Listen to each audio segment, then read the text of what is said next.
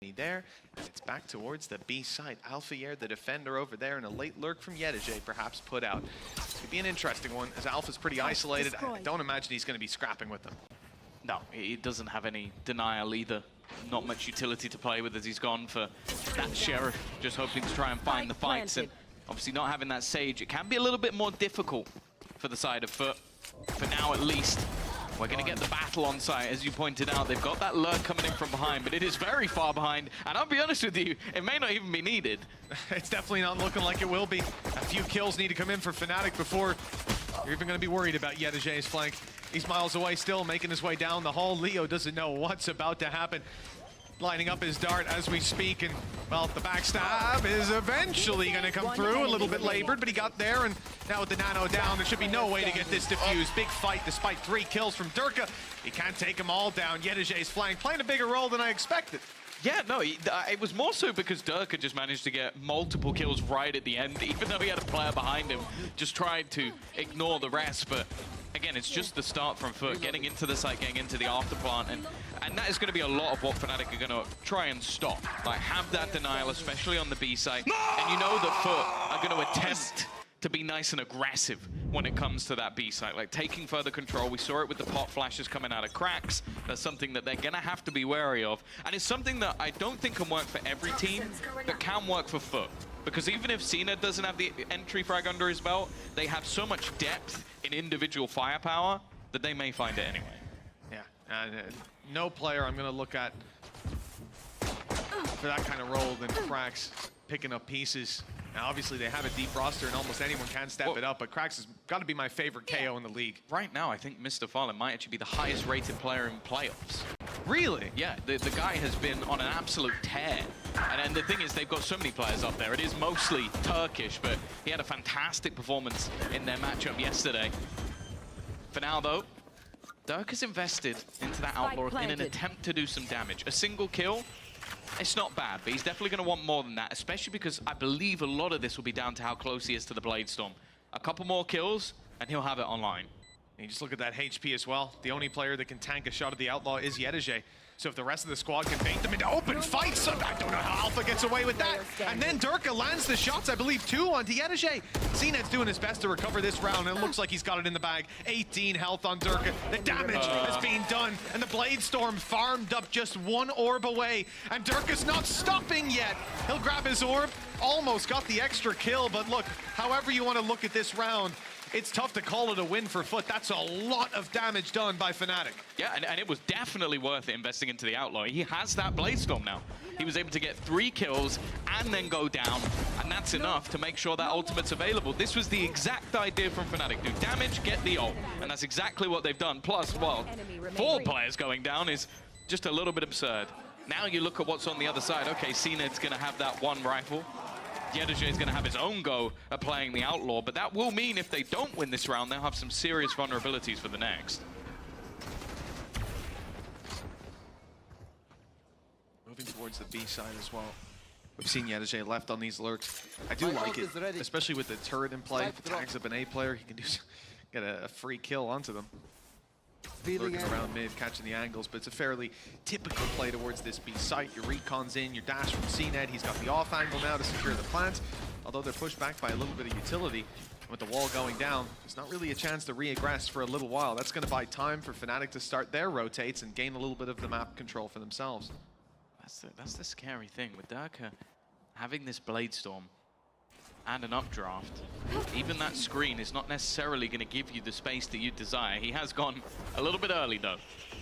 Foot were just waiting for that. In fact, no, not early. He's just going forward, running it down. He's going to face into almost the entirety of the squad. I guess it keeps the information in their favor, but he needs to land something here. And it was almost a complete solo fight there. Well, they didn't have any information on A, right? He had to go. Someone had to go to find the info, but what a costly way to secure it. Durka down, Blade Storm out of the round, damage done, sure. Cracks, CNED, Ada Captain have all been tagged very low. The spams on the way through will cause some problems, potentially. Ada Captain, though, gets ahead of it. The flash not landing, Poster, Chronicle, Alpha, Leo, everybody's here. And everybody's fragging, leaving Foot with just Yedije, an Outlaw with a shot already fired. Only 1 bullet left to ride down that barrel, and for Fnatic, they're biding their time as well. I'm just going to approach this together. They've got him boxed in, more or less. He could have perhaps faded away, but after that one shot gives him... He's only got the classic. One round for Fnatic on the board. A few players surviving, but they got close to being much more costly. Yeah, I think the only thing that worries me a bit is just, I guess Yedajay is just going to have to play with a pistol into this next round, which... Yeah, one player. I guess with him being on the lurk a lot of the time, it isn't the end of the world. Like, it won't be the worst case, but... Oh, I guess not, actually. We're going to juggle some weaponry around, get him a Bulldog instead, and... It does leave him, I believe, without an alarm bot, but... Again, it's not really the end of the world. A decent resurgence already from Fnatic, getting that third round onto the board. Of course, in the match versus Heretics, they managed to win both pistols of one of the maps and still not take it over the line, so... We'll see if they can get themselves off of the races here, because as I said, this is the side of the map where Foot are normally impeccable. You mentioned about those weaknesses, perhaps maybe Yedajay would be on a pistol. He's managed to get a Bulldog out of this with light shields. Tucked himself in to a corner that might be left unchecked by Fnatic. It depends if they continue on this aggression. A side is left completely open for a retake. That means you often are going to want to start those early flanks. Grab that little bit of damage from behind. Foot are gearing up. And once they make noise on A, that's where the decision has to be made. But Foot are dragging their players back instead.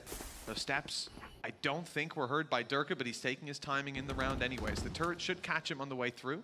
I believe it's going to have an angle on him.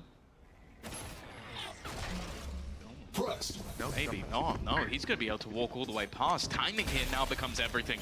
The rest of the players are fully rotated. Alpha's going to kick things off already. And Durka is slowly making his way up behind. That's Yedajay completely gone. They need to turn and fight. They need to clear this man, and they have other problems. It's now left all on to CNED. 29 HP. He's been fantastic, and for that matter, Fnatic aren't giving him anything. All sitting back, waiting for him to eventually go for that spike. And the second he taps it, you have to assume he'll be dead. I mean, I don't think the Nano will be the one to do it. There's no shocks left, but just a clean shot from Alfier would have finished him. But CNED gets ahead of it. Doesn't find anything for Chronicle. 2-2. Tied up. Nice even game early on. Fnatic had played some risks, leaving A lobby open. Sending Durka through on the flank, but the real problem here for Foot, the fact that Yedajay's turret is not catching that flank. That Durka is able to walk up completely unaware on the side of Foot. You can see that they're focused forward. Oh, the fact that you had a snake bite as well with the shock dart. Nice, boys. It's also interesting to think where he may have placed his alarm bot, because he didn't have it in that round. So maybe would have placed it just outside A if they were going to flank. It's a piece of utility that was missing. We'll never really know. Might have just been used in mid instead. For now, not a whole lot in this round, but the Blade Storm for CNED could still cause problems. Seems like Durka's going to play that a little bit more aggressive. Try and spot someone over the top. It's an opportunity for him to farm up his second Blade Storm. First one not having mass effect.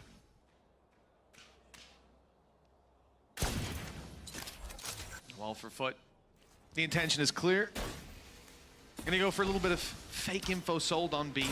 Some utility destroyed with Yedajay as the rest of the squad gears up for this push. CNED's Blade Storm is the main point man, and it's being shut down. But Leo falls, and damage is done to Durka. Even with the decay fading, you can see his HP is very low. 50, in fact. Those Sheriffs will be smiling at that. And in fact, it's about, wow, doesn't even matter. The body shot not connected. Clean headshot from Yedajay, and now a 4v2. This was a round they didn't look favored in, and now there's a lockdown in play for Yedajay.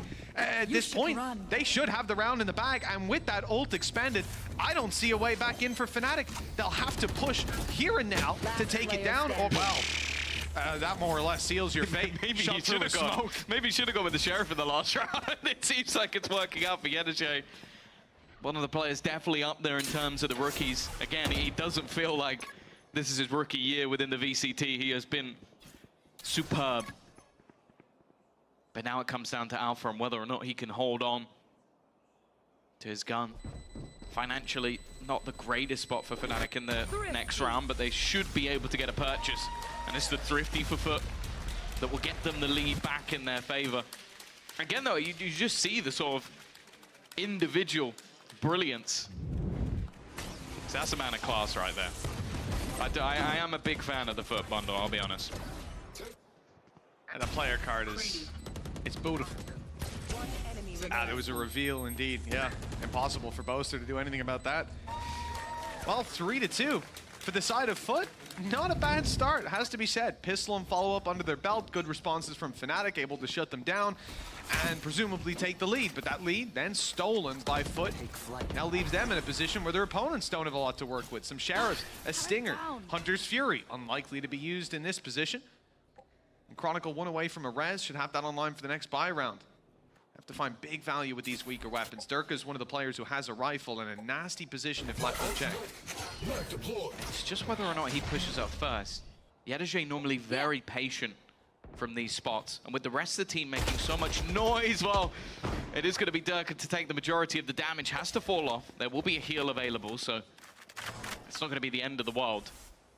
And now actually the rest of the team on the defensive side are hightailing it towards this B site. And a captain just going to tank the damage. Almost taken out by the shock dart, but it is just a millisecond too late.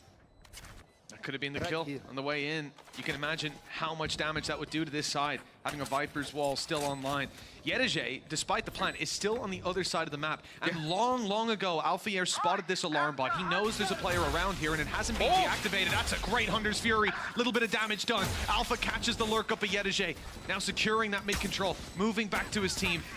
Looking to retake this site together. No lockdown to work with to push these players way back. Instead, they've got to do it with rifles. CNET finds the first good headshot from Mr. Fallen. They're all low, but it doesn't seem to matter. Alpha has it all to do, and with 2 players to drop and time against him, there is nothing he can do about it.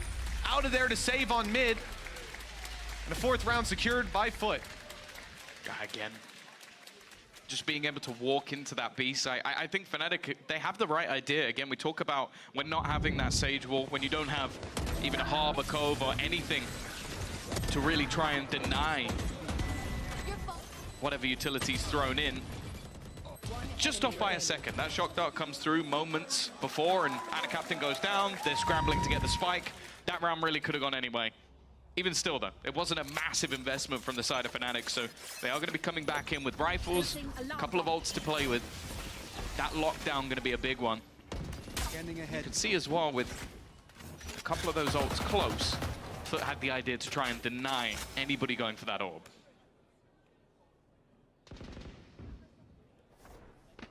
Well, lockdown for Alpha. He's playing much more passive this round, not pushing up, and it's a good thing. Yedege's filled in that gap. Right here. Doesn't want to give away that map control. And he knows that Alpha was sat there for the majority of the round, waiting for him after the battle in the previous.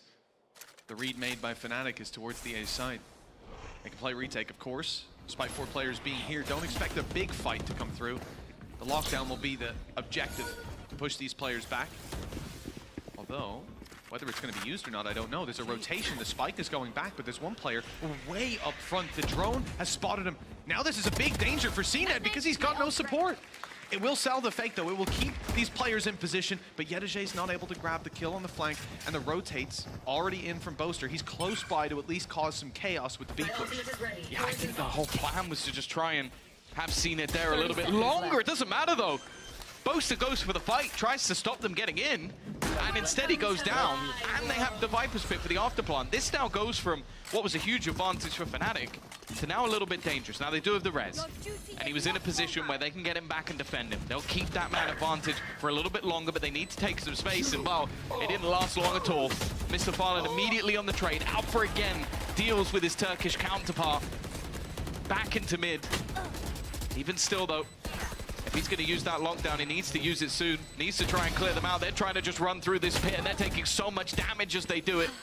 Getting in towards that plant's going to be so difficult. Alpha, not far away, though. Finds the first kill, but there's still so much more to do. They're on that defusal, though. They're sticking it all the way, but Anna Captain again! He just seems to do everything. The second he's within this pit, it's not going to be enough. He's Red Bull clutched it once more, and Anna Captain on the B site in that pit just seems invincible. And they saved the wall just for that, for the post plan. They could have used it initially when the res comes through, but Boaster was sold out. And for what? Ultimately, a couple of seconds in the difference, even less. But Anna Captain able to pull this one back. And despite the fact that this man, this lunatic Alfier, was running through 1 HP, headshotting the first, taking another. That's the unfortunate truth, is I think that because he's fighting the player further back, Adacaptain runs past him and breaks the wall. And that's the only reason he's able to win that round. But do you remember the round with the Classic we saw earlier in the tournament? Adacaptain in that pit, he's just devastating. Alpha, though, that hero rifle has kicked off the round with a bang. Been able to find the opener onto the danger man of the last round. CNED, though, he just walks up. Like, a lot of the time, he literally just walks into a position. No respect for the opponents or their utility. But I do think Fnatic are almost gifting that space at this point. I think it's a large reason why CNED is going so aggressive, at least in the last couple rounds, just knowing lockdown's in play, they're going to play retake. This is what always happens. Good shock dart for a bit of damage, tickled them up. Shot not hit by Boaster, as Yedege is able to find one on the flank. Hunter's Fury put through, denying the lockdown that's in play. Durka has himself the blade. Stormin is going up close, needs to be a big man in this round. 3 players around that corner. Isolating the first, but the turret's tagging him up, slowing him down. Not able to get around in time. Cracks ready to push forward as the utility fires in, confirming there's no diffuse. There's no pressure on the side of Foot just yet. Great shock dart. That's got Mr. falling down. Numbers are looking a little bit more manageable, a little bit more doable as Leo rounds the corner. He needs to find Yedege. And the timer's already ticking so far. 3 kills for Yedege in this round, 6 on the board for Foot. And their attack side is living up to expectations. Yeah, they've always been good from these scenarios. I will say, though, there's been so many of these rounds that are just desperately close. Like, real opportunities for Fnatic to bring it back. And well, Leo was the one in this. He's been a little bit quieter. He's had some of the best performances of anybody when it comes to the playoffs. For now, though, Fnatic, they're back with their pauses, Mitch, and we all know how dangerous those are. Yes, yes. Coming out of these, it's not easy to take a dub, is it? They just had an eco round there. Came close. And for the side of Fnatic, they can be relatively happy with that. Building blocks that they can now look to, well, build on. For this side, on the attack, though, I don't think they're going to be too afraid. That lockdown used up a lot of ultimates burned by Fnatic in that round to kind of bridge the gap in the economy, and it doesn't work out.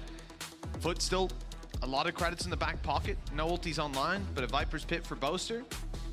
I'm not sure they'll even be scared of that. Just look at how aggressive Alfier was inside a pit. You've got 5 players on the other side that have that same mentality. It's more so where would you place it? Because on this map, a lot of the time you're going to try and use it to deny map control. So maybe you place it outside B, CNED's going over that. Yep. Or they go through mid. And you place it on A, they're definitely going over it. Like, there's no doubt that Foot are not afraid to try and pressure that. Either way, 6-2 up. Bear in mind, this is where Fnatic wanted to take the map pool initially. Now, a lot of the time in best of 5s, you are going to try and play with the minds of the opponent. You might not necessarily put your best map first. I would say you normally want that around the 3rd, so that's where Breeze sits. And that is where Fnatic have looked their best for the majority of the season. Nonetheless, if they get slaughtered by Foot in their first choice, that would be scary. Oh, the pressure's on for Durka again. Caught off guard by a little jump scare. I've seen it up close. Off in play. Not the easiest weapon to use in these close range fights.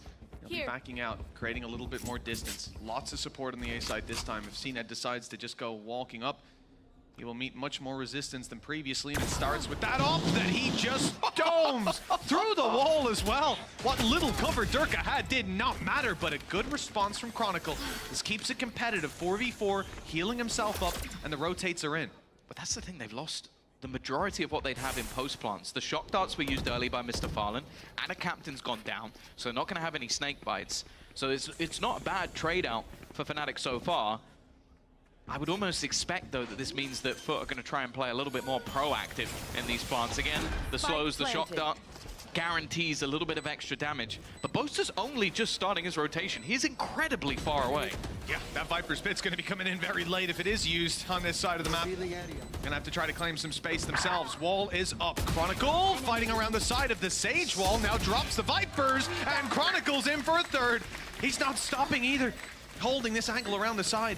Popping himself for a heal as the spike gets tapped on by the Nano. Have to wait that out, run the clock down. CNED pushing forward, grabs another. Now the pressure's on. These players starting to surround them. And the diffuser caught down to 1 HP. Chronicle clinging on for dear life. He's dropped, and CNED might just have this one in the bag. The time alone, the dash in, styling on Leo. He knew he had it. The Red Bull clutch. And a 7-2 scoreline now for Foot. The Fnatic pause didn't work out this time. No, CNED was in the way. He's the one blocker to the Fnatic pause, it seems, and I don't think he's the mental block for the majority of teams, because it seemed like there were options there for Fnatic to almost just get that diffuse through, but they were desperately trying to just bait him into the fight, get him into that 2 versus 1. CNED doesn't fall for a damn thing throughout this round. First man in, last man out. 7-2 up now for the side of Foot. We are yet to see any sort of response. The problem for Fnatic is that they've never been able to have any form of stable economy. It's just back and forth, and I don't know how that knife hit. No, I thought he was well and truly out of there. An easy refresh for CNED. He's now sat in a 5v4. Weaker weapons for Fnatic, like you said. They've never been able to find their footing in terms of economy, and they're being played with on the map as well. Rotations underway. Foot making their way towards the A site, but leaving one behind. It's Ada Captain. Spotting for any further aggression. Remember, we've seen it before. Durka goes walk-ups and tries to clear out these angles. Now, we talked about this Viper's Pit too, and how you're just going to see CNED jumping up and over it. Boaster, though, running through to take the rest of the team down. That's a dink, and he runs out of ammo. It could have been a clean and easy kill. The follow-up not there either. On the backside, Alphayer and Leo just arriving to this chaos to back up their IGL of Boaster and realizing the play isn't coming in there anymore. Lurk left out by Yedije, and the Lurk from Ada Captain from earlier on is now coming to a conclusion, but 3 health later, he's gonna have to bail out of here. No more fights for him as the spike makes its way to B. Fnatic gotta be scratching their heads as to what play they're looking at. Ada Captain, he's on 3 HP, and he's gonna fight a Stinger and win. It looked like he should have been dead. He definitely should be now. It takes Alpha peeking into a snakebite, but he was just the first Lurk. There's a second. Another player coming in from behind. Yedije has caused them so many issues just being in the right place at the right time. And it is almost identical to what we saw in the pistol round. But again, it's hard to tell if it's even going to matter. There's a second player here, and actually Alpha's round the kill, but he's still looking in front of him. Yedije so patient, and every single time lands the killing blow. 8-2. Foot just can't lose in these clutch scenarios. Man, what a game plan. I don't think that was the idea from the very start of the round. Send a player towards the B site. Sorry, send everybody to the B site, leave a lurker. Send everybody else to the A site, leave a lurker. Go back to B, and both lurkers find great success. A real annoyance of a round if you're on the side of Fnatic, because figuring out what Foot were trying to do here was something that just wasn't accessible. That information couldn't have been secured until this very last moment, until the cards were on the table. They realized the mistake they've made. Now, we get back in after barriers have gone up, and Foot are playing aggressive, looking to get in the face of their opponents. Fnatic, who've got rifles to play with, and they're showing it. Durka with 1, but traded out by Yedije. Lockdown in play for him, but the Hunter's Fury for Leo can cancel that out easily. You should run. There is that lockdown in play. Oh, Leo. Well, it seems like they're just going to wait it out. Going up. Space only just being taken. It will allow for an after-plant timing here. It's going to be everything. And actually, it was just used to deny that plant. Catching out Ada Captain means there is no lurk this time around. And Yedije already being tagged up. This is one of the best opportunities Fnatic have had. Really smart to save that Hunter's Fury. Some of the players able to take fights in the back of it as well. The angles being cleared, the reveals. Lockdown 1 away for Alpha as well, but it won't get a chance to be used this time. He's got the orb, but at the cost of his life. Cracks revealed. They try to deal with him. Yedije swings through, and he's back out of here. Then in goes Cracks for more. Boaster down. It's all on Leo. He knows where one player is, the second, a bit of a mystery, and even now, they've changed positions. They've swapped it up. Yedije becomes the defender on the back of the site as Leo, waltzing around, has no option to take down Mr. Fallen. He is safely tucked away. This couldn't have gone any worse. And at this point, the time alone is going to seal his fate. Mr. Fallen gets ahead of that. 9-2. Attacking side. Tom, correct me if I'm wrong, right? Fnatic won pistol and follow-up. Oh, sorry, no, it wasn't. They won the 3rd and 4th, so it's not 9 in a row, but it is 7. Either way, pretty damn strong scoreline. Oh no, this is brutal. And again, this was a round where, up until the retake, Fnatic did everything right. Like, they managed to catch the Lurker, they managed to deny the plant with the Hunter's Fury, they even tagged one of the players while they did it, and then they go for the retake, and they got slammed. Like, just some of the fights that are being taken, Foot are able to win out in scenarios they never should. And it does seem like Fnatic are just getting too tunnel visioned in on certain players, and then the other player on Foot is going, well, if you're looking at him, I'll take a freebie every single time. Potential for 9-3 at the half. Would that be enough for Fnatic? Not a question we're going to look to answer. Foot need double digits here to avoid the Fnatic curse, if anything, and curse their opponents.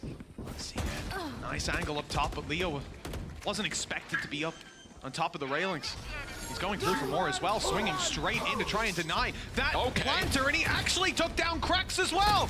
We got to see the Hunter's Fury, but this Hunter is the one with the real fury, and he's letting it out. Foot have only Mr. Fallen to try to fight back through, and of course, it's Leo to land that. Finally, Fnatic are back on the board just in time for their 9-3. Yeah, I guess that's one way to do it. Leo just said, screw it, I'll do it myself, and just took over the game completely. I was telling you the highest rated player of the tournament, or sorry, of playoffs, was Mr. Fallen. Leo's a very close second. No surprises there. I think he was way out ahead of anybody until the loss to Heretics. 9-3 up though for Foot. Sure, we talk about comeback. Sure, we talk about Fnatic on their attack side, but I always feel like it's different when Foot are in this sort of form. Like, if they lose a game, a lot of their games, they get 2-0'd when they lose because they're just not there. The things they're trying aren't working. The aggressive plays, they're not hitting their shots. That's always a clear indicator it's going to be a bad day for Foot. Right now, well, Ada Captain's at the bottom of the board, and he single-handedly won them around in a clutch in a Viper's Pit. So everybody has been on form, CNED especially. And now he stops having to just walk into sites on his own, blind, and actually gets to try and be set up by the team. I mean, even then, you recall that round on A, goes walking blind into a Durka op, headshots him through the wall. Yeah. You know, it's not like he struggles in those situations. He's top of the ball while doing that. Yeah, exactly, exactly. You got to be fearful up against this man. Well, big stack on the A site. B left that little bit more open, and it looks like Fnatic have made the right call, whether they know it or not. The wall was used on A as a bit of a ruse. Does mean that you're going to be fighting out a bit more in the open, but Chronicle playing that Sage is going to give them an opportunity to plant, not for free, but in a pistol round, very close to. Yeah, it looks like from the get-go Foot were planning for a retake, and actually they're going to use the wall far more aggressively. Look to shut off the rotations from spawn. I imagine that has been heard by Yedajay, and it's the question of whether or not they'll even bother to go in that direction. It seems like instead they're going to bypass it through the kitchen, but Fnatic should be more than aware of the potential of this. Darker is actually just going to slaughter 2 as they attempt to try and get past him. A man advantage. Crack's already low. This should be Fnatic's pistol, and by the looks of it, it will be.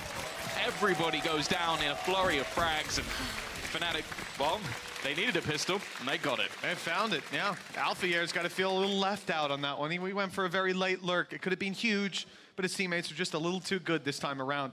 Big kills by Durka as well, shutting down the initial attempt to make their way through. Look at that. So quick. And then even tagging up other players. This is what we like to see. That is actually the crazy thing when looking at the scoreboard, is you do really get the real picture of how this map has been.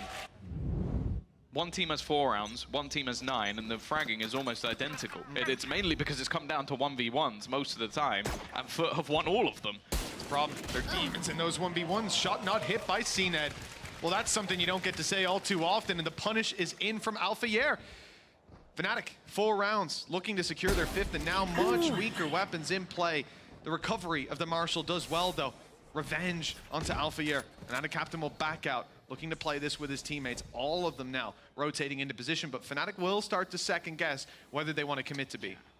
I think with the dart connecting onto them, revealing 2 more players, and already the spot from the side of Foot, you have to start questioning of if they will have now just completely rotated The weaponry for Foot also, other than that, Marshall is awful. Like, there really isn't much to play with whatsoever.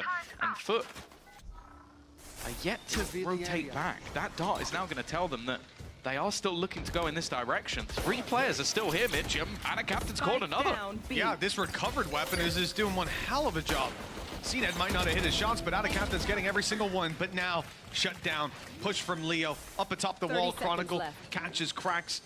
And this leaves just the classics to try to make it work. Yedeje recovers a Marshall, but again, these close range angles, it's going to be difficult to find a victim to take down. Tough fights await him at every turn. The wall has to be broken open as well to give another angle. Damage. Really the objective for the side of Foot now. The shock dart good with Mr. Fallen down. Here's Yedeje's chance. Beautiful tag. Just pixels away from the headshot that was needed to drop Chronicle, who I don't think is going to be peeking anymore. No. Leave that one to the teammates. No, he's going to get himself a small amount of health back, but it definitely isn't worth it versus the Marshall.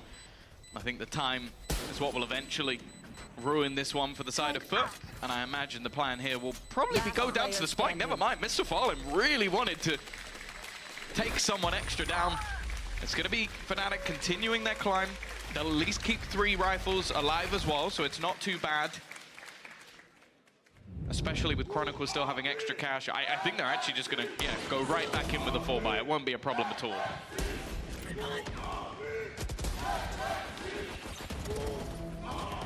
CNED had to hit that opening shot. We have a different game on our hands.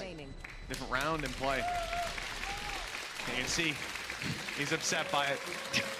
Gotta have a little extra twinge to it. With Alfier on the other side taking you down. He's currently top fragging the server. Hell of a game on that Killjoy, but 4 rounds. The difference between them. Early fight, I thought we were going to see Yedeje swinging up, but he's playing this one a little bit more passive. Alarm bot destroyed, some information taken out of the hands of the defensive side. And mainly now the risk is somebody lurking up mid to come behind A. So that's Yedeje's new job. Make sure that doesn't happen. And the reveal going back behind, but Dirk is already up close. Cracks only good for 1. The trade out from Fnatic good, although damage is done to Leo. This site now almost indefensible for Foot. Even still, Mr. Fallen is there. CNED rotating in. It will leave Ada Captain as the lone defender, but Foot aren't just sitting back. They're not just waiting for Fnatic to rotate. They're starting to aggress through mid. However, this is where Alfia waits. It's going to depend on the timing, though. If the players are walking across, he's not going to be able to catch them. They have seen Chronicle, and now Alpha looks to make his move. Time to perfection, even, from Fnatic. Giving them that man advantage, the patience paying off. The only thing that could affect them here, really, is that timer. 30 seconds left. And Ada Captain is waiting for them. 20 seconds now on the clock. They have to up the pace. That wall gives you that little bit of extra security. But Ada Captain up top. He's going to be swinging out. He's going to be looking for someone, and it's Boaster that's dropped. 3 versus 3. Doable yet again. Alpha tagged and aware. Players could be peeking him from top ramp. Mr. Fallen with 1, and on his way around, reveal. I think it's even being fired out from downtown. Yes, it's on its way. The rest of Foot will wait for it. Indeed, there it is. Not catching any reveals, but hey, Mr. Fallen, 10 health. He'll go swinging into Chronicle, drop him with a headshot, and leave Leo in a very tough position. Back against the wall itself still to be broken, and as it opens up, I thought Leo might have been onto something, but only the 1. CNED quick to trade on the Outlaw, and double digits found by Foot, right back on the board. 1 step closer to victory. Yeah, I think, again, you just see some of the timing plays out. It's Alpha dropping that gun and then having to try and correct to take the fight. And he does hit the headshot. That's the impressive thing about it. He's quick enough for the first shot, but the rest doesn't quite land, and that's what pays the price. Just how clean Mr. Fallen has been. CNED there to close, and, well, they'll double up what their opponents currently have. It's still going to be a purchase, though. Fnatic, that was still somewhat of a bonus. We had a Bulldog in for Alpha. Yeah, those were the weapons that they brought through, so it isn't a death sentence just yet. If they win this one, well, they're back in contention, so to say. Oh, very much so. Now with the credits on Foot as well, you can see there wouldn't be much contesting right after. 10-7 scoreline. Achievable for Fnatic. All their rifles to play with. Check the ult economy. A few close, but Not likely to even be this round we see it come through. Durka out almost selling a B fake. He destroys the turret, makes a little bit of presence. There's no way he's about to walk through. Yetajay, well, what kind of play is that? You know there's players there, and he just doesn't care. Well, one way to find an opening, I suppose. Durka has got to be molding after that one. He was about to take so much space for the team. It seems though that they've at least given up that site. Fnatic may have a man disadvantage, but they are going to be able to get into an afterplant. Alpha, his position, it seems like it's being looked for. It doesn't matter though. The first two shots go his way, and the third as well. He's taking this down from the backlines. They're not even getting anywhere near the site. Krax finally deals with him. But the rest of the team can now play from that post plant, play for the advantages. Zil 2 trying to make their way back in, but this is where all that post plant util can be expended, still having a shock dart available as well, and the rest just sitting so passively. Yetajay tries his best, but Leo and Chronicle will close out that round. They won't be the heroes of it though. No, I think you got to give props to Alpha here, not least because he's top fragging the server. But that round, I mean, it was under threat after this lunatic just goes walking through an orb. How Alpha corrects for the second, even expects the third, positioning perfectly down below, and yeah, Krax will get him in the end, but the damage was done. The round was already lost for Foot.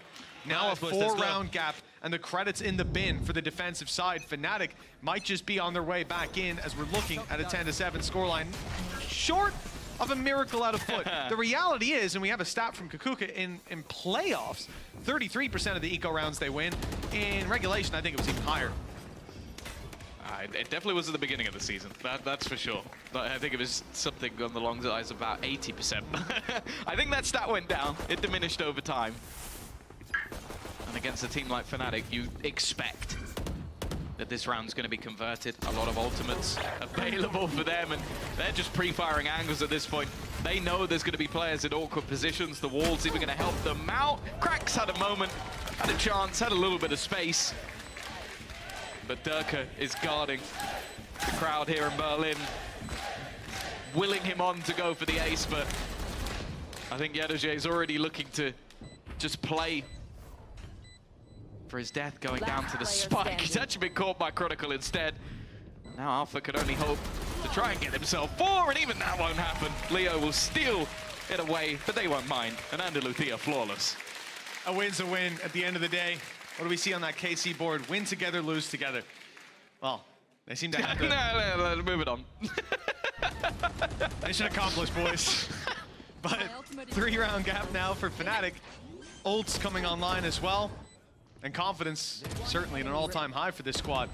We know that 9-3 scoreline has come back to haunt many a team. Foot, though, seemed to be the least likely to give away a lead like that, in my mind. See if that comes to fruition. Who's this buy round? I don't want to talk about it, Tom. I don't want to. I would rather not talk about it. So for Foot, looking for their 11th round, and Hunter's Fury put through. Recon was beautiful, grabs a little bit of info and some damage on the back. It's mainly to give space. The pop flash is good, the spray not so much. The flash had to be amazing for him to get out of there with one. CNED's still here. Shot not connected. I don't know how he manages to even get out of there on the edge. The Viper's Pit has actually just been given up. It's almost just thrown in as a freebie, and a captain not wanting to try and retain that space. And Fnatic have almost faked out that they've left instead. They're now going to go back with a lockdown. CNED on the other side of the map, completely out of the action. And well, this seems like it almost has to be an afterplan for Fnatic now. I mean, who's going to fight? Ada Captain and CNED are both so low. Maybe Yetajay just goes walking through a few poison orbs. You never know with that man. Safe spot. 30 seconds left. Boaster wants it, so it's nice and open for Heaven. Spike Nothing planted. Yetajay can do to deny. CNED's on the way, the off in play, but HP does make me very worried. With other teams, I would think they don't get a pick soon, they go for a save. But I've seen this squad play before, and I know Foot won't give this up without a serious fight. Alfier tries his best to grab one. The shots don't land. Ada Captain's around the back. Good damage, but then Leo steps up to the plate. It almost serves as a bait as Alpha walks around clueless and Leo saves the day. Oh, this run was whiffy from Foot. It was whiffy. The initial battle was like, it was such a good flash and just, oh, I didn't want to see that again. And then at the end, Fnatic Captain, I guess, caught in two minds. The first shot was so clean, but wasn't able to capitalize. Fnatic kind of get away with one there, but so cool. they're not going to mind. He's so cool. You hit those shots, you save your teammate. Yeah, nice, nice. Good little casual fist bumps. Just another day at the office. I suppose for this guy it is. He was like, yeah, 5 out of 10 round. Could have gotten it quicker. Adjustment was slow. Well, first few shots not going to land for Alpha, but look at the weaponry he's up against. It's only a Sheriff on CNED. This is also just a massive pace change for Fnatic. They've been slow, methodical in pretty much all of these rounds. This is such an awkward fight. I guess they realize, okay, the plant is down. We kind of have to scurry back towards that side, leave Alfia in an awkward spot. He's got Leo to even help him at this stage. And while Durka looking for a few extra style points of his own. Not much on the other side, but he'll still land all the knives. Even looking for a little bit more. Not going to be the ace again, but he's getting closer and closer. Another Andaluthia flawless, and well, if you weren't worried as a Foot fan before, you definitely should be now. Well, Fnatic won round 3 and 4, and then there was a streak of rounds for Foot. In this half, Foot win round 3. They can't get the 4th on the board. Fnatic answer back that little bit quicker. And now, there's only a 1-round gap with a pause called by Foot. Last time, they were able to still claim the round. But we know those Fnatic pauses, even those pauses from any team up against Fnatic, can give them the competitive edge. They come in with a res and a Viper's Pit to work around. Foot one away from Bladestorm on CNED. They want an operator. Null Command, Hunter's Fury. This could be a chaotic round for either side and a very pivotal one. Fnatic winning this likely gives them the lead. And from there, they don't usually let it slip. No, and the thing is, every member of Fnatic has been firing. Durka, Alpha, Leo especially, all look as devastating as ever, and we haven't seen as much from CNED in the second half. He was, I think he had 14 kills in the first, if I'm not mistaken. Sounds about right. So I'm now looking at that operator, because it hasn't really been in the right place at the right time. It's normally been in a rotational spot. And unfortunately, looking at the map, that might be the case again. He's going to be man in the B site. But for now, at least, Fnatic sit outside A. Now, obviously, the way they've been playing most of their rounds have been defaulty, have been patient. So the expectation is just because they start on this side doesn't necessarily mean they'll end there. Fairly spread out across the board for Fnatic. Reveal on B early, but presence on A. Like you said, they're always free to go back in the other direction. I much prefer this turret that you see out of Alpha Air than what we saw earlier. Yedajay's was just a little bit too tunnel visioned with the new turret. Take flight. Not really new anymore, but the current turret setup. Nice dash out of Durka. There was no one to defend. Krax comes around the corner at the wrong time. Just a little bit too late. At least Durka is traded out, but with that res in play, if they can claim the space on that attacking side, Durka can be brought right back into the game, and giving him a second lease of life is a terrifying thought. Yeah, it's so early in the round as well that even though the null command buys time for a rotation, because Fnatic aren't going to push without having their utility, it's gone by the time they actually go to move. There is that res. They'll keep him in play. Chronicle's the one that's lost instead, though. Maybe not the trade out they would have wanted. Alpha also just holding. CNED's operator plays no part.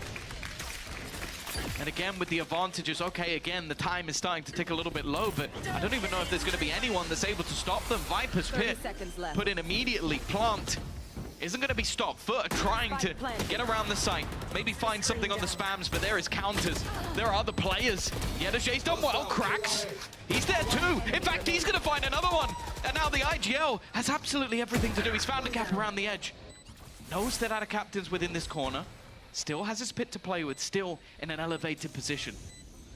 A surprise that maybe Foot won't expect, especially if they go through. That's another that he's found. Leaving it down to just one. And Yedeje right now, within that pit, is so desperately low on HP. The time is ticking, and they've just missed each other, just by a millimeter. That's all it really takes. Boaster may have won this just off the time. It's not pretty, though. But I don't think there's enough time on the clock. It won't matter in the end. I saw 4 bullets left in his magazine. I was a little bit worried, but thank God the clock had run down enough. They've now equalized it. And listen, if you're actually surprised by the fact that they've equalized from 9-3 down, welcome to your first Fnatic game. Always a pleasure to watch. Honestly, like, I feel like every Fnatic fan must have, like, cardiac problems. No, Like, we joked about this for a long time, but it is genuinely getting ridiculous. How consistently inconsistent have you can be. And it's not like, oh yeah, their attack side's great, but they always suck on the deep. No, there's always a swap up. One day they'll be great on the defense, the next they'll get 3 rounds and then come in and win every attacking round. I pity the Fnatic fans. But my God, their cardiologist must be making bank.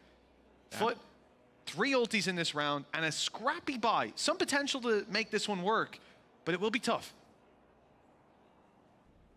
CNED again is the focal point. His operator denied by Althea in the last round. Back to this slow default. The thing is, the executions within the A site from Fnatic have been nigh on perfect, but then again, they've barely lost a round, so that's not really saying much. Everything they've done has worked. And a captain up close always makes me nervous. Even with a classic, Mitch, this guy is dirty. I'm already getting flashbacks, Tom. No need to bring it up. See with the Stinger, 20 bullets to work with. There's the drone, and oh, so close. But that's how you do it. But the Hunter's Fury is chasing down this final kill. Damage done. It was Boaster that was tagged. Chronicle down to, well, he's being healed up, but down low, no shields. Dirk, a nice shot, and a follow-up. He suspects that Yedeje will be close somehow.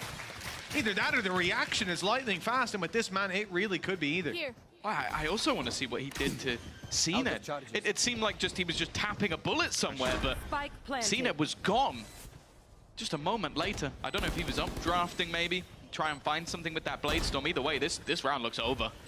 Mr. Fallen and cracks. And wow, the Duck is just not missing anything. That's one of the cleanest 4Ks I think I've ever seen. And hey, guess what? It's another Andalusia flawless. Well, you know, CNED did pretty well on the attack side, Jet, so Dirk just came in. I guess he took that as a challenge. 27 and 18. What? Yeah, now that... This guy needs to be stopped. I don't know who can do it.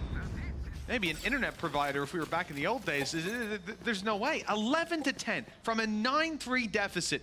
2 rounds now to take it across the line. Economy, look, would have got a loss bonus. It's fair to say.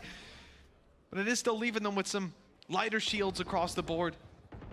Ult in play for Yedeje.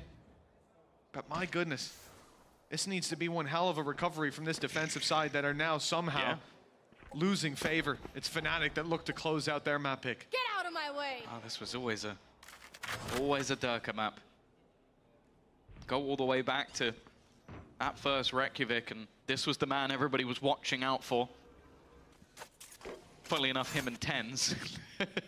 Tens in a slightly different role now, but Durka's still alive and kicking as that Jet. The presence here from Foot isn't bad, but bear in mind, I've said that a lot. A little fake dash out of Dirk.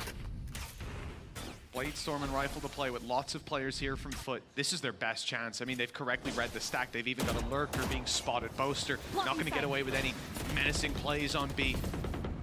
Looking forward to the A site. Ada Captain tucks himself away. There's a bait up top.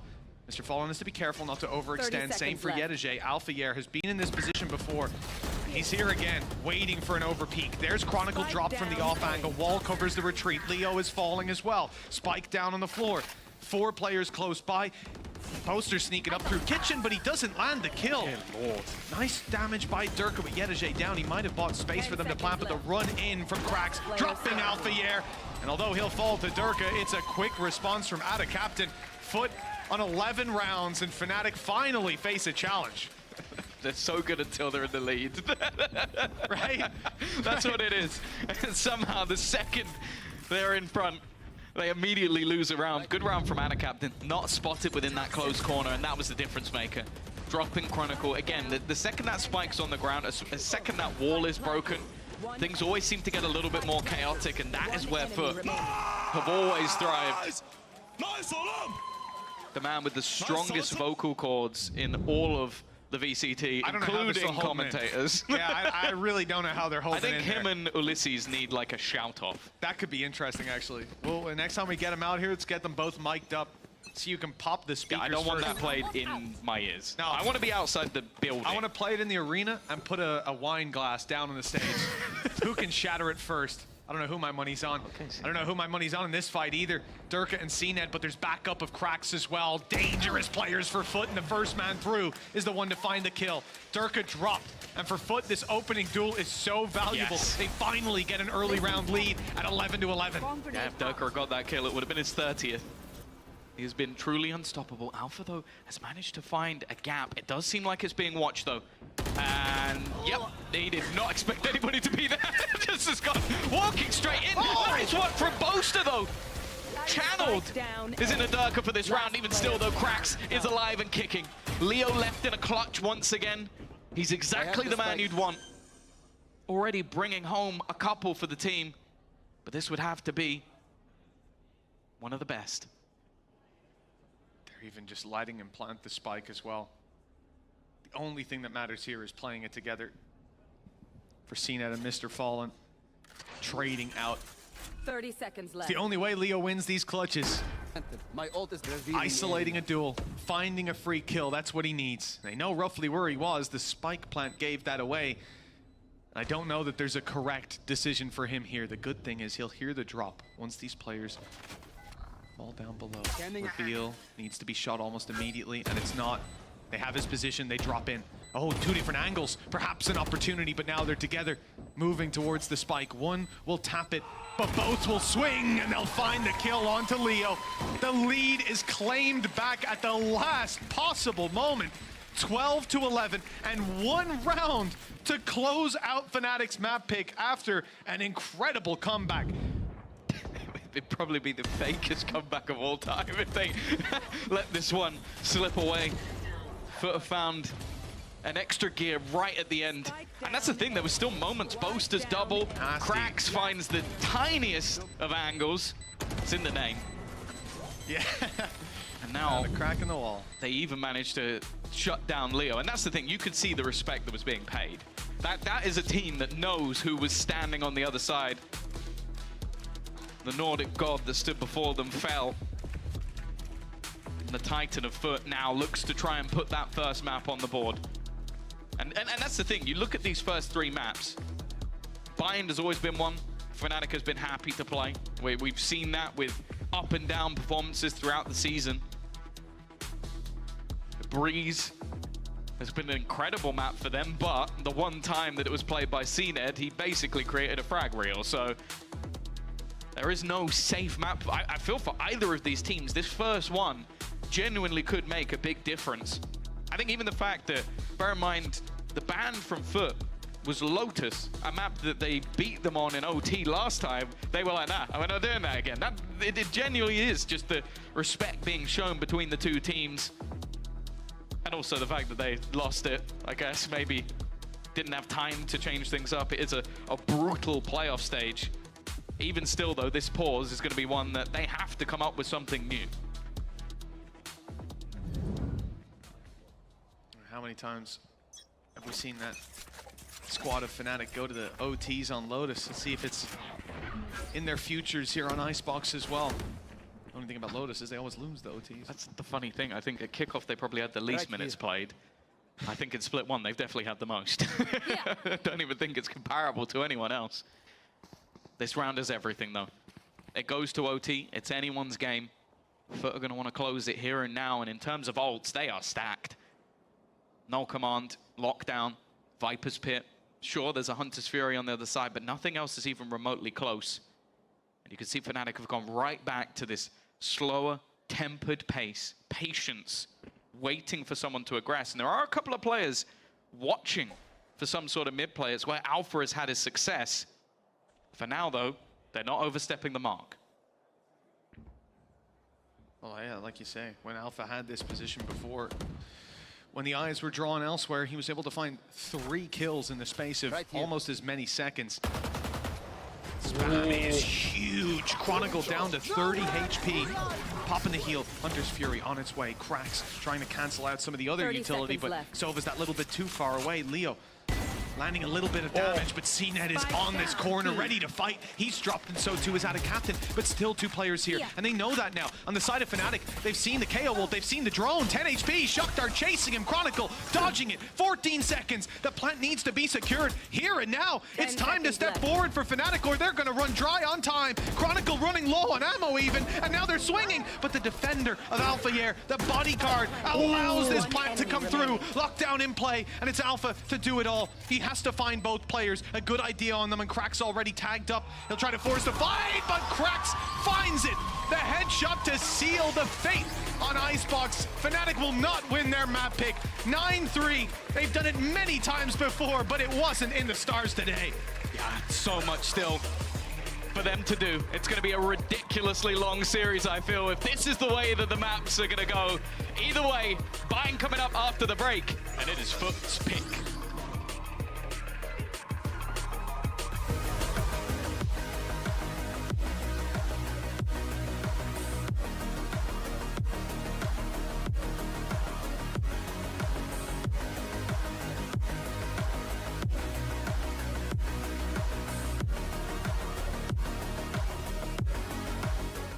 I know a place that will break you into 1,000 pieces. Stay away from them. Stay away from Lorca, Paco, and Picasso. Don't ask about Lola. Ay, Caballo Grande. Ay, Dolor de Nieve. But in spite of everything, it occurs to you to visit Andalusia. Don't say I didn't warn you. Be careful of the Andalusian crush.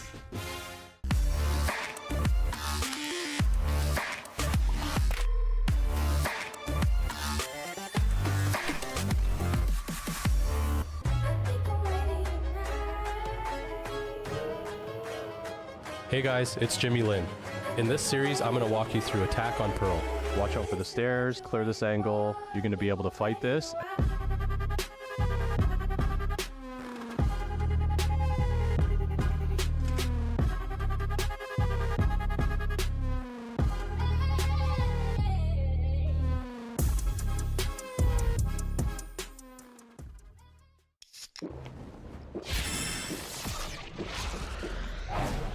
Red Bull gives you wings.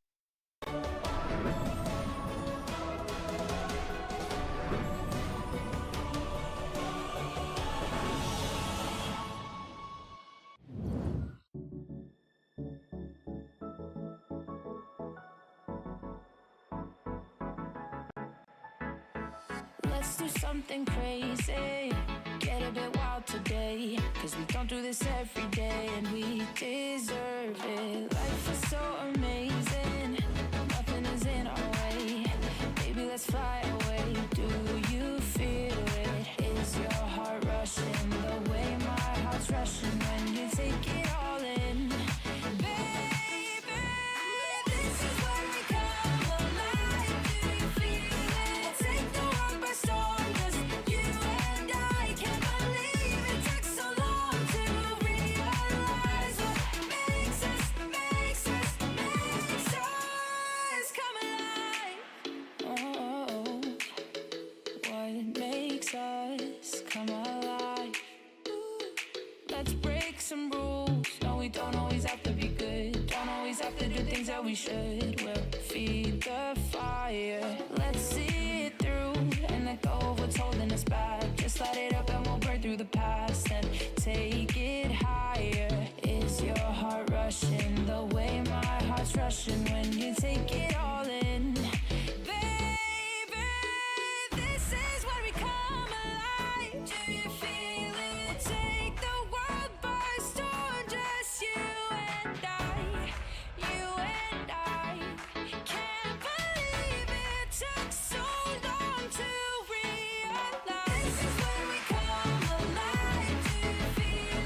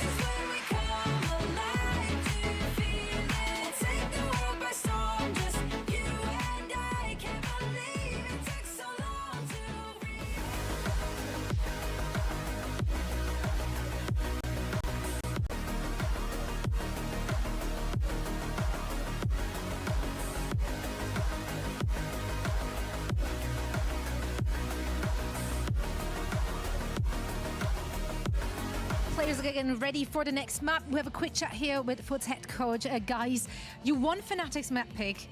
How did you keep the momentum going heading into your map pick?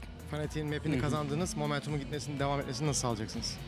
Yani onların piki veya bizim pikimiz yok. Sonuçta bugün bir Bow 5 oynanıyor. Onlar maçın içine kadar momentum alsa da biz geri gelip tekrardan kazanmayı bildik. Umarım seride böyle devam eder. It doesn't matter whose map is it. It's best of 5. Fnatic managed to get the game back, but we know how to finish and we win. That's right. Best of luck in the next map and the next maps, actually. And we're heading back to the desk. I mean, they did indeed manage to bring it back, but in the end, FUT manages to secure that win on the first map there in Icebox. But, you know, we need to think about the individuals. We know that Icebox is one of the maps where you're going to be looking at the duelist. And I think everybody, it's kind of like a fan favorite to see the scene at Durke. I think I'm gonna use just like as much time as I can right now to kind of be like a little bit of a hate watcher today. So surprising. hey, okay. I thought the game got a little bit close in the end. I'm just like, wait, how do we get here where it's like 11-11? Because it looked like at the start of the game, FUT was in such a good position to close it out. It looked like they walked into sites for free. There was no contest. Fnatic only a couple of times tried to actually stop them from being close up. You know, they had an aggression at B main, and then, you know, FUT goes A. And then Fnatic decides to be aggressive on A, and then FUT goes B. So it was kind of unlucky in those situations. Yeah. But there were so many situations where it's just like the fighting together, the teamwork and the team fights from FUT, they are so close together that they're trading constantly. Their spacing and timing is so good. Yeah, exactly, right? The getting onto the side was never the problem. I think that CNET was very electric in getting those openings and putting all of that pressure. That is what we're thinking about that head-to-head. Maybe Fnatic was too keen to just play for that retake, but it wasn't happening. 11 out of the 12 rounds from that first half ended in a plant, at least coming from the side of Futbolist. But then on the other side, we also saw a Durke that was going down a lot at the beginning of the round, Josh. There were so many first deaths for Durke, and the rounds that he got these first deaths were in a lot of situations where it was straight up. He's holding an angle, someone peeks him dry. No flashes, no double peeks, no like weird timing thing. And the same thing on the flip side. Like he's either peeking dry, no setup, losing the duel, or he's holding an angle, losing the duel. And the only times that he gets the first kills really are when, you know, he's killing a KO that's flashing for his teammate, or Soba pops a drone and he like updrafts and dashes over that. And these are the only rounds. And then yeah, he looks so good this game in terms of the stat line, but when I look at the eye test, it's just not there. Durke, I mean, round 17, 19, 21, there's 3 anti-eco rounds. Oh my god, you've been keeping receipts! I've been writing this down, and then pistol round as well. Like, half of the kills that he got this game were literally just running and holding W at people that were on eco, basically. And then here, on like round 3, it's the same thing. He just like pops his Blade Storm and just runs at them. It feels like all these situations where he's dying first, he doesn't really have a good understanding of like where he's supposed to peek, where the enemies are going to be, what timing he should do these fights at, and it feels very weird. And then the only time that he can actually go and get a lot of kills are when he's got the confidence, the enemy's on eco, he's like running in, and his teammates are like finding out where they are for him. But would you say that the difference between these two duelists, well, one of the differences the Weekend Scout is that CNET by himself is more successful in just like, you know, putting the team on his back and getting this clutch plays, while Durke is, you know, less successful and needs the support of the rest of the team, or these situations where it's already an eco and all that stuff? I think CNET has a really good understanding of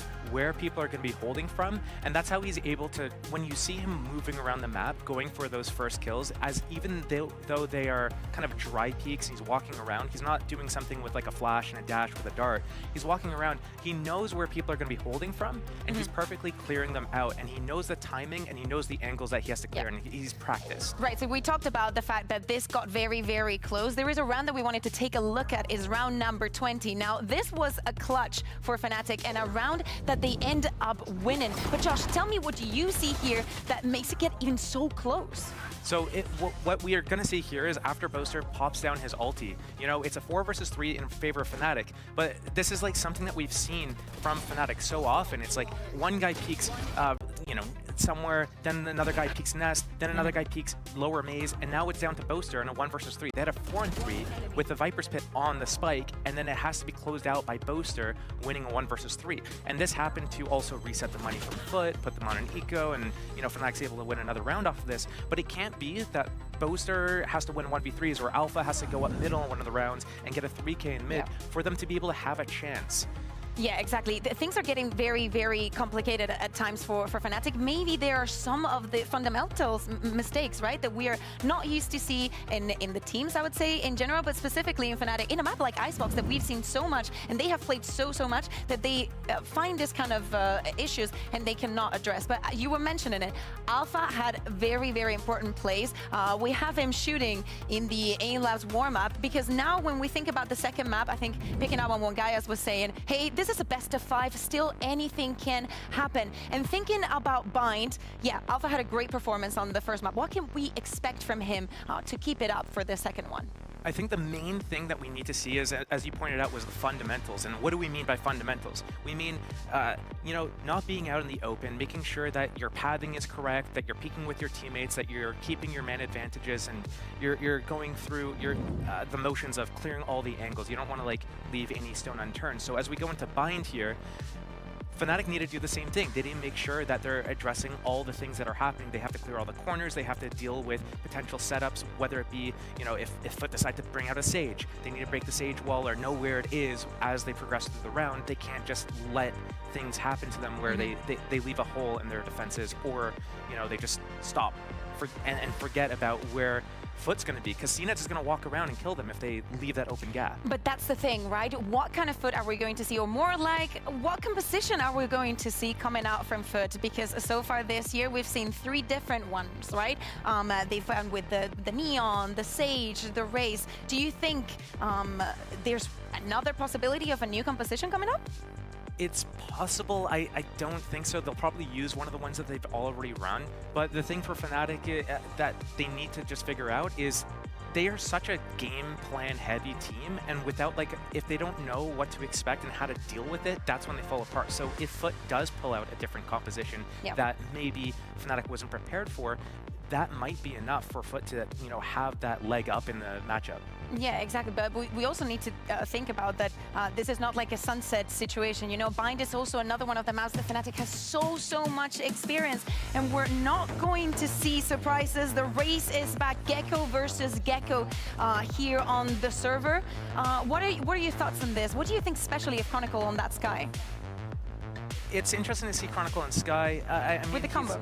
It's a good combo. The double flash combo is always good. We've seen this from Fnatic time and time again, and I do like their combos, and they're always waiting for it and talking about it. Bind has looked okay for Fnatic. I think this KO from Foot is going to be interesting. Na'Vi destroyed Fnatic with KO. It might be the same thing here again. Boy, we're ready for that map number 2. Mitch and Tom, which composition do you like more? The Sky and the Gecko or the KO and the Gecko? Ooh, it's a tough question, but I always find myself leaning towards a KO, especially if Krax is on the server, Tom. See, it's difficult because you're asking me, do I prefer... I prefer it for who the players are. Krax on KO, 100%. Chronicle on Sky, you want me to change him to a KO? You're mad. This is his map. This is his agent on this map. And did you see what he did just a day or so ago? I'm not moving what this guy plays whatsoever. I know the question was about the comp, but I've dodged it. Well, I think that's also a valid answer, though, Tom. It's not a one-glove-fits-all kind of scenario. Sure. And in this situation, I think they've picked the right outfit for their players. For Foot, 1 map up coming into this. It was a close one, 13-11 after a 9-3 lead, but that's just Fnatic for you. Now they move on to the attacking side for Foot on map number 2, on Bind. And we can see a 1-2-2, a slow setup, usually, at least, when you start out with the net spread so thin. Well, on the other side, it is a mass gamble for Fnatic. 4 players currently within the... He hit that. He did hit that. That is Chronicle almost dead within the first few seconds. Now the spike is currently left deep outside A. It makes me think the Foot don't have any plans to move just yet. Almost trying to use Yedajay to potentially sell a ruse. But when you're able to walk all the way up into lamps with no contact, that gives you a pretty good idea that there isn't really anyone here. Fnatic are saving everything for the retake, still having a couple of smokes, still having the Tiger, still having all of the Gecko utility. This was the plan from the get-go. From the get-go, sorry, because it's Mr. Fallen. But Foot, a little bit of security, and Yedeje about 3 country miles out of the action. Guys holding for lurks, so everyone else just needs to look forward, and you can see the benefit of that. Every shot landing to start it, and almost to close it as well. Few little opportunities cashed in by Fnatic, but ultimately, there was never really a threat. Yeah, I'm not sure that's something they're going to stick to throughout the entirety of this match, is allowing them to get into an afterplant, because we know that Foot like to take fairly aggressive positions, and you can see this, even though they get the information of where Krax is, getting out of that angle, there's just too many players to look at, and Krax, well, barely missed a beat. 3 kills for him already. We've spoken about this man and ever playing anything other than a KO. I will say, when it comes to Split, I do really love the way he plays the Raze as well, so there's a little bit of depth, but this is what the man is renowned for. For now, at least, and a captain. He's somewhat so low. Yeah, that's not the TP, bud. That is a wall. That's a corner. Nobody puts out a captain in the corner except himself. Well, unlucky. Chronicle goes over to retrieve the weapon and gets a ghost. Not the biggest of upgrades, not the biggest of losses. Nice position out of Boaster, unchecked as of yet. Alphier, having flanked up, has a really big opportunity, and the shot is not landed. Maybe an opportunity for Boaster, though, who swings in and grabs a kill. Alphier and Chronicle doing just the same, and now the threat is on. 4 HP for Yedeje. 1 bullet, all that's needed, and it lands. A gorgeous response from Fnatic. I have to say, I didn't see that one coming. No, I don't think I've seen many teams do that to Foot. I've seen Foot do that to other teams. To a lot of teams. But that's absurd. Like, the fact that Alpha's able to get that ground for starters, the fact that, well, CNED has got such crazy movement that the shots aren't even landed, but then it was just almost like an explosion of Fnatic kills. Every single player found, and this is that power of the double flash. You get the info immediately. The second flash means that there's absolutely nothing that can be done. Nice! When it comes to add a captain, and well, what a huge round for them to steal away. It puts their economy through the roof, all the weaponry they could retrieve, and also what they can buy up alongside it. And while a couple of players didn't invest into that round for the side of Foot, so they are going to have CNED and Yedeje on rifles, which means they still have a chance. Chance indeed. Most chances are that bit lower with the weaknesses in play. As you said, CNED and Yedeje, the ones that will be leading the charge, and you can see them making their way towards the A site. Flash goes up and over. Small bit of information for Leo. Mr. Fallen has one of his own, but it's not going to be deployed just yet. It's actually repositioning to get that little bit closer. They've already claimed a lot of space without any congestion. And so, eventually, you have to commit to that fight. They have the utility to do that. CNED still with a nade. Will be deployed towards the backside to try and bring someone out into the open, find a target for them to dispense. Yedeje, though, doesn't land a shot. CNED in for 1, but that rifle now down to 30 HP. The spam was dangerous, but he's able to round the corner just in time. They've only got the 1 kill under their belt, and now the full rotations are almost in. It's just Alphier left on the, well, just Alphier, quite a statement. Yeah. Left on the other side. Well, that's intentional as well. They want to make sure that if they do try and go back in the other direction, there's a player waiting for them. So I think even from Foot's side, they'll have a pretty decent idea that that will be the case. They now have 20 seconds. They're going to have to go for this plant eventually, and they haven't been able to clear any of the players out.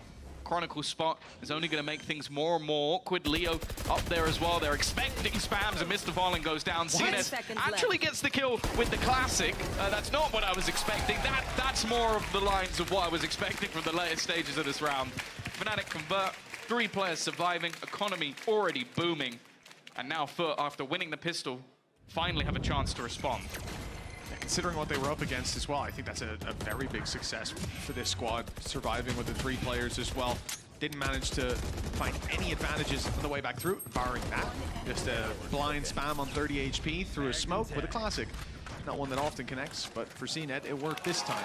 That's all there is to write home about, though, for the side of Foot, as Fnatic find a 2-1 lead and rifles in their hands, lots of credits in their back pocket, devastating Foot's economy with the opening round win and the follow-up and the opening duels. Okay. My goodness, this wasn't just a B-long push, but they went through hookah as well, and Foot were not ready for that level of aggression. Well, normally, they're the ones dishing that out.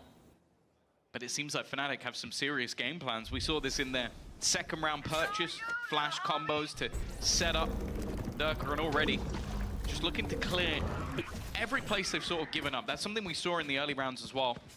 Instead, though, there is going to be space over on this B site.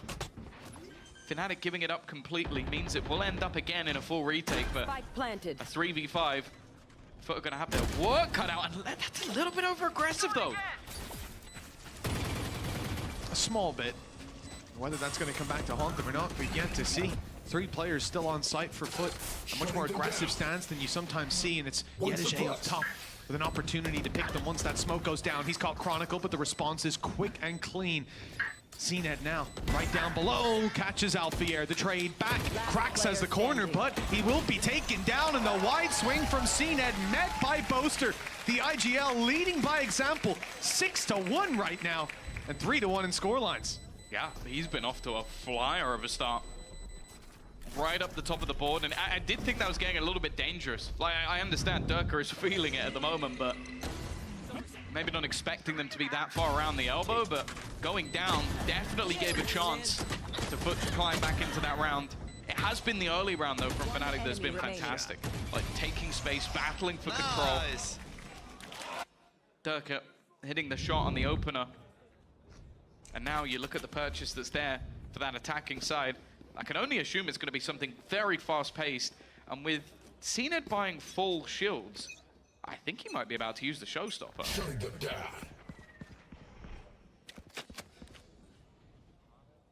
I'll have to find a platform to play from first. That's inside hookah, evidently. CNET making a very quick pace towards this site. And caught immediately. It has at least gotten the orbital strike out of this squad. In fact, it's a good job they used it. Foot are still able to cling onto hope, but Boaster with 2 quick and clean kills leaves Yedege alone. The plant still comes in from the grave. Mr. Fallen's buddies are helping out Yedege in the clutch, and he's on the wrap. I love this reposition. In fact, Fnatic probably won't expect this. In fact, the boom bot's already sent out towards long. It's all down to timing. Whether he can find them, the first is landed. 3 kills already for Yedege, but Durka finally puts an end to it. Yeah, he needed to make a move quicker because of the wingman defusing. Well aware that the clock was against him. A nice idea, a nice reposition from the side of Yedege. But yeah, I assume there'll be a little bit more than just CNET blasting his way out. I guess it was just almost the sacrificial lamb so the rest of the team could try and get in. But again, Boaster up there, leading the pack. But this should be a round that's much tougher. 5 ultimates available for the side of Foot. They have got everything kept for this round. Full rifles available for them as well. And sure, there's Seekers for Chronicle, but other than that, nothing else is remotely close. And the economy for Fnatic at 4-1, even getting out of hand to the point the Boasters dropping weapons just to keep from being on max cash for next. You can see how stacked up the defensive side is, and if they win this, how they will be. But for Foot, it's not about the economy necessarily. The credits are good enough for a buy, but the ult economy is stacked. I mean, just a red wall in front of us. If you see these in play all at once, it's almost a guaranteed round win. The question is, how much do they want to expend?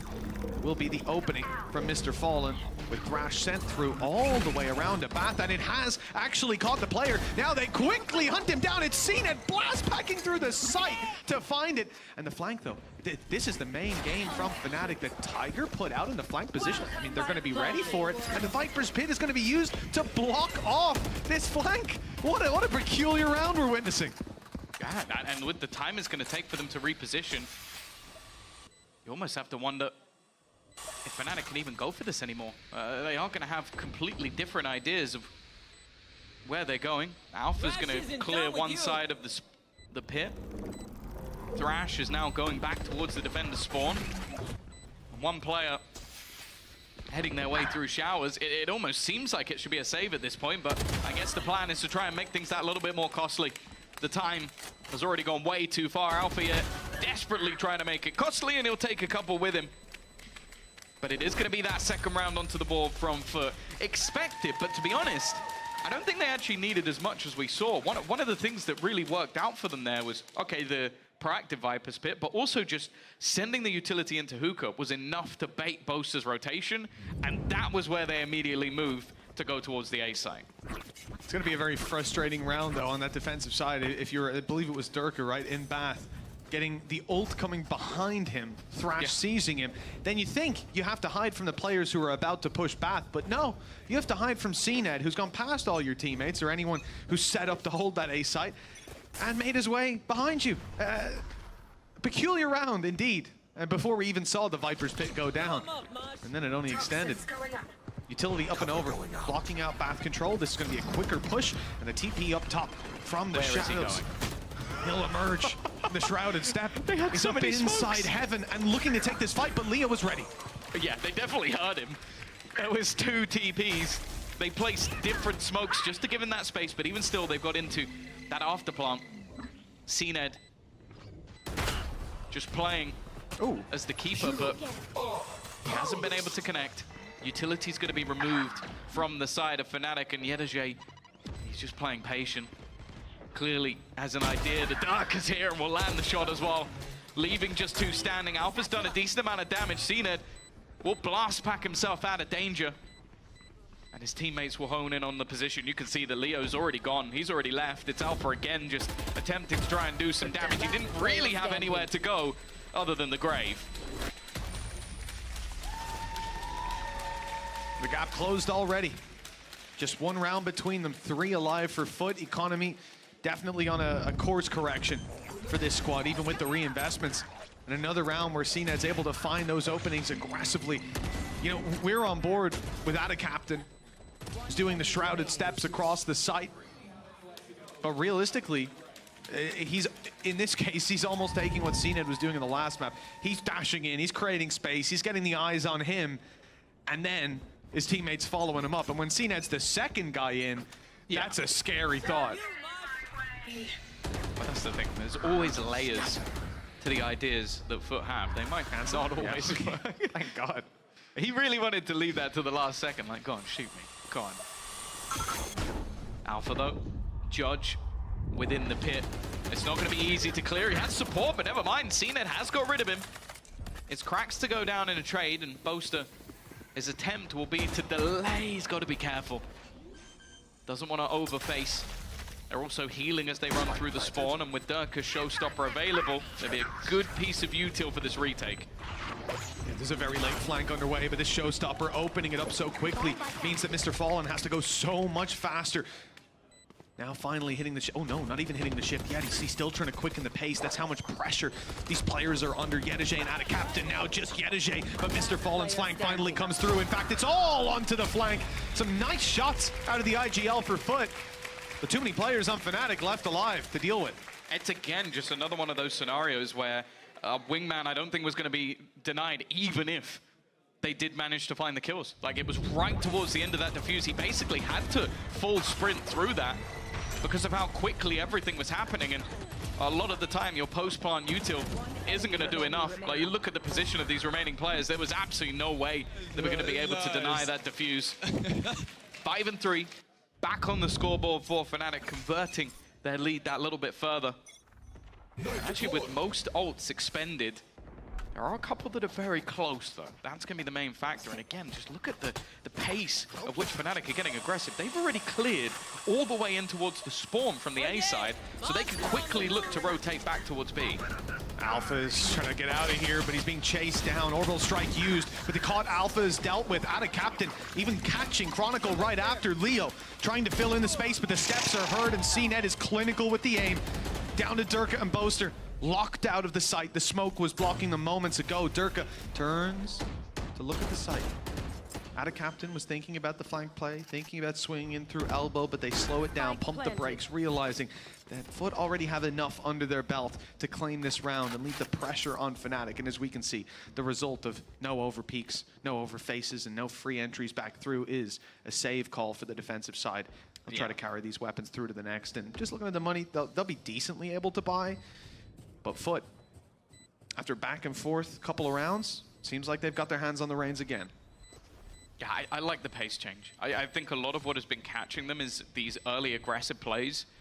But what they've done over a couple of the rounds is when they've heard the TP or when they've heard someone move forward, they've immediately switched their pace to the other side of the map, which is normally left a little bit lighter. I think they've avoided Durka quite well over the last couple of rounds. And I think it's a lot easier when you have Thrash online. Like, just being able to send that ultimate into position. You can clear out Hookah incredibly fast. It's normally one of those spots where it can be very difficult. And it definitely also helps when Ada Captain just lands a crazy second shot immediately afterwards. I also love the way that we just see CNED get hit by a flash, made vulnerable, and then goes, I think that's the time to swing. I'm on him. I'm on him. This is my kill, boys. Yeah, you got to respect it. That is the kind of confidence you have when, for a long time, you've been referred to as the best in the world, you know? Yeah. If you play any other way, I'm going to start to question if you're still the best.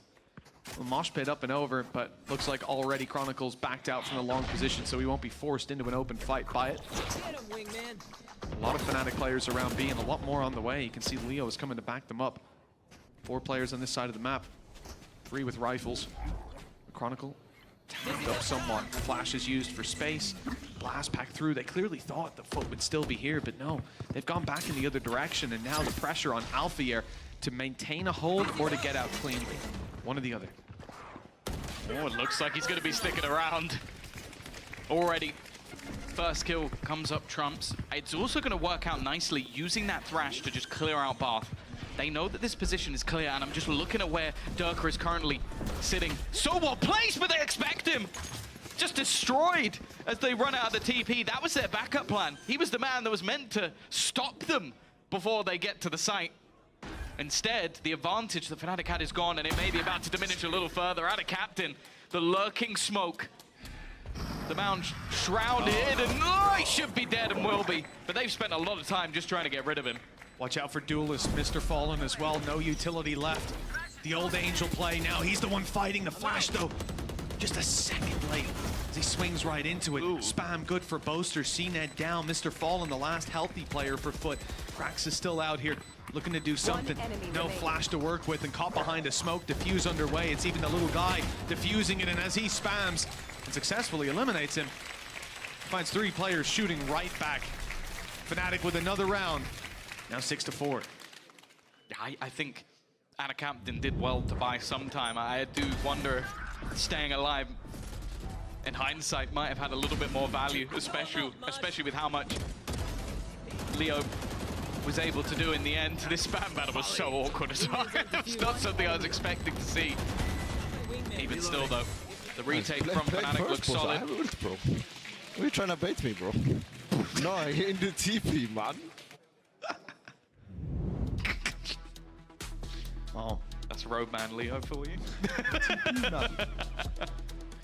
2 rounds between them. Fnatic, it's been back and forth now for 4 rounds. But realistically, Tom, is that all they need on this defense? Keep chalking up those rounds. First half 3 is all I expect from them in any map. But that's the thing. It was versus KC where I think it was you're off by 1. I think it was actually 8-4 when it was on this map. Damn. And then they 9-1'd the second half. So 3 would have been enough. 6 is, in theory, more than enough. But I think we'd also be doubting the defensive side that Foot can have. 8 rounds when they play versus BBL. Even still, though, different matchup, different strategies. And I don't know if Foot would have expected to come into a match where Boaster's 13-4. I think that's already something that has probably surprised them a little bit. The IGL really is just leading the way.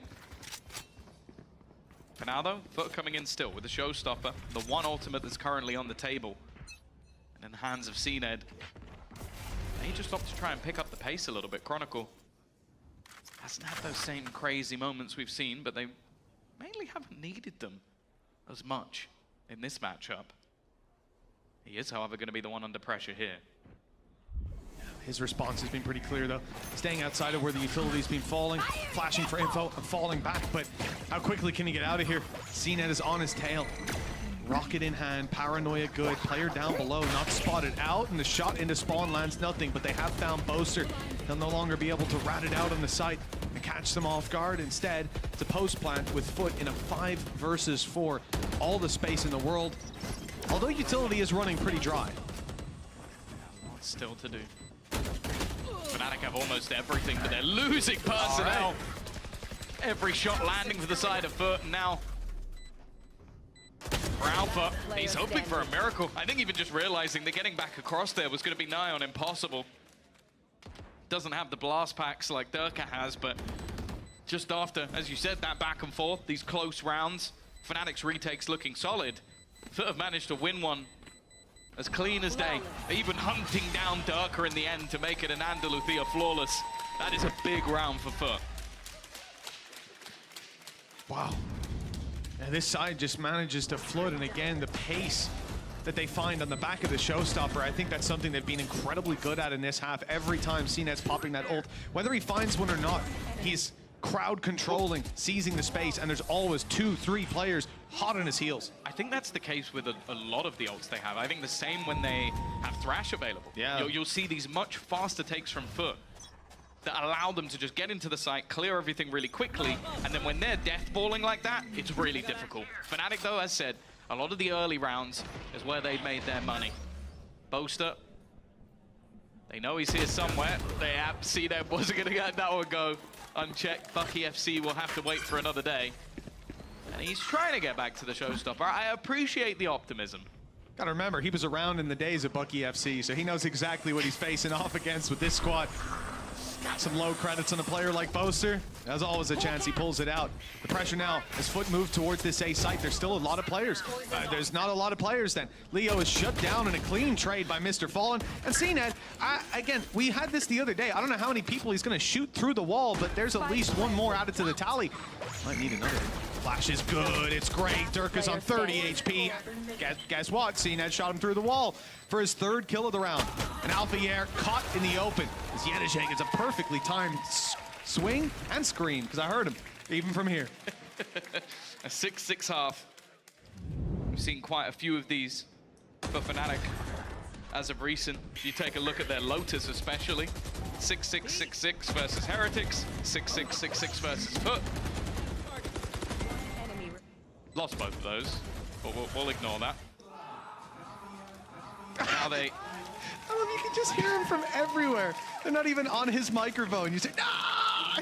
I reckon like any of the, I don't know, the admins or the guys behind the scenes, probably it's like, okay, we got this guy at like 80, 70, like 65. And just because you can't have him on full volume. I can hear him through my headphones while I'm what, like my volume's 20, high. 30 meters away. Like, it's absurd how loud he is. Him and Benji as well. Oh God, the head-to-head would be beautiful. And it may be happening. That's what's on the line here. The winner of this series goes into the grand final, gets the bye over in Shanghai, even gets to pick an opponent.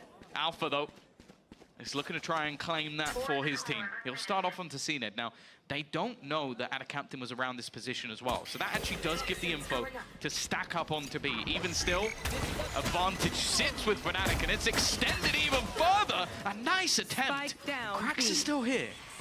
Last player The flash is standing. worn off, though. Now these players are ready to fight, and the heal will come right back through, so Dirk is up to full. Chronicle does well to buy his regrow. Ada Captain, classic in hand. His most dangerous weapon at times, but Alphayer's here to cut him off. 3 kills, and the lead for Fnatic with this pistol under their belt. A lot of the time we'll witness this. Alphia heading into that attack side. He can firstly play it on those lurks, relying more on that individual brilliance and less stuck on retakes. He's been having a decent game, catching up to Boaster, who was far and away from everybody, other than CNET. And now, though, for Foot, don't have much to play with in this round. stacking up in the middle of A, and while I think Alpha's already spotted that, immediately backs off. The entirety of Foot, 4 players pushing forward. Leo gets his weapon out, flash finally fades, but the nade was at his feet. Decent damage done. CNED's not happy with it, he's still going for more. Still going for more. The guy just won't stop pushing. Chronicles behind, runs into CNED, low HP on Ada Captain. And on Mr. Fallen. Look, it is a 2v2, but the spike is down. The players have to push back into him, and now Ada Captain's got himself a Vandal. The one-tap headshot possibilities and the flank that he's going on all the way around through Bath. It's going to take him a while. For Mr. Fallen, he has to rely on some headshots of his own. Defending the spike is probably not the right idea. They need to kind of ensure they don't switch it up to B. It's all down to timing as to whether Ada Captain's going to get here in time. I like this from them. They're trying to sell the idea that they're still playing around this. Ada Captain trying to almost cause confusion. But it's all going to be about that timing. They're going to go back towards him. He's still got his knife in hand. The expectation was that they were going back towards his IGL. And unfortunately this time, they got it wrong. Both rifles now picked up. The only thing really against Fnatic once more is that timer. 15 seconds on the clock. And Boaster has every single angle to hold. They're just going to try and play within this corner. There's not many places that Mr. Fallen can come from that won't just be cleared by this angle, and Boaster is there waiting. This one got incredibly dangerous for the side of Fnatic. And with how effective we just saw that paranoia, I do not think we should buff Omen. Not a fan. Well, I have to say, the fact that we're able to end up in such a tight situation just speaks to Foot's ability in these low buy rounds. If Ada Captain has his rifle out, and you can see a little jump scare as they came around that corner. If that rifle was in hand, who knows?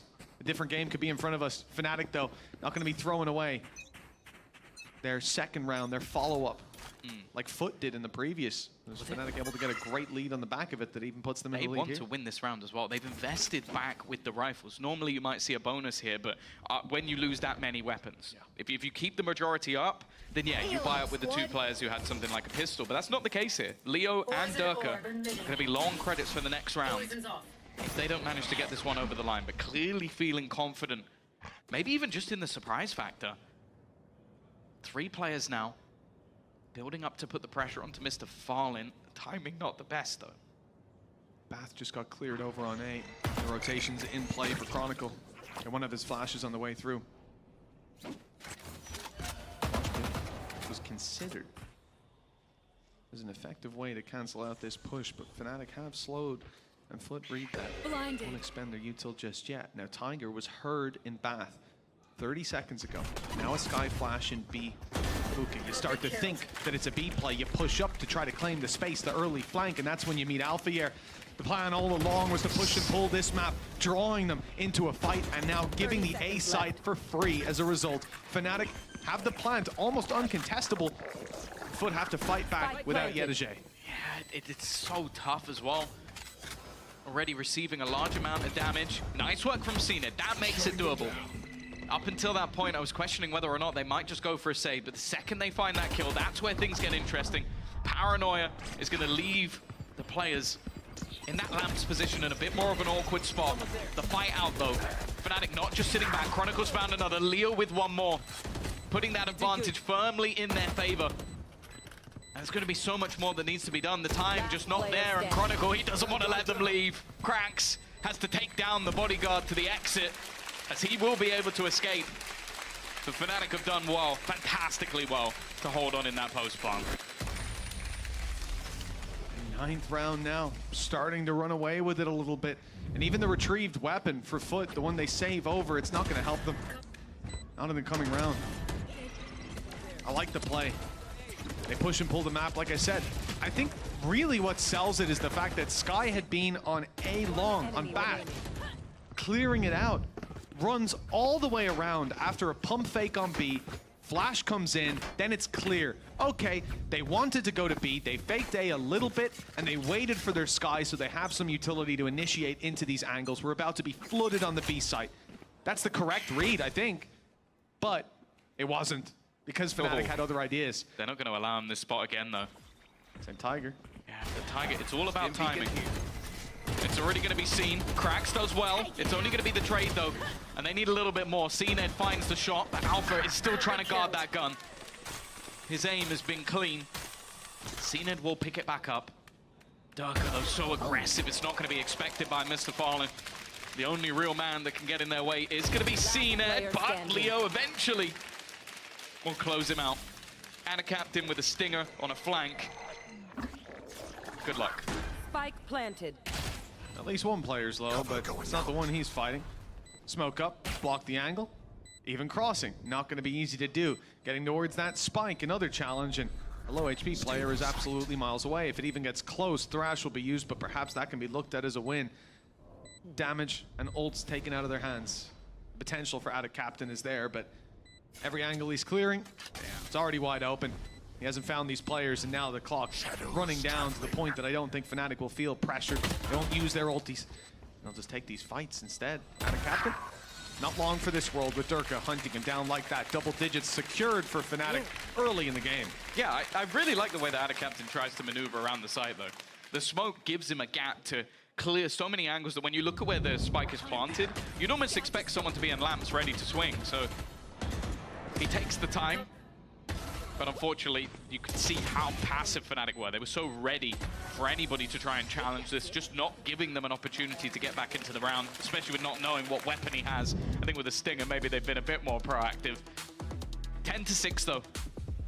The attack side from Fnatic, we said, versus KC. It was flawless bar one round. But right now, it's flawless. And Guys is going to try and turn the tide back. We know that Breeze is up next. It's a map that's not really been played by the side of Furt and Mitch with what's on the line here.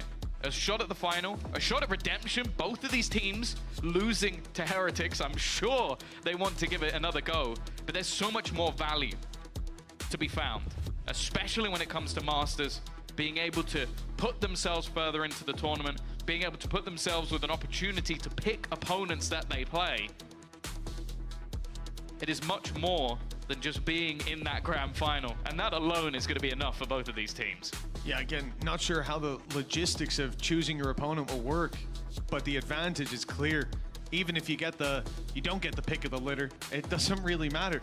You'll still get to avoid some red flags, some dangerous squads. Artists would choose to play Billy Billy, I'm sure.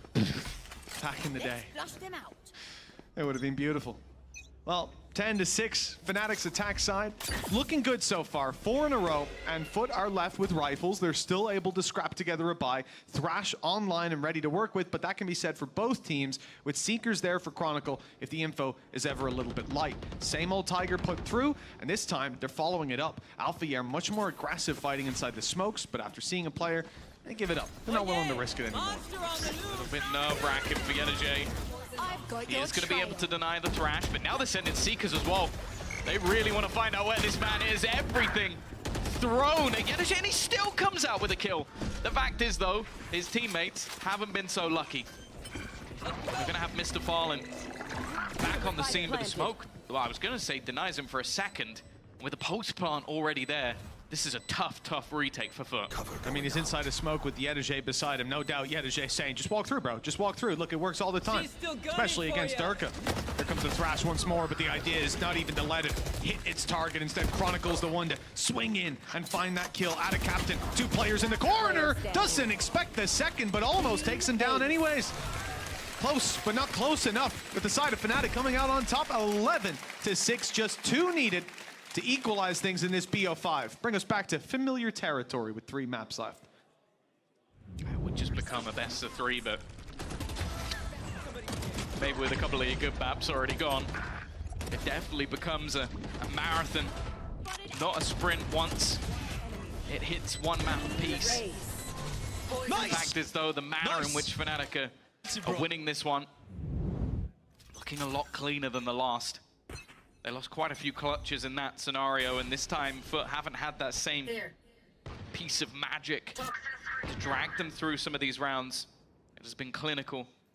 And a lot of the time they have been falling for the traps of Fnatic. The ideas that they've had to pull them into these fights, awkward ones at that, and then even just dumping those ultimates in the last round just to make sure that when they finally had a purchase, Foot couldn't get anything.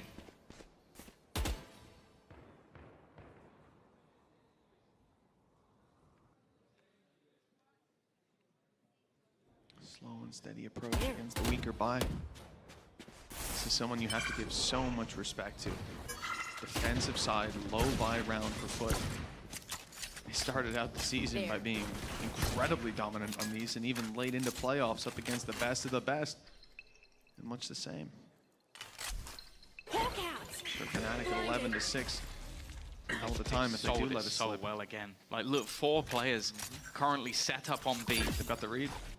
A little bit. I don't know if it's going to be enough. They'd need Ana Captain to really buy a lot of time. There's still 2 players, though, and actually, they're trying to double sell this. The spike's going back. This is actually dangerous. Look at where Yedege is. Timing here is going to be everything. If he drops the spike, that might just end the round. They're going to go running through, and actually, the bait of the TP makes him look away. 13 seconds left. It's still a little bit awkward, but with the site already claimed, a nice shot, at least onto 1. That spike looking to go down. Alfia looking a little bit confused. The showstopper expended, and they're just about going to get the plant in. Mr. Farlin now has to fight against 2 and against time, and in fact, he does neither. Right there. It got scary. A few hit shots by Ana Captain, a showstopper popped, and well, you run that back a few more times. I'm not sure that that's the result we see, but here we are. Oh, that was the moment, though. And you can't blame Yedege at all. Like, the timing of that TP, planned or not, was perfect. Like, it just made him, for a split second, look away. Shift the whole way, bro. Yeah, Leo knew. He suspected Yedege would be in that corner. Such an evil laugh. It is menacing. Menacing.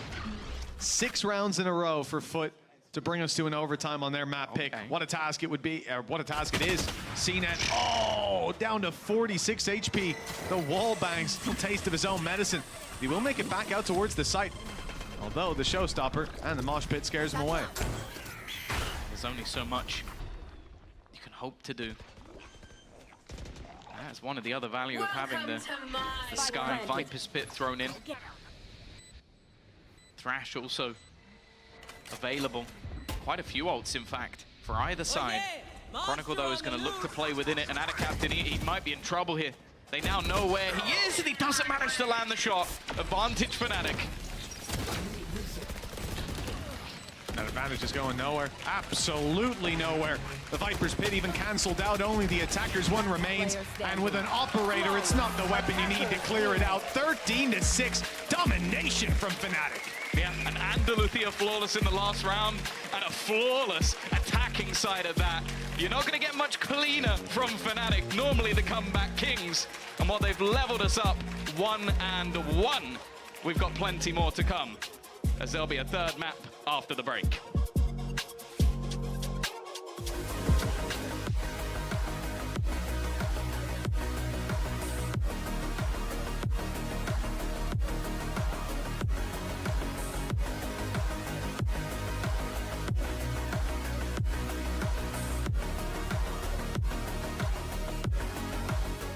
I know a place that will break you into 1,000 pieces. Stay away from them. Stay away from Lorca, Paco, and Picasso. Don't ask about Lola. Ay, Caballo Grande. Ay, Dolor de Nieve. But in spite of everything, it occurs to you to visit Andalusia. Don't say I didn't warn you. Be careful of the Andalusian crush.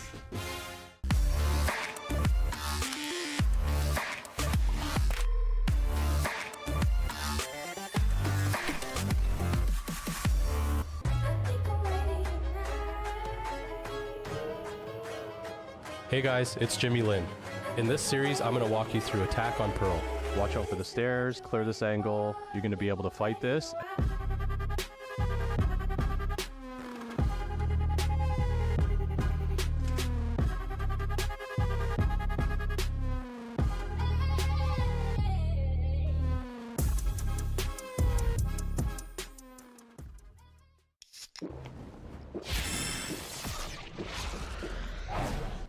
Red Bull gives you wings.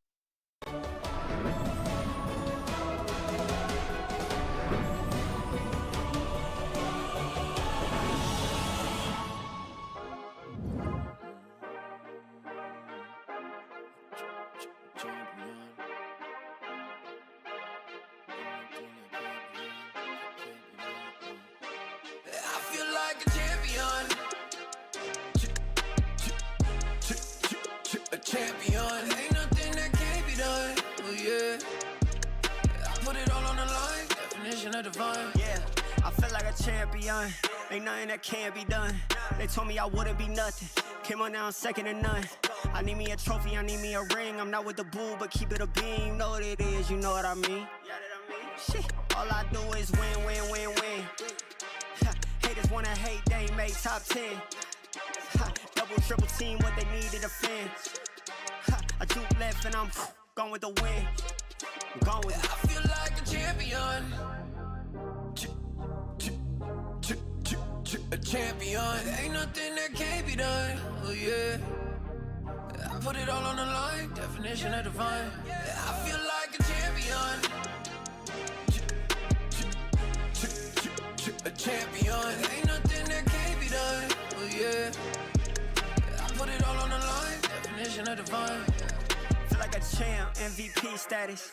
Yeah, the win been guaranteed. So let's see about it. If you gon' speak about it, then be about it. If you don't bring that energy, no, I can't be around it. Nah, I'ma shoot my shot. I'ma stick it, watch. At the tippy top, I cannot take no loss. 2 seconds on the clock, they gotta give me the rock. I got a game on what? Yeah, I got a game on lock. I feel like a champion. A champion. Ain't nothing that can't be done. Oh yeah.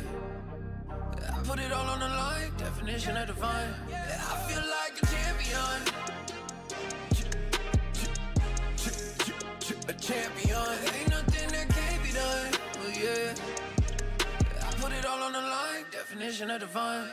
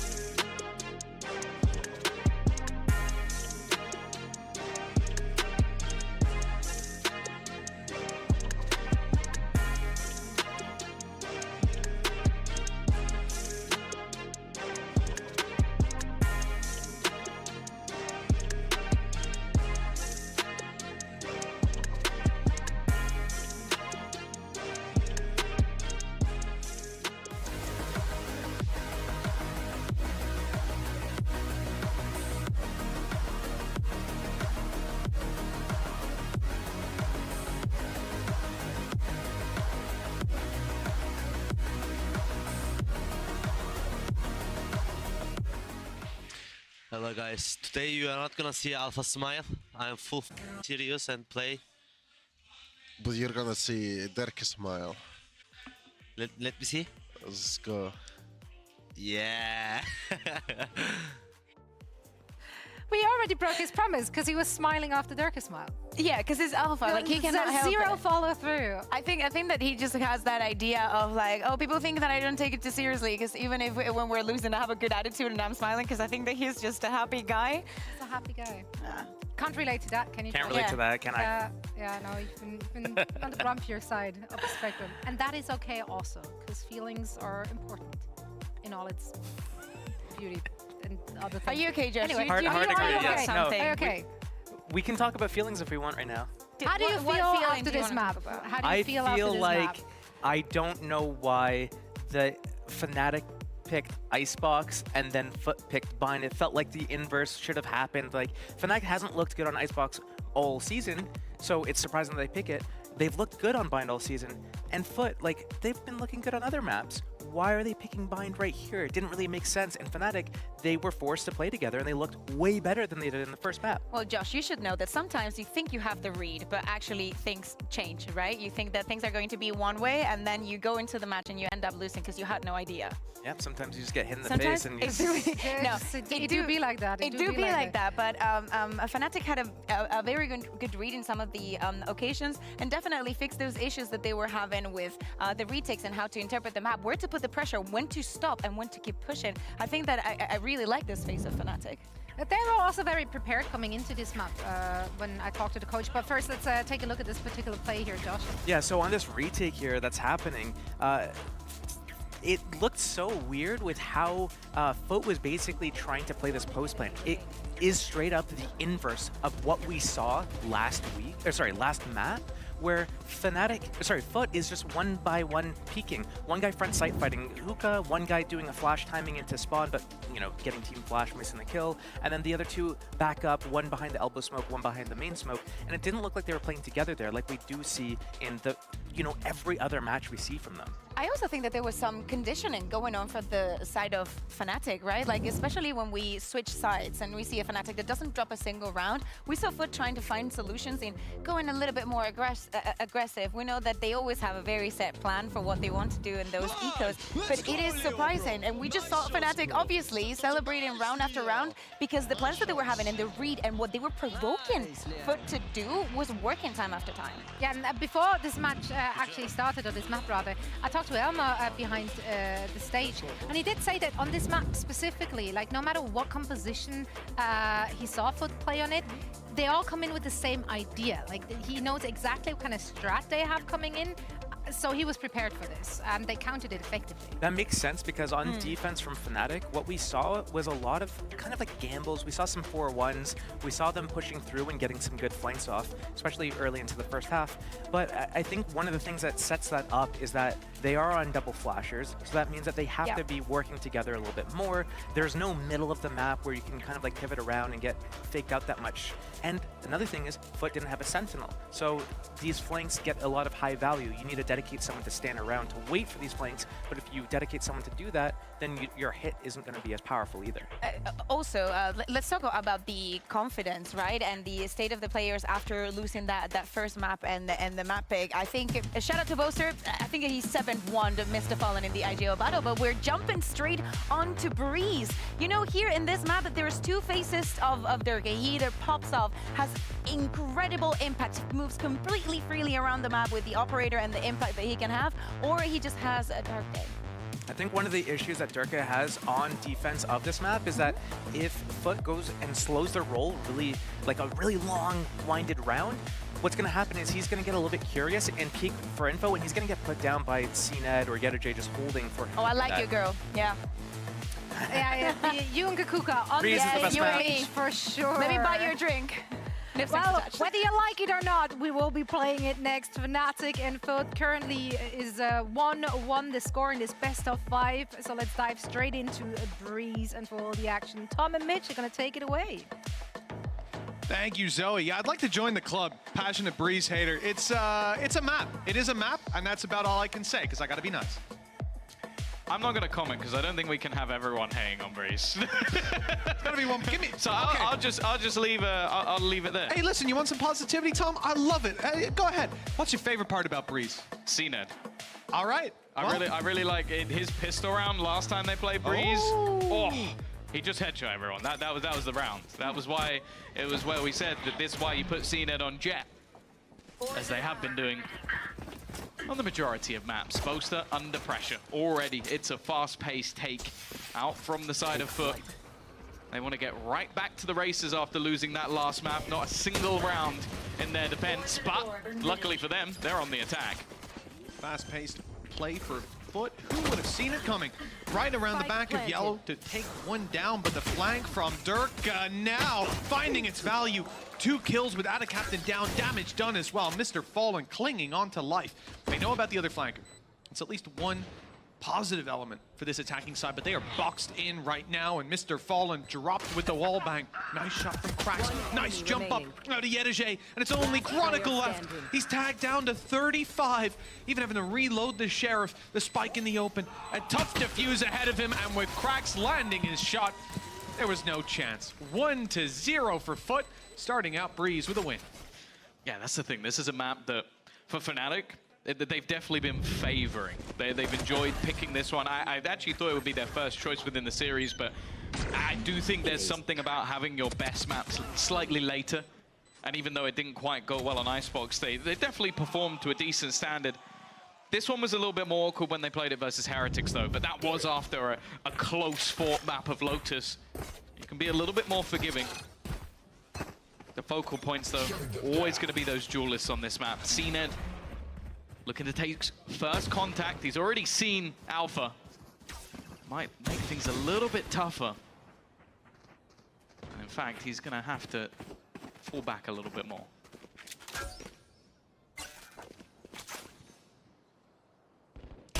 Foot is quite dangerous with those marshals, but the ranged fight for Yedege is the one to open it up. Durka getting a little bit aggressive, peeking out on B. Second player following up, it's Alfier, but no element of surprise available, with the trap waiting for him to do just that. Even the push-up here, I don't expect Foot to go back towards this angle if they do push B. With the mid control they have, it's more likely that they decide to just cross this and take it up towards the site from mid. One player spotted already. Once Chronicle throws the flash, that will be 2 minimum. I'm not sure if they saw any of the utility from Leo, but I believe they will have heard around here. Chronicle. I mean, they should know. The flash is decent. The jump up. Oh, a lot of shots hit there. A lot of damage dealt, but no deaths just yet for the side of Foot. No, it's left all onto Alpha. Had that share from the beginning. 30 seconds left. They spotted him around mid and B, so you can see CNED already being careful. And I don't even know if he'll necessarily clear this position. In fact, he's just going to walk straight into the open arms of CNED. And Andaluthia flawless for the side of Foot. And they'll be bringing absolutely everything into this next round. The only question I actually have about their buy is, will they actually upgrade that Marshal? And I assume not. Yeah, I wouldn't think so. Successful. I mean, softening up those players for the Bulldog, Outlaw in play as well. That's the only thing that might push them to upgrade, to change, or even just to buy a backup pistol. There's 3 players with no shields on the Fnatic side, or low shields, I should say. Yeah. So that Outlaw is basically going to be an operator in the hands of CNED. Then again, he's someone who will, a lot of the time, hit the headshot anyway, so you always have to be fearful. For Fnatic, a much more passive start. Now, a lot of the time on this map, you're going to see aggressive pushes from Durka, but for now, he's sat back with Captain already going for a peek and CNED taking that contact up mid. He's gone through. Taking the fight up against Boaster after cap thrown. They know that he's here. They don't know about anyone else, though. The drop down from Cracks heard. Shot landed on the Ada Captain elsewhere as Alpha falls. The second player response strikes. A response from CNED. Even in this round already, the damage has been done, and CNED's got a rifle. This is where things take a turn for the worse. Reveal is perfect. They know that the decoy was not the real one, and 89 HP total for CNED. Cloud burst down. The spray, hopefully, not a sign of what's to come. With the jump up around the side, Durka's ready and hitting that shot clean. 2-1, but at a heavy cost. And I was starting to think that that rifle was cursed, because every player on Foot who picked it up immediately got domed. A Red Bull clutch for Fnatic's first round is probably not what they were hoping for. But even still, at least they're onto that board. Durka as well.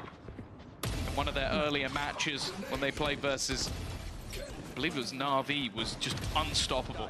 So if he can get rolling early, we already saw it on the first map of Icebox with 29 kills to his name. Nice, Durka. Let's go!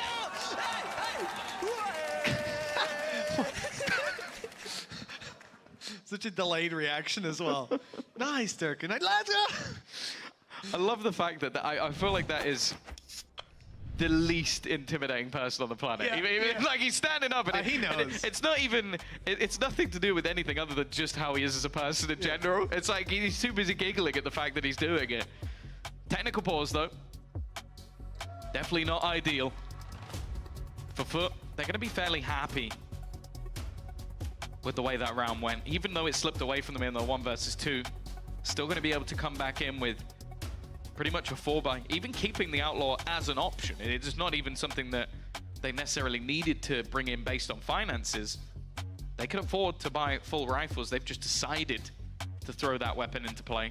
And especially when only 1 player survived, that's a perfectly logical thing to think. It's like, okay, most of the players on the other side are not going to be able to afford to have their full shields. This is, again, an operator. Well, just for you guys to know, a little peripheral issue down on the stage. Shouldn't be long before we get those ones ironed out. I think Alpha's even trying to step in and help out the admins. Maybe he's seen this one before. But when we dive back into things in round 4, you know, really do got to keep your eye on Durka. Like you said, he's been one of the main focal points for this squad ever since that pistol on the A site where they had that little gap in the wall for him to play in many, many games ago. And his aggression, not just the way he can sit back, play these nasty angles and get out for free, but walking down tube, how much success he's had there. The decoys early, we saw it from Fnatic not long ago, where on the B site you'll see him consistently putting the decoy out as an early fake push, and it gets them a ton of information. I love how they use the Yoru on this map. Shouldn't get any closer. You're gonna bump him on the nose in a minute. Are we about to use his eye as a transition? That would be insane, but I think he's moved, unfortunately. Oh, you've ruined it, Boasty. You've ruined it now. See, they do say you're not allowed to talk during tech pauses, but they didn't say anything about singing. That's a good point. That's a good point. Now, of course, the admins can hear him the whole time as well. Yeah, I don't know. They just get a little serenade. Nonetheless, 2-1. Here we go again. You got to be really still. Don't move. Don't move. We've almost got it. Definitely don't blink. We're getting a boasted staring contest. There we go. Oh, okay. So now we know what he's thinking about. It's Mr. Fallen. Aren't we all? Yeah. He's daydreaming about what Mr. Fallen is going to be thinking about come this round. And that's the thing. I feel like a map like Breeze, although one that has been massively successful for Fnatic, and one that actually Foot have somewhat erred on caution. Like, it's not been one they've picked. I do feel like it's just a map that, for CNED especially, if he gets off to the races, it's a map that just thrives around opening duels, around firefights. Yeah, Mr. Fallen doesn't seem quite as interested. I'll be honest with you. Now he's looking across the stage, seeing if he can lip read any of the strats. They're muttering to themselves, oh, I'm thinking the A side's kind of weak. He'll pick up on it. He'll get that done. And Leo's testing it out. I assume it's him. You can see he's been messing around with some cables. Never good to have a player like Leo without those peripherals functioning. To be honest, it makes it fair. Tapping the heads. It does a little bit. It makes him a things mortal. up. Might see him die first for once. Oh, he's already had 3. Most 3 deaths. Most deaths. Yeah, but to be honest, he doesn't normally get any deaths, just period. It's normally like maybe 8 maximum in an entire map. But we'll see. Hopefully it's not going to be too long of a break, as both teams will want to get back in the server. We know that this one could go the difference, and again, for anybody who may have just joined us, what's on the line is a spot in the final, facing off against Team Heretics, a squad that has managed to already beat both of these squads and sits awaiting in the final. The winner of that game will be getting an advantage in Shanghai. A pretty big one at that. Yeah. Being able to skip that Swiss stage and then pick the opponent of the teams that manages to make it through. It's a huge advantage for those squads, and pretty much places you within that top 8. It's a big opportunity. Also 3 points on the line, which can help you towards your opportunities for champions and being later in the tournament. If you then win, you get another. So you can be pretty much set. We've seen that from the likes of Sentinels. They're in an amazing spot over in Americas, even though they didn't qualify for Shanghai, because of the fact that they managed to win kickoff and win in Madrid. Neither of these teams have that opportunity, especially with KC being the ones that won kickoff, so they've taken the majority of the points there. So it could be a good chance to really level up that playing field. But I also just think the main thing is going to be revenge. You don't want to go down to Heretics. They are the new boys on the block. Most of them sat as rookies. So that's really going to be one of those things where you're going to want to get back. You're going to want to show them who's boss. Both of these teams, well, one of them made no changes other than coaching staff. The other only made a couple in terms of the players themselves. I've just heard word we've had Pansy escorted out of the building. It seems we're ready to go again. Tech issues subsided. She's not even working today. Came in just to watch on a day off. Just to cause We've chaos. had to have her removed. That's a shame. Well, I suspected this would happen at the start of the day, Tom, when I saw the car pull up. We're finally back into the game, round 4. And Fnatic full buying it up. You can see Foot in a very similar position. Mr. Fallen has gone for the Outlaw, but in my eyes, just as good a weapon. What a shot from Durka. Saw the tip of Ada Captain's head and ripped it clean off. I didn't even need to TP. That was almost just for a little bit of a flex at the end. That's also the spike. So it just makes things awkward that they're going to have to go all the way back to retrieve it. In the meantime, Yedajay's pushed up. Durka has been taken out in Tube. That's at least a silver lining, but It's still a great start to the round, and it's just been improved that little bit more. That it has. Chronicle the man getting the kill. Boaster and Leo both having light shields, and a headshot from CNED won't make that matter. But Mr. Fallen has a chance to clean up some of these remaining players. Cracks way up close, looking for this fight. Tube control will be massive, allow him to drop down and potentially retrieve that spike. They're now on their way to seize full control of. Shots don't land for Mr. Fallen, and Cracks is down to 20. Chances are slipping, hope is fading. 30 This is the seconds left. rotation from Mr. Fallen, perhaps just at the right moment. He will have a face against Chronicle, but just one hit to the body is all he needs. He won't find it. No, the fact is, they had a three-pronged defense of that spike. The second it went down, it's been awkward position after awkward position for Foot throughout the entirety of this round, and now for Cracks, it's 10 seconds left. a little bit bleak.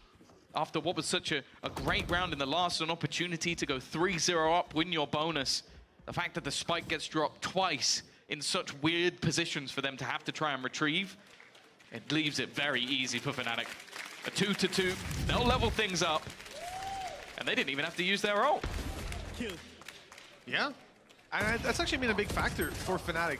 I suppose more so attack side, you'll see them blitz through the ult straight, typically straight into the A side. But this time, no early information even claimed by it. Perhaps we'll see it in this round. Foot investment is interesting. I don't know if they're going to stick with this. A rifle, a classic, a sheriff, a marshal, and an outlaw. Quite the mixed buy. They want the orb, that's the main thing. The orb grants CNED the Blade Storm. That will make this into a much more competitive buy. It's more so how they're actually going to be able to set him up, and he's immediately moved all the way back towards mid. The initial plan was just to get him that Blade Storm. Everything else was just seeing if someone would make a mistake. The fact is, though, Mr. Fallen is the one with the spike, so it does still seem like the plan is to go towards this A site after all. That is the intention. There's a danger that he gets pushed, but the mid push in response from Foot is to make up for that little gap in info. CNED updraft to work with. Chronicle right down below him, expected to be on this angle, but CNED doesn't hit it. Down low and dealt with by Cracks, but the damage is done. Fnatic have the advantage to work with, and Yetajay taken out very quickly indeed. Cracks follows, and it's only out of Captain with 3 kills for Alpha already. He won't get a chance to find any more. Leo swings in to close out the round for Fnatic. Yeah, big stuff from Alpha once again. He's got off to a flying start, top of the board for the squad, but I almost feel like CNED he wanted to keep the knives. Whereas a right click there would have just got him that immediate opener. Would have allowed him to pick up the rifle, and yeah, maybe that round turns around, but instead, with Chronicle becoming the focal point, Alpha is just given free roam to clean up the mess. Still, that was just a round based off a few weaker pieces of weaponry. Immediate dimensional drift from Durka. Flash is being expended. He's got so much information of where the players are. He's not going to leave. He's going to stick around. He's going to try and fight them while in the spawn. It's not like he has a choice. Look where his gate crash was. In towards the window. Cracks picks up Alphier. They had a big push on mid, but one man has stopped them. With Boaster down, it seems the A site is free. Open for business and closed for Fnatic. They're over on the B site. Chronicle and Leo sitting together with rifles. Economy is decent. They can go for this, even in the 2v5. With damage done to Yetajay and Cracks, it's not unwinnable, but there's so many dangers along the way. They've lost control of so much of the map. A recon just went down in middle as well. At this point, you think there could be a player around absolutely any corner. It's not about, can you take the fights on the site? Can you push them back to main and win the duels? Can you even get towards A in the first place? And that's not a question that they're going to look for the answer to. Fnatic carrying these weapons through to the next round is the name of the game. Spike is ticking slowly. Although it speeds up, just look at the minimap.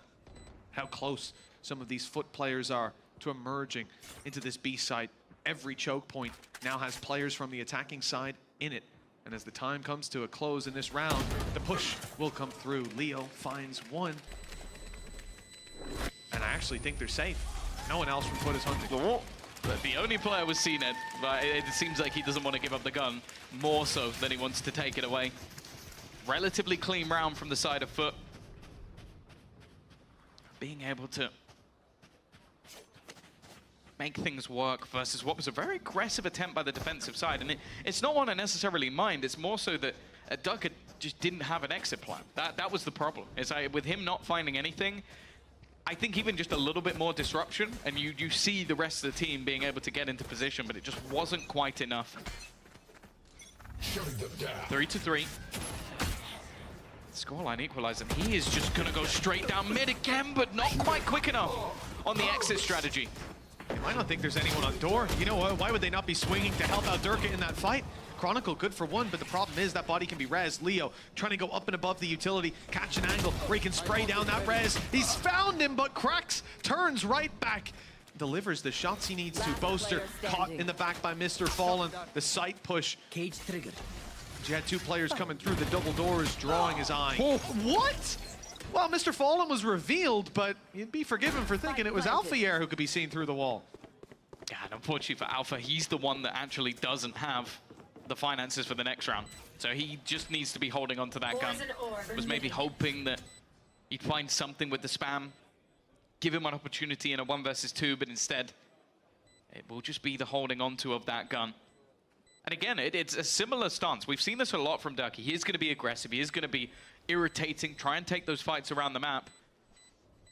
But it just wasn't quite quick enough on the exit. And it's more so credit to Foot. I think that's what has to be done. The trade was immediate. It was so quick. And then from then onwards, you can understand, like, Leo, he's trying to deny them getting the res, deny them getting that advantage. But from that point onwards, it all fell apart for Fnatic. Foot will claim the lead once again on Fnatic's map choice. But I will say again, this is another map where you look at some of the more successful recent matches versus Na'Vi, versus KC. A lot of it was done on that attacker side. And we only really have the one game for Foot prior to this, which was versus KC. They did a lot more on the defensive side, but a lot of that was massively aggressive defensive pushes. I think Fnatic should be ready for that. Up against this squad in general, given any map, I think that's a given. It's the norm. Yeah. For Fnatic, they're no stranger to aggressive pushes themselves. We've seen it from Durka on that mid angle a couple times. This time though, much more passive. A different Viper wall over on the A site. Previously it was cut from stairs into main. This time from the site all the way across middle. This is the one that they've used before to get Durka down on mid. Down on tube, rather. Although usually a bit of a deep push coming in towards the B site, though, leaves Viper with only the orb to work with. No wall, but Alphayer backing him up. Alphayer no longer backing him up, dealt with quite quickly, in fact, and Leo is hung out to dry. The site is cleanly taken, I thought, but Chronicle's got some fight left in him. Yeah, put him back into a 2v2. Durka is still quite far away. And normally this flank would be massively valuable, but nobody currently in a position that he'll be able to spot unless we see the walkout. It looks like Yedoje just wants to try and join up with his teammate. Instead, he's going to peek at the perfect time. Durka with utility in hand. It gives at least a little inkling as to where the players are. Chronicle had a chance. Not quite quick enough this time. There's a world, many other worlds, in fact, where he lands that shot. But for Foot, they can breathe a sigh of relief. They are going to have themselves their fifth. Well, I mean, Durka got quite unlucky, all things considered. I guess I'd say Boaster did too. He was tucked in that corner, and before, if I'm correct, before they even saw him, before they knew he was there was a nade and a shock dart coming his way. I think he got pinged. Did he? I think he got pinged a little earlier and then aggressed. Because that would be a lot of utility to throw in. Maybe he's in that corner. But yeah, he got bombarded with util. And then, well, even more so with the reveal right before it. Foot, 5 rounds on the board. A little bit of momentum swinging their way. Still that weapon on Mr. Fallen. He loves the outlaw. That's why I love Mr. Fallen. Great push from Durka. And he can get out of here for free, but he might not want to.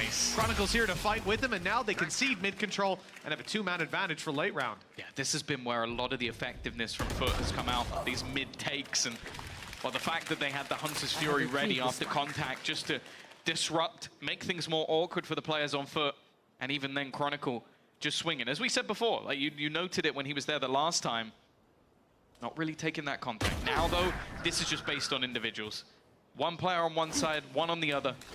For CNED, probably hoping that would have been a little bit cleaner. And Leo, if he takes steps, just a little bit further. He might be given a freebie. That's exactly what happens. Spike on the deck.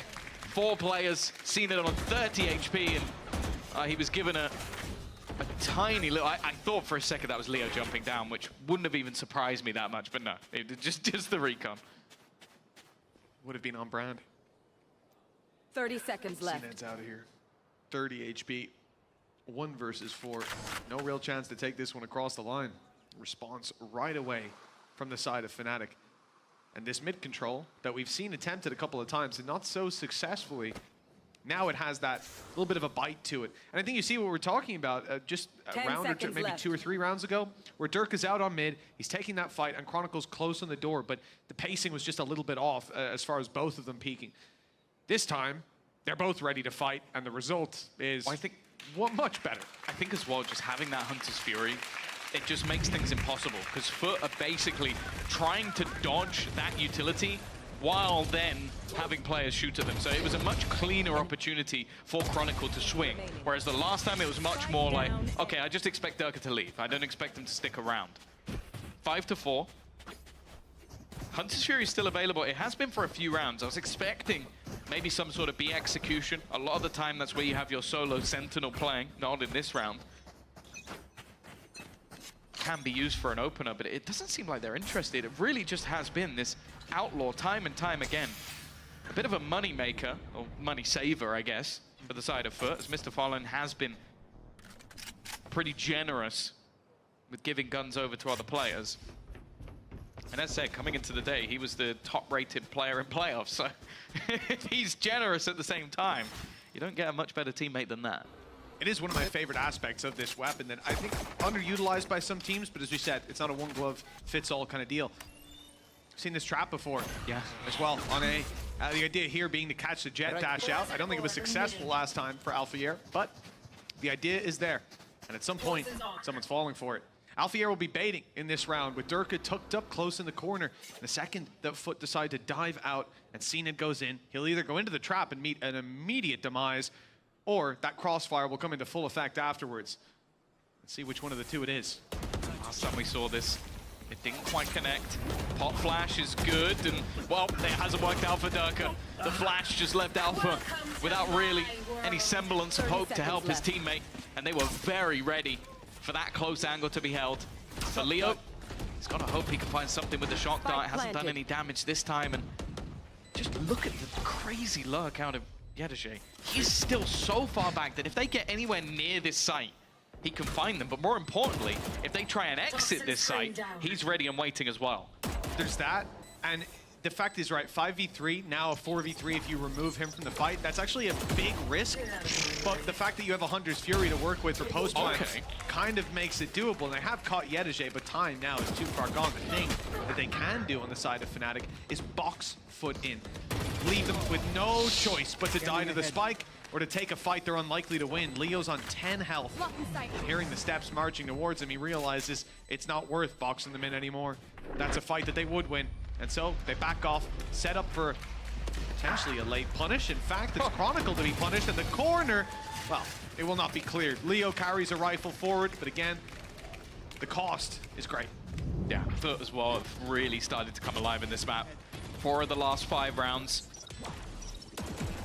Economy doesn't really reflect that, so a lot of them have been incredibly costly, but I think Fnatic realizing now that, okay, even though we definitely have the faith... What? He was half HP, but... yeah. Yeah, that was just absurd. But this is where they need to at least try and get those last couple of rounds. I think they've been able to deny once or twice those mid presence, but the fact is, Foot have been so good at just trading off a lot of these battles. And even if they don't, some of their site executes as well. That was so clean. Again, there's always credit to Cracks because, well, not only is he 13 and 5, but that pop flash was just disgusting. I don't think he gets his roses for that flash. It doesn't show up in a lot of cases on the scoreboard, but Durka was just completely blinded, stuck back. And it also meant that there was nothing that Alpha could do to actually help him. Made that take incredibly easy. That's why it's so easy to pick a favorite between a Sky and a KO comp. We're talking about Foot, the KO every time. Cracks his utility. This is the map as well, where his utility typically is just miles above everybody else. Oh, that's awesome. Thank you for the translation, because I saw that earlier and I had absolutely no idea what it said, but awesome. But yeah, I think for Cracks, he gives a lot of credit for all of his KO utility on this map to guys, to that support staff of Foot and all the work that they put in, but his delivery is perfect every single time.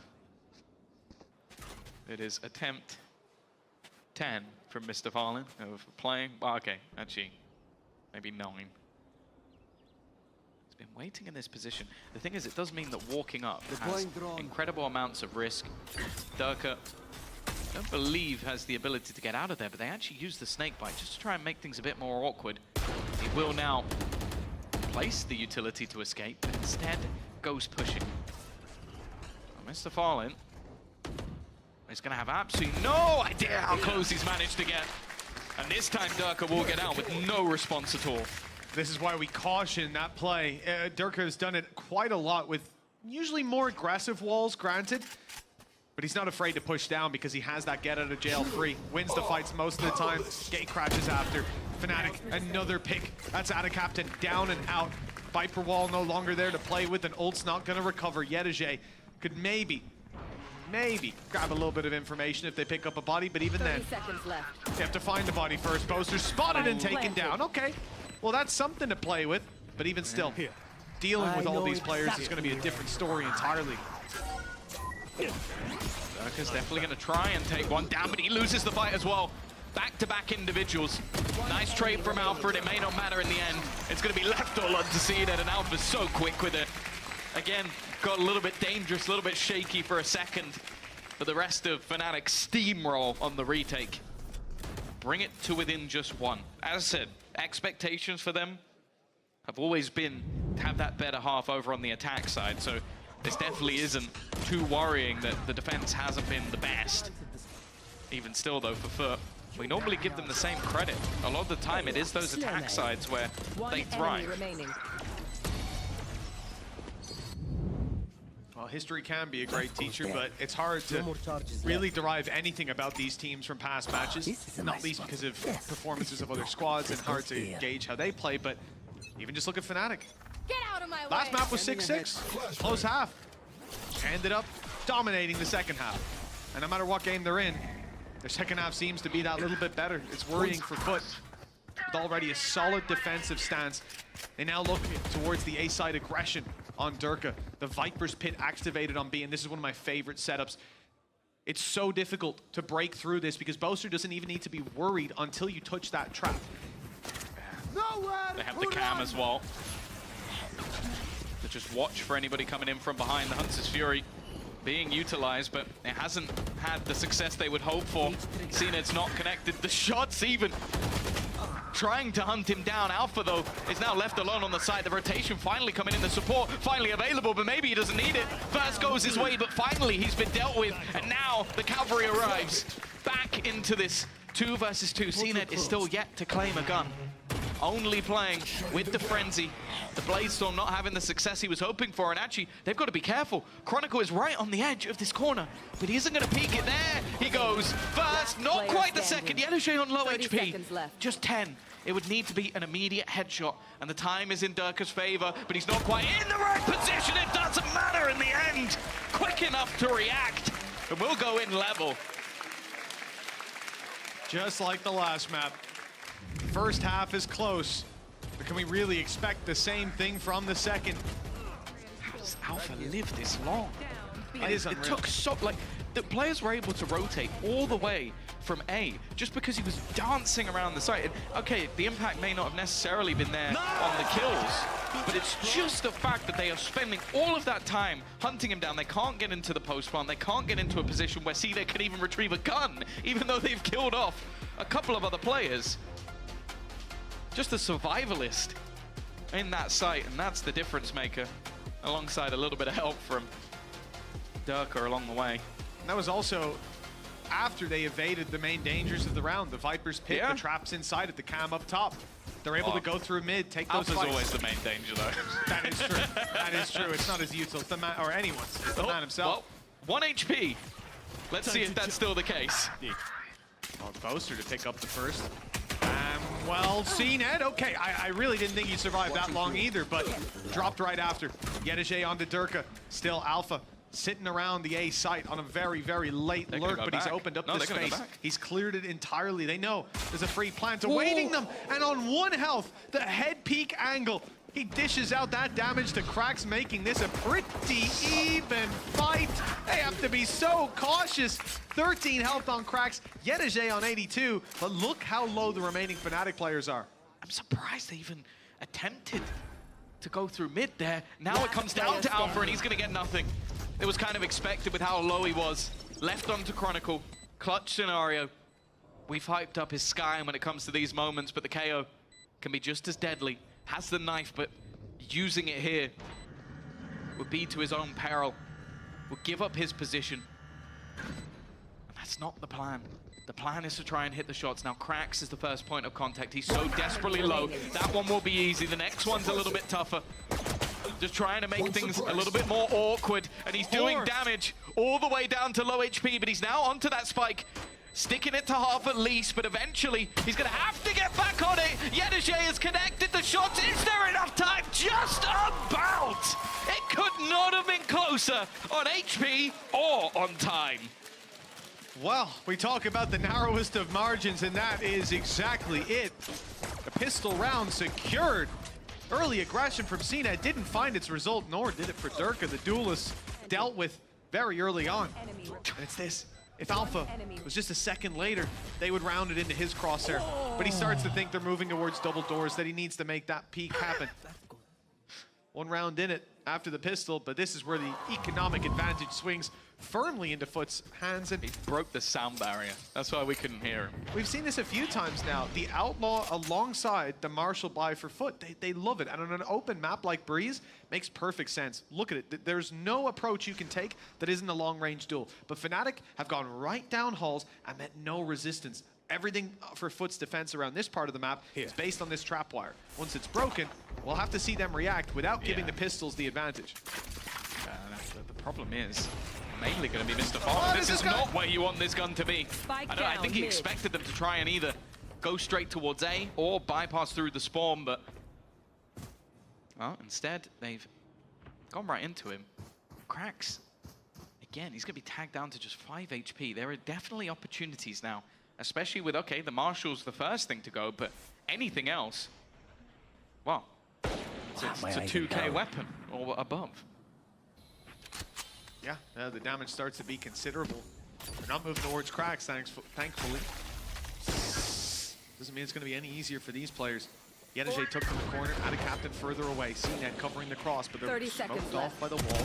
Up close now, Yedege's got the angle, then the swing from back sight comes in. Not even needed. Yedege's picking them all up, making it look easy. And Durka all the while was hoping someone would swing into him. When they eventually do, he has his back turned. 8 on the board for Foot, and a clean response in round 2. Yeah, again, it's one that I don't mind the idea from Fnatic. A little bit more of an unorthodox play with the entirety of the team heading their way through the tube. 30 seconds left. Well, a shot or two that could have turned this round into an incredibly costly one. Instead, Bulldogs, Outlaw, Marshall bought back up for Mr. Fallen, so it's not going to have too much of a cost detriment, but Fnatic will have the rifles. This is where they can really look to put themselves back onto the map. As whoever wins this one will be 1 away from making it to right here. That all-important grand final versus Heretics. And split up next is Foot's map pick. Although so far in the series that hasn't mattered. With mine being their other pick, and well, you can see the scoreline in the top left of your screen. Fnatic, this second half hasn't gotten off to as good of a start, but now the rifles come out. This is where the real danger is for Foot. Some control over halls. It's only the one man in Alpha here holding that down up against Mr. Fallen's Marshall this time. CNED, the one that's taken the Outlaw. Pushed through double doors. About to be met with a big challenge. Cracks and CNED, the first on the scene. 1 shot already expended on the decoy. Although the TP is going to be used to cancel out that push. They'll get a second chance at breathing in this round, but Alphayer has been lost. The 2 play now wide open. Man, Crack's almost acting as the bodyguard. He's not going to be able to find anything. CNED down. Swing out hasn't worked either. The Marshall connecting tags, but they're going to need a whole lot more if they're going to be able to win this one. No shock darts to be able to deny, and again, there's a player on 5 HP for the side of Foot. Always seemingly clinging to life. Again, around the look dangerous, but it's quickly diminished. I think Boaster may have just caught an angle onto Yedege, and yeah, just at the last second, he spotted him out. The Ana captain, they've got enough money to buy into the next round. They do not have an issue of that, so if he can catch either of these low HP players, they could be quite happy, but it's not going to happen. Durka, clinical in the end, and Fnatic, again, just one away. Well, that's the third round we wanted to see from Fnatic. Although this is interesting. The opening pick for CNED is good, but then he steps out in the open, unaware that they could have already walked out main. I think that's just the big gap in this defensive play after being pressured so heavily on doors. They got a little tunnel visioned in towards taking the fight below the tube. That won't be a mistake that we're likely to see again, though. And now, a bit of an upgrade. Foot have loved playing with the Outlaws, with the Marshals, CNED, defensive side operator. This is where it gets serious. Yeah, no surprise that he's the one with this and not Mr. Fallen. No offense. This is the truly terrifying part of this defensive side. So if this man gets going, he's difficult to stop. The fact is, though, Fnatic looking like they're about to pick up the pace. This A site about to be under some serious pressure. Drone didn't look down.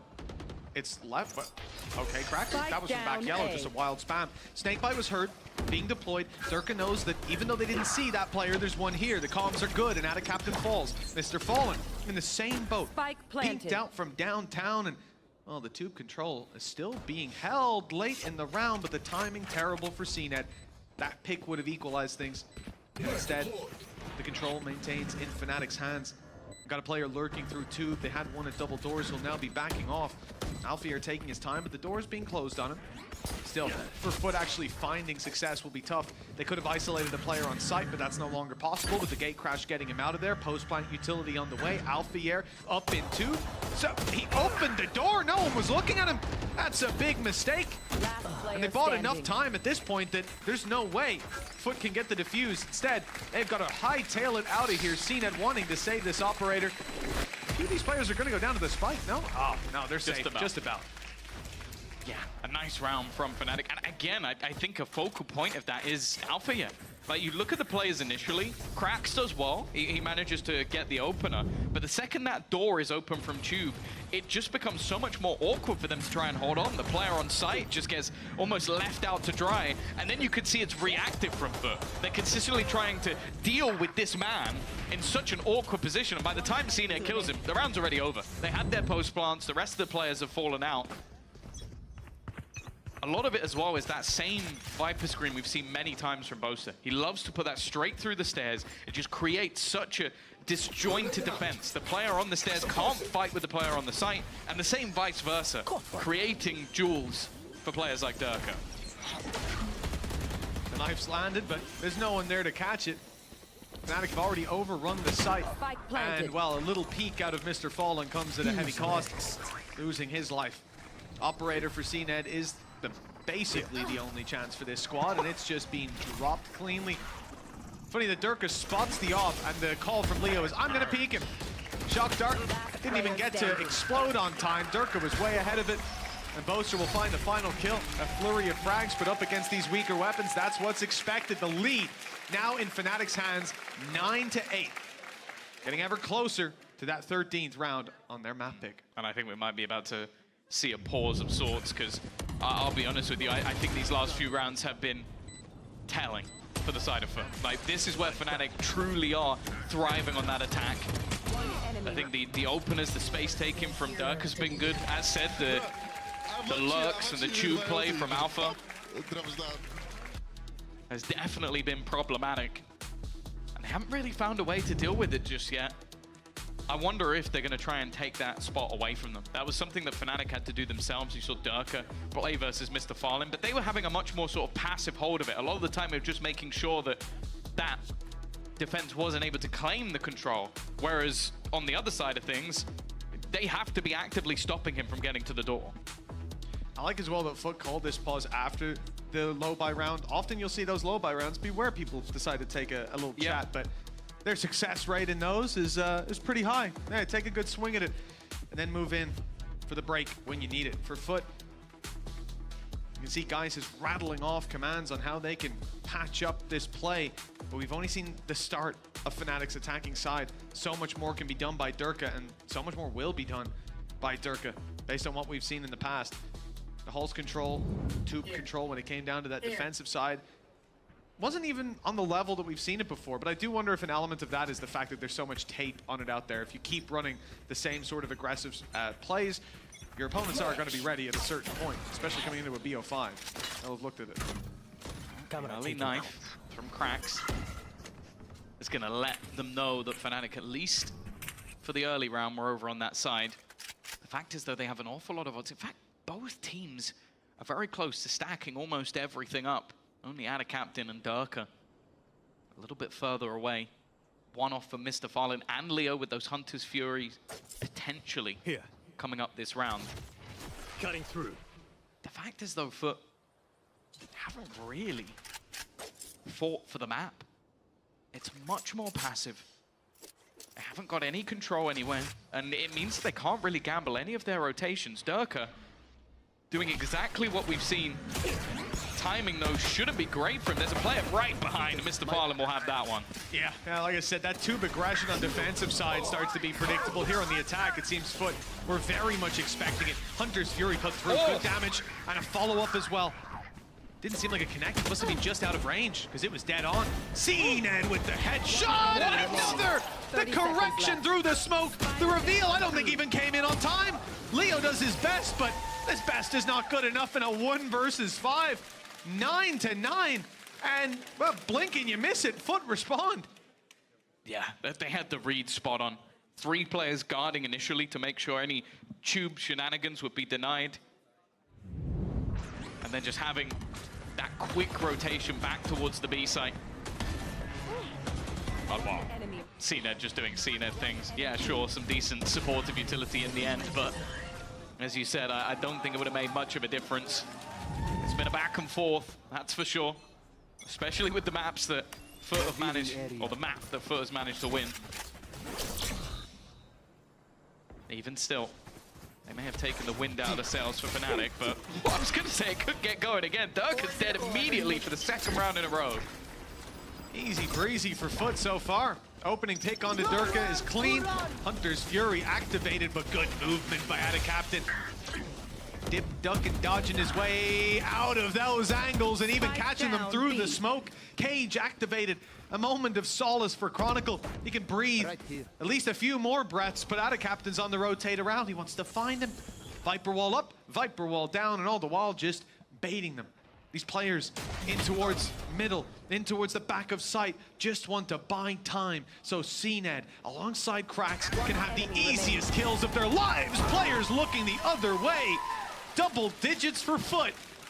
And now Fnatic are the ones that have to come back into it. Yeah, for other teams, going up to behind people might be a problem, but we witnessed it many a time for CNED. Easy pickings. But this is the round for Ada Captain. Immediately takes out Durka. He was setting up utility to try and cause issues into the site. And then managing to stylishly dodge all of the utility that was thrown at him. Staying alive when it mattered. And that's the Ada Captain story, really. 10-9. A back and forth map, a close one at that. This is the pick of Fnatic. And honestly, this map was the one, maybe alongside Split, that I was expecting to be most favored to one team or the other. The last time Fnatic played against Foot on Split, they lost 13-7, which is not a great sign if they're going to let this one slip as well. Even still, they have a buy. They have a Viper's Pit. But if they were to head towards that B site, they'd have both Viper and Cypher to deal with again. And the decision doesn't seem to be leaning that way. Problem is, on this side, they're going to have CNED to deal with. He's pushed up, gotten some aggressive positions to play with. Chronicles jump spotting it though. And then Knife is going to make its way in just a moment. We've seen him. He knows that he can just give that up. The trap destroyed. They move back towards the site. Push coming up through mid. Nice. Decoy on its way, leading the charge. And it's caught with the trap. Now Dirk is here to follow up on it alongside Boaster. Good headshot from Dirk. Team Pete back for the main play. It caught Chronicle at least. Nice shot by Mr. Fallen. The shock dart now very threatening. Bring you right down to your last sliver of health. Watching here. Hasn't quite landed for Leo. He's dodged it, and the plant coming through with his cover. He still haven't managed to clear cracks. I don't know how he's managed to survive this long. He's been surrounded for the majority of the round. Boaster, though, will remove Mr. Fallen. Durka takes down cracks at that, leaving just 2 players standing. The B site rotators. Again, Durka's going to reposition back towards main. He might be the first point of contact, or wait for a little bit more information. Leo on the site is not giving anything away, and I think Durka may have just spotted his opponent. That's going to be the kill, just a second too late for Yedaje. And now, with no utility remaining, he needs to try and isolate both of these players.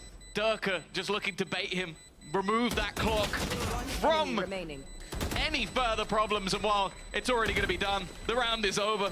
Both of them just looking to try and escape, and well, only one of them can.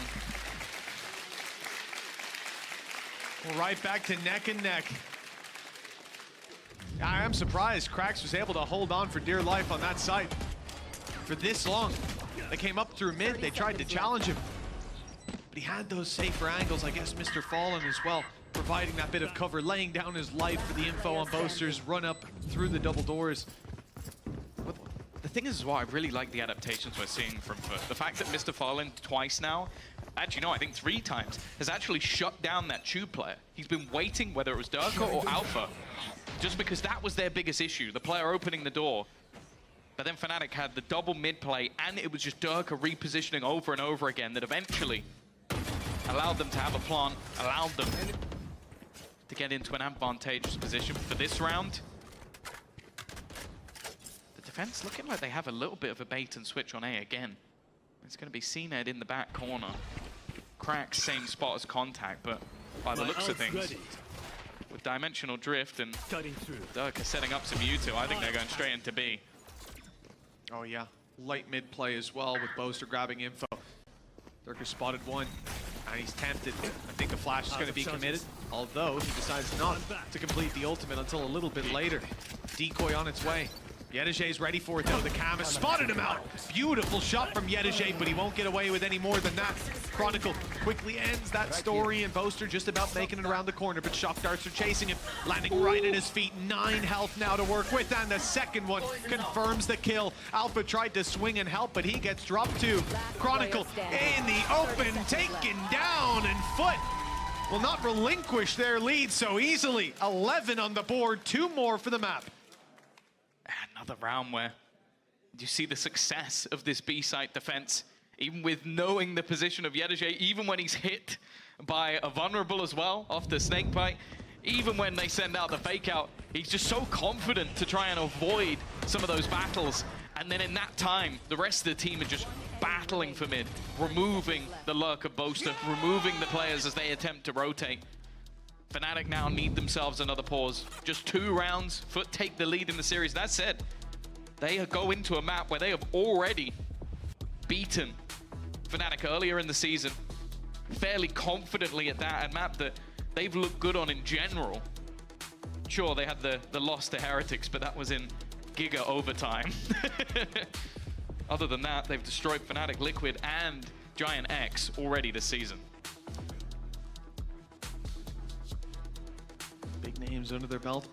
Good success along the way.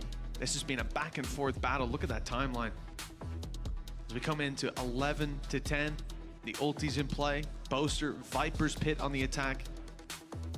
Be a tough one to deal with, but I don't know, Tom.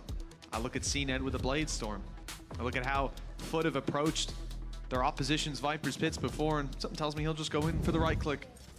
Yeah, I'd be surprised even with just weaponry. That's the problem for Fnatic. Their economy has run out at the worst possible time. They lose the 2 rounds, win 1, then they get the loss bonus reset, and now they don't have any cash to play within this round. You're looking at Leo, the only player with a gun, is going to be leading the charge. Again, this has been one of the gaps.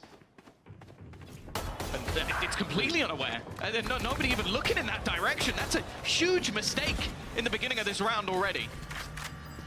It could become very costly if boots go on the ground. Oh, Alpha Year in the corner. Good for one. And the trade here could be good enough. That Viper's Pit looks tempting now.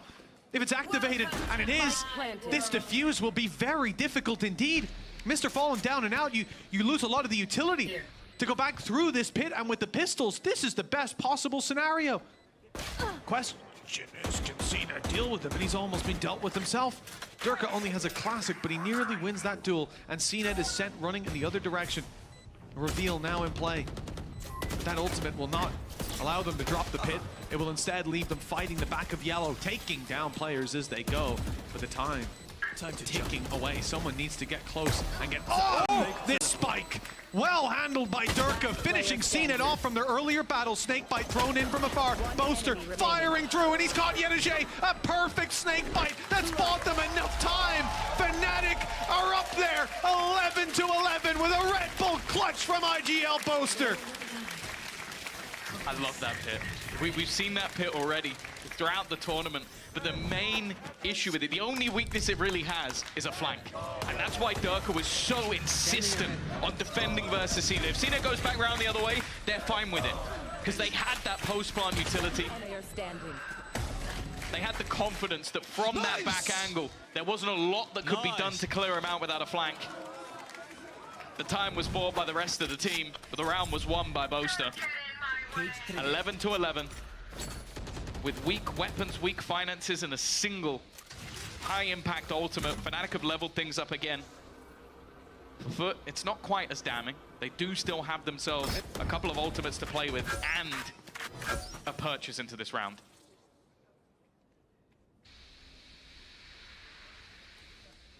Interesting position from Alpha. You might think they could walk through and take the spike, but of course there's a trap on the left. If there's any deep aggression from this Foot side. An incredible round for Fnatic to pick up in the previous. They found their second wind here on Breeze. 2 more rounds for either team to lock us in to split with a 2-1 scoreline. Otherwise, we're going all the way to an overtime. So we're Fnatic are more than familiar. Had their fair share, even outside of Lotus. Maybe we're set for the same course. Viper's Pit was used by Anacaptain instead. Fnatic will not be going through a main. They'll look to take things through the open door that's now standing. Cracks only defending. Mr. Fallen drops Alpha yet. Good flash. Great response. Chronicles down, and the herd's already been thinned. Yeah, they got 20 seconds as well. They're going to have to get onto the site and fast. Durka, Boaster, make that Leo as well. Out of very little, Fnatic have managed to dig deep, make this one more than competitive. Anacaptain's dropped his pit. They know exactly where he is as well. Durka managing to get his ult online. They're throwing util directly into his face. The only danger, the only unknown quantity is going to be Yedige. He's sneaking his way through, but their plan is to try and isolate the other. Yedige yet to be spotted, walking his way out. He'll go straight into the hands of Leo. And from a damning position, or so it seemed with 20 seconds, Fnatic will be the ones to get to map point. 1 more round, and they come in with 3 ultimates to work with as well. This started out so poorly. Mr. Fallen and Cracks tore them to shreds. And then everybody steps it up. Leo lurking up through the halls. I mean, if your Foot, after losing the previous round to weak buys and pistols, and a late play up through the halls, then you come into this one, you find the opening picks, everything's going your way. Geist has got to be close to an aneurysm at this point. Oh, look at this. We've seen Tube be a problem. Nowhere to run. Many a time. Spam does quite a lot of damage. And speaking of spam, Fnatic are trying to use the ultimates, throw everything at their opponents as they make their way into the site, but it hasn't been as successful as maybe they would have hoped. Haven't managed to find the open, or at least they hadn't. First one goes their way, but it's an immediate trade. I seem more than aware where Boaster is, but he's got backup. That they might not know. Looks like no further commitment to take him down as they move instead towards the site, losing CNET along the way. The shot from Durka corrected just in time. Everyone's low, or so many of them are. 15 health on Alpha here. 73 on Boaster, but he's got the flank, the positioning, absolutely perfect. And Fnatic, well, it looked like they were down and out at a point, like Foot had them. But it looks like the old Kings are hungry for another shot at the throne. 13-11 on map number 3. They could close this out on Split. It's the last map, potentially, if they're able to take it. So much more to go, though, and still the potential of all 5. Foot need to break back on their choice. We'll see if they can do it after the break.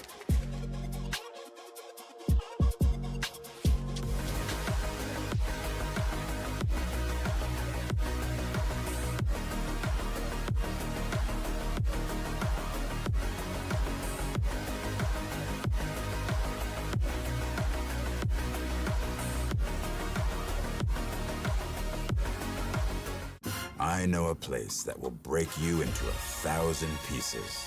Stay away from them. Stay away from Lorca, Paco, and Picasso. Don't ask about Lola. Ay, Caballo Grande. Ay, Dolor de Nieve. But in spite of everything, it occurs to you to visit Andalusia. Don't say I didn't warn you. Be careful of the Andalusian crush.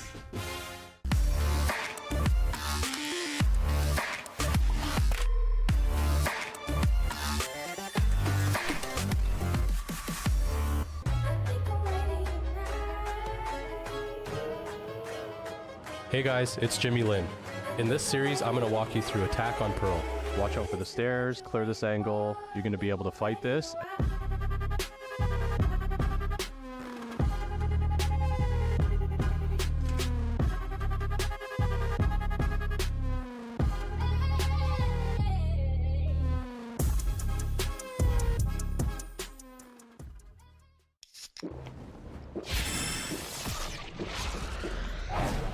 Red Bull gives you wings.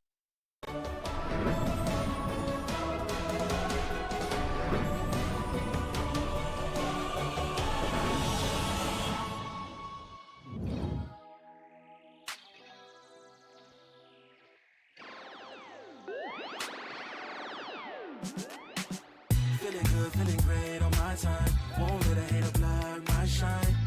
I'm just living my life, too busy chasing good vibes. Chasing good vibes, chasing good vibes, chasing good vibes. Too busy chasing good vibes. I'm feeling good, feeling great now. A hater can't play with my day now. Get that negativity out of my face now. In my city, I'm the man of my state now. Yeah, I'm living life to the fullest. Baby girl, you're talking to the realest. Energy and joy, you can't steal it. Good vibes all around. Baby, tell me, can you feel it? I woke up, so I'm blessed. Just another chapter in the test. I know I'm doing better than the rest. Got a smile on my face, showing teeth for the crest. It's no sweat, I'm a vibe in my own right. Go time in the sun, yes, I'm gon' shine. So fine, got a baddie on my phone line. Feeling good, feeling great, chasing these good vibes. Feeling good, feeling great on my time. Won't let a hater block my shine. I'm just living my life, too busy chasing good vibes. Chasing good vibes, chasing good vibes, chasing good vibes. Too busy chasing good vibes.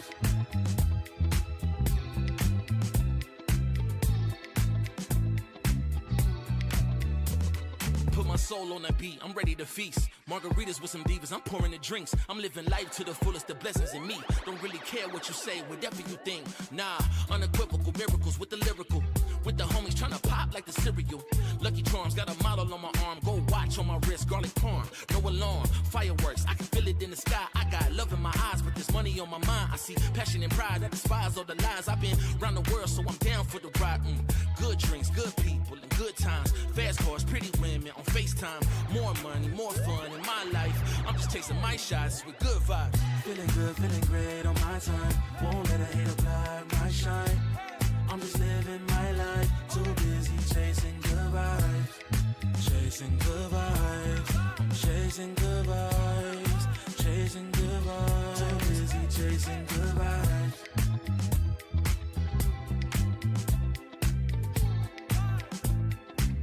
Too busy chasing good vibes. Feeling good, feeling great on my my time. Won't let a hater block my shine. I'm just living my life. Too busy chasing good vibes. Chasing good vibes. Chasing good vibes. Chasing good vibes. Too busy chasing good vibes.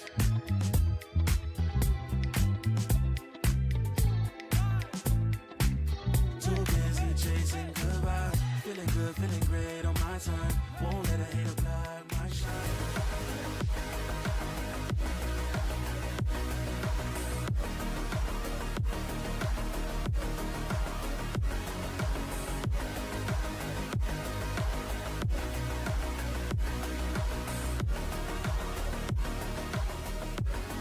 Nice!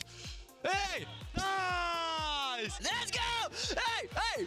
Hey! Nice! Good job, bro! Let's go, bro! Let's go! Come on, boys! Come on! Hello! Aggressive, I like it. You gotta amp yourself up in a series like that. You gotta keep the spirits high. I feel like we're missing out watching from here. We should go to the stage. I want to see that between them. You know, like you gotta get in the midst of it. We've only seen the Fnatic side. I want to see the foot side because I think that's a trigger reaction. You know. That's. I like that they taunt each other though. We see a lot of the what's good. What's good. I'm a big proponent of that. I love doing that. I mean, I grew up in like early days esports where it's like you basically were in a small room, no noise canceling things, anything, and you're an earshot. So yeah, it was all about mental. I mean, you sat like next to your opponents essentially. It was No, like like way peak closer. see you Yeah, on yeah. LAN. Yeah. Yeah, but we did see those people on LAN. Now, of course, we see Fnatic pulling ahead, 2-1. Did they have any business winning this map? Let's discuss this. Let's discuss what we saw from them because, quite frankly, some of their approaches have been more aspirational than others. I think actually Fnatic here, they probably could have closed it out earlier. It was unnecessarily close. So what did we see that was causing it to happen? Well, it was situations like this, where Durka, he's in his ulti, but he doesn't really know where to go. He doesn't really know where to put his TP, and his decision-making is quite questionable. So, you know, Fnatic forced into taking not the greatest of fights. Yeah, exactly. I don't think that he set himself here up for success. I think that it was this situations, right? Also, Fnatic is trying to follow up on him, right? To at least make those trades happen. It was a big hit or miss because it was not only on the defense, it was happening on the attack as well. We see him taking some of these chances and you see him, you're like, what are you doing to yourself? What are you doing to yourself?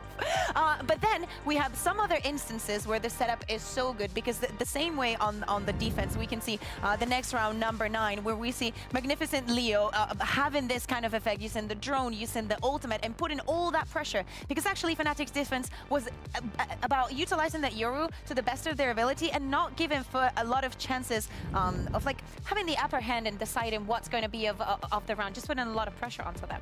Well, that round right there is like a perfect example of Fnatic's set plays. So that Sova ulti, basically they have a set play where it's like, okay, we're going to get into these positions, we're going to pump the drone, we're going to use Hunter's Fury, you guys are going to double peek with it. If Fnatic's able to kind of leverage more into the set plays that they have really good ideas. Yeah. But when it's like, okay, we're more individualistic, what happens is we'll see Durka in positions like round 10, gets close A main when his team stacked towards B, and then they come out, Alpha runs to a cage, like, what are we doing, guys? I think that the ideas, especially to me, come from the attack side. The way that they were pressuring to time after time, I was thinking maybe we get a repetition of what happened against KC and the plans that they had, but they came in with a completely different strat book, and I think that they got into Foot's head. Well, now on the other side, of course, Foot has to go back to the drawing board, make sure that they can tie up the series. Here we see Mr. Fallen in Aim Labs warm-up, getting ready for this next map. What are our expectations here for either of those teams? I mean, we need to think of Foot probably not changing that composition. I think that they feel very, very comfortable in what they have. But on the other side, this is the map, one of the maps that we saw the one time that these two teams played against each other. The same way that Foot is very comfortable in what they do and how they do, especially from the defense, they feel very comfortable and where to put the pressure. I don't know if I am a big fan. Josh, what do you think about Fnatic's composition with that double duelist? If they run the same one, and with Durka on Yoru and they run the double duelist, you just don't want to see that Viper, I'm just gonna, I might actually close my eyes for the whole game. But I think when it comes to like the teamwork, I think Foot has really good teamwork, and it's hard to highlight the individuals outside of like CNET on map 1. I feel like it's a pretty good like team effort. Are you gonna close your eyes, Josh? Because we're going back to that double duelist. Now hear me out, okay? Alpha on the race, I will never complain about that. But you know, starting on the attack, we do, I think that Durka did have that pressure. What I really liked about what they were doing on Breeze, that I hope they repeat here, is that they were being very unpredictable in who takes what responsibility aside of the Euro. When Foot went up against Heretics on this map, there were so many abilities to take CNET off of lines. There were like prowlers, flashes, stuns, all these things. I'm not going to see a lot of that. Like, yeah, Yoru has to blind like flash without info, and Breach, same thing. I don't know if Fnatic's going to have the same way to deal with CNET on Chamber here. Yeah, I mean, Chronicle also on the attack. I think he's a force to be reckoned with. I know that Mr. Fallen was struggling a bit into how to gather that information from the defense and actually act on it. And having Chronicle on the other side, supposing that they're both going to be playing towards that A side of the map, is going to make things very, very difficult. Also, because remember, Fnatic get this map, and they're good for tomorrow. So of course, right now the pressure is on Foot. They're the ones that have to come up with the ideas or the counter-stratting. Yeah, I think one of the things I'm going to be looking for here is we've seen Fnatic on a couple of instances throughout the season where they did some role swaps where, like, Chronicle, for example, on Icebox was on Viper and now he's on Sage, just shifting things around. I think there's definitely comfort agents. When do we see Chronicle ever on Cypher? Like, probably just this map. How many times have they played this map this season? One time? Yeah. And they lost. And it's like, you know, how comfortable are you going to be on an agent like this instead of like an initiator? Yes. Yeah, I think also the thing with the Euro is that we've seen it a lot here on Split, right? We can kind of expect the set plays from teams like, for example, KC, and the agents that Fnatic have will allow for most of those things to happen. Like, we can expect Alpha just being super explosive, going on to Heaven. Thank you very much, production, for bringing back that agent as I talk over it. Alpha just being super explosive, right? And there could just be in a little bit more on the surprise. And do not get me wrong, against Foot, it was working. Sometimes we would see players like, for example, Atta Captain, who I think is a brilliant player, being caught off guard time and time again. I do think that Durka needs that confidence and maybe a little bit more time to test things out and actually expect some of the reactions that he sees on the other side. One of the things I'm going to look out for is Foot. They are so good at stringing rounds together and building that confidence. Fnatic, they have the attack side of this map, and I feel like their composition makes more sense for the attack with the double duelist and the breach. So it's on them, really, to set the tone and the pace of the game moving forwards. Otherwise, if they allow it, Foot, if they're able to get CNET's op up, especially if he's able to get it up by like round 3 or 4 instead of like round 7 or 8, that's going to be a big problem. That's what I'm going to keep my eye on the most throughout this game. Yeah, and especially with the composition with the double duelist and having CNET on that up, the same way that Heretics were trying to think of the plan of how do we dodge him, how do we, you know, stay away from him. It's going to be more complicated for him to actually get a lot of frags out of it. This is match point for Fnatic, so the pressure is on the other side to keep Foot in the game. Let's see if they can get it done. For all the action, I'm going to send it over to Tom and Thank you, Zoe. Yes, we're about to dive on into Split. And Tom, we heard a lot from the desk about how you could see Fnatic struggling to deal with CNET potentially on this map. You expecting big numbers from this man on the Chamber? I'm always expecting big numbers from it, just in general, but I think on the Chamber, a lot of it does just take him almost back to the basics, where he's just able to, like, the way he uses his traps, for example, a lot of the time, it's just very reactive. It's almost just like, I'm just going to place this down because I got a kill there, so now no one else can be there anymore, and it just allows him to almost just shoot heads. Also, the other thing is, you mentioned it in the last map, there are times where Krax will, even as an initiator, take space, and then CNET gets to be the second man in. Well, that's more of the case a lot of the time when they go into the attack of this map, is he's going to be the big distraction, and CNET can just frag. Now, kicking off on the defense, maybe not so much, because that's where you expect CNET to just go for those like off-angle, weird fights that you're not necessarily going to be expecting. And it's going to be interesting to see how this sort of matches up against each other, because the opposing side, you're going to have a lot of cool sort of set plays based around that Yoru raise. It's going to be that combination of Alpha and Durka, and normally going into every single map, I'll highlight Durka. Alpha on the raise is nasty. Always has been from his first day in the VCT. Alpha, nasty. But when it comes to playing some of these other agents, we saw him on Killjoy starting out this series. Absolutely dominating. Leading the charge for Fnatic, especially on their way back through on map 1. Now we come to Split. They just need this map pick, this map win, or Ascent, which up against the Turkish squad in the past would have been dangerous. Foot maybe trying to contest to keep that title. Oh goodness. Dear. They're chasing as well, right on the heels of that, Captain. And a clean opening. That's why we see Alpha as a danger man, and exactly why we fear CNET as well. God, this is the kings of Turkey facing off against each other. Durka time to jump. Has to be careful. They are wrapping him behind him. It is the ugliest fight we've seen today. And eventually, Yedajay is actually going to end up killing Alpha here instead. Leo still holding. This is a very spread attack. Pretty much every part of the map secluded by a different player, but it means that there's possibilities. Instead, on the other side, you see Foot grouping up together. A 2-2 split.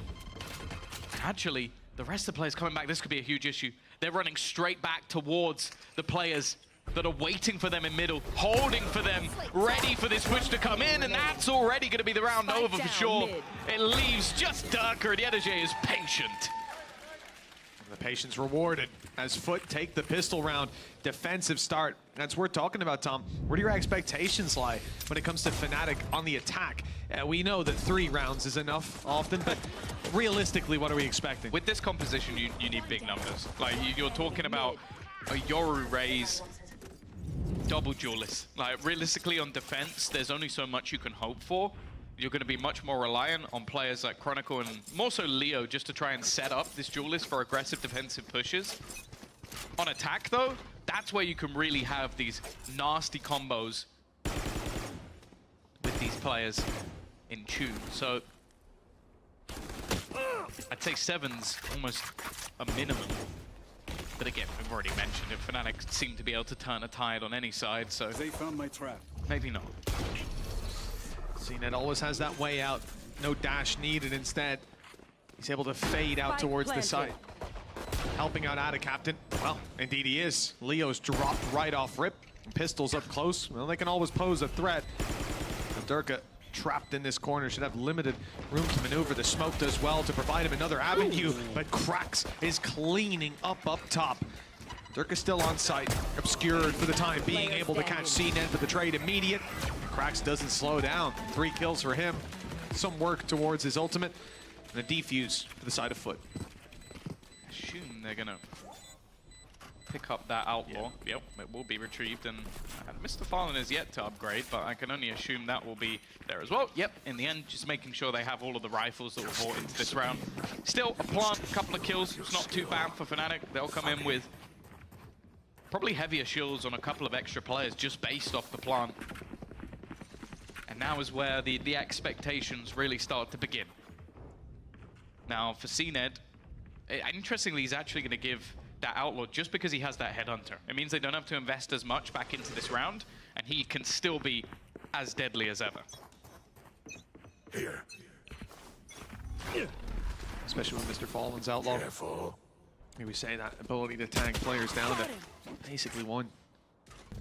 Chronicle is caught early lurking outside of A, so he won't find any success at catching players by surprise. The Trailblazer is at least burned up early for Foot. These rifles in play, Fnatic need to be very careful. This map of all maps is where you can find value on those low buys. Caution to the wind. Alpha is going diving through to eliminate utility, throwing a nade blind to deny any further space taking. And the pumps, or the brakes rather, will be pumped. Now they look instead to slowly shift their way up towards, not even necessarily heaven. They're checking all their bases, seeing if they can find any of these players unaware. Pumps are yet to be broken. There's 45 seconds left on the clock. Fnatic yet to make their move, but they do start heading back towards this A site. That's where Krax, more importantly, Mr. Fallen with that outlaw. Here. You'd expect that this position would be smoked off. No, they're going to try and fight into it. 30 seconds left. Doesn't seem like the play. 25 seconds now as they look to move in, and well, caught the timing almost perfectly. Cracks, however, wrapping round. He's almost tunnel visioned in. If Leo had come back, maybe there would have been a kill instead. Going in the other direction. He'll catch out Alpha, yeah, though. More important to keep them that advantage. Had his pick of the litter when it came to those kills. Evidently a small gap in where Fnatic expected players to be. Now moving down, they need to clear this close right corner. Leo is dropped immediately. All the pressure on Durka. 4 opponents to take down. This attacking side not going to find success in round number 3 as Foot get off to a fantastic start on their defense. Yeah, I think Fnatic were expecting a little bit more in terms of aggressive plays, especially when you have that chamber raise, especially on defense. You're expecting them to at least challenge for some sort of map control, but because they had this passive outlaw, they didn't really feel the need to go too aggressive. And then Fnatic just almost go dry peeking into that angle, expecting an easier fight. I believe with those low shields, that was enough for an easy opener. And then Cracks not actually being checked because of the time that they had left. They had to go quickly. 3-0. Fnatic's purchase here is not fantastic, but does allow for something a little bit more pacey. I'm intrigued by the fact that Alpha is somewhat left on his own, but I guess the idea is just for him to watch for any mid-aggression from the defense, as they will look to claim that control.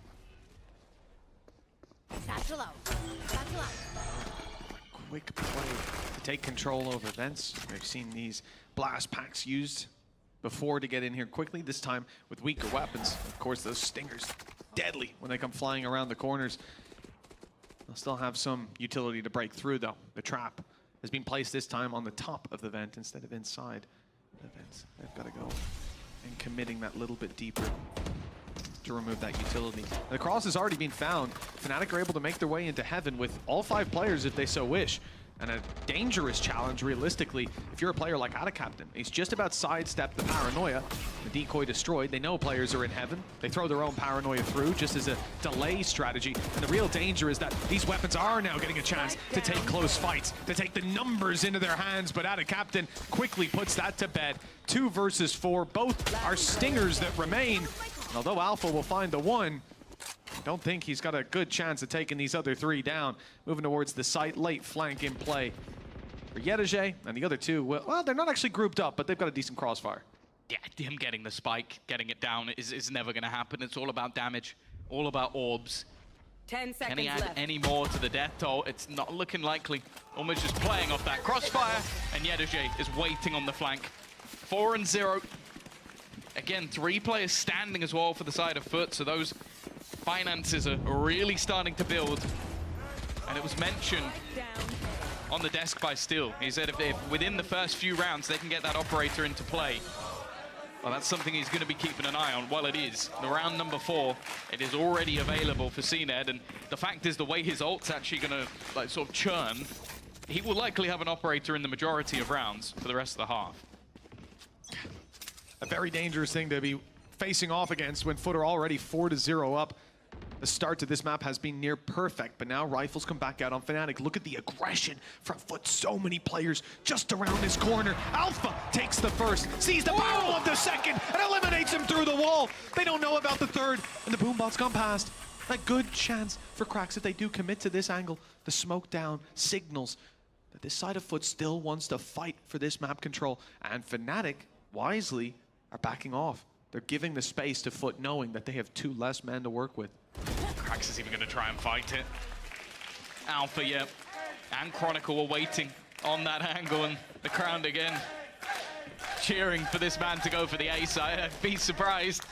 Although, Adacaptain maybe about to move into his crosshair. He's got the paranoia available. If he wants to try and use it, that trip, though, is going to be one that's difficult to bypass, and instead it will be Mr. Farlin that comes under serious amounts of pressure. It's not connected with the util, but now he's going to get stunned up, dead immediately. Boaster is going to make this first round look inevitable, as Alpha won't manage the ace, but he will come out with 4. Not too bad, all things considered. The man doesn't even break a smile. Continues to chew away. Fair play. And keep in mind, this is not only a buy round, it's one where CNED pulls out the op. And they find the first 2 kills, delay knowing that someone has to go for information. Someone's got to make the play. And when they try, Alfier's there waiting on the other side. Showing that Turkish squad that he's got quite a bite to him. 4-1, Fnatic on the board. Showstoppers in play for both squads. Yeah. Dimensional drift for Durka as well, and he usually burns these up pretty quickly. Yeah, he earns them pretty quickly as well, so it's understandable. And those two ultimates in combination are an almost a guaranteed opener. This time, Zenith's going to be back towards the A site. Middle control unsuccessful. Seems like cutting through. His temptation just immediately run their way up. Mid has been such an important spot for Fnatic early on. And that's already 2 players spotted for Durka. Stun is sublime, and actually Yenergy tries to go for the immediate headshot. Doesn't quite work out for him. The thought about the ult for Ada Captain, I'm not sure where he would be taking that. He's decided against it. Now's not the time for Foot to go forward. They set up with their utility, and now the push comes through. Flash, primed and ready, connects, and Alpha's dropped. They've got a little bit of control, perhaps a way out, but that space is being filled back in by Boaster. Play up through middle, caught on Chronicle. This is a beautiful bait. They shouldn't expect another, but Krax somehow does. The showstopper is perfect, and Krax has seized control of this round. He'll fall in the end, but for good cause. 5 rounds now secured for Foot. I'm not sure what it was that gave the game away, because that double up from Fnatic was just a perfect idea. They had the late TP out of there from Durka just to try and hold on to that control. But then there's just the double take. I don't know if there was a step, I don't know if there was any sound. I don't feel like there was. So. It was almost just like the spidey senses were tingling. Fnatic. And now, well, they're feeling the pressure a little bit. As I said, the last map was so desperately close. If Foot had taken it, I said at the time, the expectation was that Breeze would go more dominantly to Fnatic. This map would go more dominantly to Foot. And then we'd end up on the final middle ground of Ascent. For now, though, well, the last map didn't go dominantly. It did in the end go in Fnatic's favor. But Foot are starting to take a real lead. And that's the thing, that's after getting into an afterplant, using an ultimate to clear the position, using your showstopper as well, and you come out with almost nothing. Very expensive round. There's pause from Fnatic as they seek a desperate solution. Attack side, you can be slow to start, but we need to see the ball rolling fairly soon. The Rolling Thunder could be what sets it off. For Leo, they just need to get into a site. The problem is, last round, they did get into a site. The control afterwards dismantled by Krax's 6th sense. Incomprehensible how he decided there was a player there, why he even checked it. But a beautiful read by that man leads to a 5-1 scoreline. And again, Rolling Thunder might be online for the attackers. You've got those cabbages for Mr. Fallen. If he pops them now, I'll be getting a lot of info. It's the deep flash instead. Nobody inside B main. Good info on the back of that piece of utility. Although they don't decide to do anything crazy. This is where sometimes we'll see them shift up and go for the aggression on B main, take a little bit of control, but it's too early in the round for Foot to worry about that. I think it's more so that they've already done that on A. So when you have control on one side of the map to gamble into the second, it would definitely leave some space. And with CNED having an easy exit. Oh, actually, he doesn't right now. There is no exit for CNED. This is just him walking up. But he's got such an unbelievable amount of control. The main thing will be utility. If they expect him to be here, this could be a problem. Rolling Thunder, as said, no way out. Instead, it's going to be the cage, and he just has to retreat. And look at where the rest of the players are from the side of Foot. And a captain is going to TP in to try and support him. I think he's actually TP'd in to the Rolling Thunder. And instead, Alpha's just taken over heaven. 30 seconds left. Just rounding the backside into the operator. That was the one angle being held by Foot. The one concrete hold they had is CNED. Now it is TP back online, but not placed just yet. Has to land the shots with 15 seconds left for them to get the plant in. Fnatic now pick up the pace. Nice nade by Cracks, and the follow-up is there. A second nade on the back of that. Left. And with 8 seconds left, all he needs to do is place this nade correctly, and it could be his. Going to the back of the site. Leo will evade it, but he's into the open. A sliver of health, but Leo wins it by 7. Oh, I thought he was done for. Obviously, Cracks is a little bit more careful with the way that he goes for that fight than you'd normally see from him, but a nade a smidgen to the right. He was left with 7 health. A single paint shell could have done the job, and instead, well, cool, calm, collected is Leo. And while Cracks is going to be feeling that one, a chance to send Fnatic into disarray. Instead, they break back onto the ball once again. As said, though, there was always going to be an operator. There was always going to be something for CNED because of the fact that that tour de force would eventually be online. And here it is. The real danger presenting itself. Trap for top heaven as well. If he does want to fall back late in the round, he can go wherever the hell he wants. Fnatic are looking towards Vent, and they found CNED. I mean, we talk a lot of game about his operator. His tour de force is even scarier than that, and not for Fnatic. No, not for Alpha. Not for Alpha. Not even a second thought about swinging mid there either. They hear the ult and go, yeah, I've got him.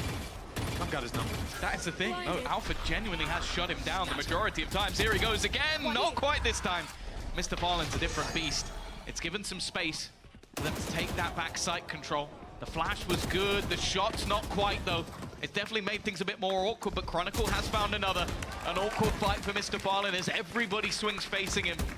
And now Anna Captain needs a hero play, needs a moment of his own as he's left with 3 aggressive players looking to take the site.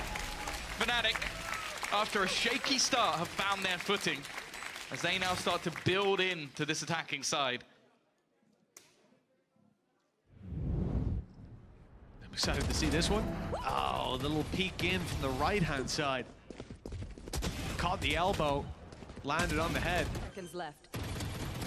Trade outs after, I mean, just numbers advantage to play with. Alpha diving in. Boaster not able to hit the shots initially, but the rest of the squad is there, filling in. The distraction play worked. Looks like we're gonna get some aggression out of CNED. Who's surprised by that one? Trap down, they wanted some mid-control, but an early flash inside B main gets them curious, gets them thinking maybe that's where the play is coming through. Lots of pings from Fnatic. So it looks like they'll want to send someone towards heaven, where they were cautious of the danger presented there. But what I'm seeing in the rotations is that they're just going for a full main play. It was definitely worrying because of the fact that Chronicle had the spike. Flash. So much utility being thrown in, blinded on many different levels, but that has all faded. A nice late flash, though, is going to help them out. Weaker weaponry not working for the side of Foot. And this time, things are a little bit earlier. Nice work from Anna Captain. Going to try and sell a ruse with the TP, but they have so much more that they need to do. Guarding here. Yeah, and they really don't have the weapons for it. A miracle if they manage to come out on top in this round. Leo from miles away, he has danger from the player on top, but these fights are easy. The Stinger never going to land the kill on a player like Leo from that kind of range. Cracks stuck behind the smoke up top, has no opportunity. Diving in with a Sheriff is into the death sentence. Waits for the head peek angle. And Alpha's up on top. Seeing him wide out in the open. That 6th round for Foot, looking much further away now as Fnatic start to string together round after round. Show us very strong attacking side, one that's pointed. And once it's directed towards, especially this B side, there's never a problem to be seen for them. This is the climb back that Fnatic were looking for. 5-1 down. Pause taken. The resurgence has been clinical. There was a reason. They started off the day talking about Alfia. They're also talking about Cracks. These raised players, on occasion, they'd have you fooled. I think if this was your first time watching some Valorant, you'd be like, yeah, What incredible duelist players. I wonder what they play on other maps. Oh, you got a KO. You got a Cypher Killjoy. Especially Alfia. I feel like he's just in his element. It's like you send him in first, he does the job every single time. Winning those opening duels. Getting that showstopper again and again. And well, you can almost avoid the fact that it's again been a bit of a quieter start for Durka, but if they keep this climb, it may not matter. We've spoken about this team and comebacks all the way throughout the last few days. It's been the story of their playoffs run. The fact is, they could have fallen in the first hurdle to Liquid. It very easily could have happened if it wasn't for some crazy streaks of rounds. And that's why I think we're seeing Foot very preemptive with where their pauses go, because they know that if that ball gets rolling, it becomes more and more difficult to stop the further it goes.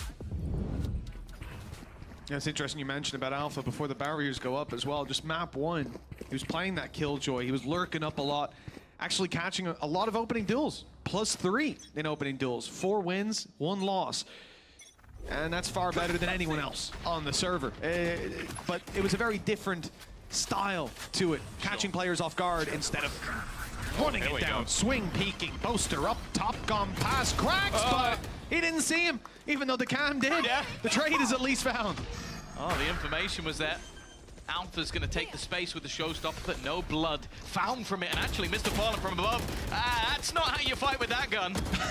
Jumping through the air, but the main thing was survival. Now, Leo, a single kill here could grant him that Rolling Thunder. The problem is now they're at such a massive deficit. Leo trying to fight. Alpha hoping to bait someone into one, as he's now left alone. Stun is decent, but it's only going to be the 1-for-1.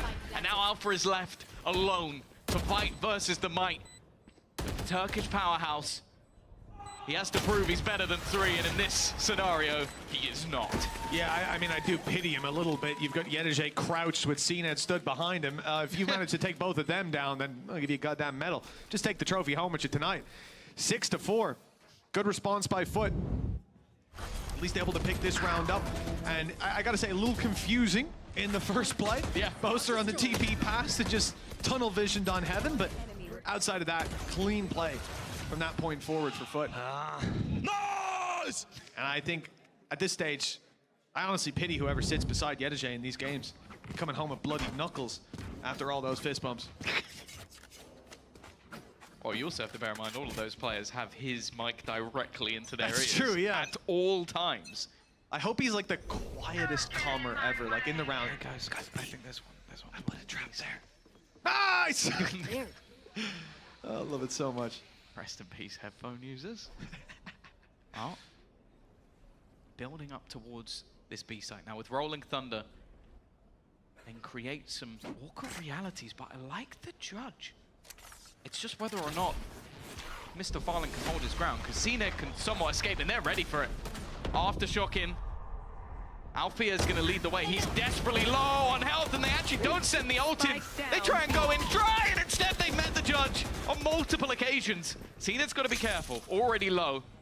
With Mr. Farland dropped, there is still opportunities, but they've shut down the take, and more importantly, it's not a great spot for the spike. No, it's suboptimal. You know what? Maybe Boaster's going to ult and pick it up. Well, it's not really an option, is it? Don't think anyone's going to pick it up, to be honest, Tom. This is somewhere that after that initial play doesn't work out, you don't commit the Rolling Thunder, you're just going to sit back and accept the loss. I mean, just look at where Leo is. He's miles back in the spawn. Left. This is not around even if you send up that mid-play that you're going to get value from, and especially not because CNED has already put a trap there. So their back is very much covered short of the longest flank of all time. And, well, time is very much the issue with that. So for Foot, secured a 7th round already as the time dwindles. And Fnatic, it is a little scary because you know that most likely starting out the next round, that Rolling Thunder will be points of contact. It will be used. And I think that puts Foot in an awkward enough position as to how they set up. But the one thing they have going for them in this scenario is that showstopper. If Krax is in Heaven, Rolling Thunder on B is not going to have that much value. And on A, it's such an open site that you can take that without. I already think that this was the counter. Like that them having the Rolling Thunder and then putting that judge up close. It's like maybe you get bumped, but it's one of those guns where if you're in the face, you only need the one burst to kill off a player. So I think the plan was that CNED would TP out, and then Mr. Fallen, as was, would be left behind to try and kill people off in the corner while ulted. But they just never used it. So it ended up as the exact same play off the back of the paranoia, but nobody even realized he was there. It means that, okay, they could try and do the same again, but I think it's already been seen. And also, they have some very good ultimates for retake. Well, this last round, you've already seen Fnatic push past 3. The bare minimum's already acquired. Who's next? But a 7-5 scoreline, much more manageable. Rolling Thunder not put through. The first ult is Durka's Dimensional Drift. Spotting out players on the site. There's 2 and 1 up in heaven already secured. Great information. Flash, stun, and he's out of the ult. But they're ready for it. Here comes the Rolling Thunder though. How do you react to this one? Good night and sweet dreams, CNED. No chance. Still in the air when the initial peek came around. Decoy sent to spawn just to confirm there's players close. Slow them down on the way back through and allow these players to make it out of main, focusing their crosshair up on heaven. There's a lot here for Foot though. As we said, the showstopper is the main reason that they can feel comfortable in falling back off that B site.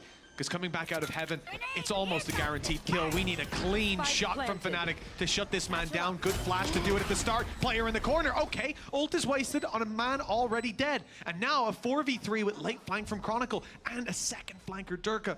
Great opportunities for Fnatic. Mr. Fallen, he gets the timing spot on.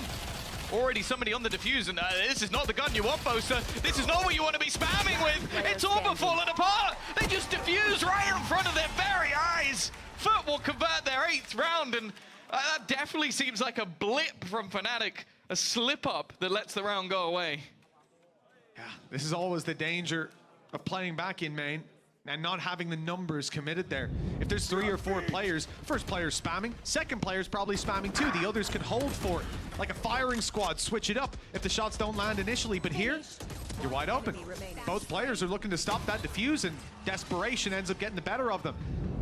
You also gotta give props to Mr. Fallen for just taking all their heads clean off as well. Maybe Boaster was easy crouched, spraying a stinger, but the other 2, pretty quick, pretty clean. 8-4, double the rounds for Foot. But that hasn't stopped Fnatic in the past. Let's go for the throat. Might sound like a broken record. Might sound biased to some, but the fact is, they have done it so many times. Even in map 1, a dominant half from Foot came all the way back. Even still. Gonna see the aggressive play in the pistol. That is perfect from Krax. Alpha though, what? He's gonna manage. That's the spike. The nade is gonna be able to deny them. That means he can team up. The only real worry is gonna be Yedajay. He's in such a powerful position. If he gets the timing just right, he might have a kill for free. And there it is.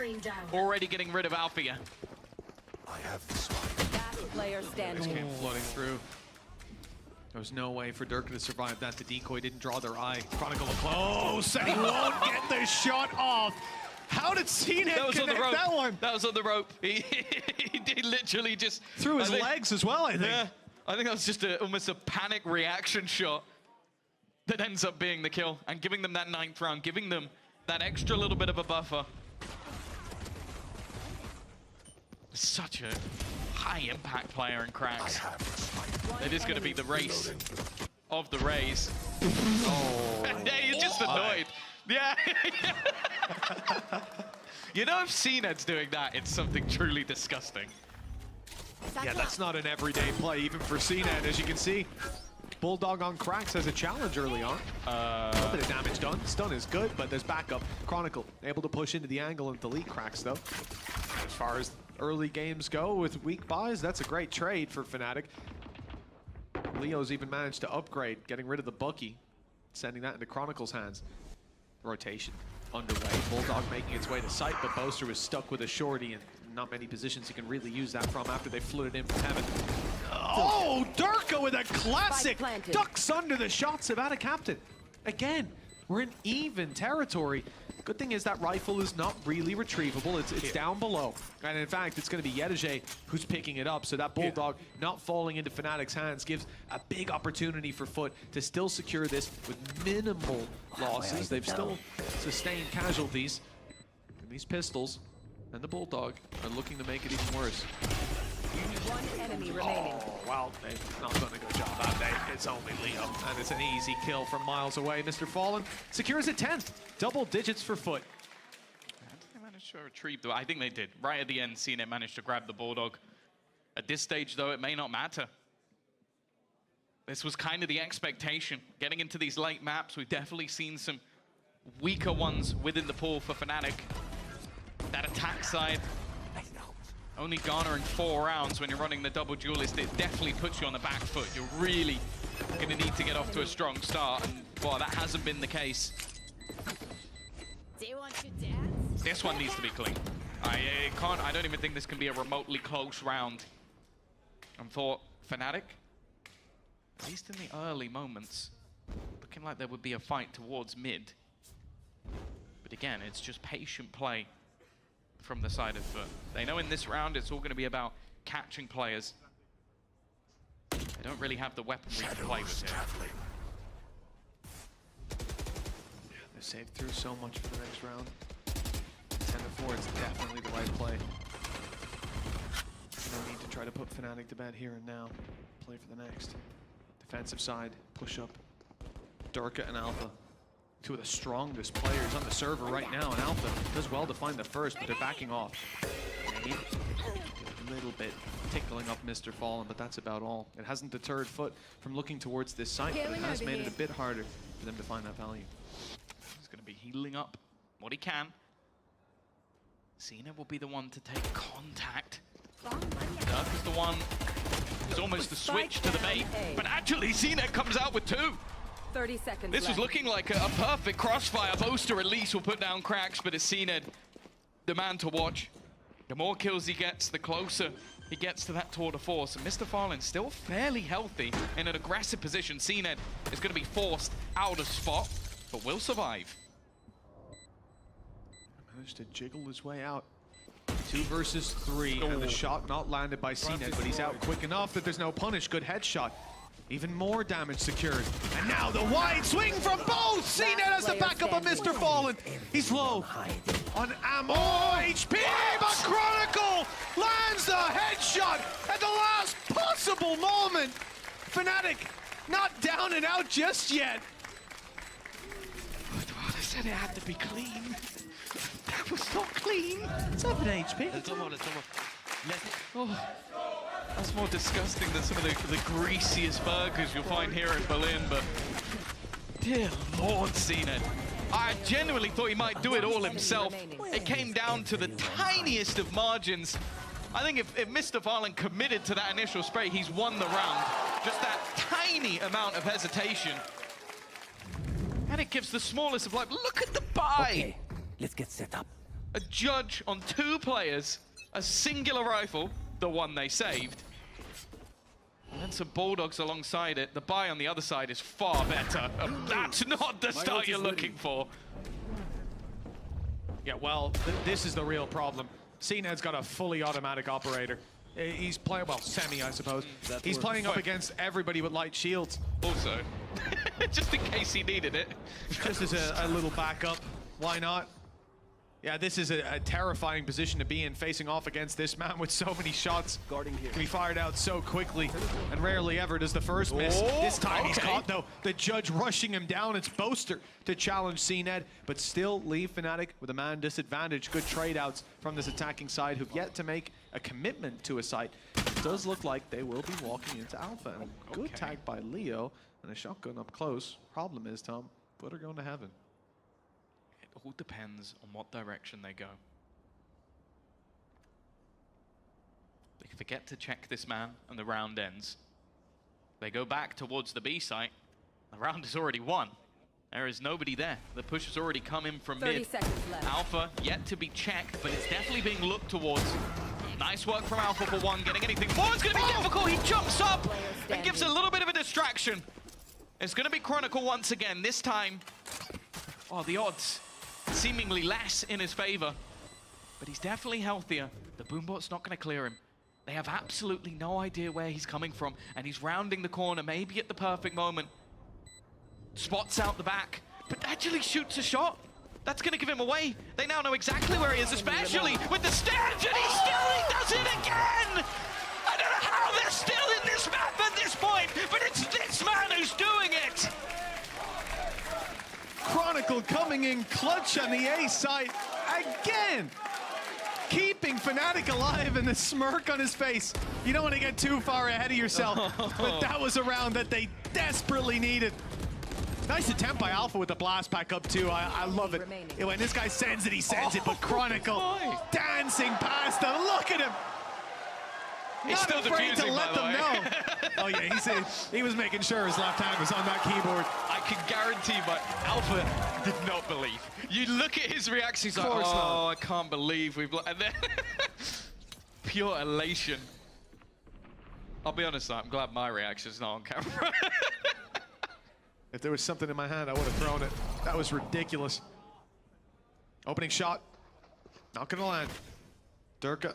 Still 2 shots left in that outlaw. Nice little return. Boaster drops Yedege, but in a round like this, the loss of Alphier will be felt that little bit more. Yeah. Mostly pistols, but that tour de force, a lingering threat. If it gets into the late round, if there's any inkling that Foot can take it here, that showstopper could be put into play, and who knows where it goes from there. Seeker's one off.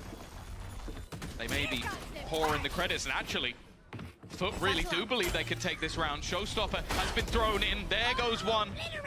The fake out's not going to do anything. The nade will buy time, but more importantly, this time Chronicle's gone. Their hero of the last 2 rounds has hit the deck. They're going to need another. Durka and Boaster, still that tour de force floating around. It's up in heaven. And waiting for an opportunity to take a kill. In fact, waiting is not the correct term. CNET's walking into it. He knows that he is about to be faced, but he won't find the shot. Flash through, good to eliminate CNET, but that's about it. Boaster's hightailing it.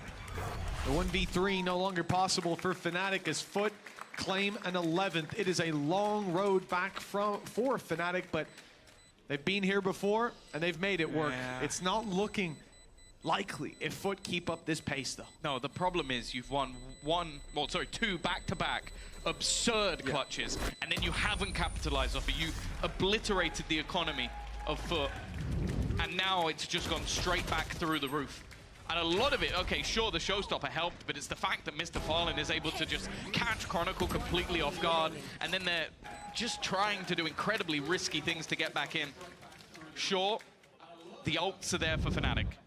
That's sort of the saving grace, but I think you can tell by the pause that they know that this is dire. Someone's going to wheel Casey's whiteboard in, because right now, Fnatic aren't losing as a team. They're losing individually. They're winning individually. That's how it seems. Chronicle having to pick up a good, healthy chunk of their rounds on his own, essentially, and in chaotic ones, too. When it comes to round wins that feel repeatable, that feel tangible, it's Foot every single time. They have control over this map, and if this pause doesn't remedy those issues, we will be going all the way to Ascent. And sure, between these 2 teams, it might be hard to split the difference there, but history certainly leans towards Foot, towards the Turkish region in general. Although we heard it from BBL during this season, it's no longer the Istanbul. Everyone else is caught up. Foot will have a challenge if they make it all the way there. Yeah, it's a map that they barely played. Once versus Vitality, a victory.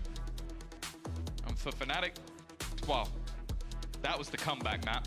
That was the ridiculous defensive half that they had. To scrape their way past Team Liquid. Nonetheless, we still sit on split. We still sit on our 4th of 5. But that 5th map is definitely lingering in the back of everyone's mind at this point.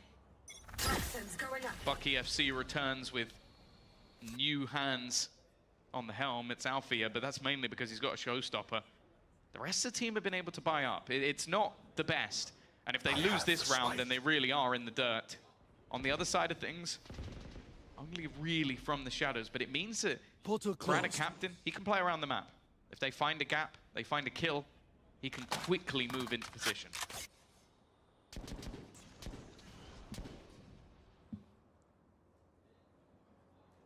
See a flash on Mr. Fallen out when you're a Trailblazer. Sent into B. Scout destroyed. A lot of the time, this is the guy showing his utility to draw those rotations. It's worked for wonders. 4 players towards this side of the map, the left-hand side. Leaves all the pressure on Chronicle. He's been able to clutch out rounds before. Now he has to do it before the first body is fallen. And in fact, that's a lie. Mr. Fallen gets dropped by Durka in mid. It does little to help his position on the site. Chronicle surrounded and dropped immediately. Yeah, Cena was blind for an absurd amount of time, but still had enough. Durka trying to give the information to that showstopper. Alpha's been able to take one, and Durka does the rest. They've been so good after those tactical pauses. But this round, you can give it over to Durka. 4 rounds now, the difference. Life still there in Fnatic and their fans.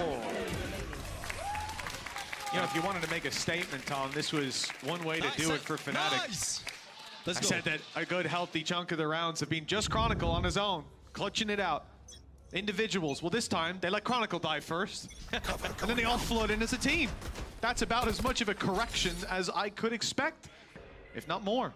But that was with a few ultimates, a few get out of jail free cards that eased the pressure that was building on their backs. Now in round 19, they don't have those ultis to fall back on unless we're about to see the highest impact neural theft of all time. But neither do Foot. Yedajay getting to the site, getting a kill, getting a plant, getting an orb, means Viper's Pit is online. And without that showstopper, Careful here. and without the dimensional drift from Durka, it will be very tough to deal with that. One of the scenarios where that neural theft really can be valuable, but you need a kill for it. CNED still pressuring around mid. Now they know that somebody's here. They have this combination of utility to try and set them up, but Foot are not facing. 45 seconds. They haven't really claimed any ground. A little bit towards middle. Yedajay now starting to probe in towards this Cypher setup, but Scout destroyed. Durka's already put a TP. He can be on the back site within 30 a second. seconds left. This is it for Durka. Time to take that fight. The player spot with close. The spams attempted, and it gets very close in the end, just about escaping with his life. And now he's ready on the site to help out his teammates. Leo, Chronicle, finding the kills. 12 seconds left. Foot need to up the pace, and there's barely anyone left to move forward. And Andalucia flawless for Fnatic, and they are very much back in the game. They were looking dead to rights. That bounce back from Foot, just a couple away from closing it. But the Fnatic story, I was going to say no, never ends until 13, but sometimes it goes even further than that. This has not really been their map throughout the season, that's for sure. Hidden ninja not looking. Time to jump. And we know this team love to prove anybody, going out. everybody wrong. The last time they lost a round, well, it's a bit closer to a round like this. Some pistols, some SMGs, and they're going to go peeking into it. I don't even know how Alpha's hit that shot. But okay then. A little bit more like this, and they'll be done in no time. Well, I saw this man win clutches earlier, and he barely broke a smile. But now, as they start this comeback yet again, listen, if you were to make a story about this, it'd be 6 seasons in a movie. I don't understand. A Fnatic again and again find themselves in these mass deficits, find themselves winning clutches as more or less the only light at the end of the tunnel. And then the train comes and picks them up, right back out into open, clear skies. 2 rounds in between them. But Foot now have a full buy. They have a Viper's Pit as well.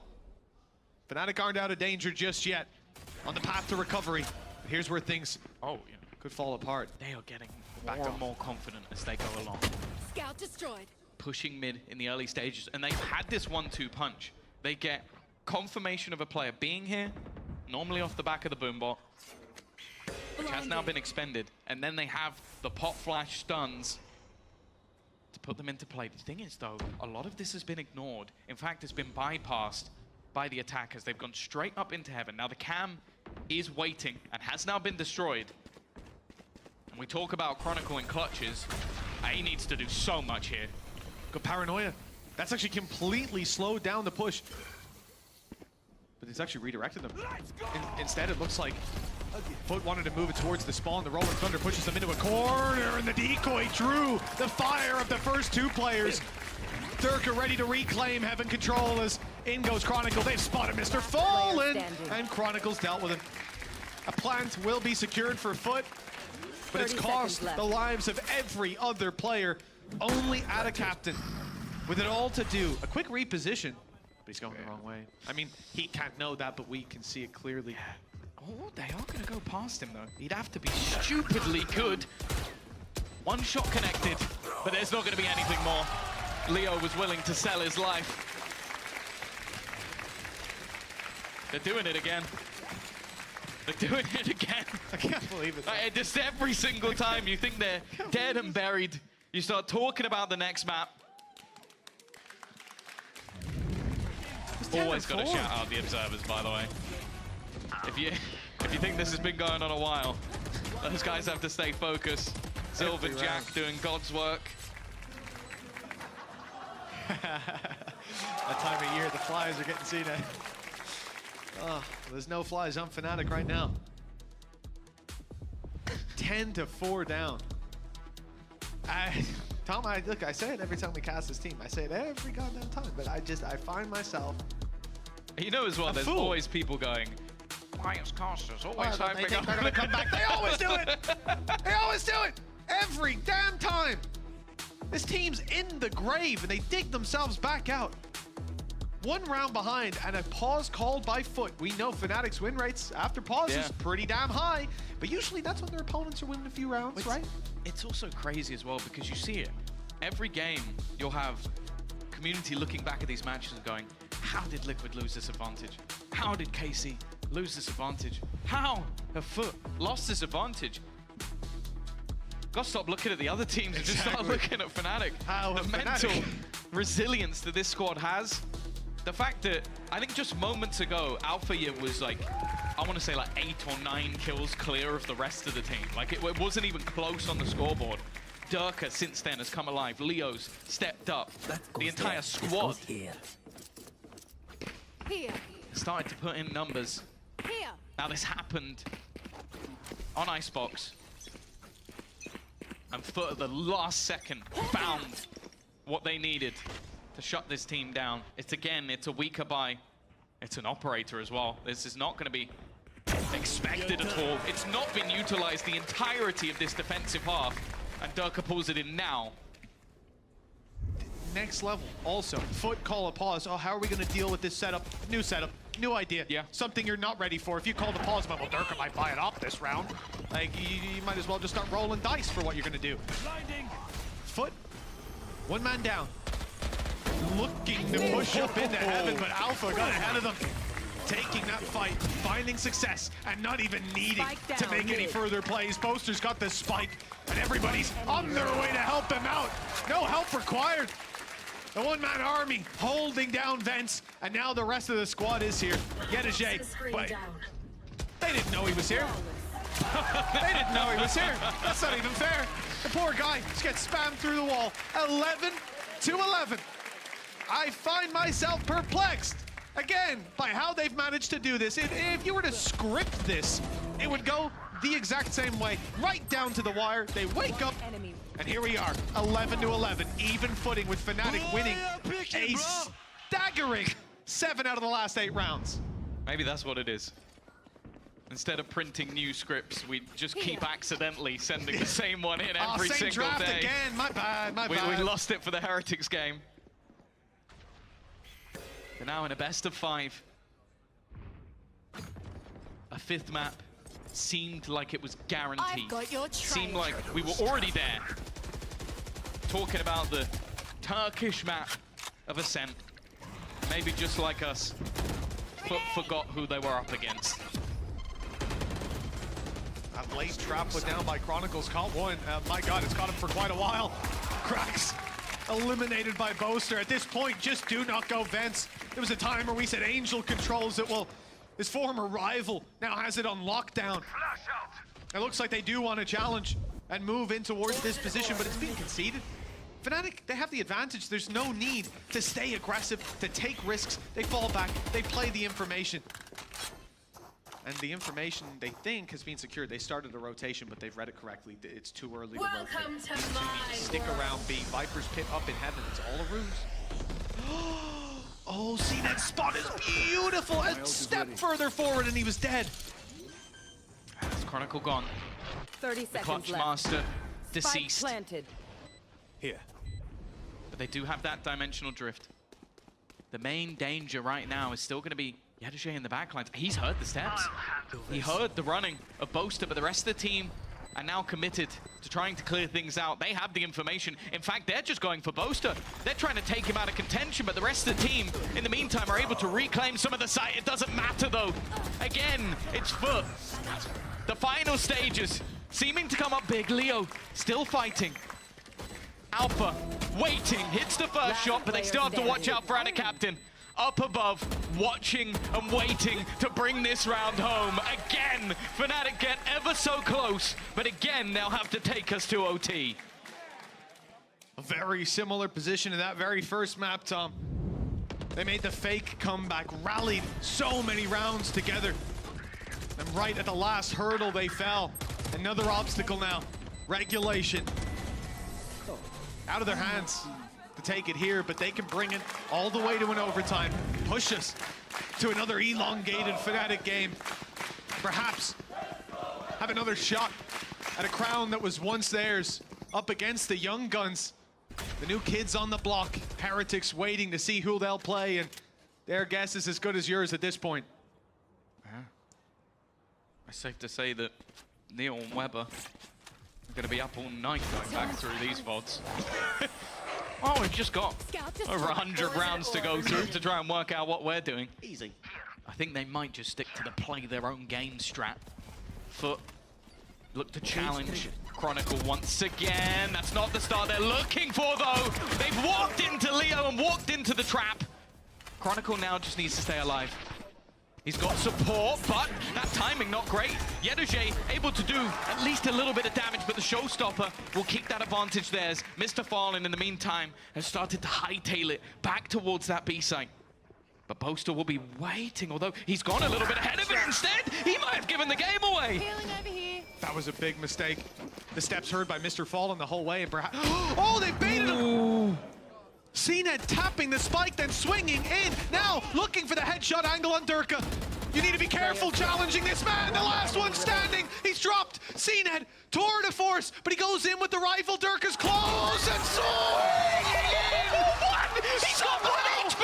1 HP! He survives and buys Fnatic a second shot at this. 12 to 12, we're going to OT. Someone get the defibrillator ready. My heart's not gonna be able to take this.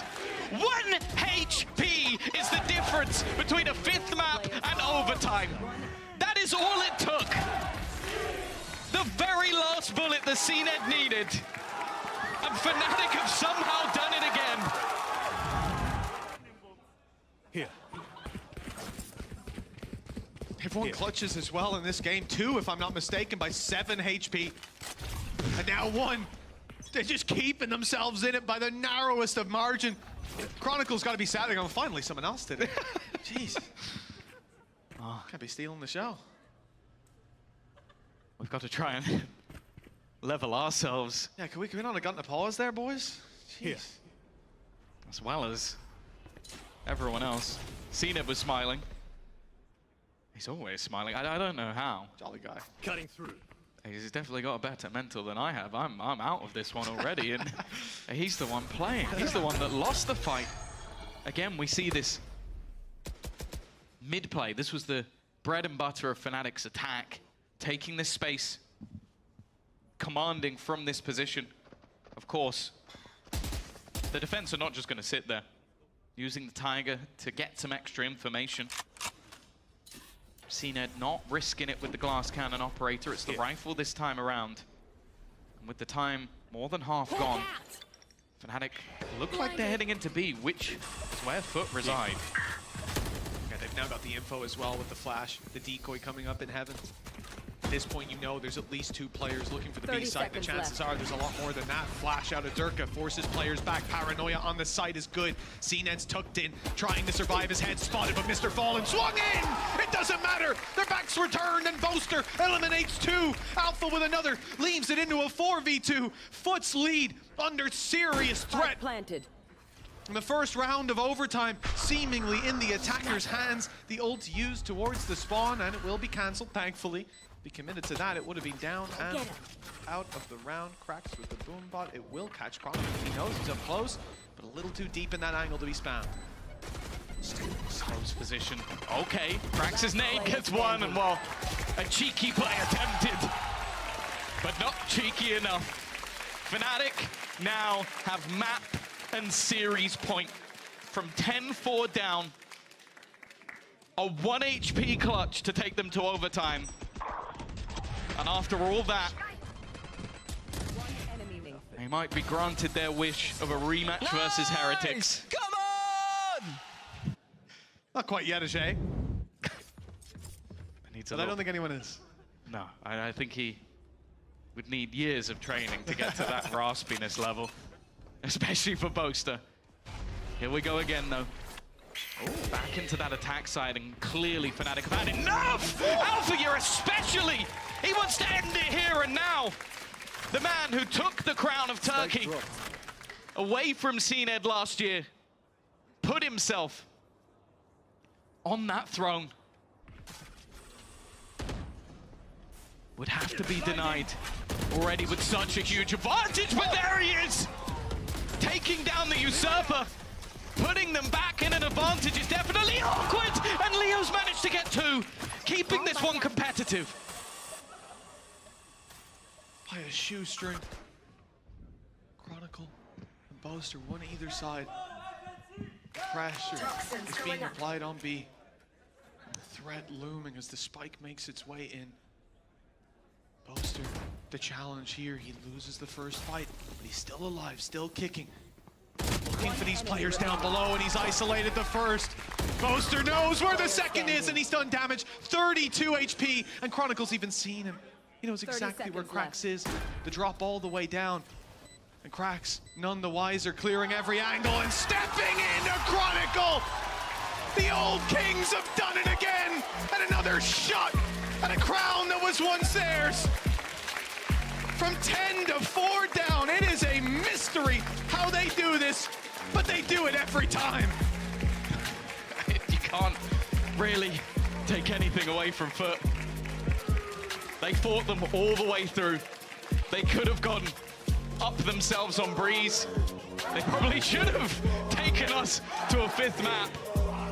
But there is a reason that this team has multiple trophies.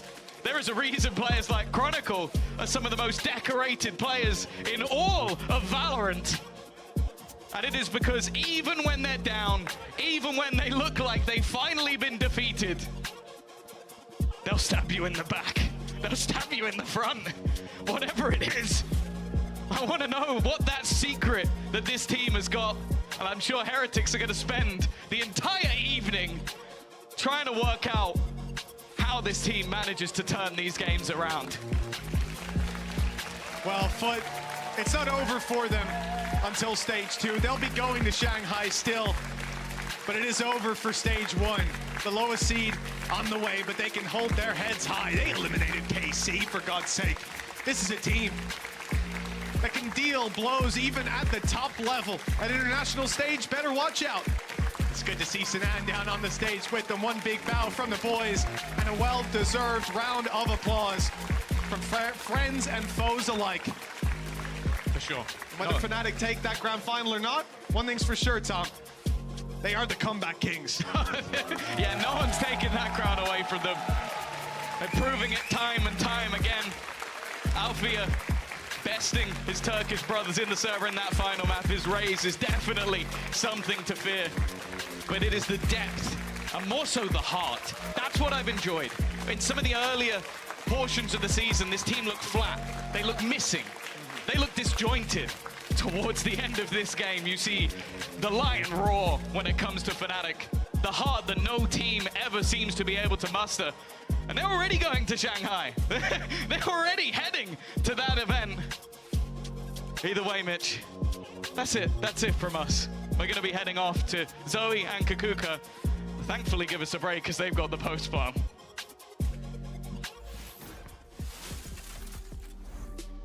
Thank you so much, guys. What a end to this series. What a way to clutch it out for Fnatic, keeping us all on the edges of our seats. I mean, heading into an OT on a 1 HP clutch, can't ask for anything more than that. Dirk is certainly redeeming himself for any kind of criticism we may or may not have had. Yeah. This series. Don't get me wrong, and he was so Forgot all close. about it. He wasn't even looking like he's gotten some crazy kills. But I think it's also so iconic, the fact that it was Chronicle getting that last kill, like the clutches that he was involved in on that split. I do not know what it is with this Fnatic. I hope that we get a chance to ask them right now. How can someone be so comfortable being so many runs down? You know, so how did they keep coming back from losing pistol after pistol and just being like, yeah, no worries, we got this. Everything's gonna be fine. I understand, okay? I watched Lock-In. Well, actually, I stopped watching Lock-In because I thought that they were gonna lose after an 11-3, and then when I watched again, they won, and I started to understand. They're just doing like a trust fall with their own team every single time. Yeah, like coming back from a deficit, obviously that requires a lot of veteran experience. You need to also have a lot of trust, obviously, in your team. It helps them a lot that they have that pre-existing synergy. They didn't make any roster changes heading into this stage, right? So they are very familiar with the capacity or capability, not capacity, of the individuals of their team. Yeah, and especially in the last two maps is where I've seen them the most comfortable also in playing into the chaos. And even if Foot like has an idea of what they want to do, they do not care. They do not care sometimes even about the weaponry. They were actually a surprise, which for a team that has been together for this amount of time, you know, it's still very, very refreshing. And here we see the map set for this very series. Honestly though, I mean, the last two maps were just so close, and even Icebox, it went like the distance. If the entire series, it could have gone either way, and rightfully so, because Foot had such a good stage. They had such a good year thus far, and a really good showing here in the playoffs as well. Oh yeah, completely. And I think that this year is going to be different from them internationally. I think that they actually have many reasons why we have many reasons to believe that they're going to be a surprise in the international stage as well. Everything's going to be better, and even on stage 2, I think that we can, you know, keep thinking that this is one of the best teams in the region. Do you think Foot is on the radar of the international competition? I mean, Fnatic obviously a household name, but is Foot in their eyes? Here's the thing, like some people are like non-believers, or they think that this must be like a one-hit wonder, but I really think that they're gonna be proven wrong. Hey guys. Alpha here. Fantastic. And Boaster joining us now. Congratulations, guys. I mean, we just had to check our heart rates. That was about as clutch as it gets. How are you guys feeling after this series? Still a little shaky? Oh, he's so polite. Stop I'd it. say, yeah, pretty good, you know. We overcome a mental block today, I feel like. When did it come? At the beginning? Just in general, you know, like being able to win certain maps and just coming back. Like, we seem to be a comeback team now. Yeah. It's like we're I just don't always like late. that. That's a weird identity. like how it. did that happen, and why is this happening? Why are you always keep the playing from a ratings up, deficit? keep doing it. It's like it's never lost. Why is that, do you reckon, Alfia? I don't know why it's happening, but I think we started a bit late in the games. Like our comms or our gameplay, we just adapting the game like late, I think. Do you think so? Is that something that concerns you now that you're going to go to China? You say that today you overcame that mental block. Do you think it's like gone for good, or do you think that there's still some work to be done there? I think there's still some work to be done. Like, we did actually start pretty on fire against Heretics, and I felt like we threw that game, so it's nice to have another try at them, and I think we're going to be ready this time. Yeah, I'd say, yeah, we're working on it. Well, that's reassuring to hear. So you're feeling like the first rendition of you against Team Heretics, that was a throw on your part. Looking at the opposition though, Team Heretics, have you figured them out? Like, do you know what to expect from that team, or do you think they still can catch you by surprise? I think we're gonna win tomorrow, because when I'm playing with Heretics, I never said that before, but when I'm playing with Heretics, I just I feel it like I'm playing Ranked. and I'm gonna show who is the best ranked player tomorrow. I love that we have so many Turkish players, like literally Yeah, every same. team. Yeah. I adore it. I saw you stretching right there. I see that you guys have also implemented another part of the stretching. I'm seeing a lot of sit-ups during your gameplay. How's it? You stand up after every single win, every single round win. How have been the vibes today? Because they were immaculate from our perspective, at least. I mean, I just remember past matches, and I feel like we are not hype anymore. And I just want to bring the hype back. Oh, we That's felt the why hype. After all the time after rounds, I just stand up and I just cheer at them and shout at them, and they start with me as well. This is all gonna end up in a tech pause. So luckily we have Pansy tomorrow here. So yeah, You already keep doing saw that. like headsets being like unplugged by accident, but you know what? Vibes are on point. Obviously, you're not skipping leg day that way, so that's great for everyone involved. Looking ahead at the grand final here, how important is it for you guys to take that EMEA crown? Because you were very often in the close past, last you know, year. you were considered like the EMEA team. So do you feel like getting that crown tomorrow will like re-establish that position for you? Well, for me, actually, I think my job is done. Like, we just wanted Group A to have a fighting chance, because Group B was a bit dominant against us like in the group stages. So now we got a win against Footballist, and we feel a bit better. I mean, you know why we lose yesterday? Because we wanted to take revenge from every team. We lost against Food. It's for the storylines. I love that. It's Yeah. for the reps. I told you, it's for the It's reps. the reps. It's for the sunset. Talking about the maps, though, we were actually wondering in this particular series, we saw you guys picking Icebox against Foot. Why is that? Was there a specific reason why you went on Icebox? He's the IGL.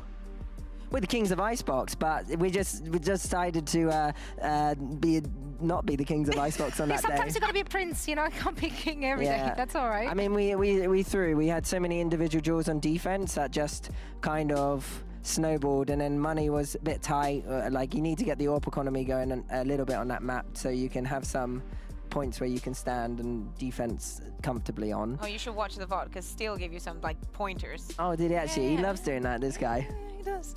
It's very constructive. Yeah, no shade. It was a very constructive conversation there. Yeah, no, I mean, overall, obviously, stage one almost being finished. How was the experience, and how is the competition stacking up to one another? I feel like this stage has been very tight. It was really good experience, I think, because last year we won everything, so we didn't feel any lose pressure, or we didn't feel any bad habit. So this year we lost something, we win something, and we know how it feels. That's why we don't want to lose again. For me, it's depressing Love that. and anxious and stressful, and yeah, it was a weird season for me. But when we qualified for Shanghai, I felt like I could actually enjoy the game again. So these playoff games, I'm slowly getting back into how I feel is going to make me, like, you know, us better, is me being a better IGL, and then by me being a better IGL, I'll just be able to find the frags when we need it. I think throughout the season, when we started losing, and it was like we were juggling like embarrassment for myself, and like, because obviously we were winning everything last year, we came in confidently this year, and we were getting owned by these kids that have just been signed and picked up. So I was just like, oh goodness. But now I'm kind of like over it a bit, and also our performance coach Ryan has been speaking to me a lot, and when we've had him here, and he's been a really big help, and he's just saying, like, you guys are putting yourself on the front line to be embarrassed, and that's a lot more than what people typing online are doing. Suffering from success a bit.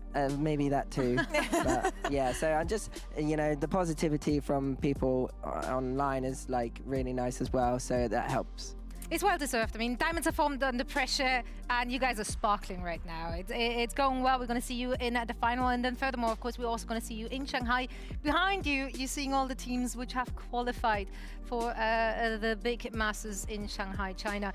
Is there any team you're particularly looking forward to face off against, and if so, why? Of course. I mean, I want to play with Leviathan because of Aspas. He's my friend. I'm really close friend with him. I just want to play against him because I think he's one of the best players in the world. So if you beat the best player in the world, then you're the best player in the world. You are the best player in the world. Simple math.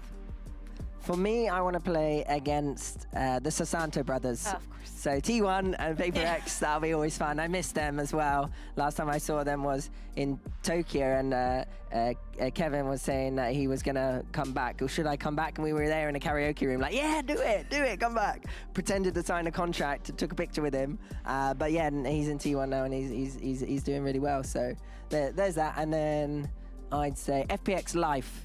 I saw him at his first event, and I'm looking forward to seeing him and potentially playing him again. Oh, okay.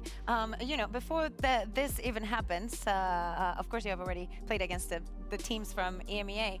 Do not think that I have forgotten about that sunset. Is there a plan for tomorrow, or is it going to be a Gambit Haven? Okay, let me rephrase the question. Are you going to play Reina? No. No. But is there a plan? Is there a plan, Alfia? Yeah.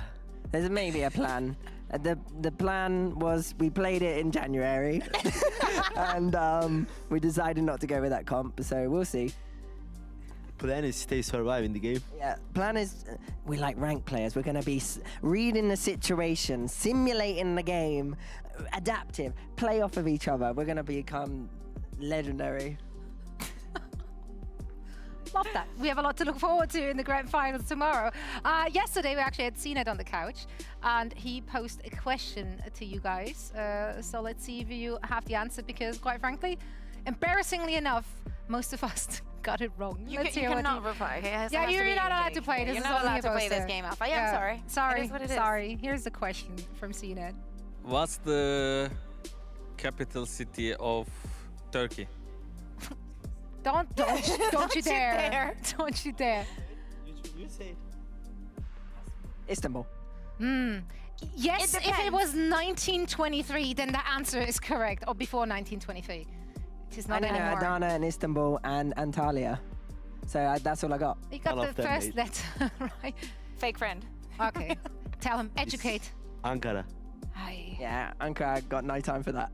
Yeah, quite frankly, most of us said Istanbul. Yeah. Which, again, You're it just one used of to us. be the capital, but that was also back in the Ottoman Empire, and it was called Constantinople back then. So, you know, if we're living in the past, which some of us do, it might have been right.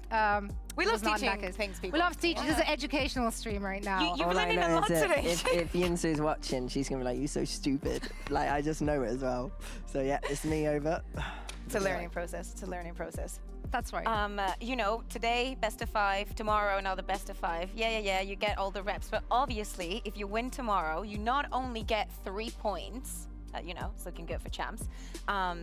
You also get that bye when you go to Shanghai. How important would you say that is? Like, is it something that matters a lot to you, or doesn't it really make a difference? I mean, we don't want to be qualified for Korea for points.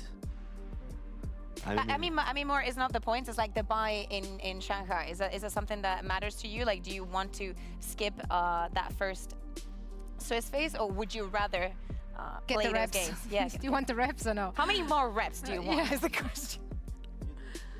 For me, it's a bit of both. Like when we went to Tokyo, Masters Tokyo, we skipped a lot of stuff, which allowed us to prep and like change up some bits and bobs.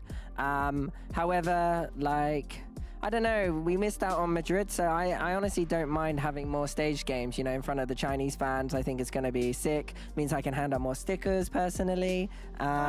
And then... You got stickers? What? Yeah, and the only downside is I don't think we're going to have many days of scrims. I think we might only have like 2 or 3 days of practice, which isn't a lot to go straight into it and like cook up some new stuff. Oh, that is super cute. That's mine. This is, of course, I have Karma here. Yeah, lovely.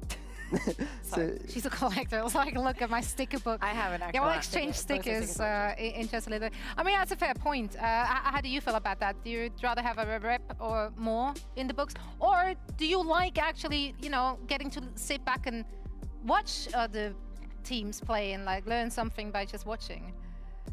I mean, we win last year with same tactics. So, I mean, it's not going to change anything. Maybe a break also. he nice. just he wants to have a fun challenge, you know. In Tokyo, he because we skipped a lot of it. He's like, we played 4 games and that was it. So I think maybe you remember it was like that. So it's going to be like that if we get first here. Yeah, I see. Yeah, I agree with him because I say to him, I don't want to win the Europe because I don't want to start in Like I don't want to play low games. Like because four Because games. you're winning tomorrow no matter what. Yeah, we played 4 games. We win. It was even if you're losing. too boring to play. That's a fair point. I mean, quite frankly, for a Fnatic fan out there, more Fnatic is always good. So everyone's a winner as long as you guys are on stream and on the screens, and we get more entertainment out of it. Now, speaking of entertainment, don't know when the next post plant is or who is going to be our guest here on the couch, but you get to pose a question now as well. Might be split too. Is it another GeoGuessr? Are you just looking ahead? I mean, is if it is split two, related? you can ask something like, it might be in what was split your two. favorite match in, in China? Yeah, who's your favorite player? Yeah. I don't know why we're giving you ideas. Like, this is entirely on you guys. Anything you're dying to know? What? I don't even know the answer to it. That doesn't matter. We're not asking you. At what event did Durka shave his head? Ooh, we're coming in with some... I can't remember, but I think I remember. I think I remember. We just have to go to each event and check which one it was before. I think it was Iceland, wasn't it? I don't know. Why would you, like... Oh, sorry. Yeah, well, but I guess we you only might be on to the post guessing. plan, so who knows? I might be wrong. We might be wrong. All right, we don't know, but maybe they're not even watching the show, so that's okay. Thank you so much for the question, of course. We're going to see you guys on stage again tomorrow, so we're going to let you get some rest. Thank you both so much for joining us. Congrats again. Can't wait to see more from you and the team. For now, we're going to say a goodbye and good night. Thank you so much for watching. We see you tomorrow for the grand finals. Bye-bye. Ciao for now.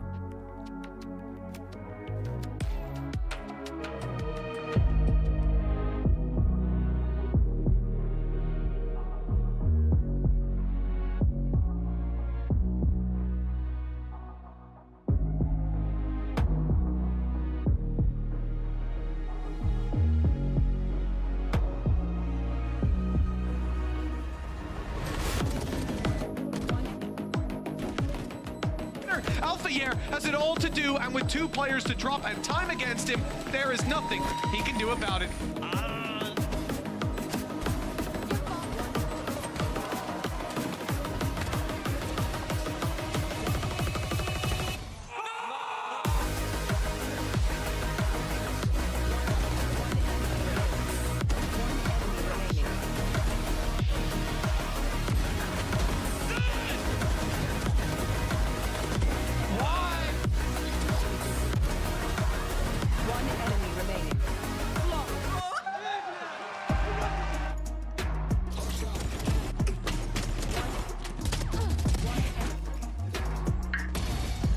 سلام عليك. One enemy remaining.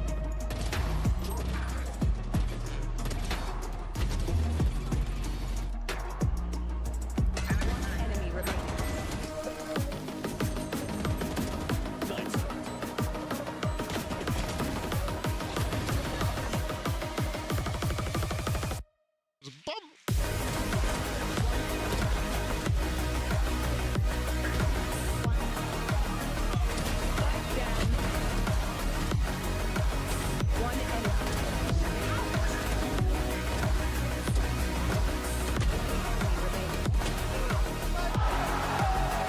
Sinead is my wife.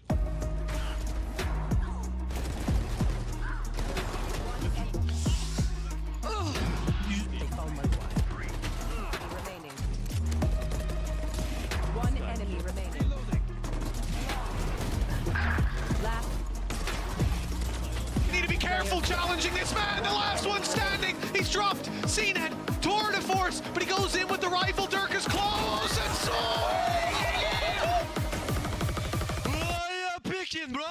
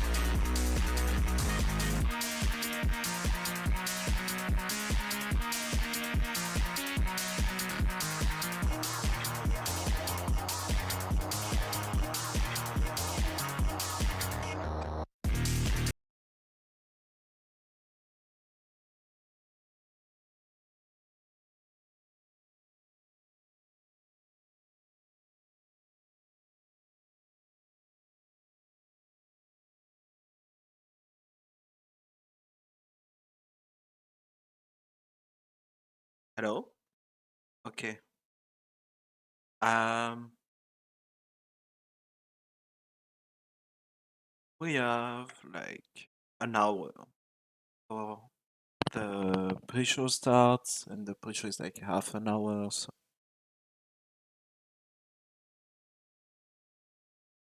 I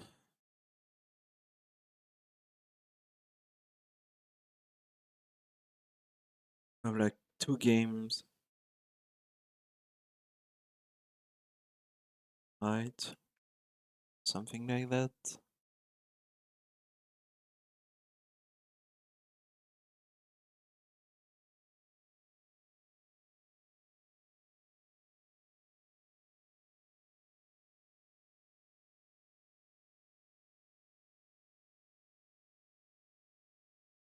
Games of Valorant, I guess. I'm gonna move myself to up. Not like the minimap stuff.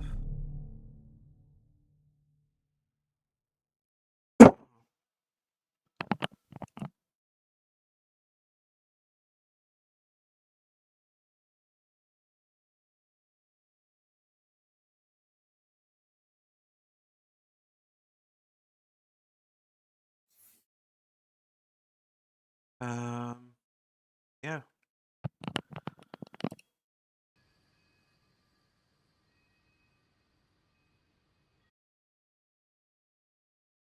Up.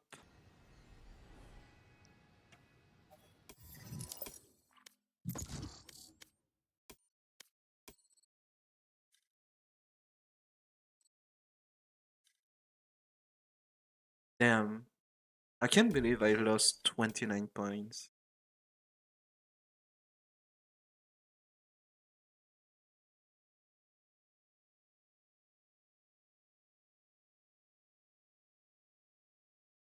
On that shit.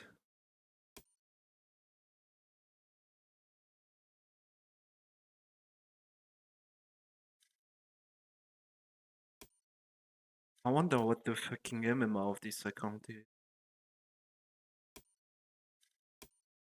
Because last time I won a game, I won like 23, so to lose fucking 29 when you come back after like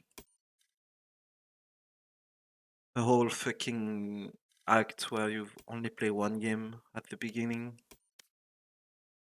Right? Like I've played one game, which made me rank up. I should look at I have it the fucking hacker shit.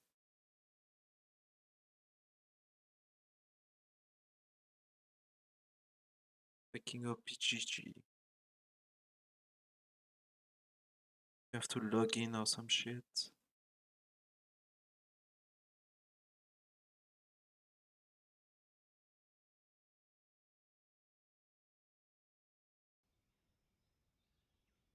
Sunset. Nothing stays hidden from me. Nothing.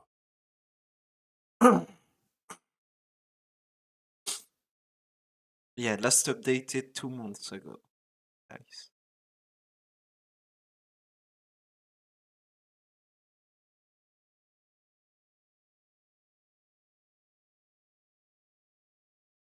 How much Mission, guys. points? We can win it. Good morning, team. I mute you all. Goodbye. You are quoi? What are you, bro? You are. Oh, you can't see how many points you gain per win?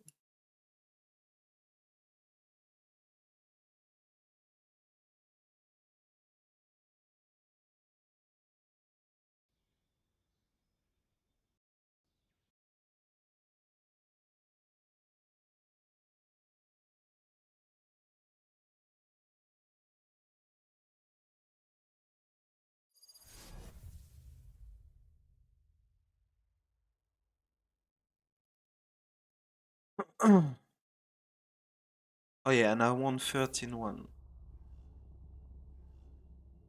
So yeah, it was almost gone. Last fucking act. I won one game, I climbed gold, and here I lost a game, so... Let's go, guys. Let's win this.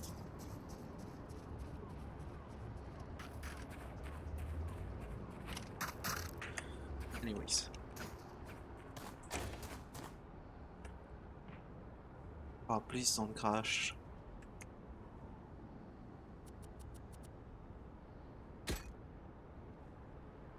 Why is my screen black?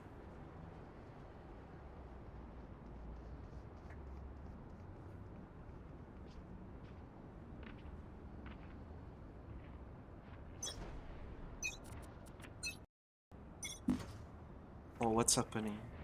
Why is that fucking game bugging? Yeah, I think. Cypher, maybe? Jet grounded. Yeah, I don't have my fucking trip. I don't have my cam. Nothing. Every time I click Hold on on that side, hold on shit, side. Flashing, it flashing fucking side. alt tabs.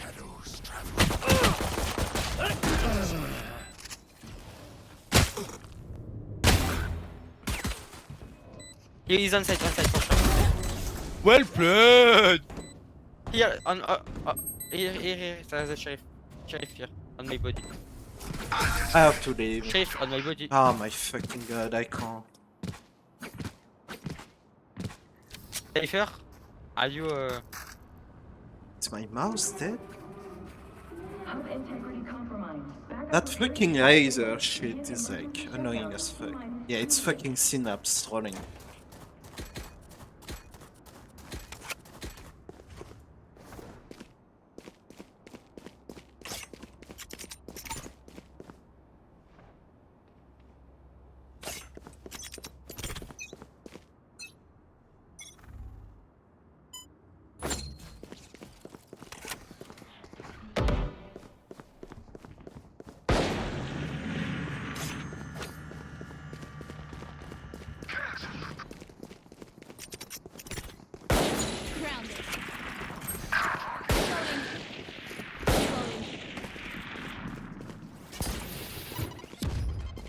Here. well played.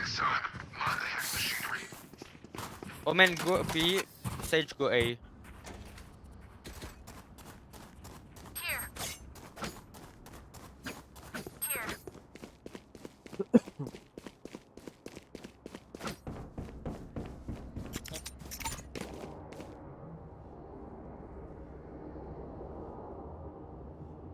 That goes there. Let me be. Let me be. Yes, this should do. Thank you, bro. Ah, this is a nice spot.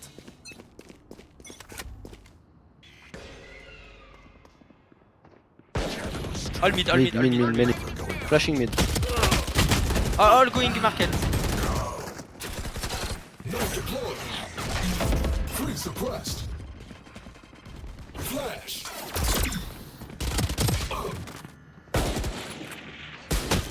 60 on Sky. 1 HP raised. Sky low HP. And shit.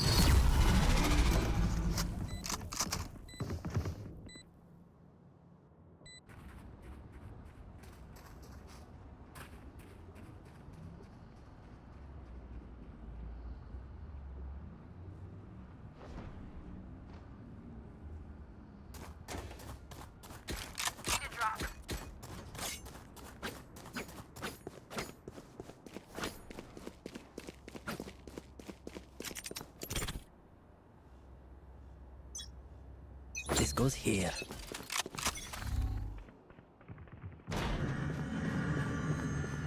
Nice go, Jet. Fucking genius.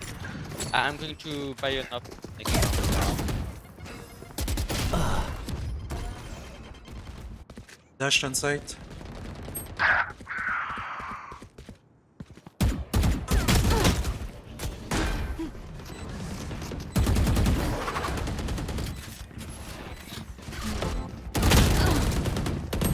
Nice setup, bro.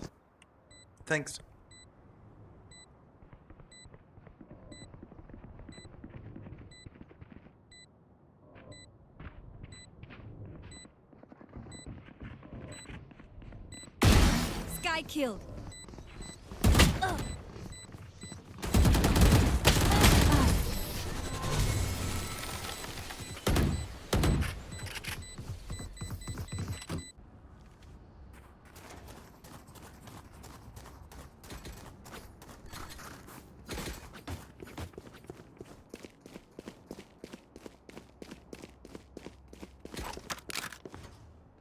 Nice force, Jet. Nice force, guys. You are fucking genius. Yes, this should do. Mon frérot, ferme ta gueule et joue au jeu, s'il te plaît. There.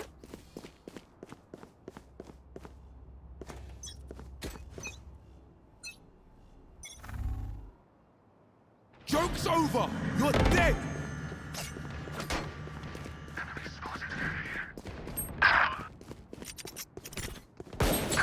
Wesh, wow.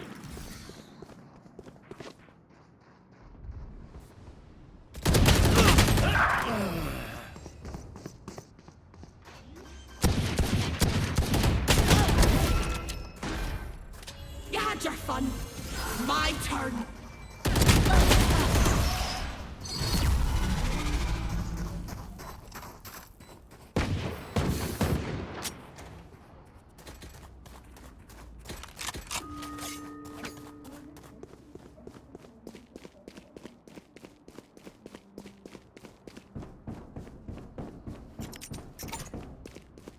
This goes here. Oh, this is a nice spot.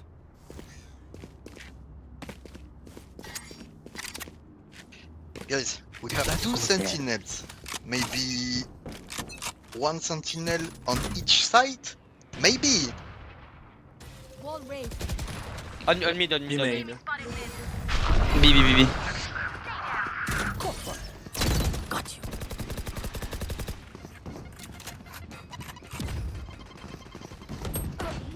Side.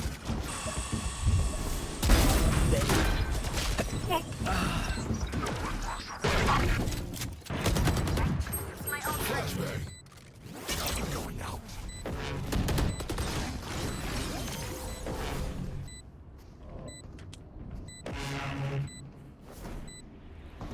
Try again.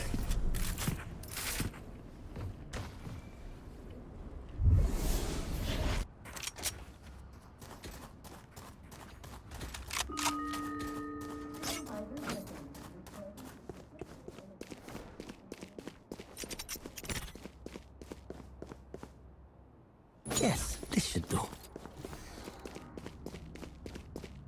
Oh, this is a nice spot. This goes here.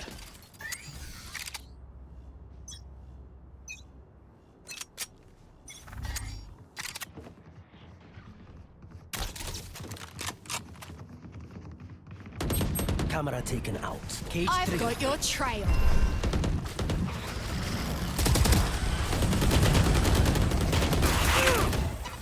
Found.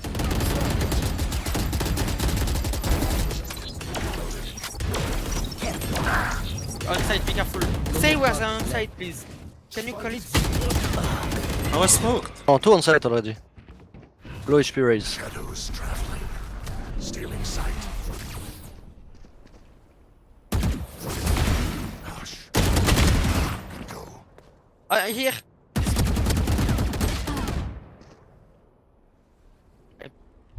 Low HP. Hey.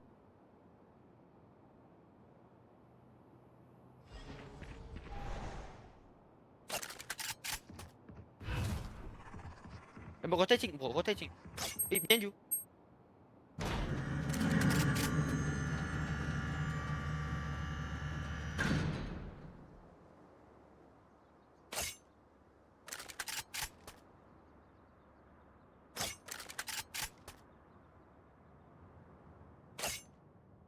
On A, bro.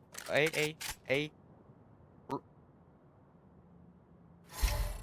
Bro, be...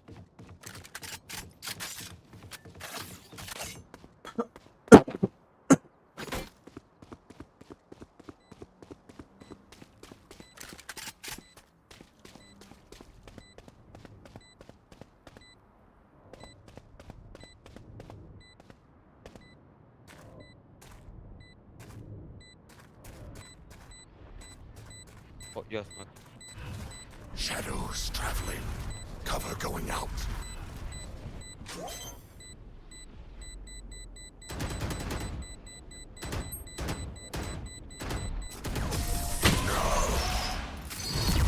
Good job. Nice. Can you call when they're on site, please? Oh, next round.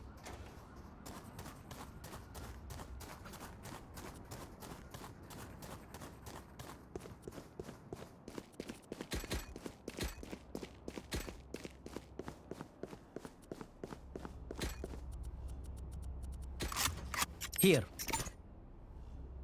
That goes there. Go ahead, Sage. Go, go, go, go. Go ahead, go ahead. Oh, Yeah, yeah. this is a nice spot. Yes, this should do.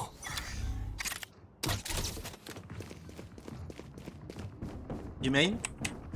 Cage 3. Wow, my eyes are down. Yeah.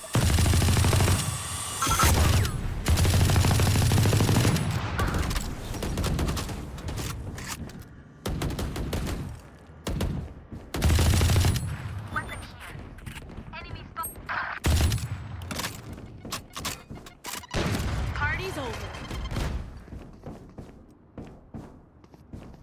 Maybe you're touching. Where is everyone hiding? Okay, wait us, wait us, wait us, wait us.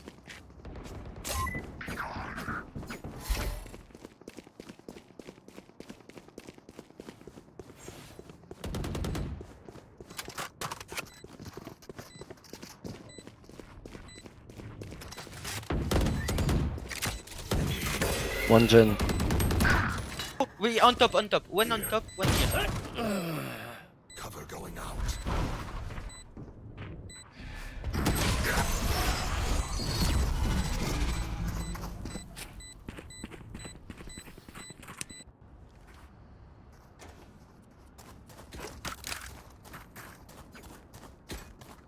Let's see, okay, let's see.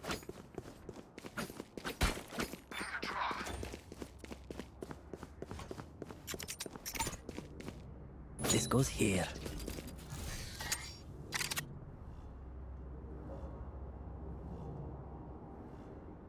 Fight A. Fight on A. Fight on A, please.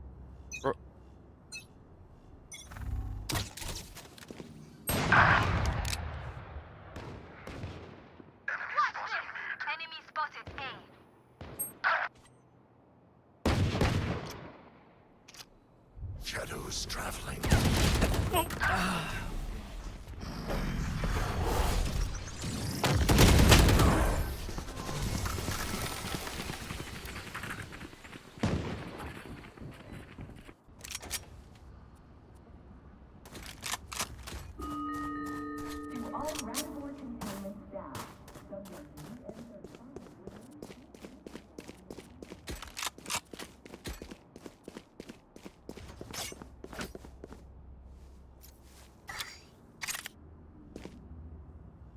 That goes there.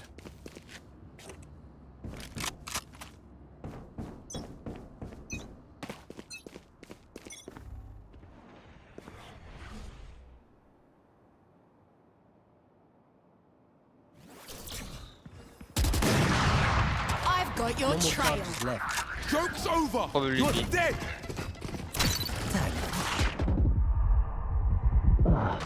Pushing market. Market.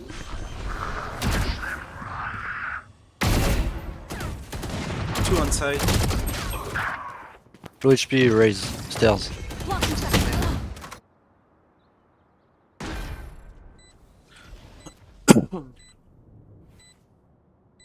Two body market, man. What are you doing here?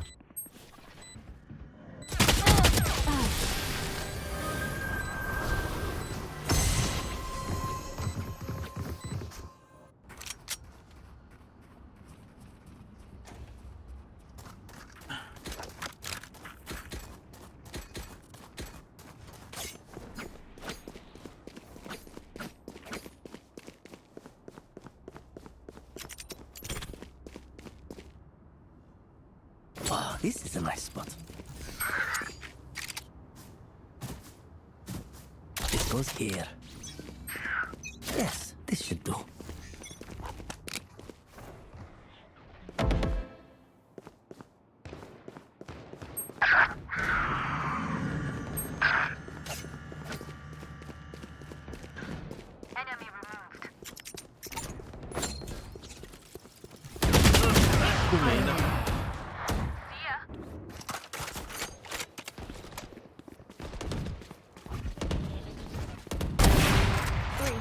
Last one was top mid. Top mid, top mid.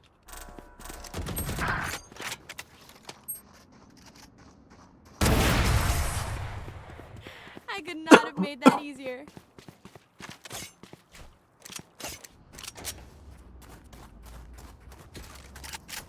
Can someone get this? Can someone get this?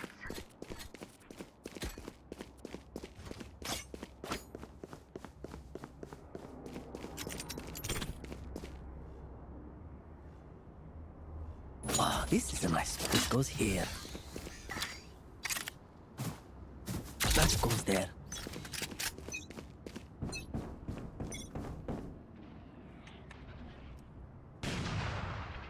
Enemy spotted mid. On you, all on you, all on you. Here. Flashing. Midlife, glove.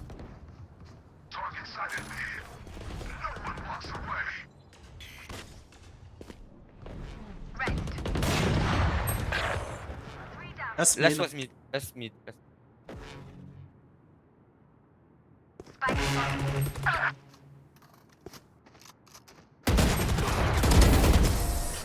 Nice, good job. Quite clean.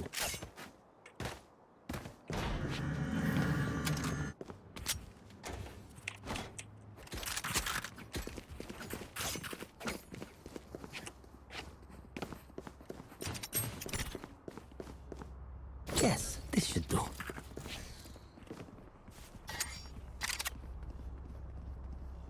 Wow, this is a nice spot. Here.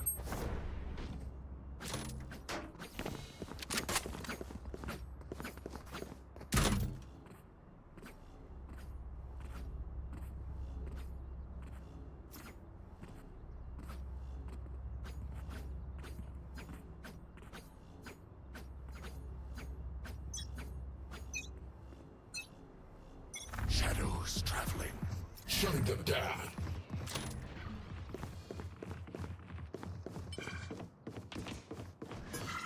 Cover going out. Flash. Flashing. Be careful backside. Going to push you.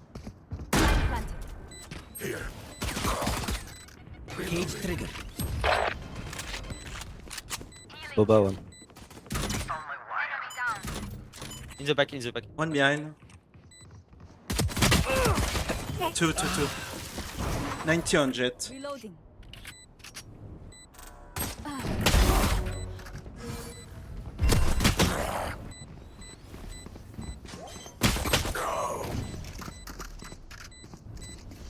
Oh.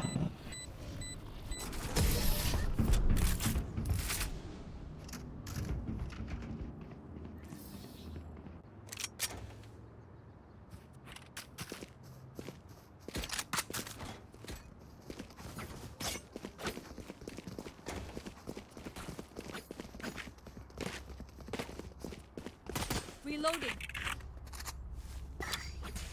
This goes Let's go, guys. We can win. You can do it safer. Just one kill. That goes there.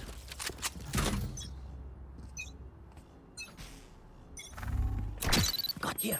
My camera is destroyed. Push up. Stealing sight. Cover going out.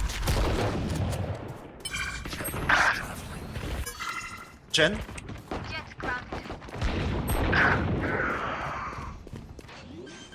Caught one. One behind. Found my I take the back, I take the back. Planted. One dead. Here. Midlife sky.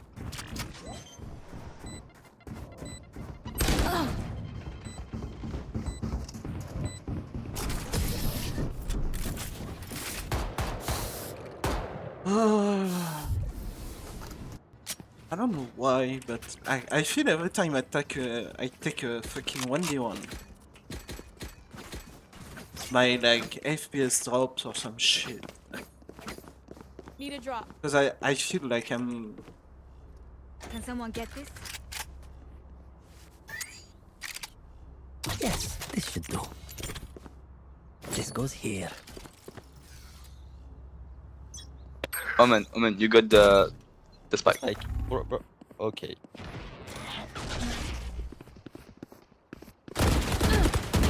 Multiple enemies mid. Healing. Reloading. Reloading. Cage trigger. 1 HP Jet. Reloading. That's what stopped me.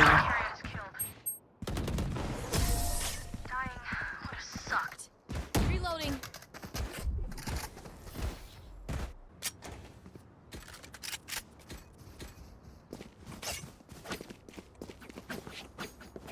Can you give me the spike, please, Omen? Oh, this is a nice spot.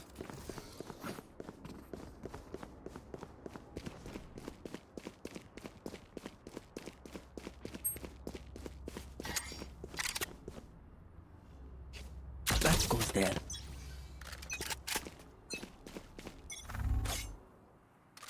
My ultimate isn't ready. Can we have a smoke maybe, please? Camera taken out.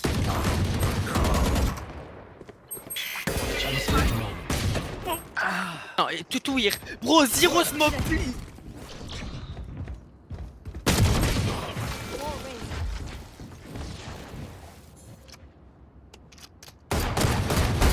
We turn to dust.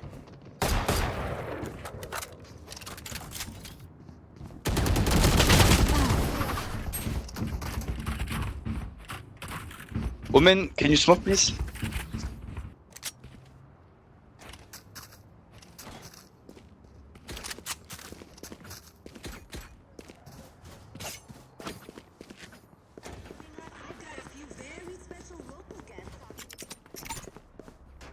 Yes, this should do.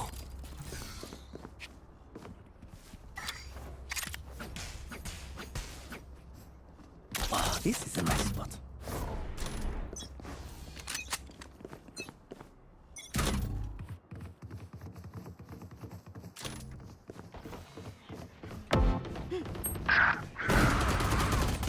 Enemies for you. Our spike carrier is killed. 141 on lines.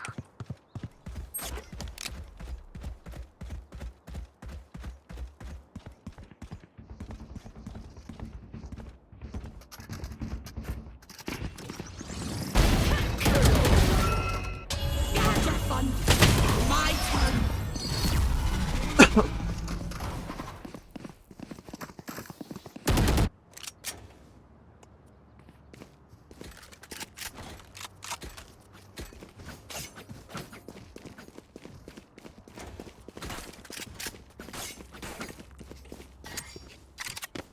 That goes there. This goes here.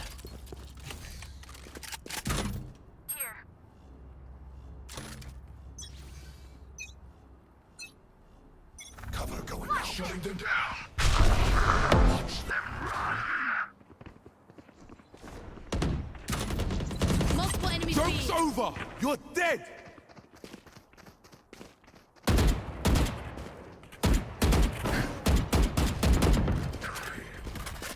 Eyes on B. No more charges left. Just go A. Yeah, come.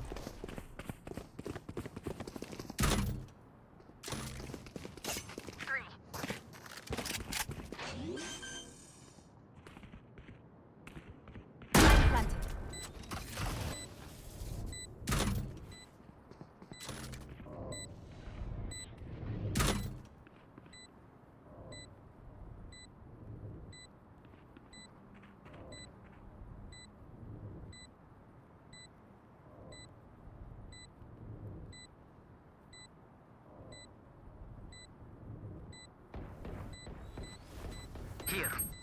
Mid.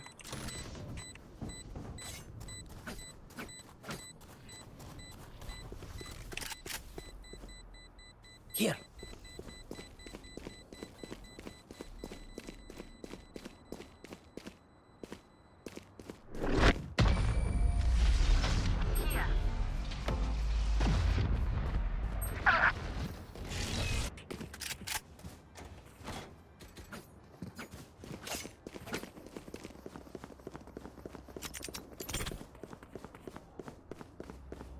Yes, this should do. Omen, don't smoke here. I'm going to be wall up, please. Don't smoke.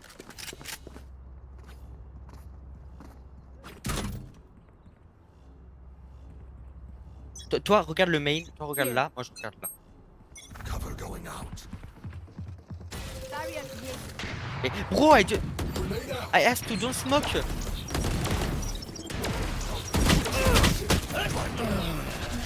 Two suppressed.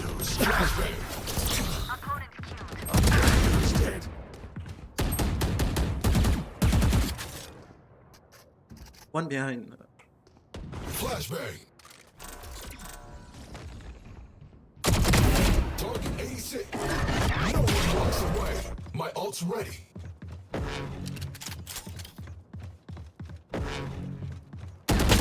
Let's do manual reset. I need a reset.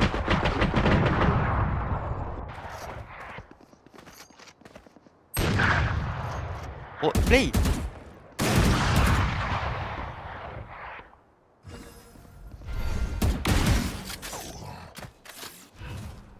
Shadows traveling.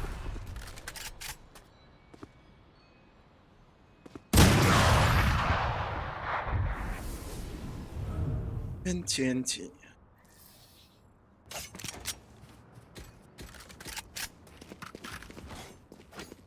Can someone get this? Can someone get this?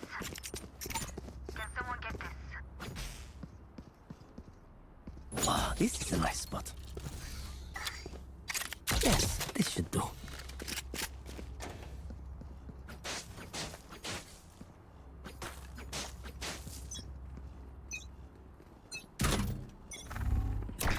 Do it. Wow, my eyes are down.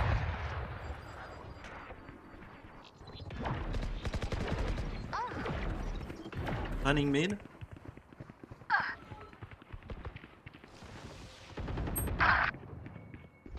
One down. I've got your trail.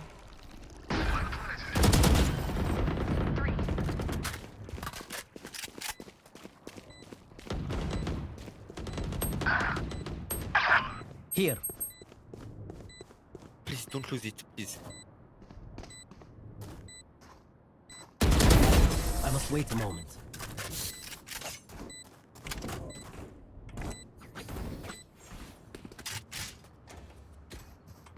Can someone get this?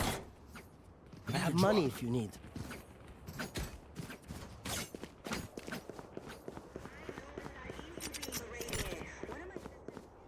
This goes here.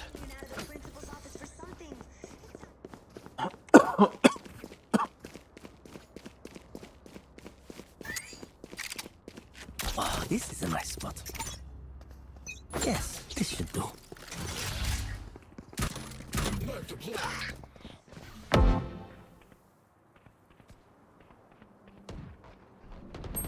Here.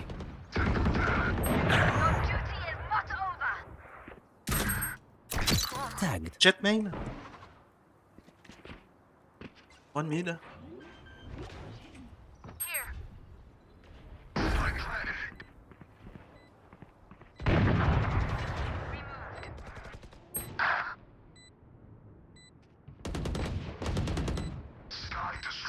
Last city too. City.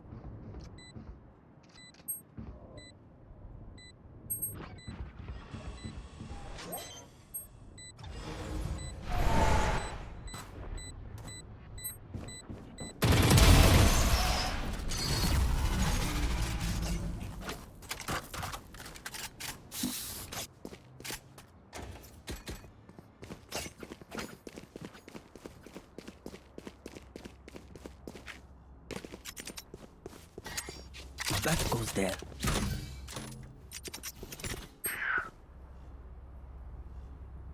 Wait, This with us goes that far? here. Oh, fuck.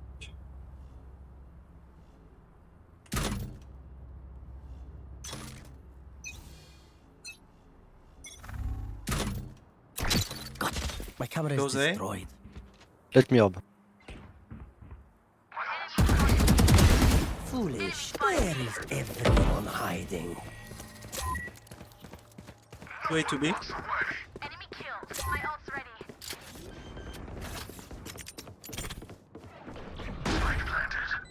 Emergency reset required. Blinding. Two market.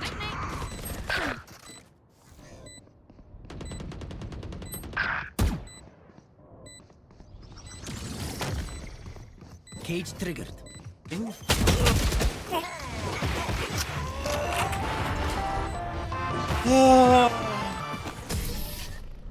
Why do we push? 5v3, fucking one round away from losing, and we fucking push into them like.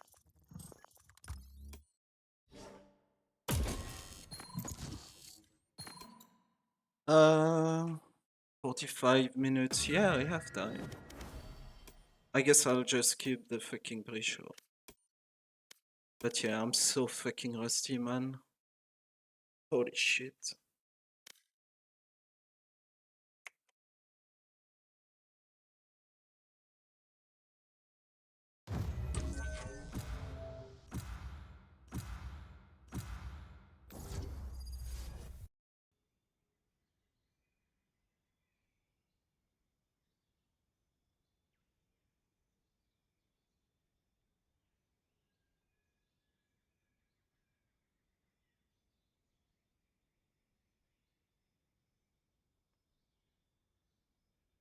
Buenas. Hello.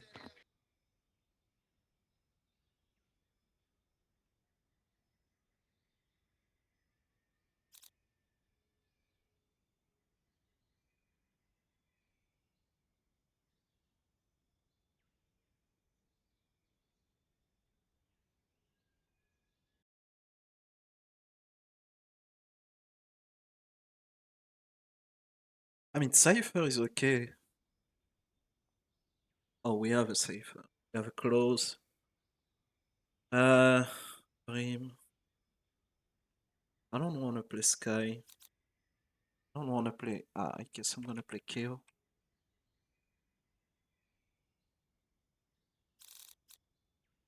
You know what? Just play fucking Reina. They have no idea how heartless I am. Let's get like, let's push and get destroyed or get destroyed. Yeah, I don't get it. I have fucking 700 fucking FPS in lobby screen, and then in game I'm like barely reaching the 144 sometimes. I feel like every time I move, or there is too much shit on the screen, like too much abilities and shit, I drop under the 144. Which is weird, like I have everything low and shit. Hello. Hello. They do have a Sage. They don't have an Initiator. They have a Brim.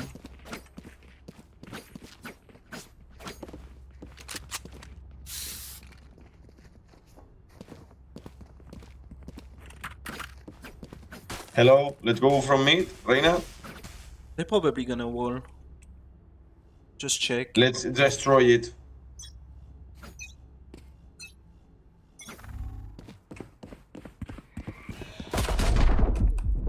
Reloading. Reloading.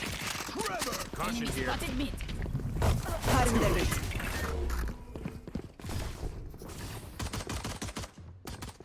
Enemy spotted B. Put down.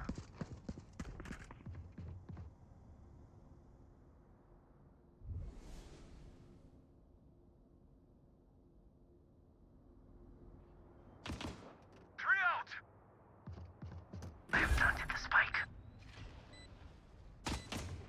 Evan. Flash out. Evan B. Reloading.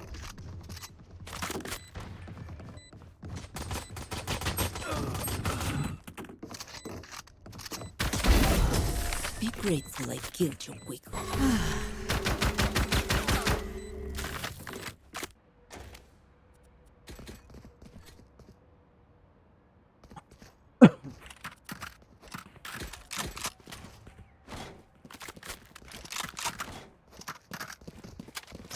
There.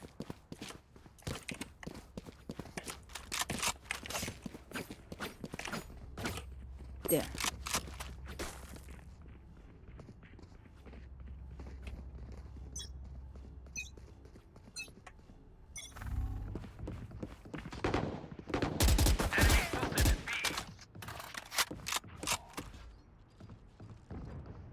Amateur.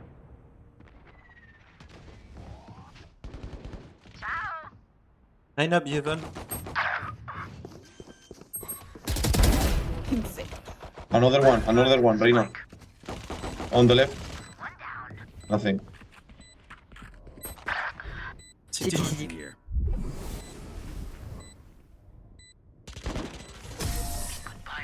Nice.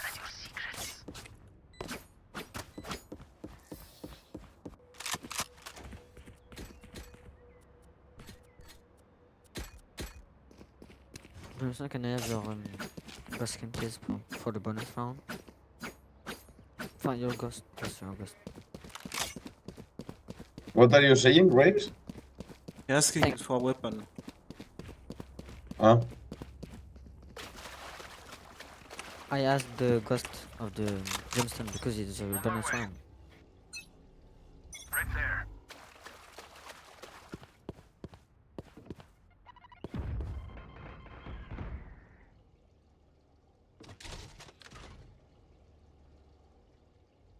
Safe.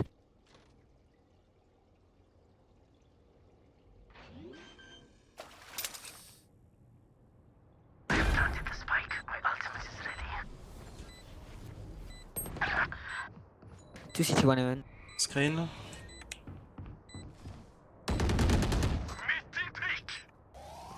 Enemy spotted A. They found my wire. Fire's out. Where is everyone hiding? Someone is A.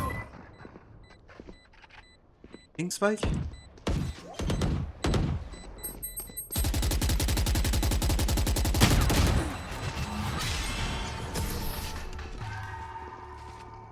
That's right.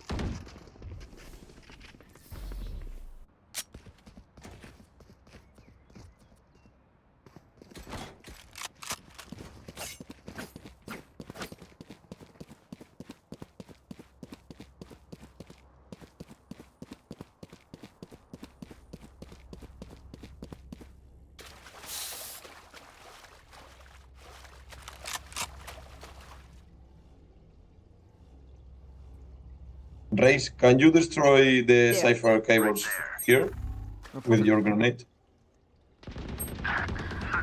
Is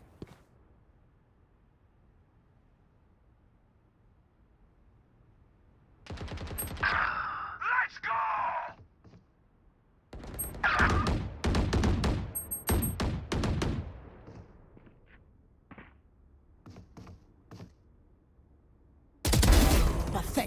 Go A.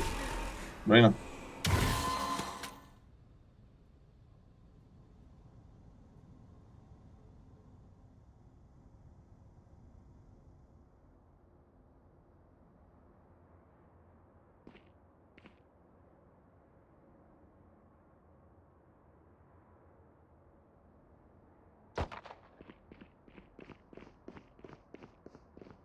Running. There. I have planted the spike. Parasite. I dismiss. Oh, there's a noise. Last one was Evan. Dropped.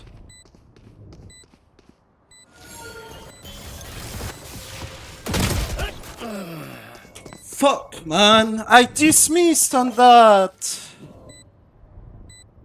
There's a noise, there's everything, like.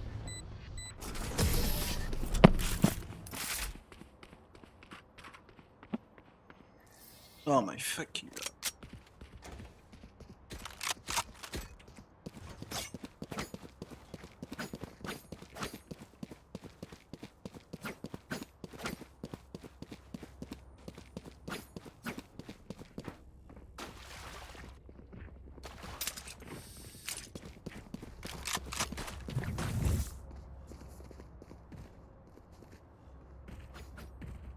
Go fast. Watch out the cable, the traps. Smoke.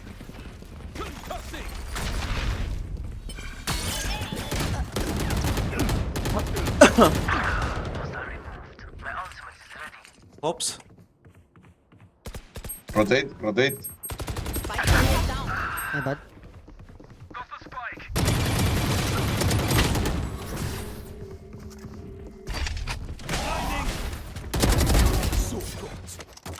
I know exactly where you are.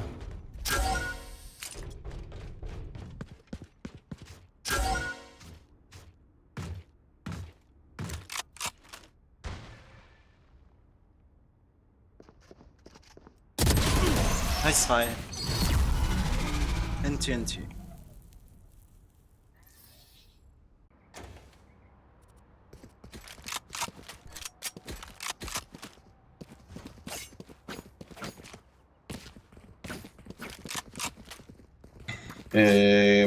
Echo, Reina. I can, if I get a kill, I get an armor. Just play as 5. Like, follow me. Okay.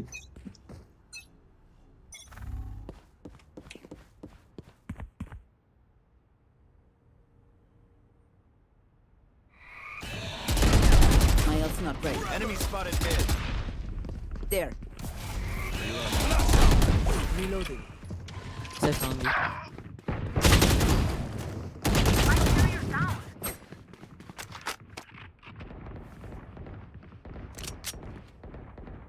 Here comes the party!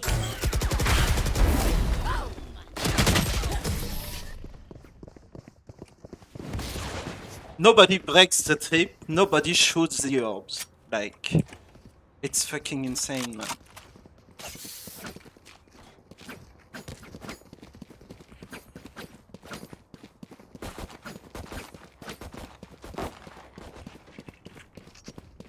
Reloading.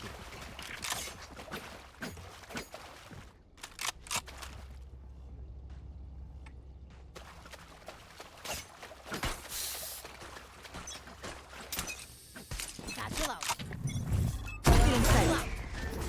Launching smoke. Boom. Get out of here. Concussing. Where is everyone hiding? Buddy out.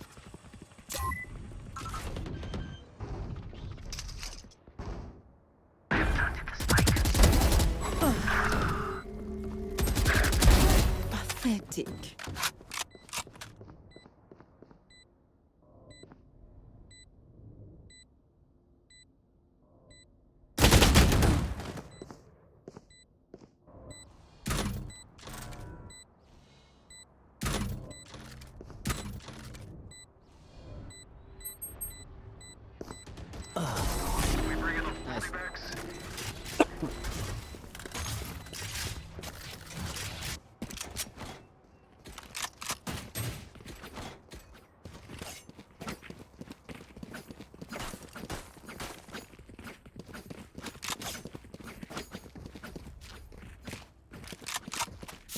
Reina, nothing. Yes?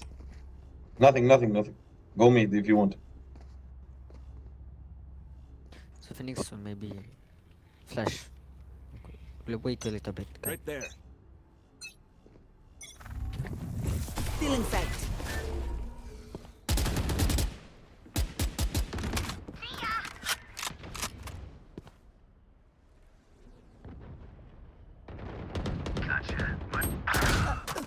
Omen mid? Joke's over. You're dead. CT.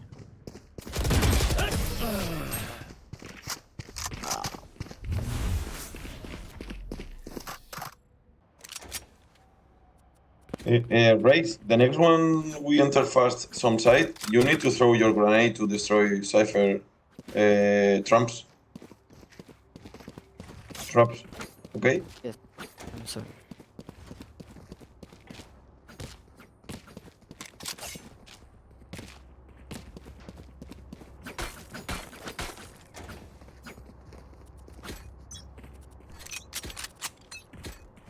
Satchel out. Forever. Cutting their vision. Can we rotate?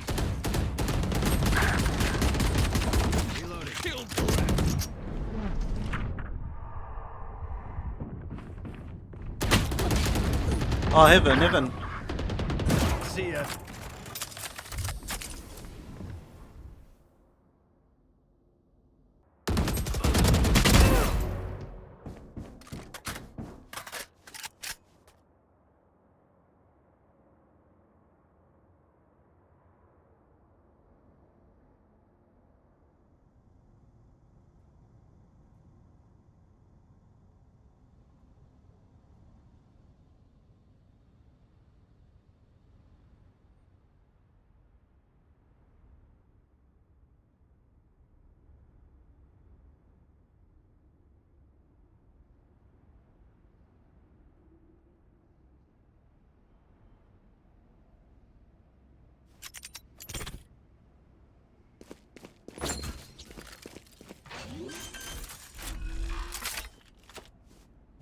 Planted the spike.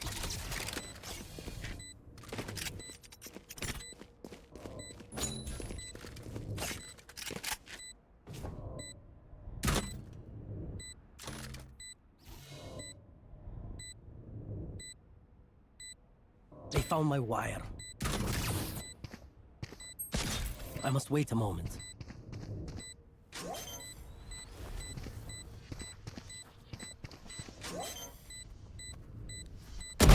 Is ready. Good job. It was very patient.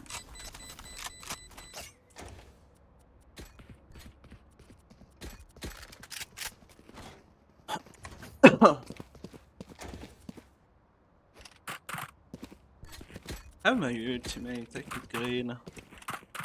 But we don't have a lot of money, I shouldn't get.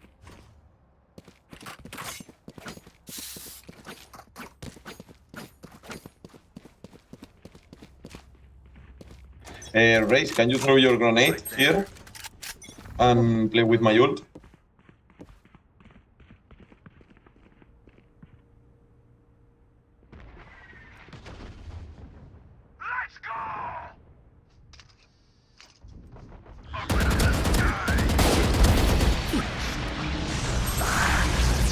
I know exactly where you are.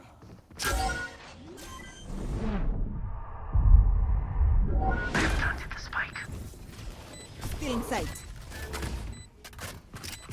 80 on safe.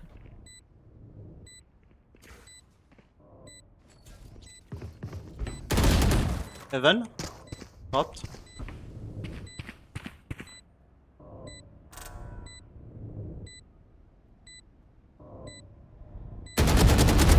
Gunner. Good job. Not so tough after all.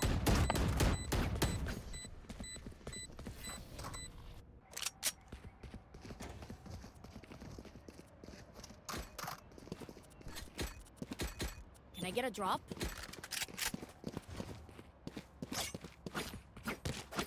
Thanks. I'm going in there. There. Let's go mid. 2A.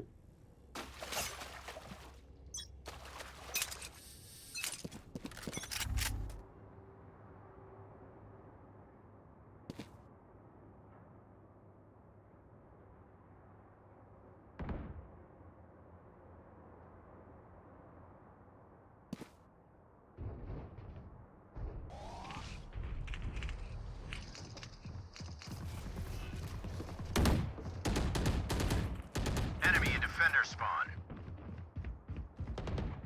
Weak.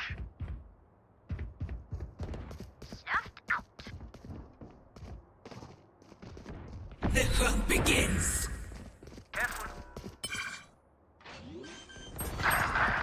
One elbow. In Sage City. Maybe one go away. Parasite. Screen. There. Okay, that's good. Time for a break.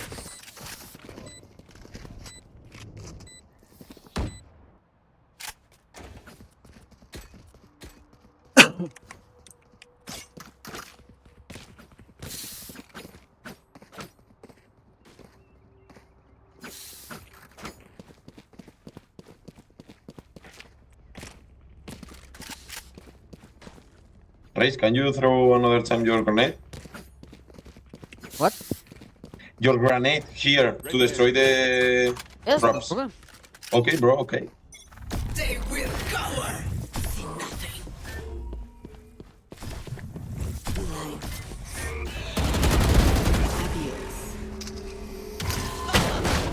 Shotgun, Evan. She has my gun now.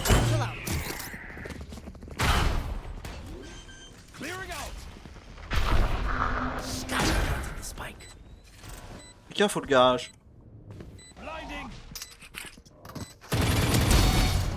Got one.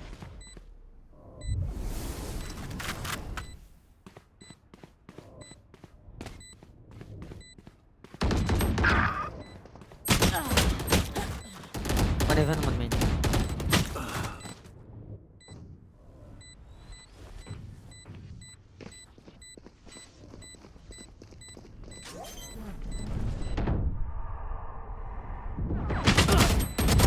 Enemy down. My ultimate is ready.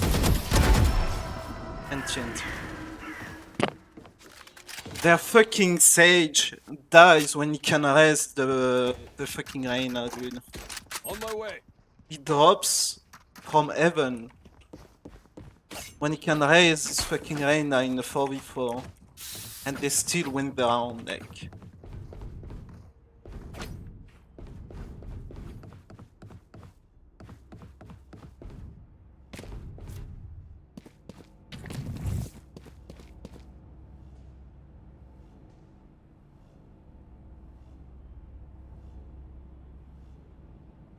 When I wait 3 seconds before throw your flash.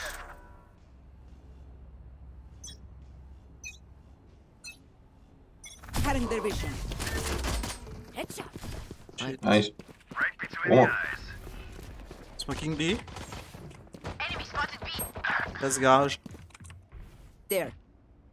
Nice, Race. His main. Yeah, the spike.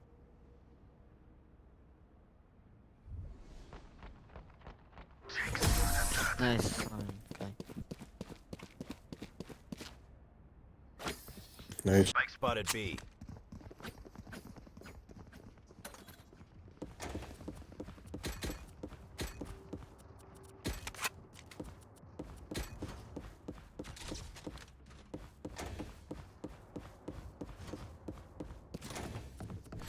Right there. Right there. Right there.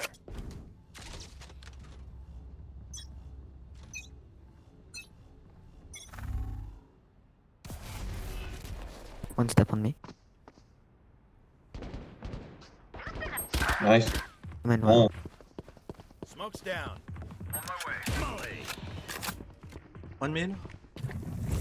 Still in sight. It's B still. Out of charge. Mid.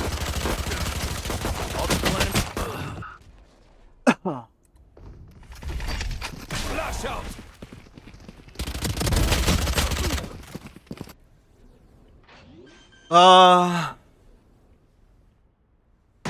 Fucking Omen flash.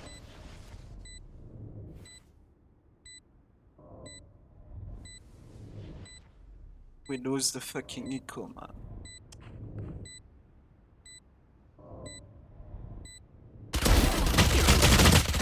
The Reyna is just run, like the dude is just fucking double you and fucking run at you like a retard. That's all he does, like.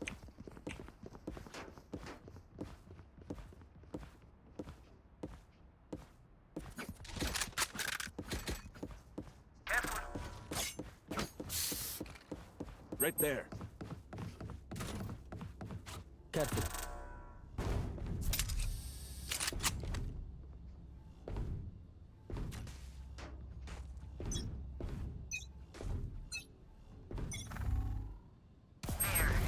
Mid. Cutting their vision. Caution here.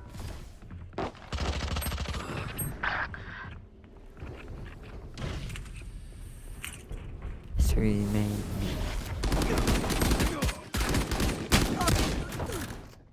bro, like, I'm just never on him. Yeah.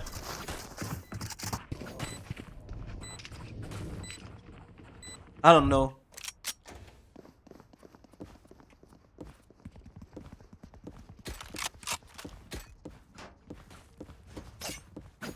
Okay, so the pre-show for NA is live.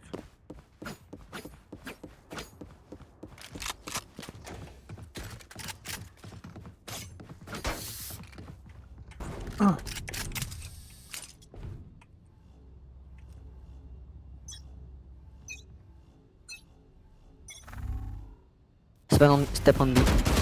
Mid again.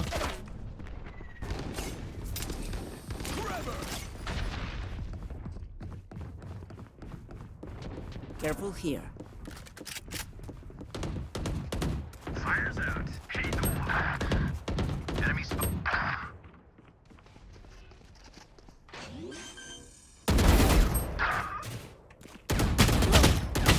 I can't fucking dismiss in this fucking game!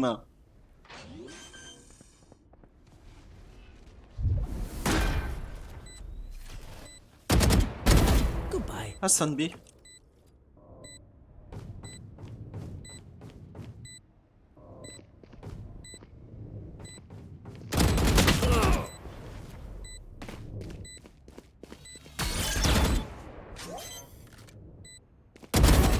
Good job. Nice. Don't interrupt. Holy fuck, that Cypher is saving so many rounds.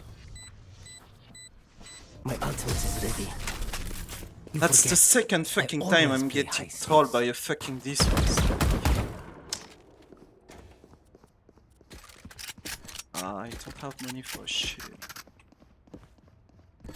We don't have money at all. Should save. Damn, we win the fucking round and we have to save.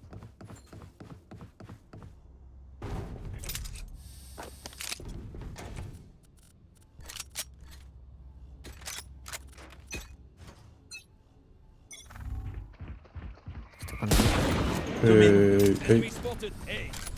Concussing.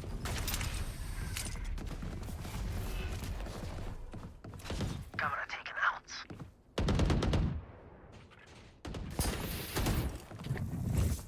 In sight. Right there.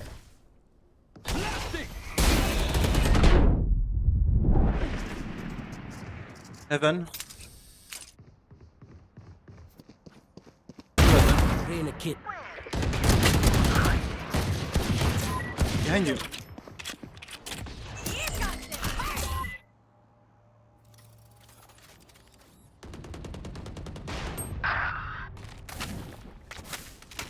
I panicked. Oh, nice, nice.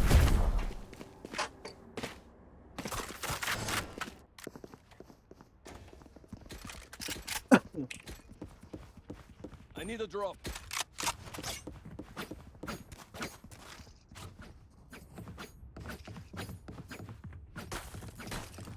Rim, can you smoke mid at the start of the round? There. Sí, sí, puedo, sí.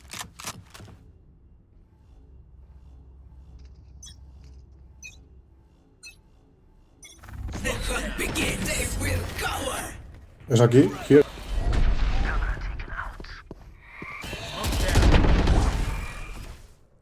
Hops.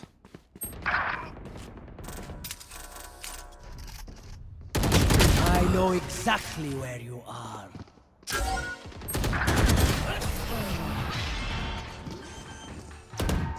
Fucking good, man.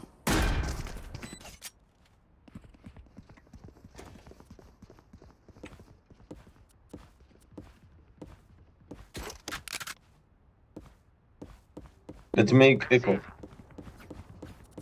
Saving.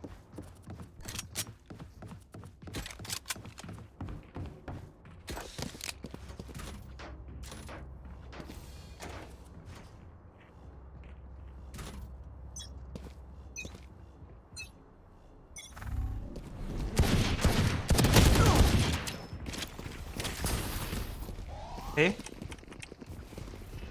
Enemy spotted A.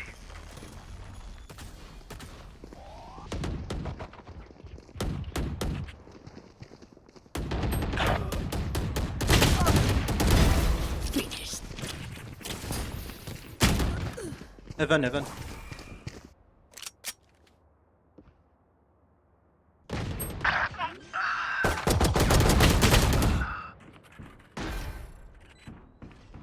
Yeah, the Reyna is just running at people and like he's just running mid because we don't have like a wall or a Viper or something like that can like stop just someone running mid.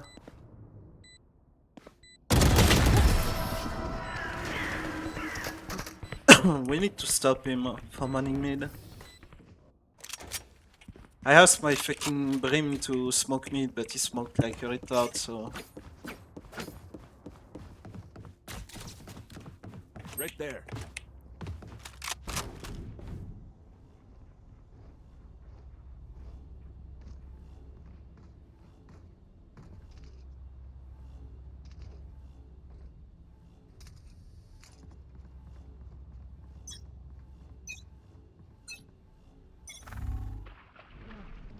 Running sewer. Here. It's a... Parasite.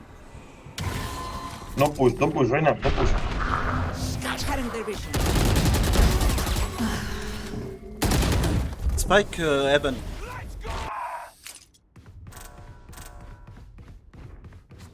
Spike is in. House is sitting. Behind you, Brim, bridge. Oh!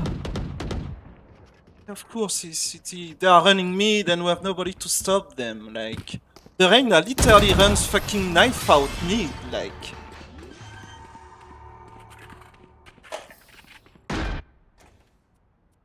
my fucking fucking brimstone, yeah, is useless. Like, he can't smoke, he can't hold an angle.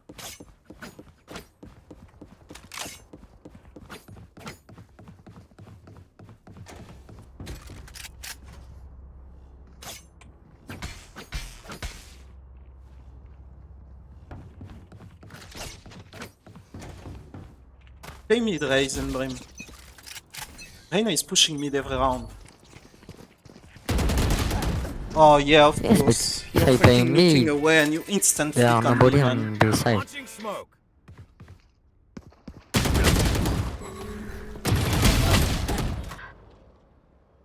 Safe on mid too.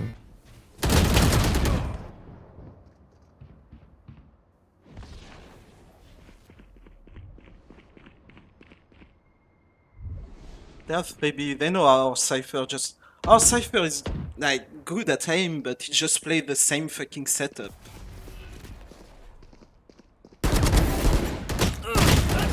Like...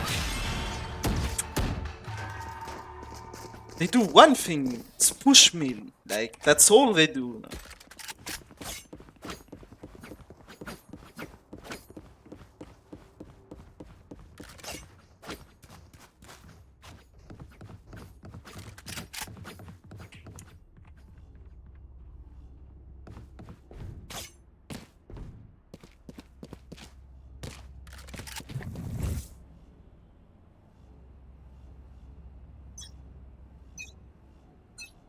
Raze, don't push me, don't push.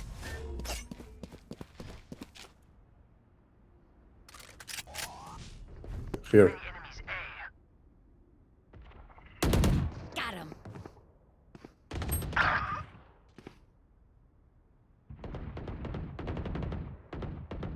Open up the sky.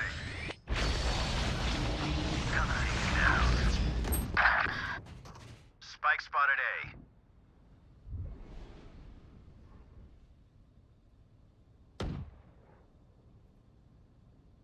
Launching smoke.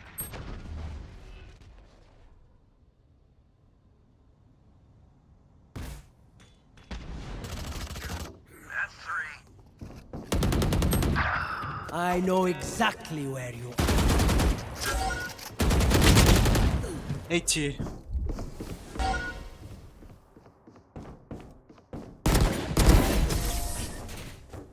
Nice, nice.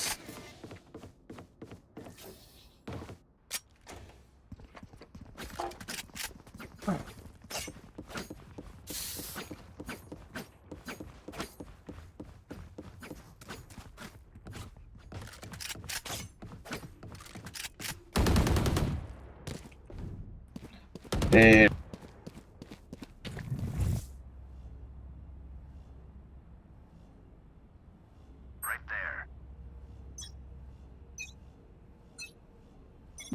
The hunt begins. They will cower. Gonna take an ounce. Ropes, ropes. One dead. Where is everyone hiding?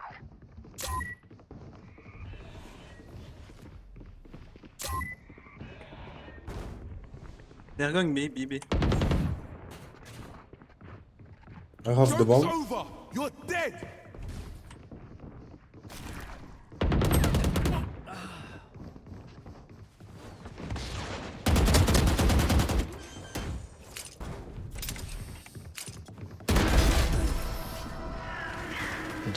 Ah, fuck me, dude. We lose so many fucking useless rounds, like.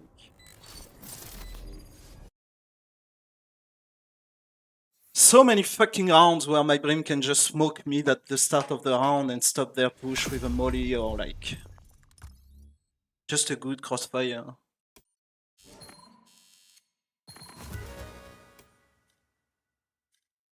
Oh, how is he almost flat, like?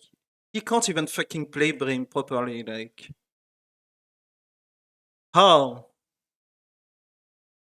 That's a bot account, like... There is no way that guy is almost flat.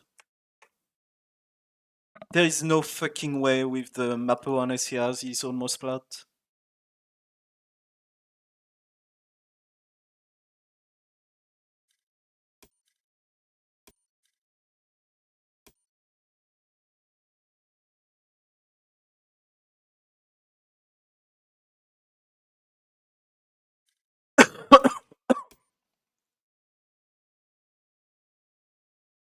Yeah, I guess I just don't have a smoker, man. Feels bad, man. Yeah, he got farmed. He basically got farmed by the fucking Reyna.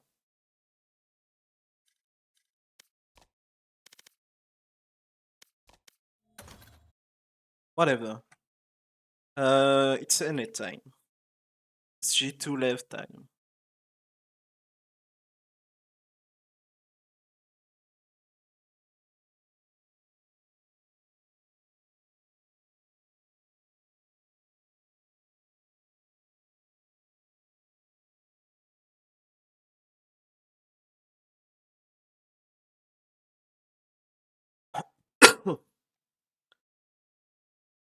Give me 1 sec. Time to pull up this shit.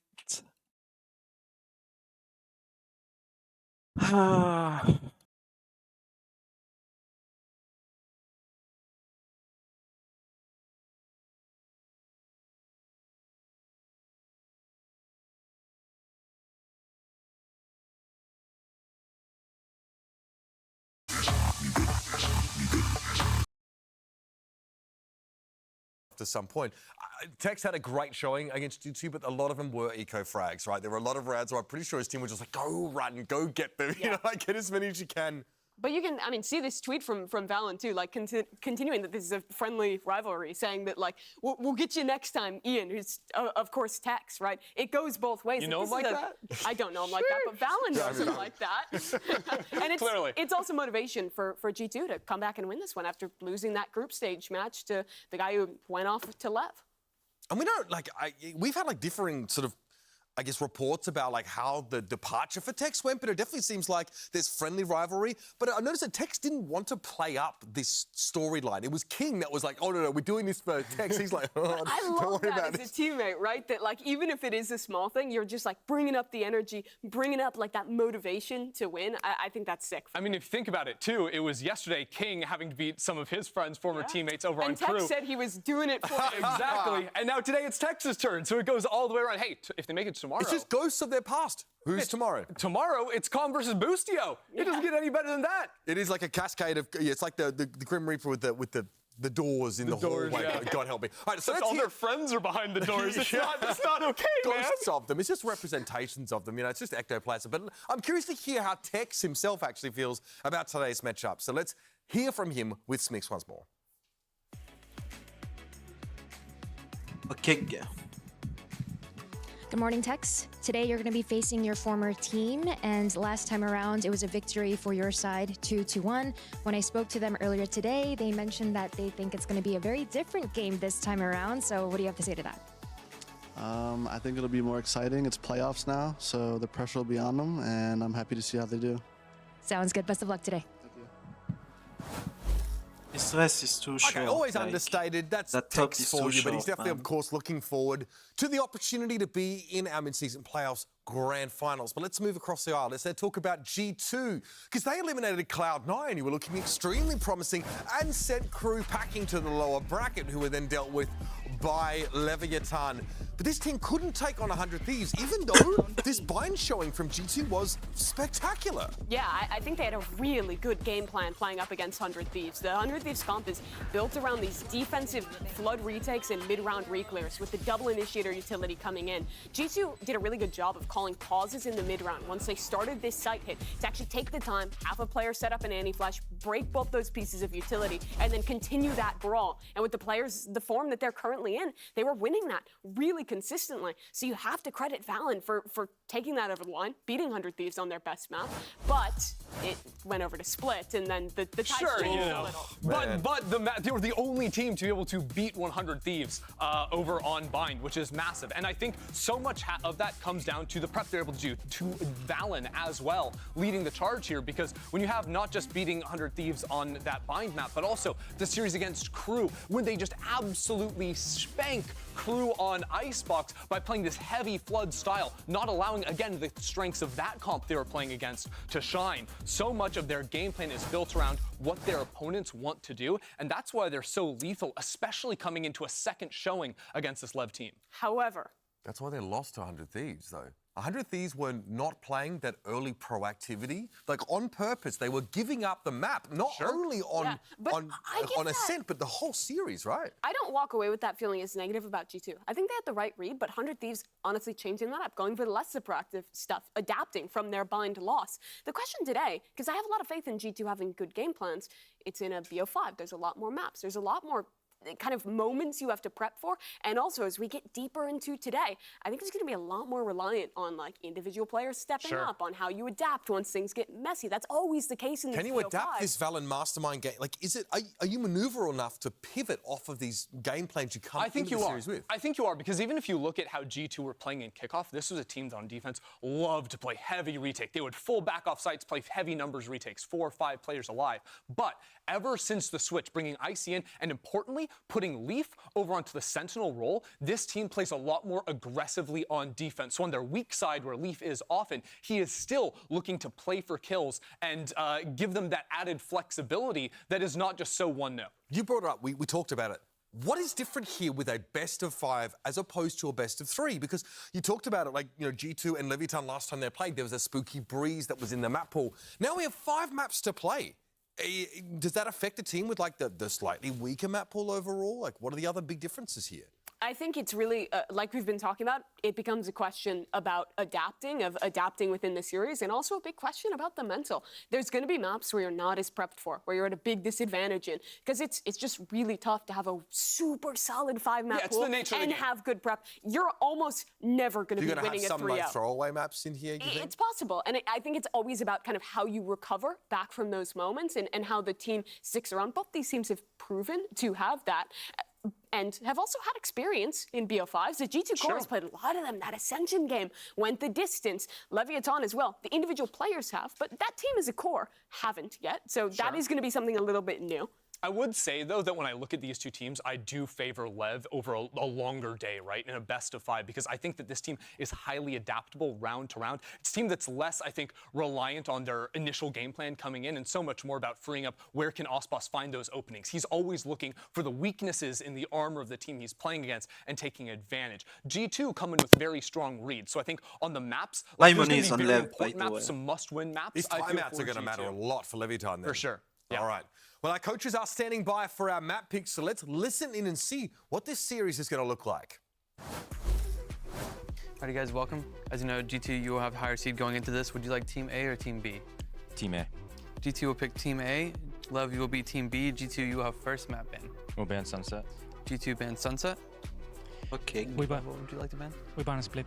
Love ban Split. And G2, you will have first map pick. Small map's gone. We'll pick Bind. G2 pick Bind. And would you like attack or defense? Attack. Defense. Love pick Attack? attack. And what map would you like? Love pick Breeze. And would you like attack or defense? Defense. G2 pick defense. And you'll have another map pick.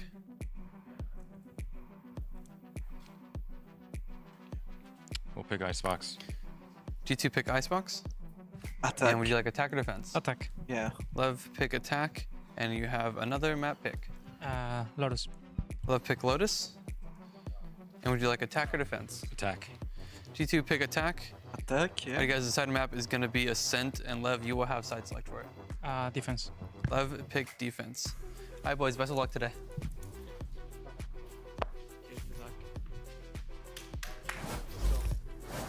I don't know about you guys, but Icebox and Lotus coming up at picks 3 and 4 are the most compelling to me because Bind and Breeze seem like these teams like pocket picks in a way, ones that their opponents don't really have as much game time on. I honestly expect this one to go 5 maps. I think that Bind and Icebox have both been strongholds for G2, where I've been really confident in their game planning, in how the players are stepping up on those maps, which means we're likely to get Ascent, in which case I think that just in terms of the players on the team setting up Icebox and also the previous results, Leviathan is super favored. Yeah, I'm for sure expecting Lev on Breeze and Icebox. I think the must-wins for G2. That's funny. Good job, Bren, keeping it down. Wait, what is that? Is that you? That is me.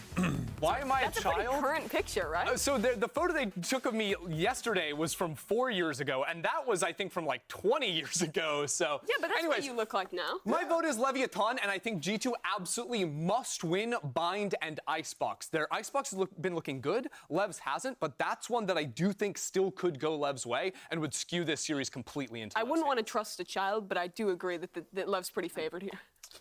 I can't believe I just got done like that. There's something trustworthy about, you can trust kids. They're guileless, you know what I mean? Yeah. I feel like that actually makes you far more relatable, personally. I think that's great. All right, you've seen our predictions. Everybody has their idea of who's going to take this away, but it's time for us to just get this best-of-5 series underway. The winner's going to run it back and face 100 Thieves in the grand final tomorrow. It's G2 versus Leviathan. VCT Americas starts right now.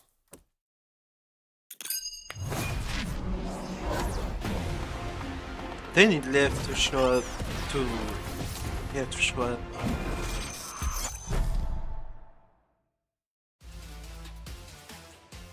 Still into the post plant we go. Valin doesn't set his sights towards a player. Turns the flash. Gun advantage, health advantage. And of course he falls. The mind game's being played and the shots come through for us, but Playing my boys G2 again. I love those guys. There's no one I'd rather play, to be honest. I think it's going to be fun. I think everyone's surprised Lev is in the lowers. They look really hot going into playoffs, and they're still a really great team. I just think Osbos is going to take that loss personal, and he's just going to pop off. Just got to keep an eye out for Osbos tapping our heads and stuff. closing in. Mazzino will fall.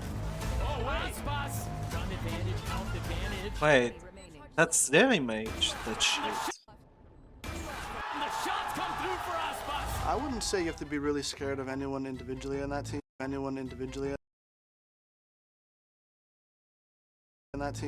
No offense to my boys.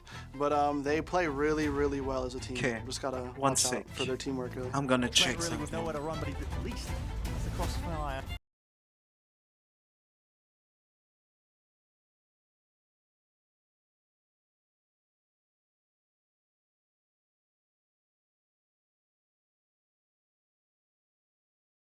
You know what I mean? Desert will join him as Tex lights up the kill feed once more. We're just fired up, so they should be. Best Sentinel in the world? Probably not. I would disagree on that. Riot Games Arena, He's welcome good, but everyone to the mid-season playoffs lower bracket final. Make some noise for our two teams to welcome on stage. It is G2 Esports and Leviathan!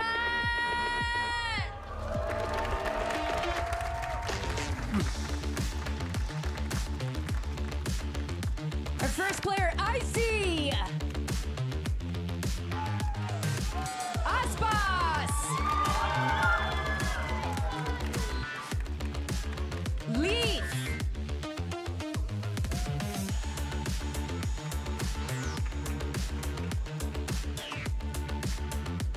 Tex! Ooh.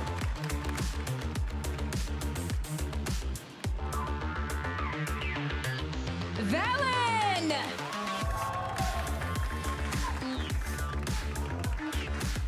King!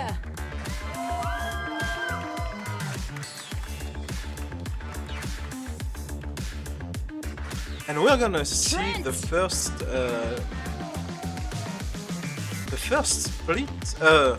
the first breeze today. Sorry,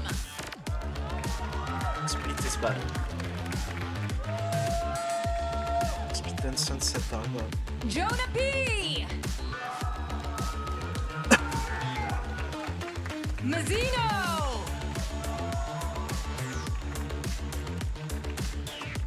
Icebox is even.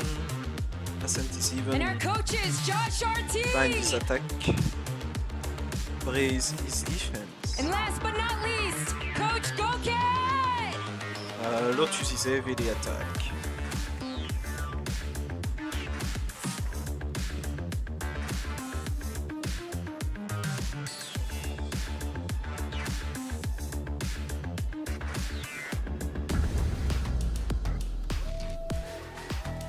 Both of these teams have now secured themselves their first international appearances since 2022, but the focus now turns inward. It turns domestic. The fight to win it out here in Americas as the top team after stage one.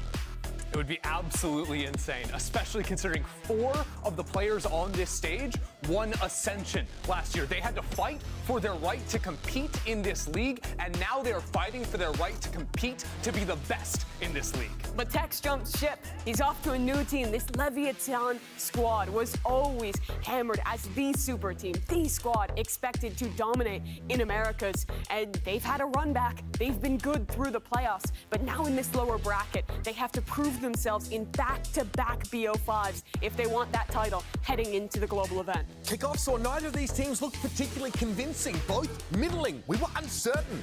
And even the way that stage one began for both of these rosters, I mean, Leviathan fell to Leviathan a middling? chaotic game that didn't show their strengths. G2 also had a relatively slow start, but as the weeks went on, and that super week, that's when these two teams kicked into gear. G2 is the team who is always surprised. A lot of people didn't think that this 4 squad and would 1, win Ascension top of their against, group, they were against middling. EMEA, against What the the other top fuck? squads in that event. Then they come into Americas. They look bad to start. People don't think they're going to make playoffs. Don't think they're going to contend. But Like they've 100 beaten Thieves through was all more of that, middling and now than have a Lev. chance to make their first finals in the tier 1 in years. Role swapping one of the best duelist players over to Sentinel in Leaf, bringing in Icy from the EG reserve bench to come play as a starter on this team. And now they're top 3, maybe? But now up against the best duelist player in the league. Facing Aspas is always going to be tough. He destroyed them when they played in week 3, but this team has leveled up since then and have 5 maps to try and change that score.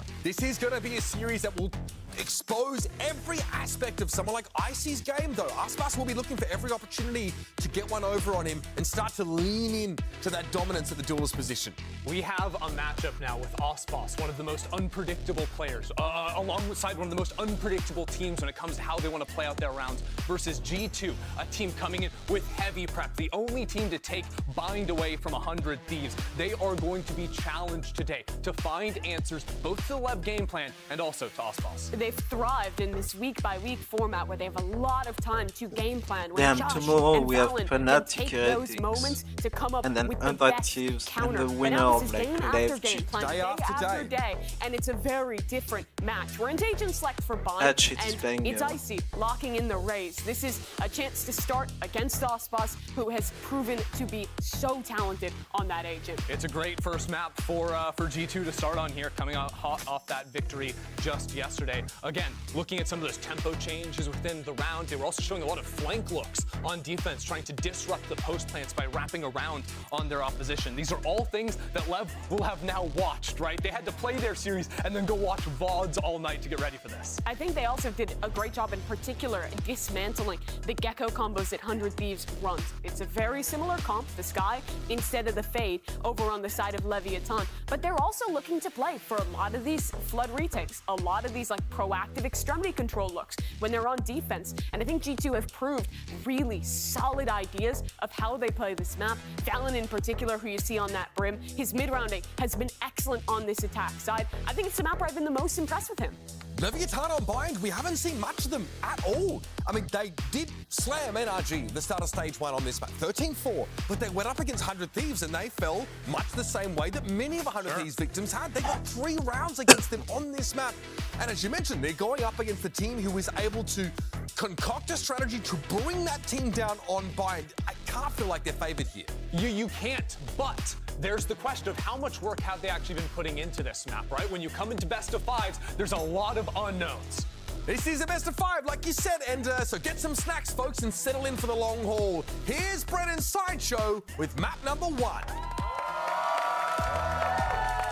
Let's get this game started here in the lower bracket finals of our mid-season playoffs here in the Americas, Josh. And this is the one, you know, where I'm kind of just trying to get a feeler, I suppose, of the expectations for both of these teams and the series overall. What are we expecting from them? It's a best of 5, of course. You know, it's a bit of a marathon test for both of these teams, just regarding the map pool alone, right? Because you're really being stretched and pushed and tested in ways that these teams, arguably, they haven't been before. Yeah, and on one side, you have a super team, a team that was built at the beginning of the year to win international tournaments, never mind attend them.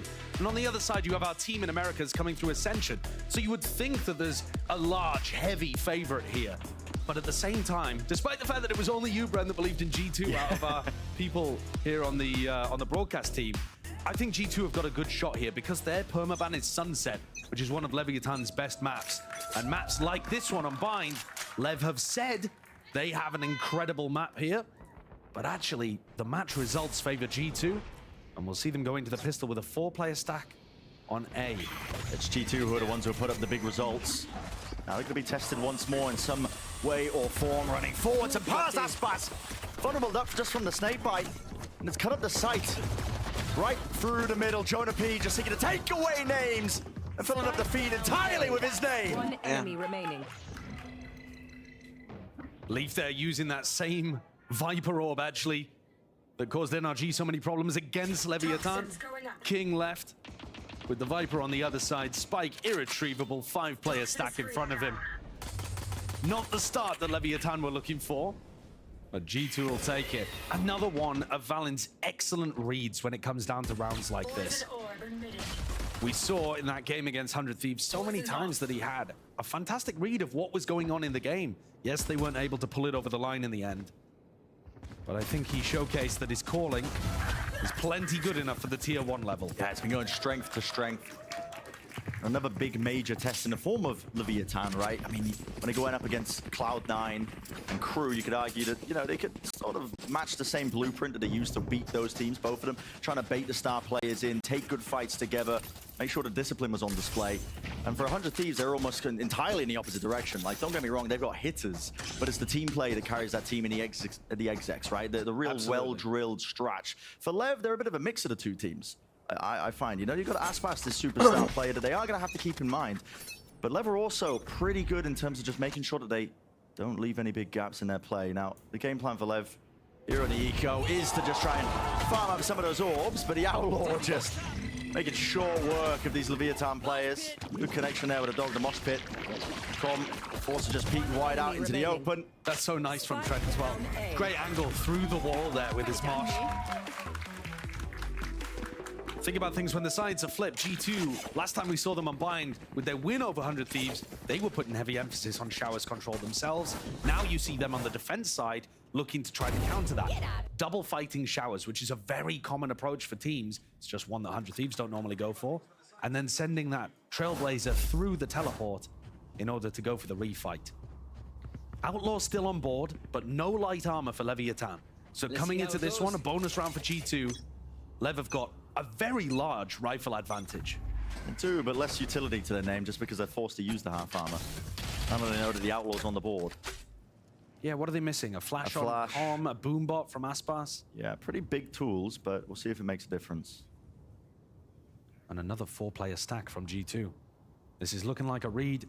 G2 have not had very much time to... I mean, neither of these teams have had very much time to prep for this game. But they are aware of their opponents. They've played them before. Desk was mentioning that, right? Just lack of time to really prep, going day in, day out, playing the matches back-to-back. Trailblazer will clear the way and a path for Aspas. Yeah, so it lets them know that they're not double fighting over Octagon and B-Long control, but it actually didn't tell them the site was completely empty. Obviously, from our perspective, we can see it's only Valen home on the B site. But he's not calling the rotates based off that. He's sticking to his gut. May end up being the wrong call, though, because it looks like Lev are about to explode from hookah. As soon as the wall goes down, it's going to give them the indicator. Just send it all the way forwards. Will be an easy plant. And to be honest with you, this should be an easy round.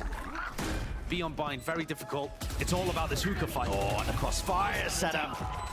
Slightest of off angles, enough to really just expel, dissuade any other attempt here by G2. Of course, the weaker weaponry, they are going to want to send it. But at this point, just playing retakes into the B site, it's basically an impossibility. It would be good at least to do some damage here. We've got Jonah kind of backing off, like really, really far away on the other side of the map. Is he trying to save the Bulldog in this spot? Or is he just looking for exits over towards B-Long? He does have a little bit of time. Might be able to catch some players over towards the B-Long angle, but yeah, final go of things here for the G2 players. Yeah, to be honest, that's almost worst of both worlds. You don't get an opportunity really to send it on the retake and do damage. Oh, guns to be claimed. All right, there's plenty of them. Plenty of them. Jonah P even surviving until the tail end of the moment, although probably would have been okay with going down as well. All right, so fair enough there. That round-the-world play from Jonah P does actually end up with some success towards the end of things. But Leviathan, that one was a little bit of a weird round for them because G2 gambled so heavily on their defense side. But, Brent, speaking about gambling super heavy once more, we have the same 4-1 stack on the defense side, just the other way around. And the economy is actually fairly equal. You would not expect this kind of setup. Valen's starting to drift over towards A. It looks like Valen was expecting a fast B rush, and now that it doesn't come through, goes back into more of a standard setup. Dizzy over the top, Trailblazer forwards. They've already taken lamp control with a mosh pit. Aspas, he's eager now to draw some blood. There's one player left to stand his ground. It's Valen, the IGL. That's so good. He's playing anti-flash inside their own smoke. Backbone of this team, and they've waded right into the nest that is Leaf. Already set up towards the hookah angle. Tex has got the spike in his back pocket, but a position recognized there to see he can point them towards it, and G2 feel it from Valen's positioning there, just backing away to double face. 3-1 now in terms of that round differential. Ludicrously good play by Valen. To say that that was plan B. Remember, they stacked 4 players B at the start of the round, thinking that Lev were going to send a fast hit in that direction. So they weren't set up as the perfect A defense. Yeah. But to still anticipate a backside flash there, be playing inside the smoke towards spawn, and be able to pick up 2 with a spray transfer, that's lovely. Really is. It's going to knock the economy of Lev early on. And you heard the desk talk about it. Last time we saw Lev, only able to pick up a mere handful of rounds in their game against 100 Thieves.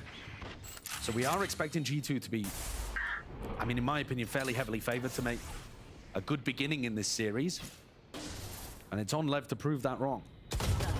Again, Valen, well, had to hold his own there. Alone in through the lamps angle. Guardian made sure work through the wall, so I see. He's looking to lock down Showers as well. If he holds on to control of this one while the plant goes down now for Lev, any sort of denial, the nade rebounds. I mean, that is wild. Unfortunate as well to a degree. Maybe not enough to actually even prevent the plan, but still going for the stray shot, hearing and knowing, expecting Aspas onto that spot. Jonah P is alone here, waiting for the thrash now to see if he can take the fight forwards into lamps. Connection, detainment needs to be covered and defended. King does his job, but does it well. Icy just trying to aim towards the back. These players looking away from him, and a call is made by Lev. They want to refight this one. Straight into Lamps, doubled up now.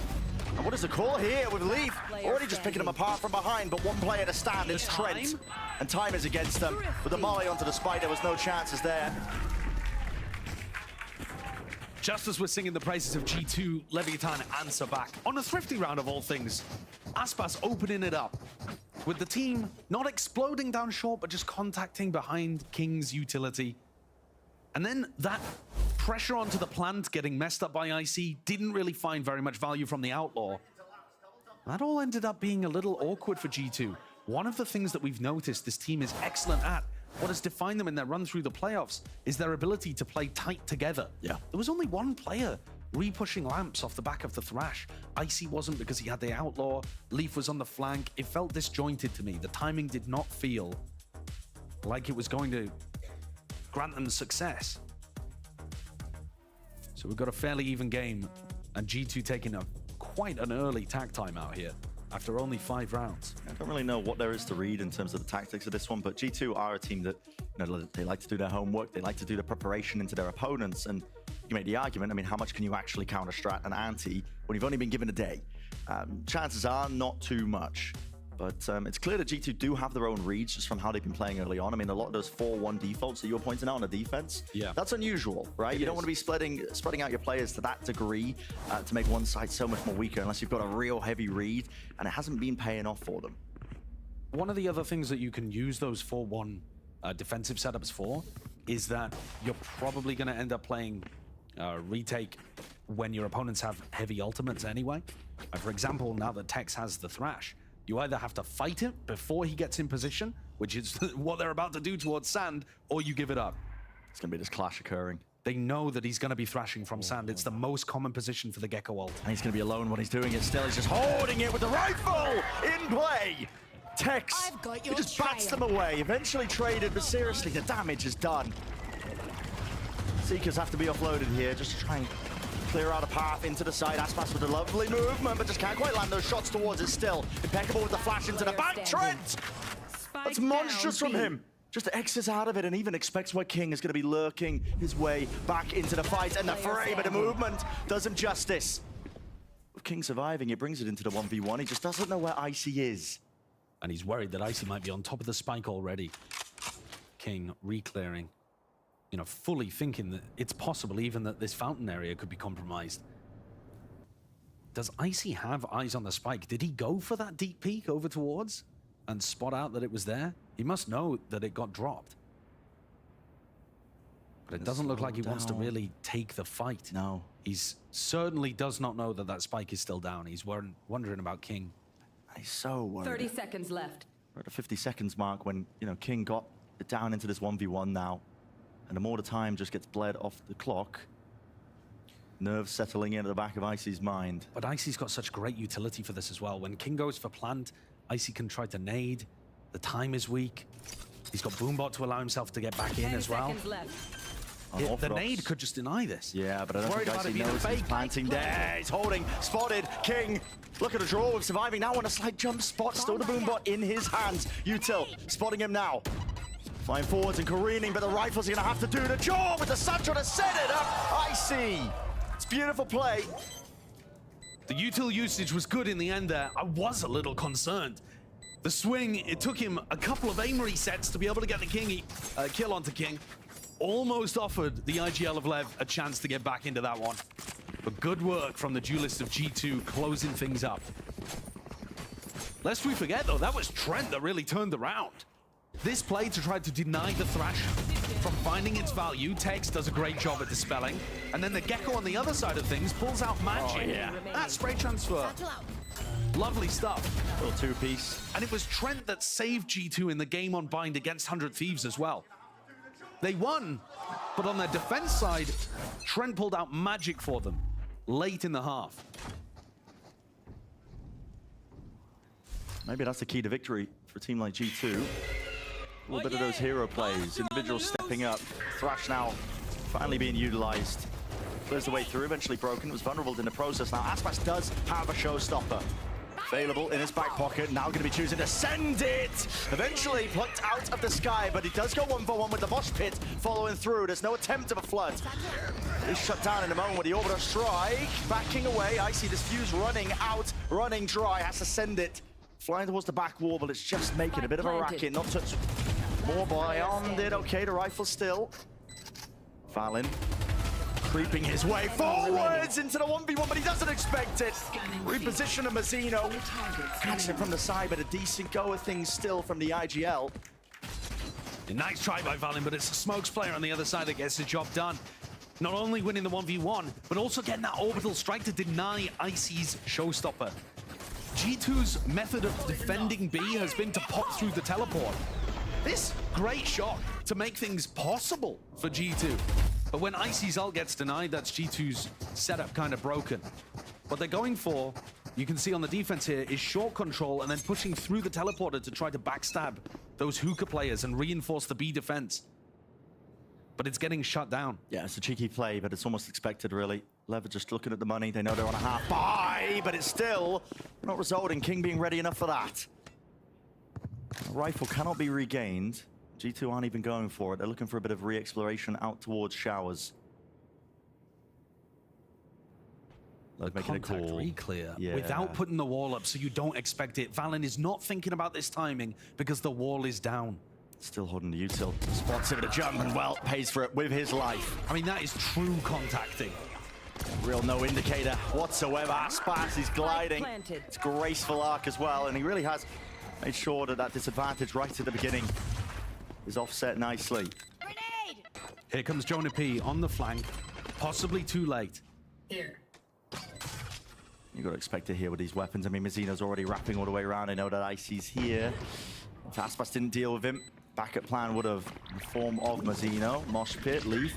Just hoping that they just try and take away, potentially hunting for some eco kills. I mean, surely Mosh is gelatinous. He should be slipping through those vents. Shouldn't be lingering on the floor. Jonah P's position, though, very reminiscent of what Leaf went for early on. I think probably something like round 3 or 4, where he was going for that flank retake setup. Yeah. But the problem is that while G2 is still being able to find the timings to push out on defense from B, they're so late that they've lost A, and the retake timings are too late anyway. So both round 3 and round 8, somebody from G2 on the defense side has pushed out B. They've just been too late to short. What a beautiful call, though. That's a fantastic call by King, or possibly Com on the side of Lev, to go for that pure contact re-clear of short. Yeah, it's a nice audible. Yeah, knowing that after you fight over it with the eco early round, they're not likely to still be set up there. And we see Trent doing that kind of ping-pong setup in spawn. He's just going to follow the noise. Scout destroyed. Dog showers pulls him towards A, but we can see the main body of Lev actually trending towards B, and Trent's going to get his steps in here. Just kind of jogging from side to side. Go get him. Trying to be wherever the action might be. With Aspas making all this noise as well. Slight feeling mosh pit. That's going to be sent straight.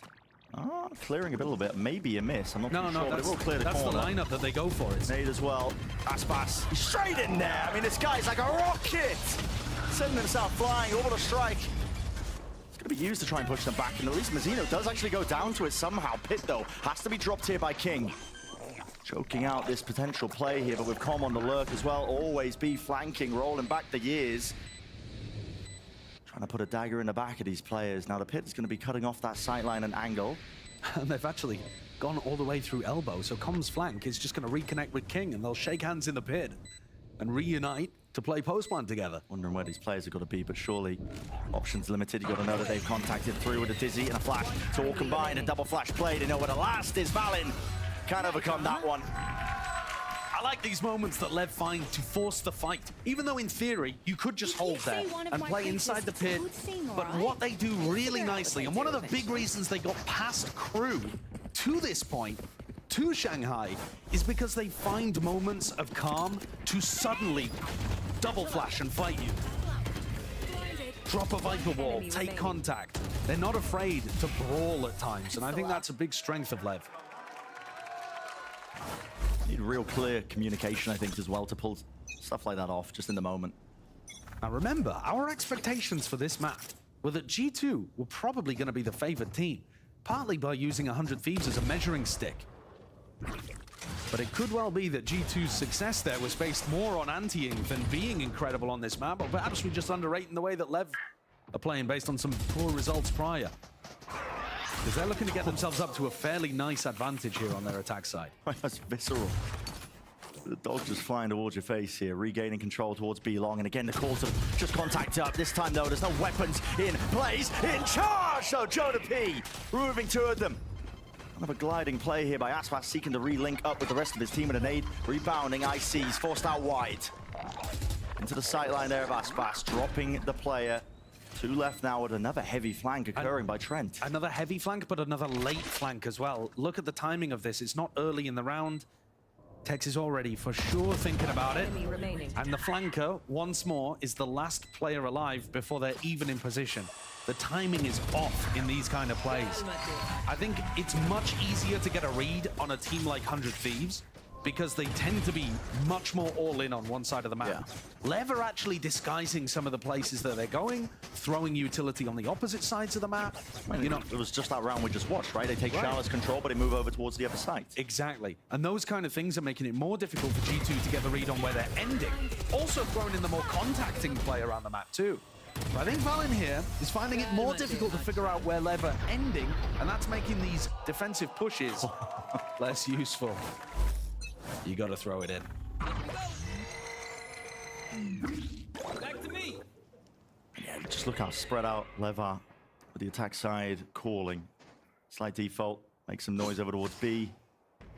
But this time they actually haven't pushed Leaf off the B long angle, and that flash from Jonah P, they know it's not B. So this time G2 should have the read. This is ending A. They should be able to get 4 players there in time. Pop flash to clear through. Orb still up though. Thrash is going to be used. It's going to slow them all the way down. Detainment onto the 2 targets here. In through the choke point. Not overextending themselves. G2 make sure they play with a little bit more discipline here because they are aware, at least of the fact Aspas still holding on to the showstopper. Trailblazer use a clear through. Any pivot through the teleporter is going to be cleaned up by Leaf, potentially. But Lev are getting back over towards B. They're pinging B long. Yeah, because they're worried that people could be pushed. You know, they're clearing positions where defenders could be tucked.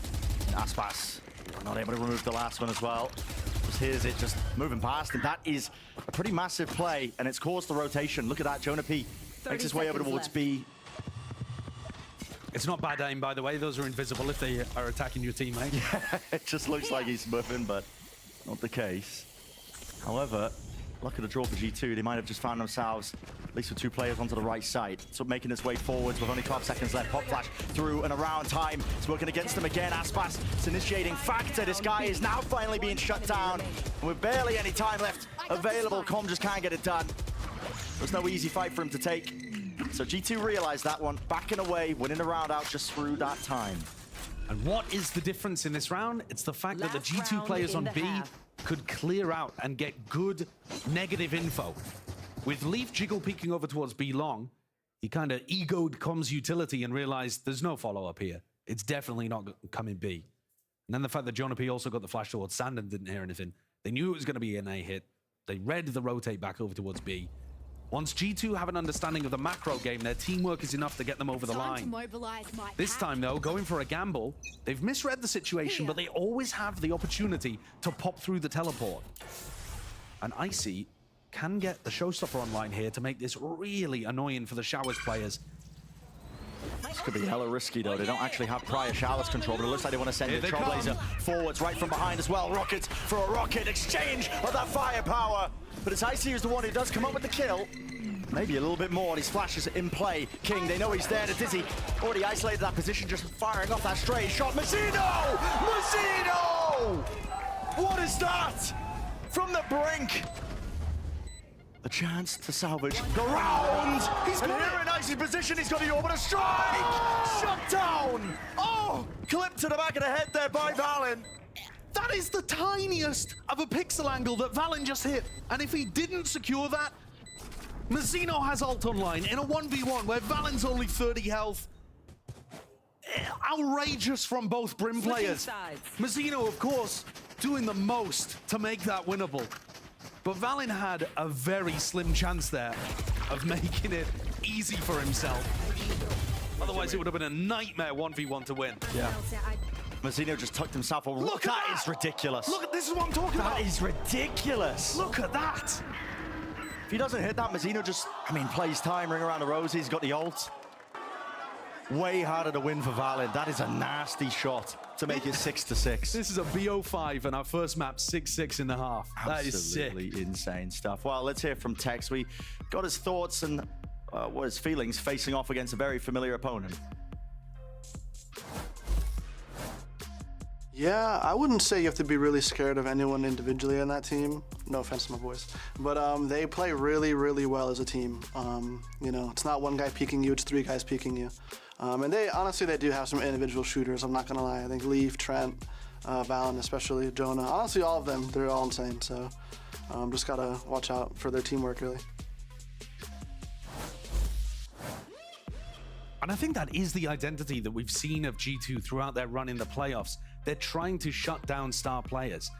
Has it been King to come alive? Has it been Aspas to carry Leviathan? I don't think so. Well, instead, what it's been is a battle of the macro games so far in the first 12 rounds. Now, that could all change. And certainly as we head on to future maps like Breeze, which lean more into the individuality, sure, then we can start talking about how well G2 are shutting down, you know, the Aspas entries, etc. He's top fragging at the moment, Aspas. Of course he is. When does he not? But at the same time, I don't feel like he's the main win condition for how Lev played that attack side. All about how the map was being worked and the ideas that these IGLs are throwing into the mix as well, the mid-rounding from the rest of his team. I mean, we know, you know, for Lev as well, it's the whole team actually does a lot of audible calling. They do, you know, their feelings about, you know, I've got a bit of a read, trust me on this, with the setups. Yeah, I would say Com is extremely vocal in the communications for this squad. Tons of mid-rounding, and King was giving him credit as well when we were talking to him in a recent interview. But the whole team's got nice ideas about what they want to go for, and as we head into the next half, G2's attack side coming up. Now, G2, when we saw them play against 100 Thieves, were exploiting a hole over towards Showers. Now, Lev don't often have the same hole towards Showers. They're quite happy to play it, and a very common pistol round setup is to have 2 players instant double swing and try to contest this. So we'll see if that's what Leviathan are going for. Certainly Aspas with Sheriff in hand, you would think, has a good chance of being able to take out Valen if indeed they were to take the fight. Just a short control though. Looks like a late re-clear of Showers if that is even on the cards. Pass through the TP, double play here. Lev seeking to crunch. And the G2 playing this far back, I mean, they actually do get that opening kill as well. With King dropped, plant down. Into the post we go. Maybe now the call to get that re-clear, late going. Wingman will start the defuse, at least with the process, and a Dizzy in play, in process. Tech's already getting this. How about a defuse? Looking to break this one. Wingman finally dealt with. But Lev wouldn't have his fight, potentially not quite. Com. It's going to be the last one left in a 1v3. Now, there has been a decent amount of damage, but it comes out of hitting it. It's a little bit precarious and tenuous. Still, time has been bought for him. All that work done. Off on the round and a bound. That is absurd. A shot to the brain of Valen. Only the wall saving him, but he doesn't land it. And still panic. Now beginning to settle. Has he bought enough? I don't think he's got time. It's so damn narrow. On a nice edge there. Somehow Valen with the composure, and Com not quite hitting enough after that sick headshot. A great try from Com in the 1v3, but not quite there. G2 take the pistol and go up 7-6. Look at that. The like fadeaway headshot onto Valen dropped him down so weak. And yet he couldn't quite finish the kill in time. So yeah, Lev contested Showers there at the very beginning of the round and then decided to pile people through the teleport. That might be because they're expecting G2 on their attack side to still focus Showers. What a face.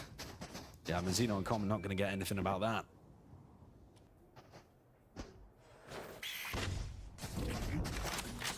We're going to need some clear game plans, I think, as well, just to prevent these ults starting to get farmed up. I mean, flowing forwards. It's too late. Trent already has his thrash.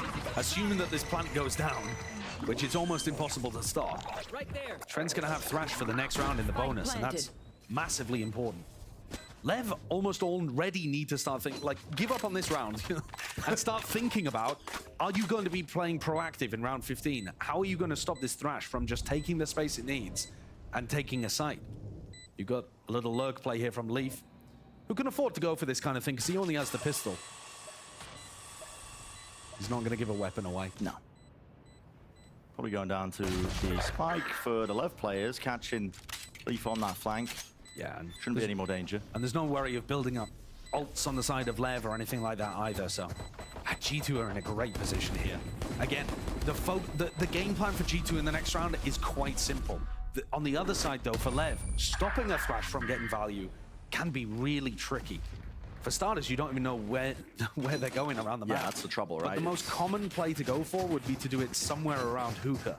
So if you were gonna make some kind of setup, perhaps you could organize a sand crunch, take short control at the beginning of the round in case he's looking to Thrash from there, pop through the teleporter and crunch if indeed they go for that hookah play. Lev, though, looking for the 4-player stack on the A site. Watch and learn. It's an overwhelming amount of utility they've got, and they could choose to crunch through sand if they hear it coming. Well, I don't think they really can because they're giving up a lot of short control. Or at least send through a bit of that util. We've seen teams try and cancel it with snake bites and nades. I mean, to be honest, the game plan here for Leviathan just seems like gamble A and play full B retake. But again, this is the most common position, I would say, to go for a Thrash. And here it comes. Yeah. Very standard game plan from G2, and Lev not able to be in a position to disrupt, but King still somehow finds the opener. Okay, well, and they're going to pop through the teleport here. They're trying to refight this one yet. The call's being made now. Putting the squeeze onto these G2 players. Plan for Valen. Stuck and committed. Gets him into the post at least with a Dizzy to try and refight this one. It did connect onto him. Having to dodge this one with a snake bite. Drop down at their feet. No more advancing out through the elbow angle, but they do have to be worried about these hookah players still. Lev calling for a pause, waiting for the util, and with the smokes drop down, now sends out the Thrash. That's a detainment. In through the back again. It's all about just denial and delaying all this time. G2 just trying to find these advantages, whatever they can get. Lev struggling to get themselves forwards here with Windman flying. Finally, the time is now, but broken in the moment. 1v2 for Valen. Sticking all the way with Com as a sole defender. What a phenomenal round from Com. Lev put the squeeze on very slowly. G2 had a great reaction to go and take elbow control, but got locked out by a molly, couldn't force the fights, and Lev just slowly posted themselves onto deeper and deeper angles, doubling up. And it's this play. I think Trent had a chance there to win the round for G2, but couldn't get a kill. Nice round, guys. Damn, nice what kind of Chris? I mean, remember that this is Com coming out of almost winning a 1v3 on the pistol. He's feeling good. Top of the scoreboard for his team. Vibes are definitely up. Aggressive down A short.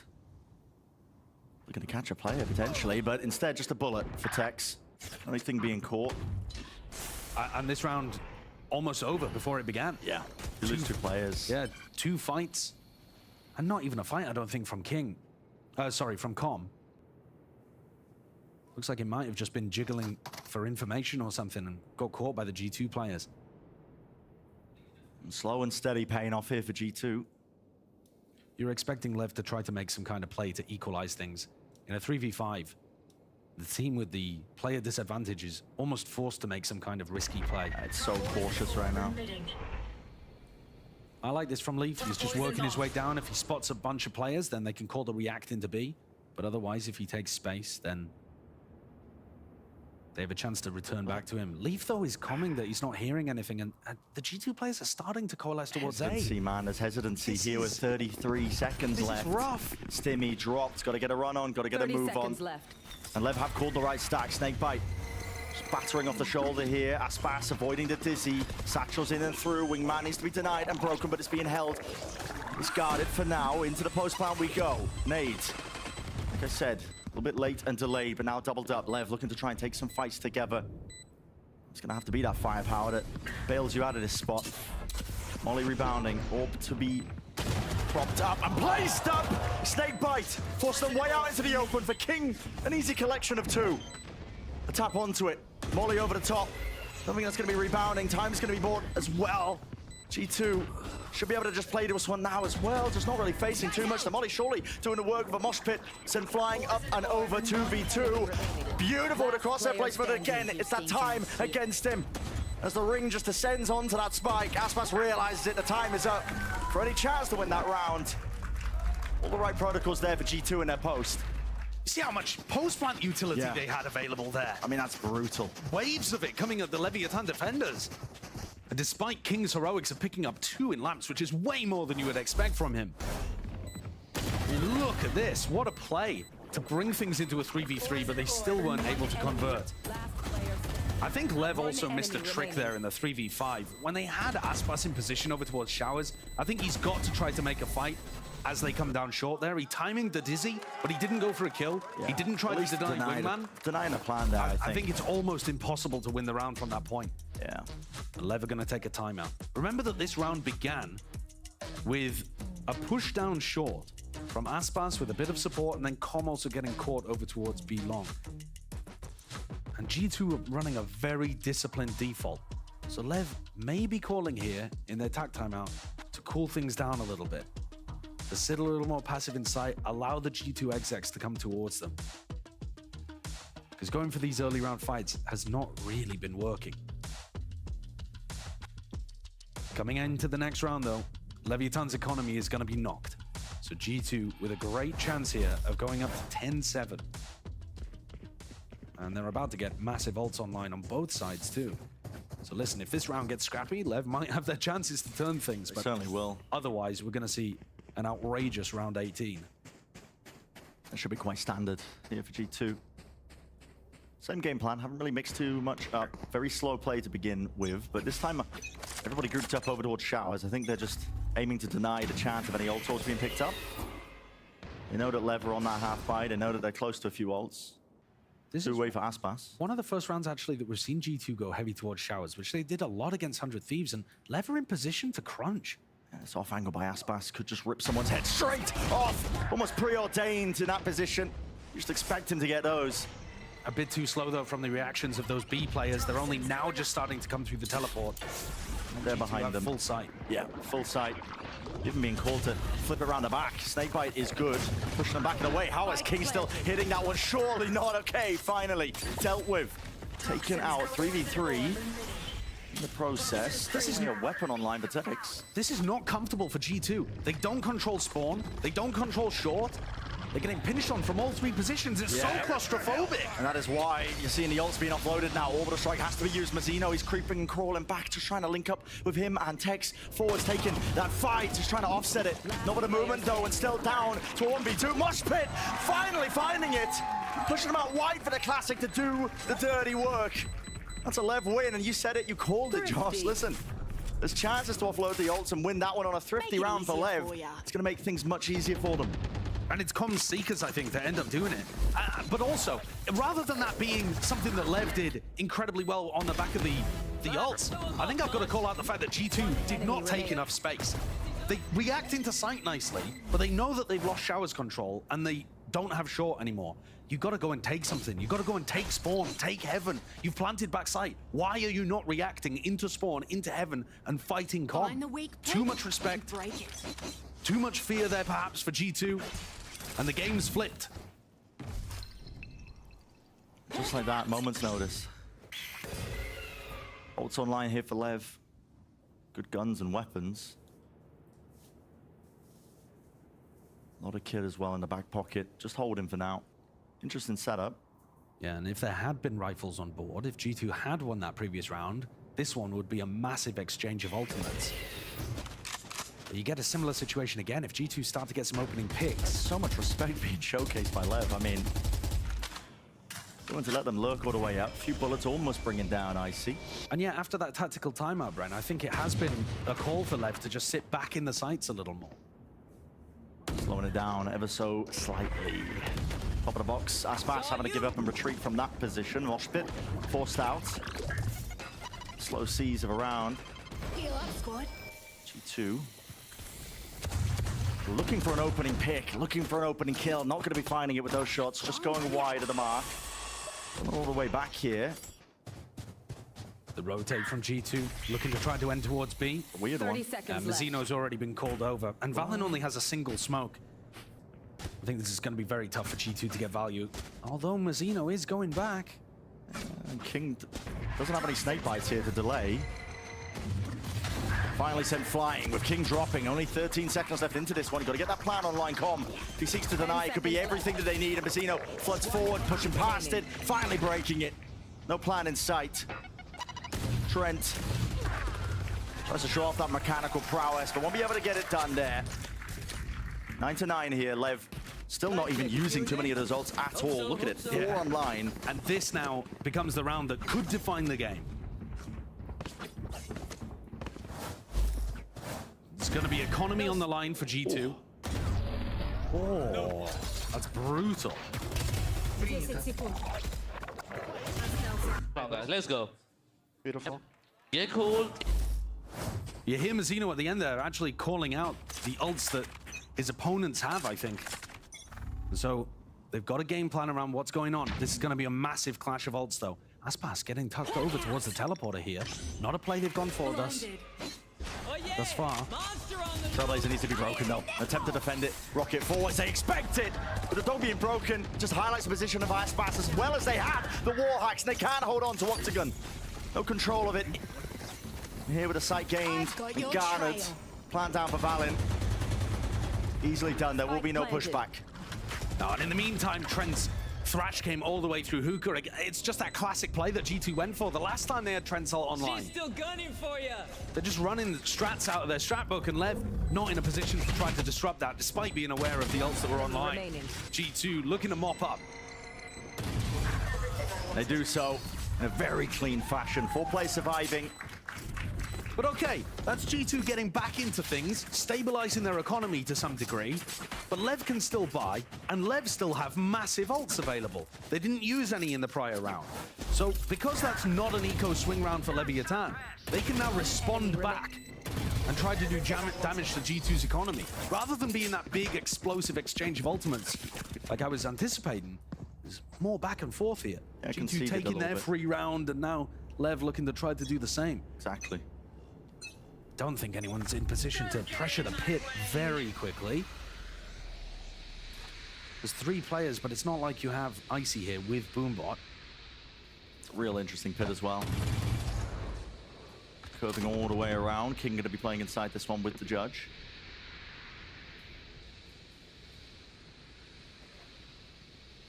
For G2 now, how do you want to try to clear this?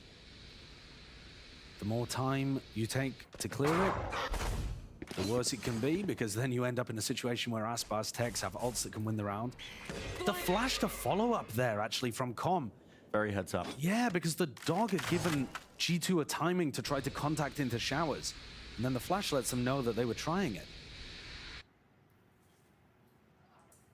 It's up to Com to try and defend his teammates back here. King, despite having the coverage of the pit, he is quite vulnerable in that spot. If they get squeezed and lose showers control, Flash is good with the connection, but Com, he topples almost as immediately as you go. King now just trying to play inside the dominated positions. Jonah P, flick of the wrist and snap straight to the dome. Over the strike, forced out nice and early, but that won't stop the plan from going down. And Aspas, even the commit. Oh! What? Leaping boundless straight past it. How is Leaf still alive? How the hell is that a -8? Another pit of their own. Drop down, mosh pit. Leaf trying to leap out and away. Lev have cleaned this one up almost entirely now. It's flipping around, but look at Jonah P coming around behind showers. There is no way that Tex is thinking about this, but they haven't broken the wingman. Not at all. Broken the wingman. And it's still diffusing. Broken in the final moments. Jonah P on 23 health, but he needs to play it out in the open. And he's not doing it. Doesn't call the block. Full stick. What a mad round. What the hell's occurring? What an absolutely bonkers round there that Lev have managed to steal away. When G2 got themselves into the site, dodged Com's flash, and picked off King, should have been curtains. It really should have been. Especially when this ult finds nothing. Oh yeah, you're kidding me. I mean, how is that not getting a kill when it's on top of the bench there as well? It just gets, it vanishes into textures unknown only to the deepest of depths. But here, the wingman being able to get half and then the follow-up puts us at 10-10. Ults all expended. just for those final couple of rounds to be flipped. And these two teams could not be closer. G2 have been playing this one so slow, so steady at the beginning of almost every single attack side round. Yeah, they really tried to play with the pace, force Lev into making those aggressive moves so that they can try to punish it.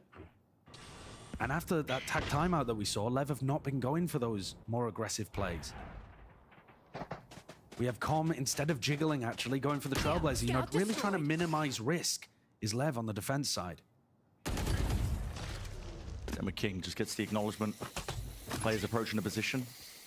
On the other side of the map, using Wingman to clear out any potential lurk. Going for a double fight here. Maybe even potentially the bait and switch. Satchel across by Icy, immediately punished, and more so than that, it's a sand crunch right from behind. Colliding and crashing right into them. GT will seek to at least maybe carve out a path into the round, but with the spike drop down, very limited in terms of the options. We'll try and force these fights and force them well. Flash deep into it, into the back of the side. Leave! How are you managing that? Stay by still, bit of vulnerability there. He's burning. For the toes. Repositions, doubled up, damage done. Could be anyone's game still with the spike even drop down in his position. Util in your hands, what are you playing at? Leave into that 1v1. Wingman broken, 14 seconds. Got to get a move on, but he does not know where Tex is. 11 left. Knives out now, getting a full run and sprint forwards and back towards the site. Safety. I think he's got to know that the play is long by now. Otherwise, Tex would have been shooting him in the back. Surely would have punished him. And Tex is weak enough himself. Have G2 really done enough to carve out a spot for success in this round? The answer is yes. All on the back of Leaf. These last two rounds have become so chaotic. Holy shit. Just ludicrous scenarios all over the place. The fact that Mazzino was even able to be punished in back halls there, this play, is because the wall is up. These teams are just pushing themselves to the limits with the proactive calls that they're making. Yeah, it doesn't matter how many scrims you've played. You don't get tested like this. You don't see rounds like that. Yeah, we haven't scrimmed this exact scenario, actually.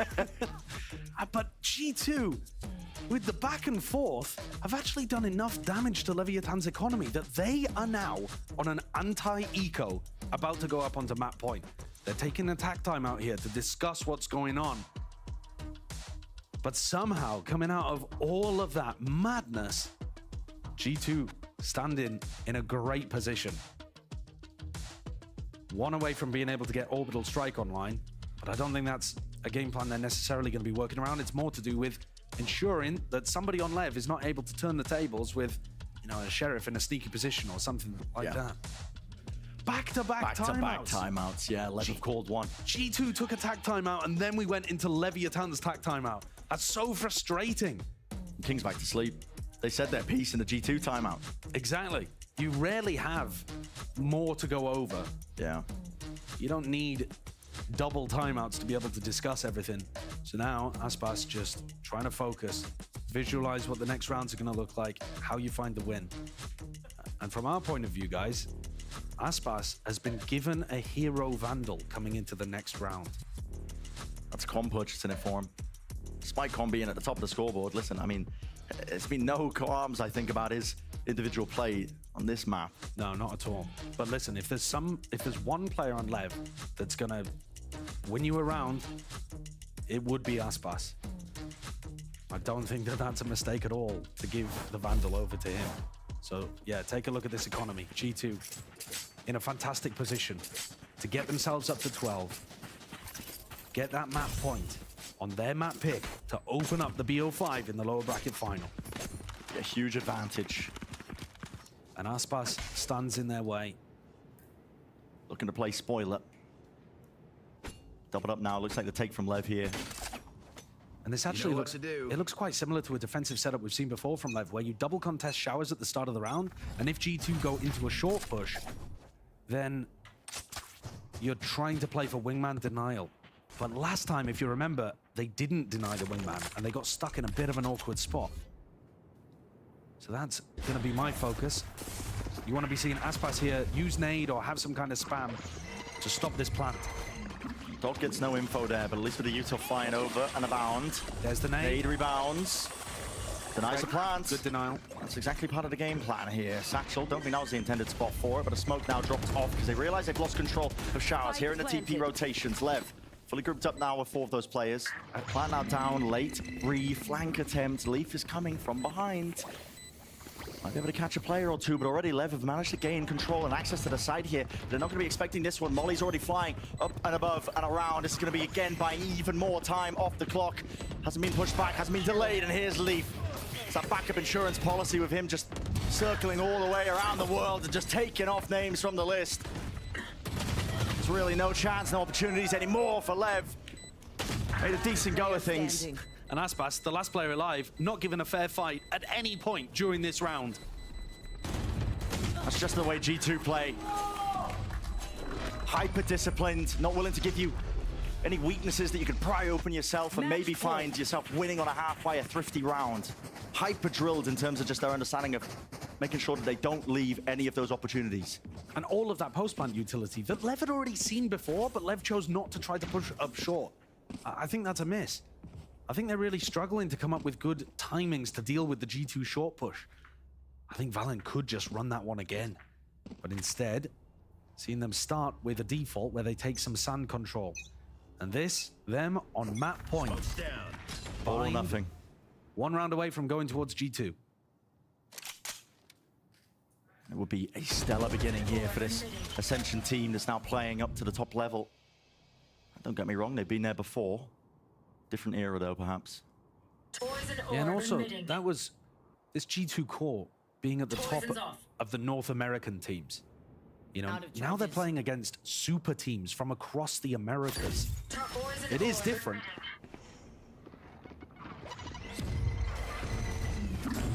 Ollie sent flying. Clears truck position. King, what an opening. Valen's going to be caught out. That's actually an orbital strike that's going to be removed for this post, as well as that a satchel. Pushing him back and away, Wingman. Now going to be trying to get this plant online. Here's the next level of it. Another nade sent flying. Clear game plans here. It's evident from Lev, and our cause a fight. Flash doubled up into the back of the lines, but Lev, we're going to be isolated from all of this one here. Trent just trying to get that stick, and he does get the plant down at least, but they've toppled and lost players as a result of it. It's on to Leaf now. Again, another flank time. Mosh pit out wide and open, but the off angle not anticipated. Trent just sends it flying forwards, at least with the Wingman, but his back is open. And Com is right there, betrayed by the barrel, sticking out wide. 11th round gain for Lev. They're not done with Bind just yet. And such a better way of denying plant there. Satchel into nade, into spam, maintaining that control over bench instead of giving it up and hiding in showers. Superb protocols for dealing with the plant, and something that Lev have been getting wrong, I think, for the majority of what they've been doing so far on Bind. What a late adaptation to fix their counter to G2's short push. But is it too little, too late? The ultimates are starting to pile up on the side of our leading team of G2. Thrash. Where have we seen Thrash been played? Every single time on sand. And Lev are going to try to deny that with an immediate flash. The flash itself actually beefed by Com, and so Aspas is not on this angle early. But it's good enough to let him know there's no one here. They're really going to be seeking to take a fight here. Players could be watching, but no, their backs open to it! Punishment! And Trent, I mean, he was just locked into the animation. Couldn't be better, though. The read, it's excellent. Even though G2 were modifying what they were doing with that Thrash, still found the perfect timing. Is there any chance for Icy and Leaf to turn this one around? Leaf's making a lurk play happen over towards A right now. But look at King. I mean, King is playing so passively because he's lost info about Leaf. If Icy dies, though, the round is chalked. It's inevitable at this point, isn't it? Looks like it. They hear the footsteps. Yeah, this is just giving the perfect timing for these Lev players. Knife out reflank is going to be like, what, 5 seconds later than Icy to short? Lev are going to be far enough away, though, that it should get into the post plant. Pit down as well. Definite chances here for G2. It's all about how they play it in the moment. All eyes on these flanking players. 3 grouped up from Lev. King from the back is trying to seek for some noise and the timing. An off-angle fight by Icy. Not favored. Leaf is low enough here and he just can't quite collect it. It's Leviathan team eager for a scrap, eager for the brawls. Throwing in a bit of proactivity when they just slowed it down and just gone entirely away from it. But what a hell of a read from them. Yeah, a great read, and I think the fact that G2 have gone for that thrash play over towards Sand twice, it did mean that it was very sensible for Lev to start pushing in this kind of area. And they caught the perfect timing too. So we go overtime. That ult advantage that was potential there for G2, wiped clean, even on both sides. And I think, to be honest with you, Brent, Lev have been the team that have been impressing me with the adaptations later on in this map. I would agree, yeah. I think that they're thinking about the ults that they've got on the opposition side. I mean, G2, I'm not going to say they're readable here, but I think we have kind of teed this up as a battle of the minds, the IGLs, the teams themselves, and the adaptations going back and forth. Doesn't get much more so than this bind map. 12-12 into our first round of OT. And once again, Com is supposed to be the distraction here with his Sky utility, disguising this push down short. Walk up though. Lev going to be hearing it, dropping down. Icy. He's got the awareness at least that they could have lurked and crept themselves deep. They dodged the into boom it. bot. They dodged it. And now it's all about these timings to be taken to the expected damage.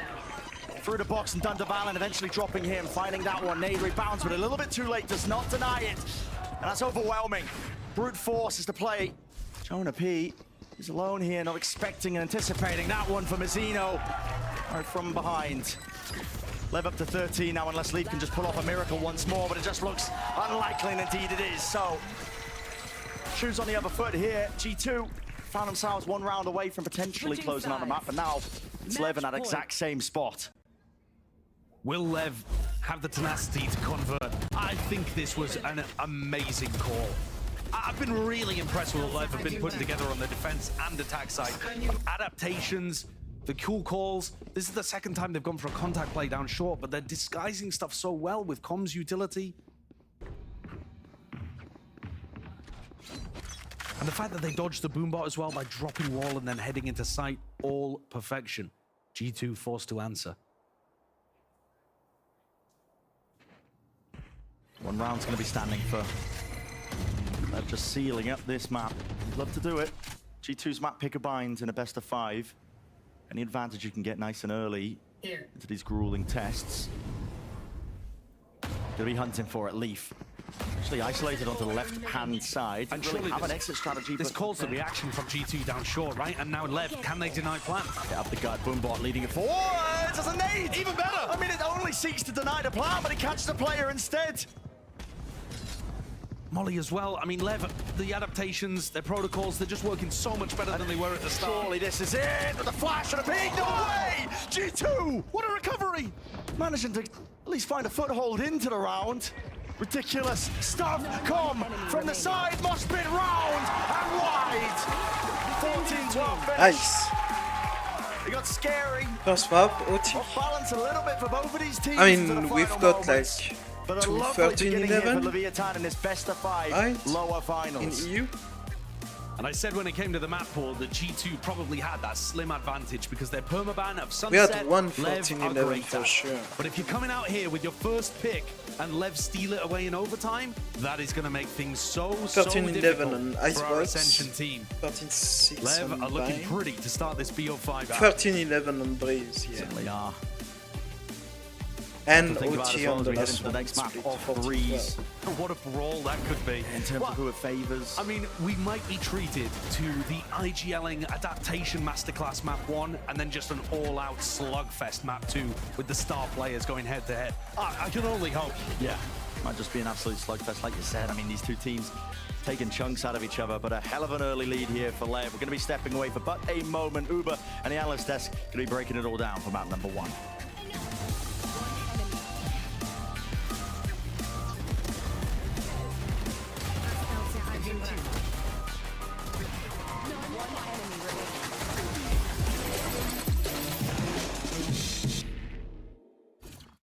Look what I've just made. The perfect pearl. Not too bad, but check this out. Whoa, a true Venus clam. Red Bull gives you wings.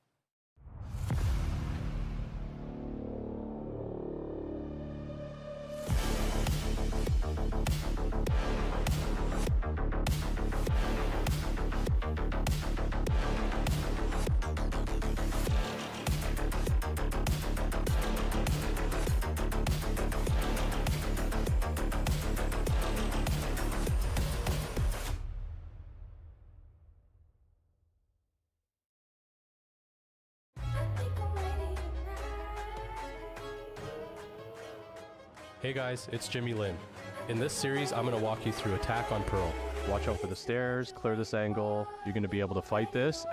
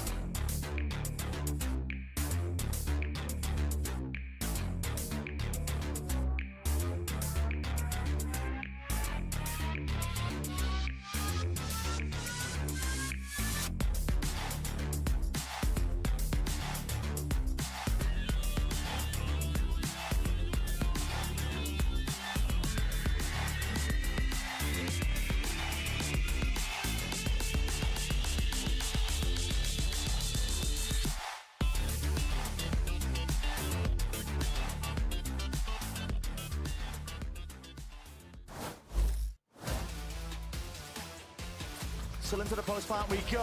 Valin doesn't set his sights towards a player. Turns the flash. Gun advantage, health advantage. And of course he falls.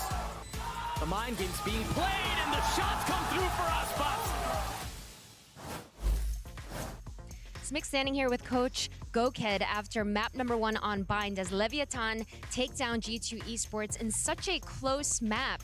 The score was at 1 point 11-10. Both teams called a timeout. You had to face an eco round. What did you talk to the team about? Because we saw how even though you lose that eco round, you then went on to win the next 4 rounds to ultimately win the map. Well, basically, we were having good advantages, but we were like losing them, so I just wanted them to play proactive instead of them playing on us. And then I saw they were struggling a bit on A post plan, so I just wanted to force that scenario, and it worked good for us. Absolutely. Thank you very much, and best of luck on map number 2. Welcome back to the desk, folks. First half, very chaotic gameplay, I think, in general, and Goked points it out. Leviathan want to be proactive and interrupt some of these timings. We're talking like in a post plant on the attacking side, they're swinging behind a flash just to interrupt the defenders. Sometimes they're not even letting the plant go down because it's just mollies, nades, everything. I mean, they got so many kills or big damage onto the spike planter repeatedly on their defensive half. And I think we saw G2 come in with a really similar game plan to what they played against 100 Thieves. Against these flash combo comps, they like playing this really slow attack side where they're baiting out that aggression, finding the weak side, and then setting up to have that pause in the mid-round to punish the flood retakes. And that was working initially because Lev realized that they weren't going for as many active moments, but that meant we were constantly playing into these heavy numbers versus heavy numbers retakes, which meant a lot of the rounds were like descending into chaos. Yeah. What post-plant mollies can work out, who can win out in the clutch. And sure, like G2 were 6 out of 10 in their post plants, but there were a lot of rounds where things got messy, right? I'm thinking of the anti-eco round where they're in a 5 versus 2 situation, and then it's a full stick somehow through all of the chaos. They were able to win some again towards the end, but really, had they been able to lock up those rounds that they had a convincing advantage in the post plant, up 1-2 players, they should have had this map. Yeah, and the guys I think deserve a lot of credit for winning a lot of those scrappy retake rounds was Ospas, and in particular, Khan. This guy had a great map. He's generally like a super supportive player. It's going to be lower in the frags, but he was winning out or at least getting close on a lot of critical clutches. And I think the way he was conserving Sky utility for the late round on defense to set up for those kind of last minute wins was definitely make or break on Bind. I think it's also worth shouting out how King sort of IGL'd on that attacking side as well, because there were a few moments where either they got scouted out earlier, they lost a player, and they slowed down in their rounds before going for the rehit, which were able to find windows where G2 had sort of emptied out space. Yeah, I think their read on the attack was also really good, playing a lot of these kind of like slow contact rounds, punishing a G2 who loves playing that flood retake and isn't always going to be so proactive about that extremity control. So honestly, a really good map from both teams, but this puts G2 in a tough position, losing their pick. I definitely felt like a must-win map for sure. Curious to hear from G2 now. With that map pick of theirs gone by the wayside, what they're looking to do heading into map 2. Smick standing here with Coach Josh ahead of Breeze. On that map, we saw it didn't go your way. However, earlier today when we spoke with Icy, he talked about how you guys were feeling very confident in this rematch from the close 2-1 loss last time around, knowing that this is a best of 5, which changes prep, and knowing that this is also Icy's first BO5. And with 1 day to prep, what did you choose to focus on? All about us, really. I mean, like, you can only prioritize so much. And so I felt like in the 100 Thieves game, we kind of fell apart in the late game. And we just talked about like what solutions we can provide like in those moments where we should rely more on each other and make sure the teamwork is always there. So this is a good test to do it again right now and see if we can bounce back in map 2. Absolutely. Best of luck on Breeze. So we are talking about a team who are famed for their ability to develop a game plan and tailor it to a specific opponent. And Josh RT is saying, with only 1 day, all we could do was look inward. Yeah, that makes sense in how they were playing that bind map in a similar way to just yesterday, but this is where maps become a problem for them now. They had to win bind because remaining in the pool are both Breeze and Lotus, the 2 maps that they got owned on by Leviathan their previous matchup. Now they must turn it around and somehow win one of those if they want to advance to the final. I think when you're talking about a BO5 too, there's also kind of the worrying aspect of momentum, right? Leviathan have a great comeback to close out and win on bind. Now they're going into a Breeze where they're super confident on, where Ospas has come out the gate with a pretty hot map 1, and where they have looked great against pretty much every team they've played there. You don't beat Ospas on Breeze. Yeah. You just don't do that. And that was a middling map by Ospas' standards, but we saw last still time. tough frags against these Ospas. This is like a 13-6 Yeah, he didn't have 40 kills. By the way, so it's middling. the only other time G2 have played this map, this stage, was against Leviathan. So they're going to have to run that back, and if they've been looking inward, that's great, but they'd better look outward at the behemoth across the stage. If they're looking inward, my kind of concern is what comp are they going to be running? They went for the solo Yoru last time. Most teams play that Yoru Jet, and I wasn't super in love with it, and they're going to not make a pivot in terms of that solo duelist, but they're going to add the Astra in the mix, which I think gives your Yoru a ton more options. We've seen a lot of teams pick this up. Those global smokes combined with the TPs flashing out, there's a ton of cool ideas there. Yeah, the combos on the attack to teleport into those smokes are very big, but I think the global ability of Astra that you mentioned is what is so critical, especially on your defensive side. You have the ability to shut down chokes on both B side and A side, because you have Cypher Viper, you can unlink those and be very strong on their own. Astra is an immediate second pairing that makes your hold so strong. That means like you have a lot of horse control as well. There's so many lanes on this map as well that now you have the ability to have a lot more impact over those. Yeah, it lets you use your Cypher utility a lot more for like information spread out where you're setting that up, because because your stall util is so strong. Like the pivot for G2, let's see if the game plan is good enough to come back in this map. This best of 5 is far from over. Even if Lev feel favoured on this map, let's see if G2 can bounce back. And we're going to head over to your casters. It's Brett and Sideshow. Far from over indeed here, but we're heading into Breeze, and as the desk has already been discussing, right, this hasn't been a good map for G2, with their composition done a smidge of trolling, some might say, in the past, ever so slightly. You're not a fan of the Euro? I'm not a fan of the solo Euro, but I'll hold my tongue for now until I see what they've got cooking, because listen, a loss can reveal quite a bit, and this team, I think, will be able to learn quite a lot from that prior VOD that they have, and that loss, right, to Lev in the past. Yeah, of which, in that prior game, the last time we saw G2, as Mitch was talking about on the desk, they only won 2 rounds on their attack side. Right. We're about to see them start on defense, so we can pause those concerns until we get to the halftime. Put a pin in it. Yeah, we'll put a pin in that, but we need to see the defensive game plans looking really strong. I think on defense, the Astra actually, compared to the Harbor they were previously running, massively different on the defense side. You're trying to put smokes over towards A so that you can play inside of them on the site to anchor. You're thinking about putting pulls at the entrances, those kind of things. And that means you're probably trying to stop Lev getting through choke points instead of playing retake setups, which you would more be looking at with the Harbor. So we're looking for a different complexion here. It seems like there might be a small delay. Yeah, I was wondering, what's got King so sad? He's yeah, puckering his lips up. That'll be that'll be the slight pause that's happening over here. It looks like one of the G2 players, by the looks of things, could be on the left side actually. Could be on either side. But yeah, a small audio issue that is going to be getting resolved here before we head into Breeze. But I think this gives us time to talk about things, right? I think one of the big reasons we have not been seeing G2 play very much of this map is because, yes, the composition isn't also very strong in the meta right now, but it doesn't even play to their strengths, I think. Their new duelist player, Icy, is not as explosive as a player, at least in matches. We've heard he's incredible in scrims, but he's also not been that much of an op player, which is incredibly important on Breeze in general. And so compare that to Aspas on the other side, who is a dominant force to be reckoned with. Probably the best player at the moment in Americas. And you could even take the at the moment out of that, because a legacy player who's been up at the top of all of our world rankings across his entire career. Yeah, I believe the lore behind that is that was his partner's gift to him, and so that's like that's cute. a thing that he keeps around with him. Listen, if it's not the real lore, that's my headcanon. Okay, no, I appreciate that. Misinformation on the internet, I love spreading it. Excellent. But I think that's the case.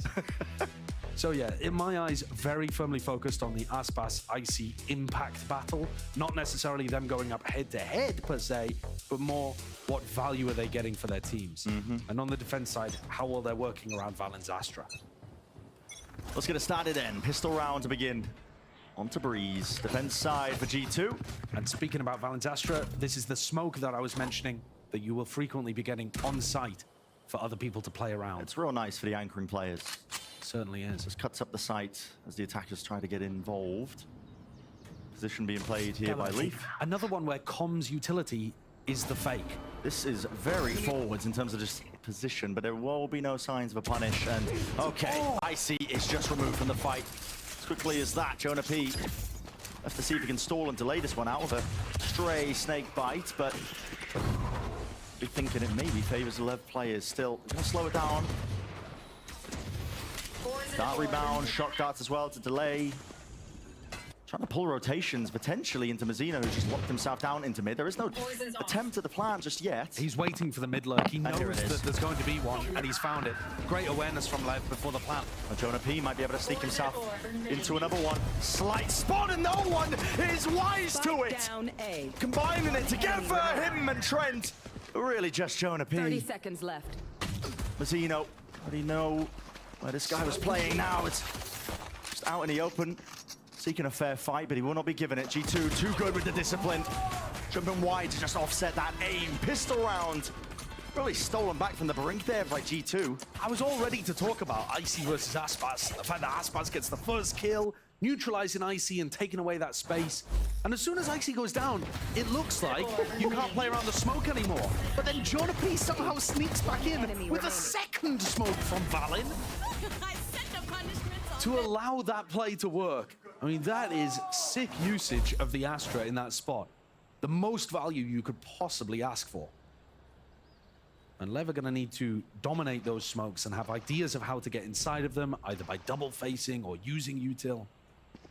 Oh, we got ourselves a tech pause after the pistol. Couldn't escape it.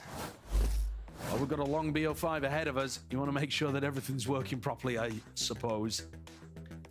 But already we're seeing that G2 do have some decent ideas about what, how their defense system is going to operate. Revisiting, the composition again, but this time with the Astra in it. It does give you, like you said, you see that smoke that we've already pointed out. I think it gives you a lot of util to set up and refight as well. I know on the attack side, you're going to be finding them in the post plan. A little bit shored up and better. I'm going to pull to try and play King. Okay. Yeah, it looks like the problem. Yeah, the sad face that King pulled at us earlier on, I guess it was his audio issue then, because it's cropped back up again. We will have time, potential to run some assets as well. Some stimuli on the screen for me. The stimuli is watching King talk to the admins. That's not good enough. I need Subway Surfers. I need it in the corner. I need dancing fruits. I need different stuff. This is a clash between two teams. Different ends of the spectrum in terms of people's expectations. I think everyone's expectation here, we heard it from the desk as well, is that Lev should be coming out and winning Breeze. Yeah, expectations, though, are... listen, they've been flipped on their heads over the course of this stage, and even the playoffs themselves, I think. I mean, they were in map 1. Yeah, certainly. Well, I hear that we heard from Tex a little bit earlier about a familiar opponent, of course, his team, maybe a little bit more. We're going to be gleaming from this side. Take it away. Yeah, I wouldn't say you have to be really scared of anyone individually in that team. No offense to my boys. But they play really, really well as a team. It's not one guy peeking you, it's 3 guys peeking you. And honestly, they do have some individual shooters, I'm not gonna lie. I think Leaf, Trent, Valen especially, Jonah. Honestly, all of them, they're all insane. So just gotta watch out for their teamwork, really.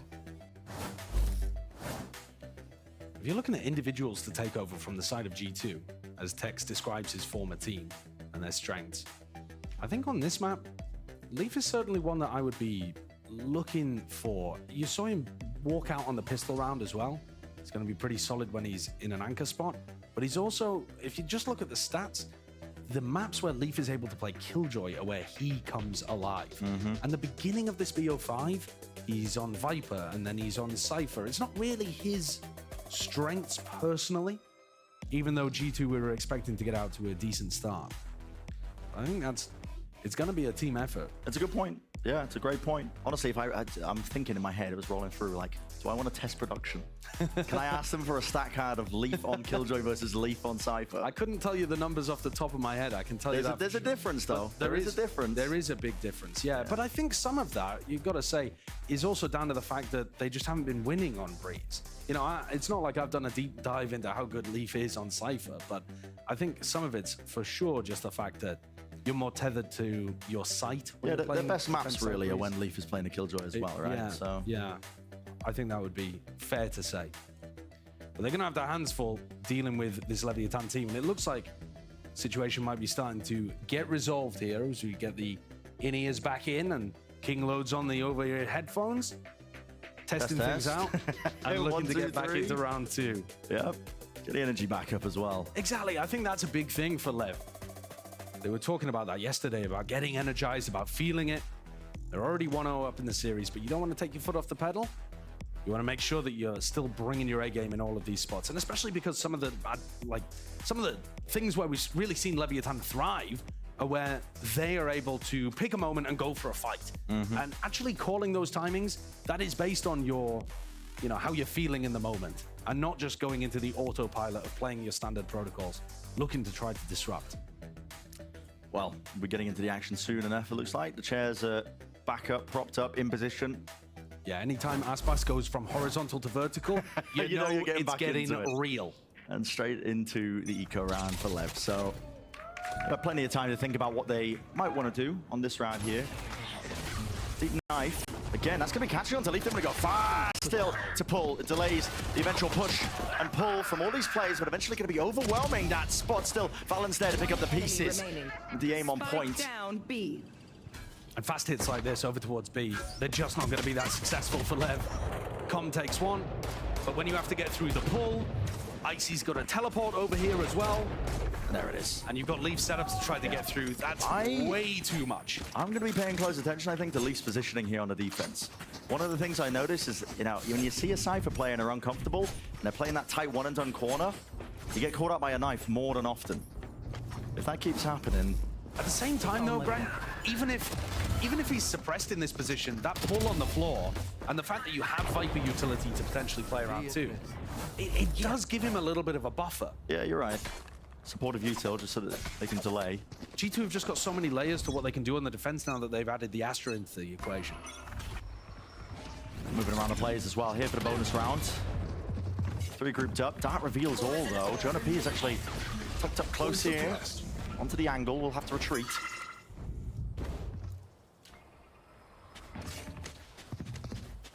Bit of damage exchanged. Zaspas has dropped down as well.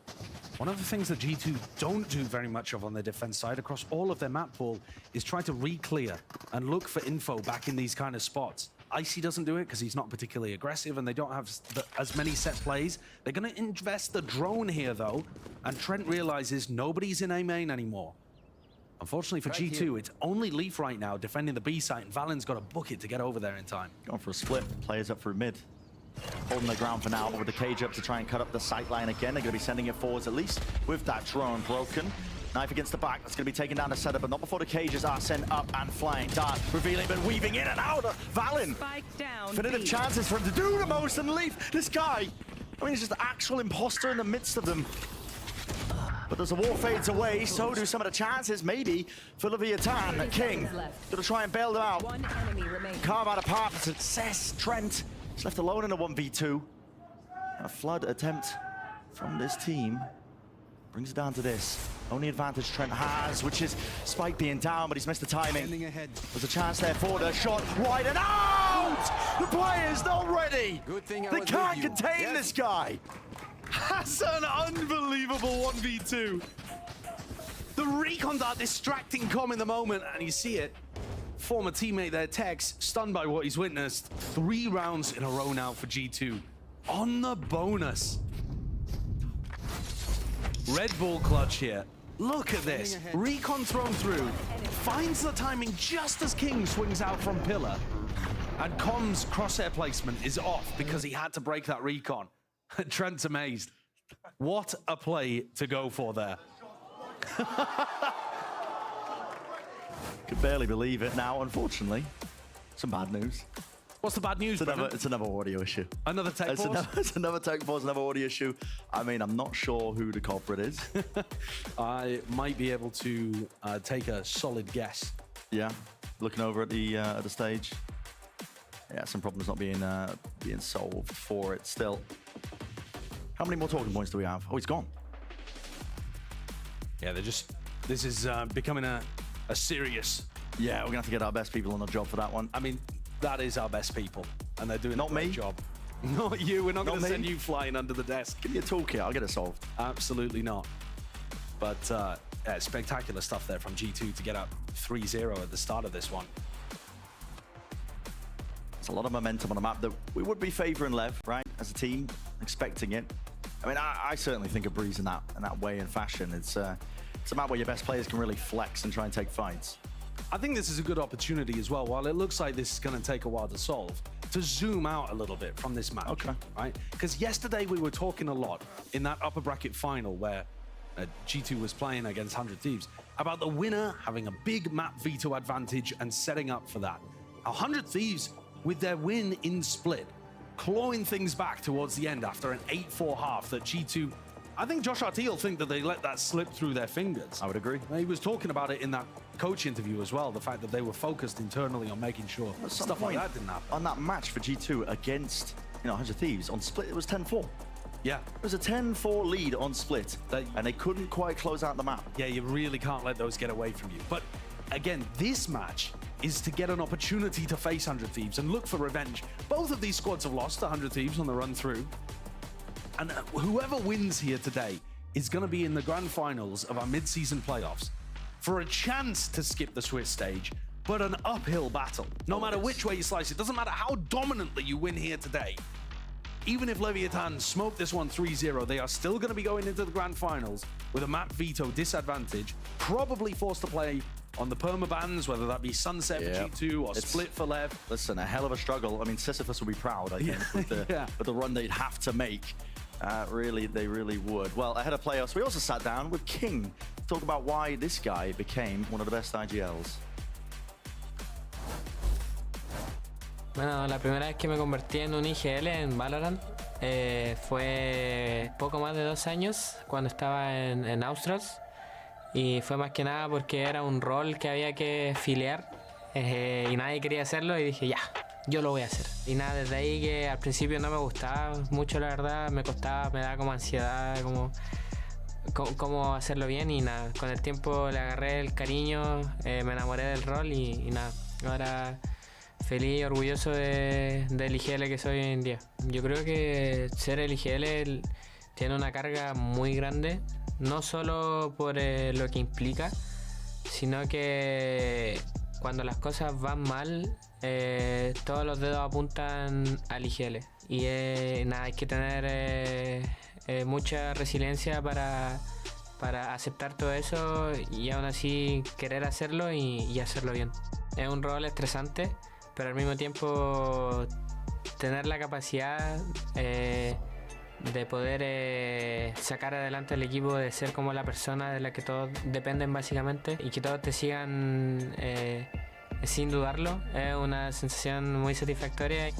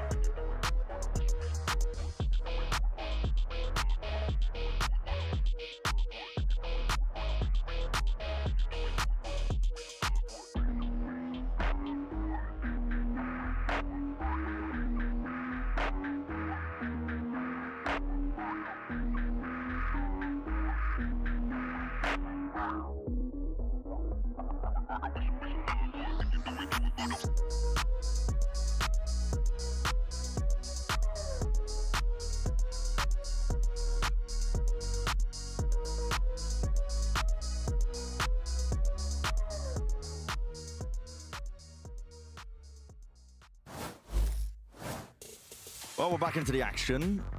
Not quite yet, but we will be soon. I swear to God, we will be soon. I'm sure we're getting the issue resolved, and it looks like, yeah, players in the seats, so... Yeah, players in seats. Yeah, here we go. Fist bumps exchange. There we go. Ready to get this one going again. 3-0 so far on our map number 2 of Breeze. It's G2 converting that bonus round. Pretty decent beginning. Aspas, what's that doing in your hands? Nice little rifle.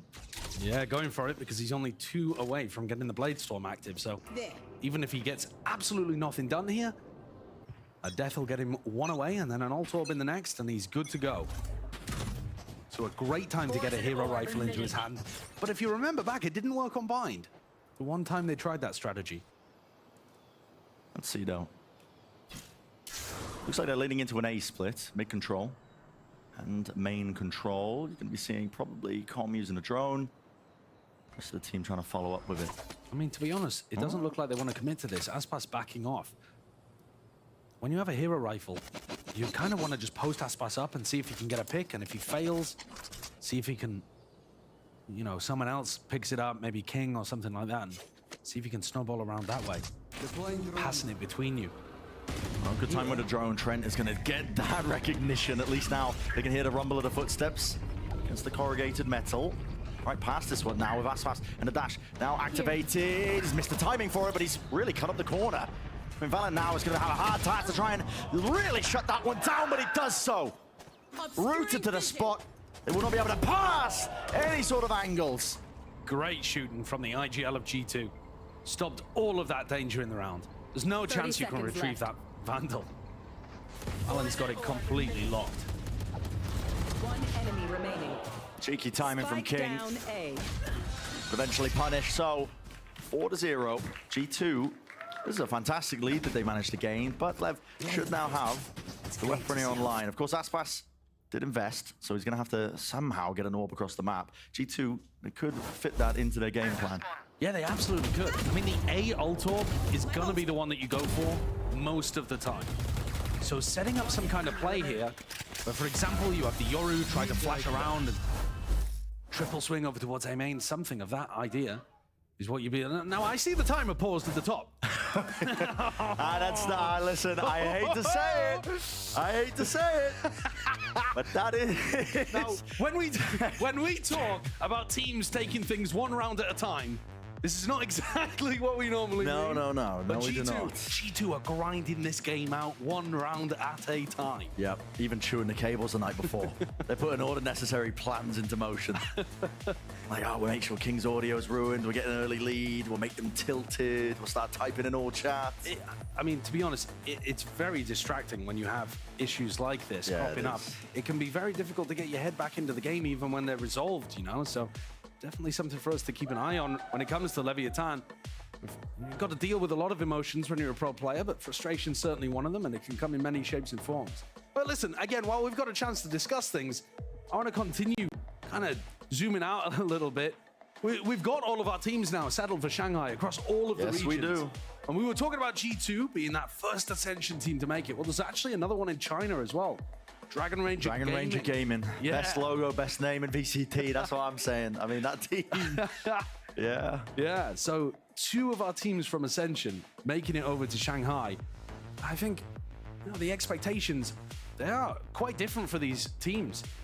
In terms of where you would expect to place when you're going into a tournament like this, at the beginning of the season, we were all talking about it, and I think the expectations, they haven't shifted too much. Leviathan are a super team. You expect them to be winning tournaments or placing top 2, making finals, that kind of thing. Now, of course, there's other teams in our league as well that have those same expectations. Teams like NRG or Sentinels after their run at Madrid, who are not here. But for Lev, I think losing this match, losing this BO5 in the lower bracket final and being the 3rd seed into Shanghai, it's a bit... Yeah, it's great that they got into Shanghai, but at the same time, it's not where they would like to be placed. Whereas G2, it feels like they're running with house money now. Couldn't agree more. I think it'll be a bit of a disappointment for them to end in that 3rd seed position. Well, Leviathan's IGL King is returning to the global stage, and we asked him to reveal the things most important to him. Here are his essentials. Bueno, en TikTok literalmente veo las cosas más random del universo. De repente, no sé, si me salen cosas de fútbol, me salen cosas de memes muy random. Literal, mi TikTok es una mezcla de estupideces. Hola, Américas, soy King y estos son mis esenciales.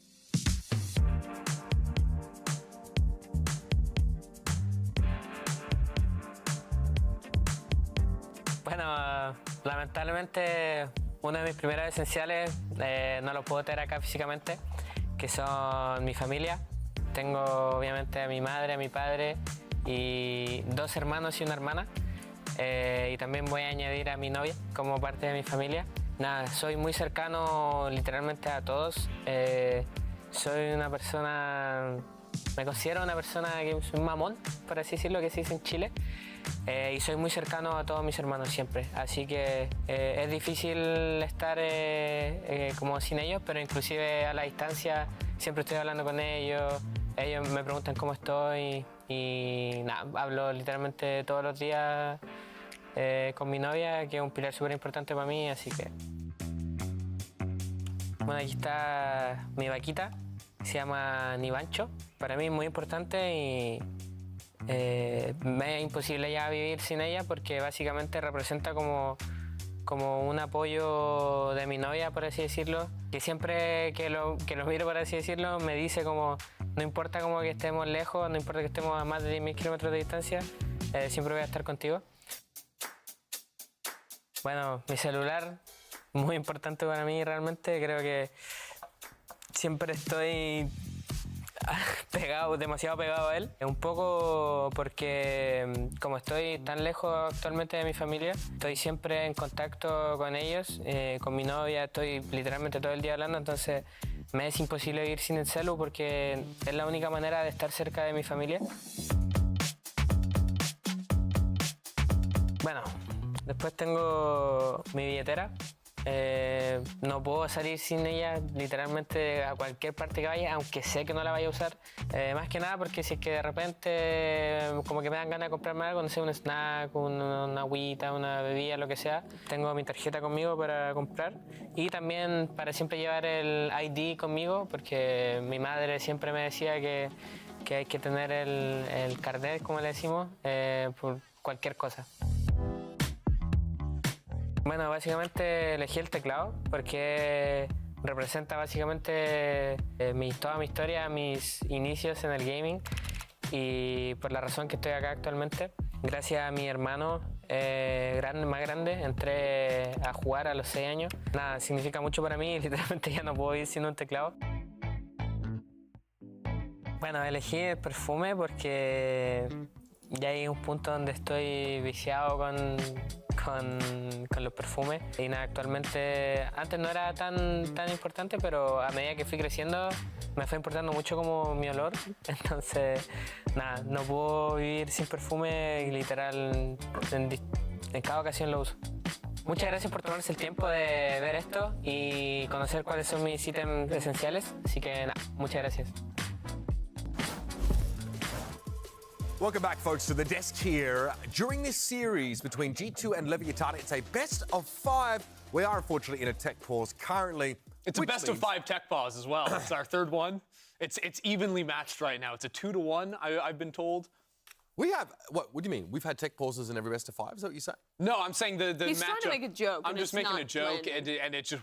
Oh, yeah, we're getting rolled by the tech pause, if that's what you mean. Yeah. I mean, Brent and Josh long since run out of material, but we are here, of course, to remediate that. That's right. Because we're in a tech pause, it means it's time for a tech PAWS. Yep, we're doing it again. We want you to send us pictures of your Valorant-loving pets using the hashtags VCT Americas or VCT. And we'll share them to everyone here. And you have some time as well, to get those in, and we'll show them on the show as they come up. I'm not allowed to really partake in this because I've already demonstrated. I'm actually maybe I'll take a picture of this little guy right here, and this can be That's my gonna be your tech little pause. guy. Is that yours? This is my pet. Yeah. Look at him. He's so cute. Yeah? He's all right. At least when he sits up What is this rabbit from? Is he just like one of like the little animals that's around the map? Yeah, he's the rabbit with the knife that's like sitting in a scent. You know, he's having the a meal. wine. He's and on Breeze too. He's not having a beer on. I said a meal. Oh, okay. I didn't say he's having a beer. What are you saying? It's been a long day at work. Really hotly defending the diet here of Mr. Rabbitson. Yeah. He's great. Is that his name? I'm just calling him Mr. Rabbitson. All right, Mr. Rabbitson, love it. He's allowed to, even though we found him on a scent, which has no bearing to anything remotely Japanese, but that's how I've decided it's going to be. I don't know. How it is. I haven't had a new pet in ages. You know, Do you have any pets right now? I have a cat. What's her name? Hugo. Hugo? What do you think? I love a cat with a human name. Yeah. Is he a boss? Yeah, he is. He looks like he's wearing a tuxedo. So I guess we just picked a boss-esque name for him. Yeah. Yep. Here's the pet. Whoa! What? That cat is Cypher crazy. Cat? Cypher Cat is excellent. Give me a tweet. That's awesome. Best tweet, actually, right? Oh my God! What? Oh, the duck in a hat. We do have some. Is that Sideshow? That looks like a crochet. That's Sideshow shirt. I want to point out this is also their profile picture. Yeah. True. So I did not know. Wait, do you think the I think it is the duck. The duck tweeted this. Did you know the ducks are free and you can just take them? What? Just. Yeah. Who's gonna stop you? I don't know. Law enforcement. What? Yeah, my honest reaction to that statement. That's incredible.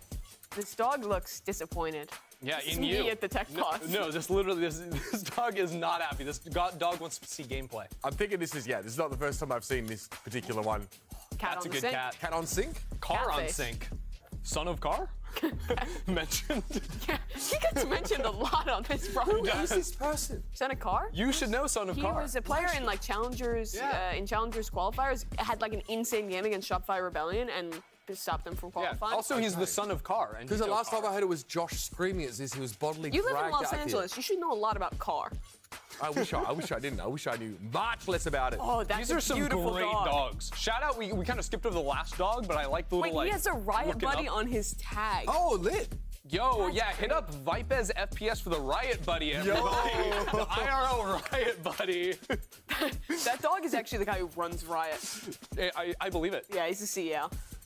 Keep him coming, folks. Little guy. Ooh. Aww. Oh, he's got a little cone on. Donut. That's a great name. Okay, so you like human names, but also names of food. Well, he likes food For- names. I'm a human name fan. Okay. I'm just a general name fan. I just like names. I'm a I love a good two-syllable name. name fan. Yeah? 2 syllables go crazy. Really? Uber, Mimi, Wyatt. Wild. So you're saying you hate Wyatt? Wyatt is a It's 2 syllable Oh, name. wait. What? Wyatt. Wyatt. No, that's gotta be one. Mimi, do you know how syllables work? You're right. I didn't do great at that little clapping game. in No, elementary who I hate school. is Brent. One syllable? Are you kidding me? How is Brent one? He's a one-syllable Shit. elitist. Okay, this is what? So This is Jet Valor. I'm assuming this is the cat's name. Yeah. No, And it's not that's just like, the agent. That's also just here's a my high-quality thought. Also, here's my photograph. cat. Yeah, this is like HD. This is like they pulled out the DSLR for this. It's like a black and white photo, too. It's no, I crazy. think it's No, color. it's just a little. It's just a black and white just a cat. little moody. Oh, going Oh. out for a walk? I like Look at it. his that's a very long I think cat. walking cats is extremely based. I agree. Yeah.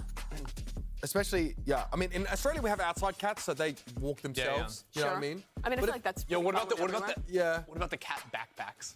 Those go Oh, crazy. you when know they what's keep like their little you can see heads it? out on Yeah, your they're kinda shoulder. lit. Oh my There's like God. a ton of stray cats that live in my neighborhood, and like 2 of them just like will walk around on my fence and come into my backyard Yeah. and stuff all the time. That's Pretty almost cool. like you have 2 cats. Walked into my house once. Oh. Actually, multiple times. He was pretty chill. Cool. Cool cat.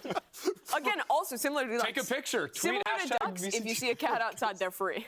All right, I mean, let's play another game. We've got some time here. We'll play another game of Where Are You At? You guys should know it by now. Actually, we haven't had that many tech pauses in recent No. so maybe you've forgotten. But Where Are You At? I'm in Very Los simple Angeles. game. Ender's very good at this, as is Mimi. Mostly Ender, though. We will I show... own in this game. Do you though? Yeah. Oh, you're Ender going was down. kind of cracked last time. No. We're going to show you a really small Fake portion narrative. of a map, and we have to guess which one it is, right? Which map it is from, right? So let's get started. Let's look at our first one here. I knew like none of these last time, honestly. Don't spend enough time in the server. What? It's Breeze. Oh yeah, the it's, speakers. It's the Yeah, speakers yeah, yeah. at the bottom That of is Breeze. By mid, right? Yep, it's in mid by attacker spawn. Oh, I hope you guys have a lot prepared because we are breezing through these. We are ripping through them. Oh. I didn't want to own that pun. I actually just wanted to move on, but now I have to. No, now you do. Here we go. Tough. Cool They cat. did this Yo, the sign in there even said cool cat. That was Really? my honest reaction to all those tweets. That's awesome. They totally did this up for the Clove release, right? They changed that part of the map. Did they? Yeah, I think they had like an album play cover that Valorant? featured Clove or something like that. I don't. Maybe they did. They I probably dodge did. when I get breeze. So. Oh, really? Yeah, yeah. Yes. Whoops. All right, let's have a look at our next You're the one problem here. with Our rank. second snippet from one of our Valorant maps. Okay, we're in a Is loft. that Haven? It's kind of, yeah. I feel like that looks like one of the It looks roofs like inside the Haven. top of roof A side? on Haven. Yeah. But is Haven even legal for this game? Could I it be feel a like- Yeah, you know, we can do that. That's a fine. I just curveball haven't throwing in sat in Haven. that, I haven't sat in this map for a hot minute. I don't know if it is Haven. We're not doing deathmatch maps, right? It's only. I think it's only like Oh, yeah. no, like Deathmatch maps Pro would play be map. crazy. Yeah, okay, that would put us out there. I All don't think right, I can say- name all the deathmatch maps. No. Could you name one? So anyway, we're gonna have a look at which map that came from. I actually don't think so. No, I know them. No, I thought I Is knew it them. Cospo one? Casbah, yeah. It's like, yeah. Sure. Is it Where Haven? is It's like Is it I Haven? hope it's Haven. Split-esque, I thought. It's Oh, Haven. look at that. Nice. So Nice. out of All right. the rotation maps are in play. Piazza. That's good to learn. Piazza? Piazza, Piazza? Yeah, dude. Piazza, that is real. Actually, so easy. God. All right, let's go. One more here. We got one more, folks, to guess here. While I basically just tack onto the answer of these two and claim credit for it. Is Ooh, this? I'm guessing Sunset. Who's that in the photo? It's Child. This could also be. Is that Pearl? like a Young Rays or something? Yeah. It could be like one of the shop windows on Pearl. Yeah. I'm kind of split between Pearl and Sunset, though. Because I feel like those are the. I feel like I've owned the other ones. I've never seen this before. Yeah, I'm really clueless. Where is Pearl set? Pearl's underwater. It's in it's in based the on ocean? Portugal though, I think. Ah, right? yes. Have you ever seen The Little Mermaid? It has the same yellow tram from Lisbon. But it's like future and it floats instead You of being would on know rails. that it's the same yellow tram. It's just a very, it's like a really iconic symbol of this. Okay. I'm gonna go Pearl. I think that's a good guess. Final answer. Because look, if I'm seeing like soccer setup, it's not Sunset. No. It's why, not why Los would Angeles. there be like People play soccer in Los Angeles. No, they don't. Soccer players in Los Angeles? No, they don't. Rise they up. just don't. They don't. It's kind of. Doesn't Los Angeles have a soccer team? Yeah, but has anyone ever been to a game? No. I think I don't know if it's No. No one plays soccer in LA. This is just a fact. It's a fact. Okay. I would say like it could use a boost in general, but Yeah, it is. We Soccer play is played out baseball here. here. All right, Yeah. Football. get us out of our misery. Show us which map this one originates from. Is it Pearl? And it is. It's Pearl. Wow. There you- Okay, Wait, nicely you're done. Look at me You go. kinda own. I'm telling you. You kind of own. All right, there you have it. Okay, well, the team is hard at work right now trying to fix the audio on stage, so we're going to have a quick tech time out. We're going to be back after these messages.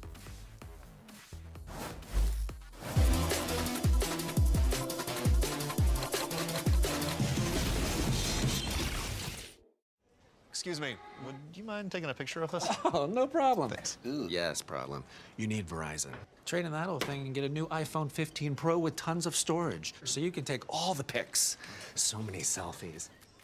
A preposterous amount of panos! That means panoramic. And as many portraits of me as your heart desires.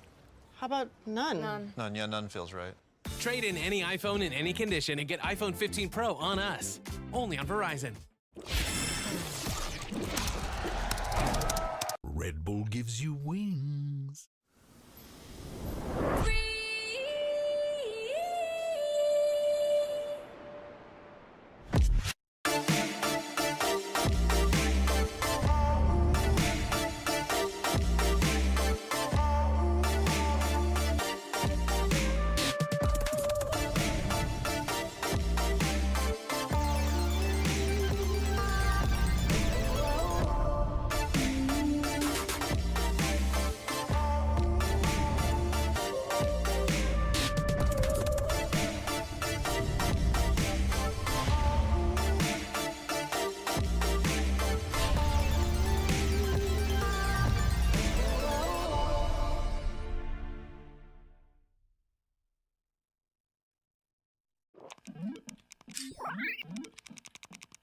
Red Bull gives you wings.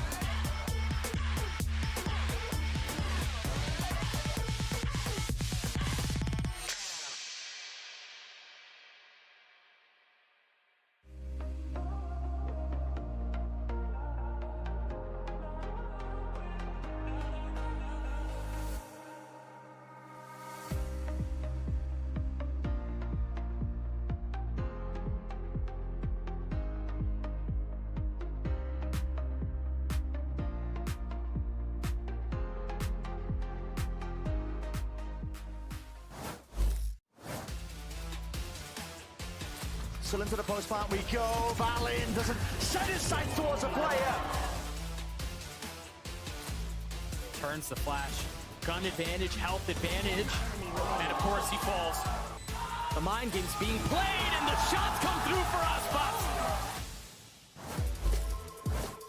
Welcome back, everybody, to the lower bracket final of our VCT Stage 1, or our mid-season playoffs, rather. Thank you for sticking with us so far through this tech pause. Of course, we still got some of your submissions from Tech PAWS coming through. And we'll, of course, enjoy them as they come. We're told we're not too far away here, but again, still sat in this break, still waiting on our experts out there to resolve the issue. How are we going? I mean, we can talk about tech pause. We can see them come through. We can also talk about the game. We have also seen a couple of notable things over the course of this series, right? No, I don't want to say anything. I want to watch the game, Uber. Okay. Start the game. So can we start the game? game? You know what? Please? Embodiment of chat on my desk. We're going to do just that. We're going to head now down to our casters who are ready to take us back in, everybody. That's right. It's time for more Breeze. We're going to join the game as G2 are 4-0 up on the defense side.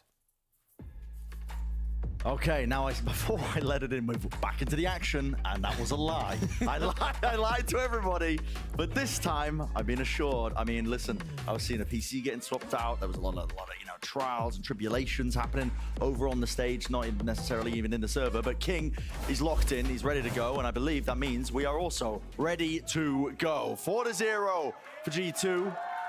Finally, a bit of a buy online here for Leviathan. But again, cast your minds back. It feels like eons now. But Aspas did end up forcing into that prior round. So he's one away from his Blade Storm.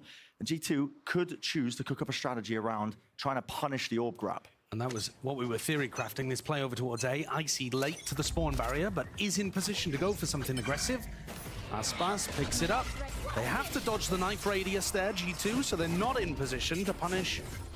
But they do go for a re-clear. Yeah, late re-clear as well. It's a dart and a flash. TP back, Valin.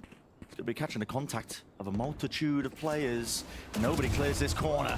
Barrel sticks out, but Tex with the response. Does equalize it. Now the door opens wide. Smokes at the feet. Snakebite. Vulnerable up, but not enough really here for Tex to get anything going. Aspas still with the knives. Hops it over. Hunter's Fury. Shouldn't like fish in a barrel. Whacking your head though with the updraft. Aspas with the movement. Can't quite avoid it. 2v3. King looked his way deep into the backline with the damage done. Set up. Pryor doesn't know where to expect that secondary player. And Leaf shutting it down and bringing it to the 2v1. We'll play this one together. You can see that discipline, but shot through the wall. Leaf falling low. Com wondering which position to play from. Not knowing where Icy could be. As a dart, no theft. Advantage surely the G2 here, at least with the players, but it might just be a bit of those heroics. Shot dart close, backing away. Just needs the one kill to set things into motion. Haven't pushed him back and away, but he is guarded. And the fuse stuck, let loose as well, so Icy can earn up a dimensional drift. This is a disastrous beginning here for Leviathan on a map that really should be favoring them. I think it was 13-6 the last time these two teams played. Wow. I think I just saw a flash of a tactical timeout there. Yep. But bear in mind, guys, that the teams don't have the ability to talk to each other during these tech pauses, so it's not like the Lev coaches have been discussing strategy this entire time. They haven't had an opportunity to really adjust the flow of this game. All right, so this one, tactical, not technical. Yes, tactical. Don't worry. Tactical this time. Let's talk about some tactical things that went wrong in the prior round. Because for Leviathan, that triple walk-up holes I thought was a nice play, preempted by Valin. But then the actual engage out through the switch door was horribly mistimed. Tex got a snakebite at his feet and decided to go forwards. Aspas decided to go backwards, so mistimed already. And then when Aspas committed, bumped his head and the movement wasn't quite there, and it wasn't synced up with the rest of the team. So really missing these teamwork elements and not on the same page, Lev, in terms of the timings that they're going for. And really that's down to a comms issue of, did Tex call the commit and Aspas didn't follow? Was it the other way around? Do they have a protocol there where they're supposed to be cancelling and it was a mistake? Either way, G2 sitting pretty here. A map we didn't think that they would be able to find huge advantages on, and they're 5-0 up to begin. That's a hefty lead. Ult's online as well to see if they can turn the tide of this round as well in particular. Again, another one to break the back, I should say, of the economy of Leviathan. Mazzino, one away from his KO ultimate. And so, I think that's why they've Starting to flash. setup. Real proactivity. Oh, that's amazing. And a delayed dart. When it lights them all up, Icy set up for a quick two-piece. And Trent, I mean, he's offloaded the Hunter's Fury to support, but it wasn't even necessary. Trent's in a different direction. Tex getting a run on and a move on, seeking to punish Trent. Locked away into the drone, but now he's the one who might just be punished. Doors opened up as well. Too many angles, too many sight lines. Knows that one's a clone, but how does he manage that? He just can't. It's traded. These defense rounds are being played pretty much perfectly by G2. Icy there to back up Trent as well. And Lev, they found a gap into the B site, but they're in a 2v4. Forced to take a fight before the plant goes down, really. And this is where the discipline of G2 is just excellent. Valen's not really taking an aggressive position. He's on an angle where he's massively favored, and then Icy, Leaf doubled up. And they've spotted the aggression from Lev. Now Lev are forced to go for the plant and just play the 2v4. How do King and Mazzino work this? Valen way ahead of the pack, but you're right, how do they work this particular spot? Icy going into ult here does give them opportunities to gather info, but it does mean that that double up, Valen has to go and fight with Leaf now so that there's the buddy system intact. That's the one, Cosmic Divide. Split up the site, forcing a play now out of these players. No one to really disrupt this one. Who is going to be holding the wall? Mazzino catches the first, catches the second, right through the wall, King! It's beautiful! Magnificent work from them, Jonah P. Blooms and blossoms the orb, a tap as well. Just wondering where Mazzino's position could be played! And out in the open! What a turn of events here for Leviathan! The least likely of the rounds for them to be able to take away a 2v4. Played brilliantly by Mazzino in particular. He got one with a peek, playing backside, and then the second off screen. Let's take a look at the replay. Because this one, back of the head of Icy, who just didn't quite realize where Leaf had died from. Normally, these are the rounds that G2 clean up very nicely. Buddy system, double up, trade people out. But Lev found those aggressive peak timings, and G2's set play comes to naught. Remember, the beginning of that round was absolutely fantastic, and they invested huge ults there as well. So a bit of a full reset when it comes to that ult economy. Yeah, and again, because Mazzino has his KO ultimate up, you see Leaf here playing inside halls with his setup over on the opposite side of the map, so he can't get shut down by the null command. So two separate anti-KO setups, one aggressive and this one, more passive, but both achieving the same goal of making this hard for Lev to get into B. It's almost too readable here for Lev. Shot that close, just in case. Trips is still up here in the pool, and a snake bite! Combined might. Can't get past the choke point here, but lit up gives him an opportunity. Trent, take it out with a wall bang. Still playing a bit of patience for G2. Slow this one down here, give them access to the site. Still open fight as well to be taken on these sightlines, but it's only Com who's left alive. We'll try and get this plan down as well, but a back sticking out means he's even denied that. No chance of the extra money. That's a fantastic anti-KO setup. You've got the pull, and Valen's on the opposite side of the map. You've got two trips to play around. Not that they had as much impact, but still, that pressure, that fear in the minds of Leviathan. And then you've still got the snake bite that comes through from Jonah P right before he's taken offline and suppressed. Beautifully worked there, G2. 2 rounds in a row. Yeah, they didn't win in round 6, but the actual game plan, the setup, was still immaculate, and it took a hero 2v4 to win it for Lev. So far, G2 are playing an amazing game on Breeze. It's a map that we didn't really accredit to them. Yeah, and the reason for that is that when things went to the attack side, they only won 2 out of 12 rounds last time. 7-1 incoming. Made that look a bit better. Otherwise, we could be in for a storming comeback come the side swap. That's true over the top here. You can look at the pulls that's being used. G2 seeking to delay the inevitable here, which is the overwhelming might of Lev, seeking to take some names and potentially some guns if they can get access to the side as well. Jonah P, head on a swivel, knows he's being postured and approached onto this spot. Can't open himself up, and needs some teammates to back him up still. Evened out now. 2 left to stand. They know what Aspas's positioning is in a crouched peek from Valen. Planted the spike. My ultimate is ready. Too hard of a fight here for Aspas, and Tex now left. Essentially an unwinnable scenario. Unless he can hit some miracle shots, but G2 never one to let anything slip. especially considering they just lost a 4v2 in round 6, making sure that they triple up in that spot and offer Tex no opportunities to deal a death blow to his former squad.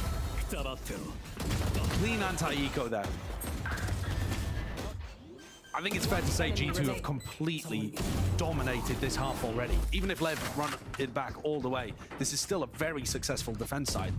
And it would be surprising to see Lev turn it around at this point. They've got a Hunter's Fury to try to work with. Com's normally good at being able to get a pick. You know, you'll often see the Hunter's Fury coming along this lane of the map, putting pressure along where the classic Cypher position is. Right here. We'll pit down over towards A.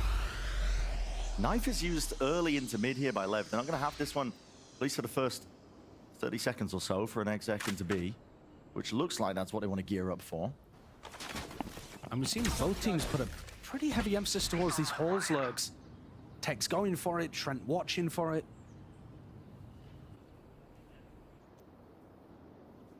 Slow round. And again, in the back of my mind, I'm thinking, does G2 have these level of game plans once we get to the attack side? But we'll have to wait to see all about that.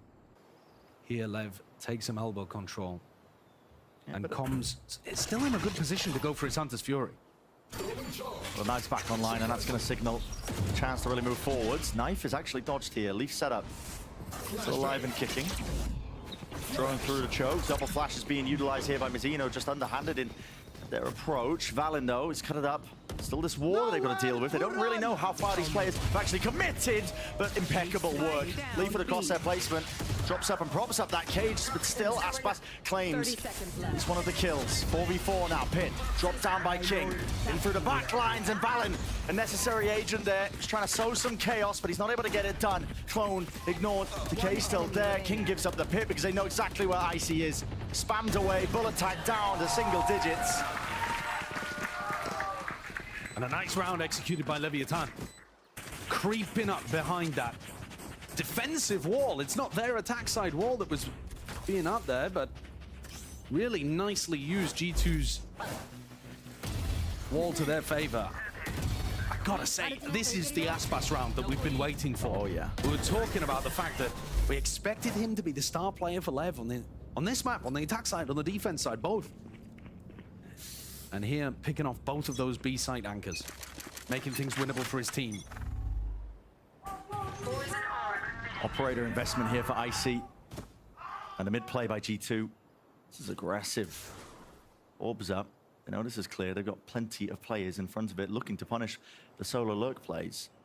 And King is in danger. There's really, no exit strategy. He's going to have to fight his way out. Yeah, his angles are good, though, when he tucks in that corner. As long as he doesn't get timinged, he's probably going to find his way out, and this is going to be horribly awkward in mid. Yeah, could be for either team. It just depends who gets the info first. 6 cents for King for him to back away, but as the cage goes up, they're just not making any noise. They're creeping up behind them, and plenty of targets. A rich environment, but can they drop them? Only to one. It's the spike, though, that's been dropped in tunnel. What a critical misplay. King with the timing, taking it past it. No one was covering that drone. The reclear from Trent. Spam into the box. Lev have got that firepower. They could manage to carve out a path, but it all comes down to this. These fights right here, Leaf. Tip-tap just dancing around the pillar. Valen getting caught and chewed up there by the trip. So now it is a chaotic beginning. Potentially end to this entire round. Not a great play by Tex there, swinging on his own, allowing Jonah P to pick up a free one. Another swing alone into 2 players, like you're saying, from G2. Need more coordination from Lev in those kind of spots. And now it's all down to King trying to make a miracle happen again. There's just no time with the position that they've got. Have to pull off the impossible. 10 seconds left. Only a few seconds left at this point. Yeah, will fall. 8-2. A pull on the spike as well. G2 holding passively in a few of the rounds that we saw prior, and then decided to go for a much more aggressive look. Not necessarily stomping their way down mid, though, quietly tucking themselves into crossfire positions. That setup would have been amazing against an A split, and then as soon as Tex threw his first cyber cage, they realized it was a B split and were able to get that timing behind as well. Of course, it could have gone badly for them if anybody on Lev had taken a look back towards mid, but it's an unexpected spot to clear. Get out of Another round, I'm afraid, where you're looking at Aspas to try to make miracles happen for Lev. Oh, but he's blinded up. Can't take a fair fight there, not against Icy, and Icy gets out of dodge, commits the TP nice and early. It was G2 that only got 2 rounds on their attack side last these two teams faced. Lev could be held to the same here. Trent with another nice timing this down. Is so proactive by G2. Yeah, they're finding amazing But gaps. being watched. Any overextension by Trent would be punished. He heard a footstep. He did. Should be making a call. They'll know it, no. At least with the Viper wall going up. Trent, there's the punish. No horse lurk in action here. The players are working their way in though, using the cages, but it does stop block the bullets. And still Jonah P not being cleared out. Dividing up the site, just splitting it up trap. Play by Aspas matters into his own hands. It's going to take more of that, I think, if they're going to stand a chance here in this particular round. Drone through and abound. Getting that tag, Aspas. He's hoping for a fair fight, at least potentially an easier one. Shock darts. Narrowly avoiding death and defeat there by Com. Now going to be sticking that plant. G2 will try and take these fights together. Valin, flank attempts occurring. Icy from behind. Everything falling apart. And G2, they squeeze things down there. Amazing reposition from Icy, using that dimensional drift to ping out the locations of the Lev post-plant players, and then taking up a spot in A main that cut off another few angles for the rest of the team. Love how G2 are playing this one. Every defense setup works. I want to point out as well that when Jonah P is taking a fight on A, they don't bloom the smoke immediately. They allow Jonah to take a pick first, and then the smoke comes up from Valid. This is really nice usage of the Astra. It's not the basic stuff. They've got layers to what they're doing, if you couldn't tell already. This has been pretty much 11 rounds of excellence from G2. Even the rounds that they were losing, they had fantastic ideas. Yeah, I'd agree. Little moments where they just choose to switch up the tempo, past the conditioning, because it's all been slow play, not too much in terms of proactivity. Aggressive defensive plays here. One away for Mazzino to get that ult in the final round here, the first half. Util already flying forward. It's going to be delaying them. Aspas the only one who can really get into the sight in the barrel. Just sticked out enough for them to collect Jonah P. Still revealed though, underhanded flash. No one really going to be revealed out into the open. Everybody playing anti towards it. Dart into the back clears it, and Aspas is eager to take some of that space. Map control for them. Hunter's Fury here. Popped off in time, Mazzino. He will survive, but a moment and a distraction is necessary. The Tex will just be causing all sorts of issues. And still not aware of it. Aspas, a deep pushed up position from all of that. Right, Util onto the side. Tay cannot win the fight. Tap goes the rifles, but eventually the team there to clean it up for Leviathan. A 9-3 finish. Maybe not what they were looking for or anticipating. Nowhere near what they were anticipating. Lev, coming into this, would have been expecting that they were the favorites. And that's all it took.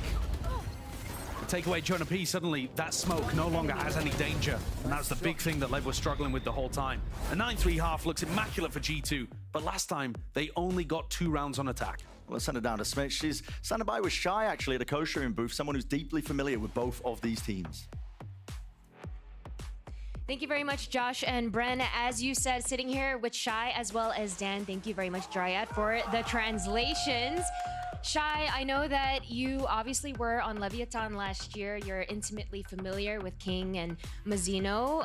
Obviously, Aspas was a power addition to that team. What do you think it is that he brings outside of the obvious fragging prowess? Bueno, sabemos que conoces mucho a Leviathan estando con ellos el año pasado, que conoces mucho a King y a Mazzino, pero con la adición de Aspas, ¿qué crees que le trae Aspas al equipo? Siento que Aspas es uno de los mejores jugadores del mundo, uno de los mejores duelistas, y lo que más destaco que llegó al equipo fue esa calma de ser un jugador como que no se acelera y como que trae siempre calma al equipo, y sobre todo el firepower, y siento que ahora son uno de los equipos con mucha mira y demasiado firepower a la hora de jugar. I think that Aspas is one of the best players in the world, one of the best duelists in the world, and what he brings to the team is that calm in tough situations, and bringing that calmness, and also bringing the firepower for the whole team. Absolutely, and I feel like another player that has to help with that mood that you speak about is King, the in-game leader. You obviously played under him. What do you think his strengths are as an in-game leader, especially in these tense best-of-5 situations? Y alguien que conoces también mucho es a King, que siendo el IGL, ¿cuál crees que es la fortaleza que tiene especialmente en una serie de mejor de 5 como esta? Lo que más destaco de él es sobre lo sincero que es a la hora de expresarse con el equipo. Conversé mucho con él ayer y lo que me decía es que por más que no esté tuviendo una buena serie, él siempre intentaba expresarse al equipo, intentar apoyarse para él volver y que el equipo también supiera que necesitaba como más de ello. Y como esa vibra que tiene de apoyarse en sus compañeros, siento que lo hace unirse más. What I highlight from King is how honest he is with the team. I talked a lot with him yesterday, and he was saying that when he's not having the best performance, he is relying on the team, and he's being honest about needing to rely on them and being honest about asking them to do more and to help out when not everybody's going their way. Absolutely. Thank you very much for taking the time for this interview. Josh and Bren, back to you guys. And we are straight back into the swing of things here. This is aggression. Off the rip by Lev, doubled up, creeping down into halls for G2. What is this anticipation? Spotting just the heads there. I think Icy maybe even just gate crash back into the action and they can't escape from it! Trent bites back, classic in hand. Not turning to try to deal with that, not expecting the G2 would go for such a quick re-clear. 3v5, looking horrible for Lev. This map, around, man. I mean, it's gonna take something to pull this one back. Really is. Maybe Mazzino could be the man to step up towards it, but just jumping around, it's too much to overcome. Swarmed! And as a 10-3 round differential, G2 with a pistol round win, looking inevitable.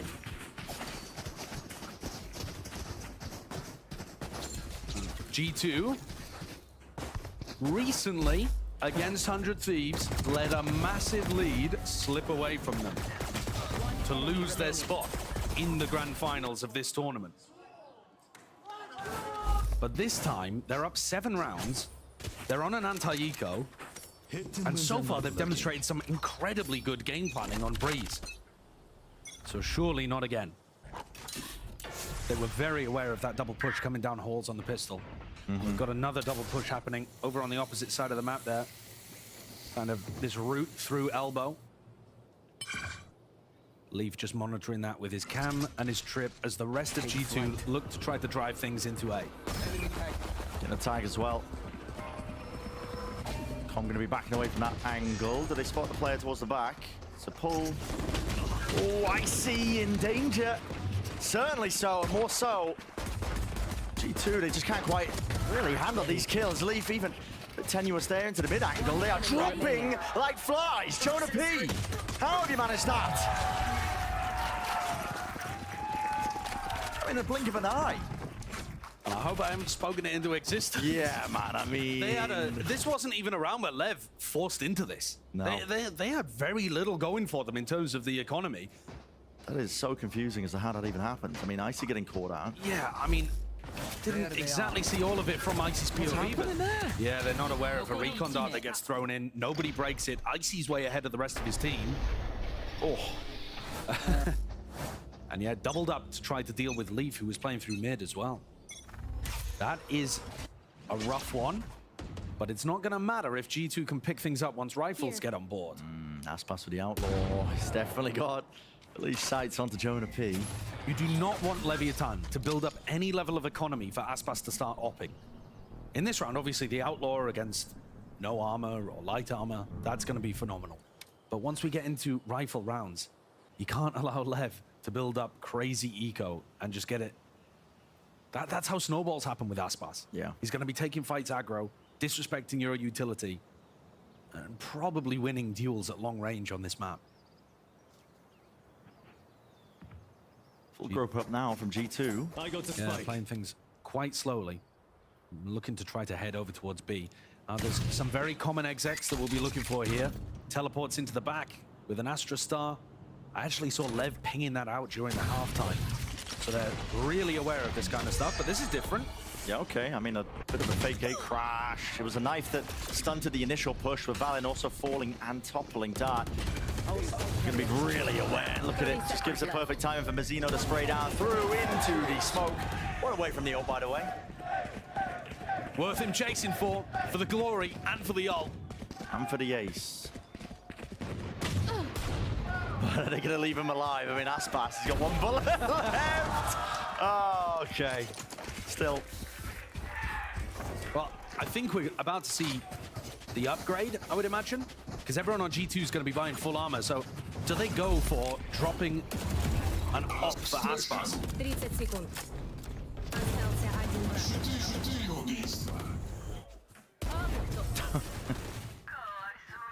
Lovely round from Mazzino there. Yeah, it is.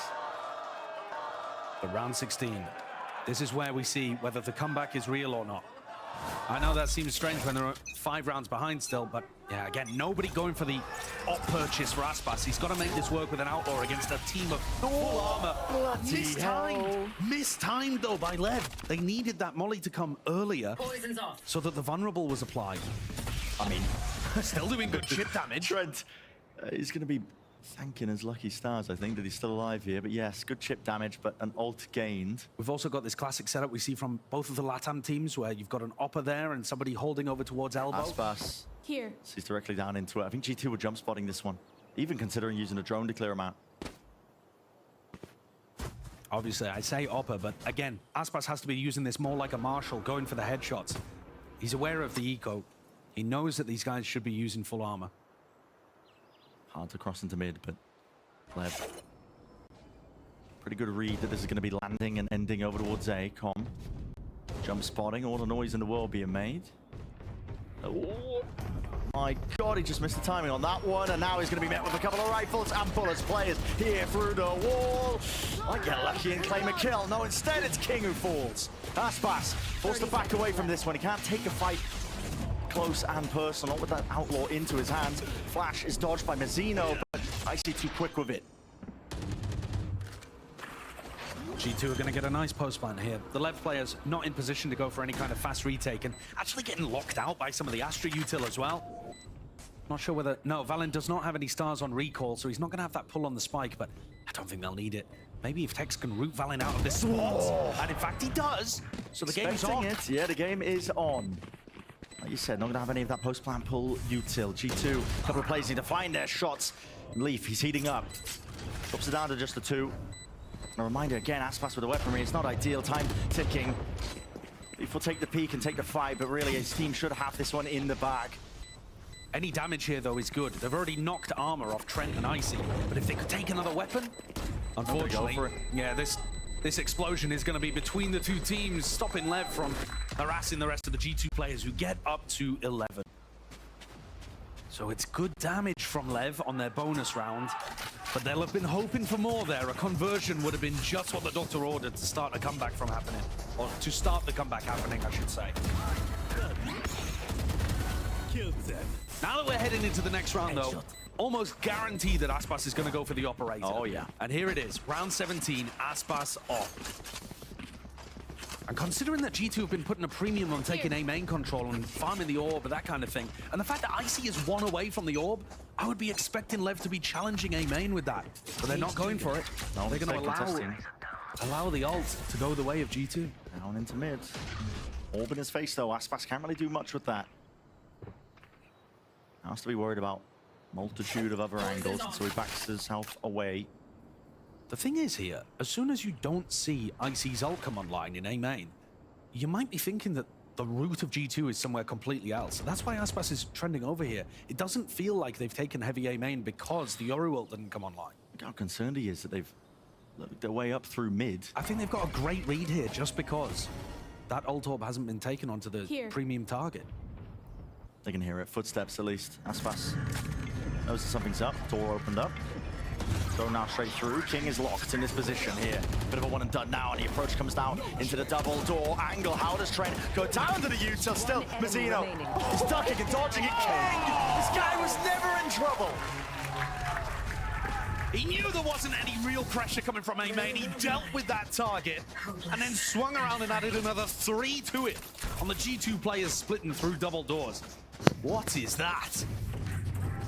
Time for King to step up. Yeah, Mazzino and King, the two core players from Leviathan, showcasing why they've survived the chops and changes on this roster and its evolution into a super team. Look at that. He's been so great in spots like that. And he's helped Leviathan start the comeback in reality now. This is where you start to knock G2's eco down. I can't believe this by Aspas. At least the window angle being held. Dash is popped and active, but no one's going to be giving him any sort of easy kills. In fact, spotted by the cam. It's actually the fight over towards A main that is most dangerous for Lev, I think. That flash doesn't even catch up to anyone. G2 want nothing to do with it. Yeah, they have. I mean, Lev boldly have full read cleared out A main in this timing. That's going to give them plenty of info. But G2 have been playing around mid-control, and so that's where Aspas is focused, not towards B. A drone, though, from Com clears through double doors as well, so they're very confident it's not an A split. And they're starting to stack here with players too. They have a knife and a lot of delay util. There's the first one. This is the sent flying nade as well. Potential for that TP into the... But they don't want to take it. Yeah, well, actually, I think it was in the process by the knife, yeah. Yeah, exactly. So lovely play by Mazzino there, disrupting that execute. Normally be a gate crash into the smoke. I get worried about the time here for G2. King could win the round again. I absolutely could. Still locking it down here. Even with the pistols in hand, it's a beautiful flash. Oh, he might have not. Bats it away. Better to be lucky than good, and King's got both, hasn't he? 12 seconds left. Leaf, got to go down here. Take a fight. Don't want to be saving that one into the next. So this is Lev. Like you said, the comeback is on at this point. It's not a huge round buffer they've got to work with, of course. I mean, G2 only have to convert 2 rounds, but this might be the time to do it for them. Plenty of ults in the back pocket. Cornucopia of it. Exactly. This is G2's opportunity to stop the momentum now that they have a bunch of ultimates online. King's been a menace, though, dominating towards A main. I think G2, rather than focusing on an ult play, might just want to make sure that any retakes over towards A get stopped. Aspas is going to challenge this take over towards elbow right at the start. Again, full trust in the window position being held here with a cage popped up here. Deep knife that's cross map. Again, A main being re-cleared in this situation. This proactivity means that Lev can heavy stack, but they've got to get the players to get a move on. Dimensional drift up. Going to be spotting out Aspas, in fact, with a body block damage. Done. It's the assist, setting up Aspas! Oh, this guy will not be removed. I see. Just something to say about it, though. Get themselves onto the site, the pit down, into the post. This pit, chances here. This pit is difficult to play around as the post planter because you just get surrounded. Aspas on top. Turret mode. Yeah, they weren't expecting that one. I think Aspas updrafted just behind the Cosmic Divide. Obfuscated it. Any intent that he was going to be playing perched up. Now it leads to the Jonah P. He's got the pit to maneuver around. Finds a first, finds a second. 5 HP. Molly, straight to the sky. And now retreats to a more defensible position. Spamming away. Aspas. Options running out. Time. Jonah P. This is a masterclass from him. And yep, time has run out. Outrageous from Jonah P. Could not hunt him out of the pit. Could not stiff him out. Oh, and the operator goes as well. The economy is still good for Lev here, but G2 getting up to 12 in a round where Aspas was popping, and Tex got double kills defending the B site. I was ready to talk about the fact that pits like that are really hard to play around because your opponents can surround you. You don't have a safe back up against the wall position, but Jonah found the timing on both of those players. G2 have played a lovely game here, and they've found the individual moments when it matters. Just as Jonah plays, man. Time to jump. Big knife again here, but this is a turning point for G2. Lev have managed to put an operator in Aspas' hands. Leaf's position here is really nice as well. I mean, that's a spam from Tunnel. Straight down when they see the orb popped up. Mazzino playing inside of it. He's got to be worried.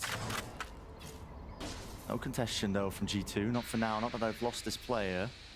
If King goes for information, or Tex goes for information. Have a repeat and punish. Aspas, quick. We're not quick enough to escape. The Ira G2 somehow disadvantaged situation. Turns to a 3 versus 3. I don't think King is making footstep noises here as he leaves the pit, so Leaf doesn't know he has a timing. But as soon as the pit drops, he's going to start thinking about it. Should they head back to A here? Leaf's going to be giving them these kind of comms, but G2 are playing very spread right now. And King's positioning is pretty difficult to get a read on. Could get timinged if Leaf was playing aggro, but he's not. He's just holding his position over towards King's A main. going for a repeat, potentially. And the re-clear towards elbow. Okay. 30 seconds. 30 seconds G2, left. which direction? King spotted. Sees 2. Going for the re-fight. Com. Drop down. Sat down towards the spectator seat. Almost the entirety for them. And guess what? They're going to be exiting them soon enough. I know exactly. Just G2 on the precipice here of taking this map. Make it nice and even, 1-1 here in this best of 5 lower finals. And there it is. Final kill under Mazina will seal it up there. So here we stand, 1-1 in our best of 5. A map that we really were trending towards the direction of Leviathan to have all the advantages. And Lev couldn't get themselves online. There's a chance that that defense side would have ended up running out for them if they hadn't given away as many in the first half. Yeah. But G2's game plans were so good. This swap up of getting the Astra involved in their composition paying massive dividends. And both teams have stolen each other's map pick. And really making us question what we know about both of the squad's map pools as well. If G2 have Breeze that they can now rely on, maybe we need to start thinking differently about this squad. I think perpetually underrated in their run through playoffs because they've looked like a different team. They have entirely, man. I mean, the whole qualification process in stage 1, they were fluctuating, wins and losses, and now in a best of 5, you really get tested in terms of that map pool. It's one of the overarching questions we had for both of these teams was really just checking out the form, seeing how they're going to look. They both made Shanghai, but well, time for a quick break. When we return, the analysts, of course, going to be getting us nice and ready for that map number 3.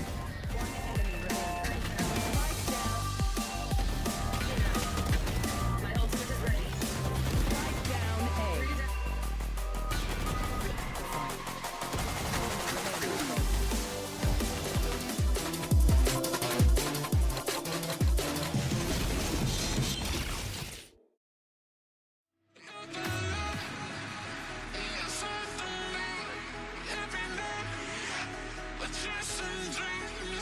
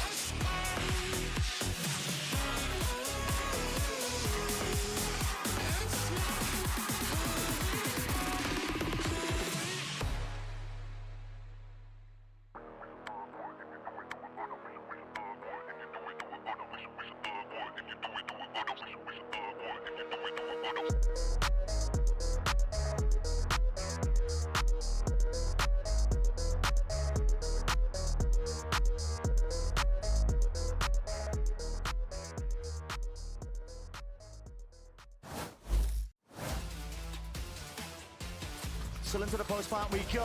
Valin doesn't set his sights towards a player. Turns the flash. Gun advantage, health advantage. And of course he falls. The mind game's being played and the shots come through for Aspas. Well, it's starting to feel a little bit more like G2 +2 because they have won every pistol round in this series. And for those keeping track at home, that is 4. G2 with a bounce back on what really should have been Leviathan's map. That breeze showing from them was incredible. Yeah, no, they did a fantastic job of shutting down Aspas, not allowing them to get a lot of value with the operator. Of course, their own defensive side was super explosive on top. I think for anyone that was still a G2 doubter, this is such proof of the level this team is at. Their breeze, I think, was probably the biggest weakness in their map pool, not looking super great. Yeah, with they that got owned solo the last Euro time comp. versus Yeah, Lev. it was like 13. They were kept in single digits by Leviathan. But now they come out with a brand new comp with some fantastic ideas, and they dominate Lev to recover in this series. Yeah, and they've obviously been working on their breeze over the course of the last few weeks, but now we get to see it come out, and what a time to show it. Trent, someone who, for me, was a big standout over the course of this series. He looked very, very good. He's already someone we're picking up as a bit of a star on this squad. And honestly, the way that he converted in this third round, this is the bonus round, he's in a 1v2, is able to pull out the dart and use that as a distraction because he knows one person has to turn to break that. They're thinking he's going to go for the spam through the Viper wall, but he just peeks through it like an absolute Chad, and they go on to win the next first five rounds in a row. Yeah, it was an incredible start from this G2 squad. You were talking about the pistol rounds earlier. It was those early wins and that bonus round conversion that got that momentum, courtesy of Trent. But really, I think the thing to walk away from and talk about here is how good G2's ideas were with this Astra comp. I think on both sides of the map, they had incredible implementation of it, you know, on their defense, having a lot of really cool set plays on their attacking side, shutting down Aspas. It was lovely. Yeah, I think especially there was a few of those like early round moves, right, where they were able to find those ideas, whether it was a smoke and a Yoru getting active. Because there were like, quite a few occasions where Valorant in a post plant doesn't actually have like any Astra util. That all was dedicated to setting Icy up to have impact on that Yoru. Yeah, and I wanted to look at a couple of rounds in particular here of this setup, right? Because I think on the defensive side, they had these aggressive looks, but they also have a lot more passive looks where they're playing around that suck. This is one of those really forward things. It's a flash combined with that suck, and then the dart is coming in late once everyone already stuck. They're trying to hide in a smoke, and the dart pings them. And then this is another bit of value, right? That Astra global control means you can play anti-KO setups with the suck on either side of the map. Normally, it's kind of a gimme round for attackers. When you pop that KO out, either the Cypher or the Viper is offline, you're always having additional stall utility. So consistently on that attacking side, Aspas was rarely getting value on the exec because the stall and the setups from G2 were so good, and that continued on the attack. Yeah, when you switch over to the attack, then was really where I think the power of it once Aspas got the operator, because he wasn't getting kills with the op, especially early in rounds. And it's because G2 really took their time. And by combining the Viper orb right outside of double doors, that shut down Aspas' ability to fight through that lane, and then using Astra smokes in halls or the pullback stars outside of B main or A main when they're execing so that they can scale out on either side and remove those initial lines of contact that Aspas was trying to hold. He really struggled to find value on those initial picks. We saw like those deep Astra smokes inside halls, really very good at keeping somebody there, like pulling people over to that particular lane and kind of stretching the defenders a bit more thinly. It adds so much more depth than you normally get on the attacking side. Generally, you're playing this with the solo Viper as your one controller, so you're pretty committed to either be going for splits or just hard executes, because you just don't have the tools to. And you kind of give it away with the wall, right? Yeah, and it's a lot harder to like explore options in the halls, explore kind of setups where you're early taking mid control, then pivoting back. Astra gives you that flexibility, and Valen called around it beautifully. And it's because when you're playing defense, right, one of the really important things you need is forward information. That's how you call around of defense. You need your jet on a forward line, whether that's halls or double doors or outside one of the mains. And because G2 were not just shutting down the operator from getting kills, but shutting down those lines of vision, every time Aspas is trying to hold an angle, there's smokes coming into his eyes. Leviathan just didn't have the info they needed to be able to call around. So coming out of Bind, we were kind of scared for G2. We thought, okay, Breeze is probably a given for Leviathan. That means that Icebox, which again is a map that both of these teams have had success on, might be the decider. But now we're getting to the tail end of this series, or at least the the meat of it with Icebox and Lotus still to play. Genuinely, winning Breeze is a complete lifesaver for G2, right? That was one of the two maps that they had lost previously against Lev, and now they're going into what should be their best map out of the remaining three against Leviathan. It's a map they've looked good on recently. Remember that game against Crew where they dominated with a great game plan, and Leviathan have been struggling in their last few showings. Yeah, they absolutely have. Leviathan, I'm wondering if we do get any change up here. We've seen them previously, kind of just attempting to go for just the old school Harbor Viper that Loud is kind of the only other team still running. It's a map that I think they've struggled to find their full ideas with, but we get a little spoiler there. I see maybe a Sova in the mix too, maybe getting more on the page with these kind of Gecko Sova ideas, which is what G2 has been so good at. It would certainly be interesting because I think that Harbor could actually have a little bit more value for them against the style that G2 has been showing lately, which is that heavy flood back into sight. They might keep the Harbor though and then just go mirror against G2. Sure, yeah. I think having like Harbor ideas to sort of give you that second wave of smokes in the slow especially would make it a lot harder on that A site because G2 love to flood 2-3 players out through heaven every single round on their A retakes. The Harbor wall could really throw a different look in there against them. Let's talk about implications for Leviathan. We thought Breeze was going to be a gimme. They got dominated here, and we saw some rough stuff from them mid-rounds where we're swinging out into mid, individual players taking timings, and it looking a little uncoordinated. That was a Leviathan that was kind of out of whack. This map, they're going to need a big recovery. And that was what we sort of saw from them in their series yesterday, right? Against Crew. 3 halves in a row. They're all out of sorts. Early days of this season, those were those same issues, and I'm kind of fearful of seeing that crop up again. Yesterday, they rallied around Osbos with some ridiculous performances, getting his team back into the game. He's going to have to show up again, sort of rally those troops if it's similar scenes in their camp. And we've seen him be a monster on Icebox. Rentage and Select, it's that same comp we've talked about before with this Gecko and Silva. G2 are excellent at it, especially on their defensive side with the flood retakes and those reclears.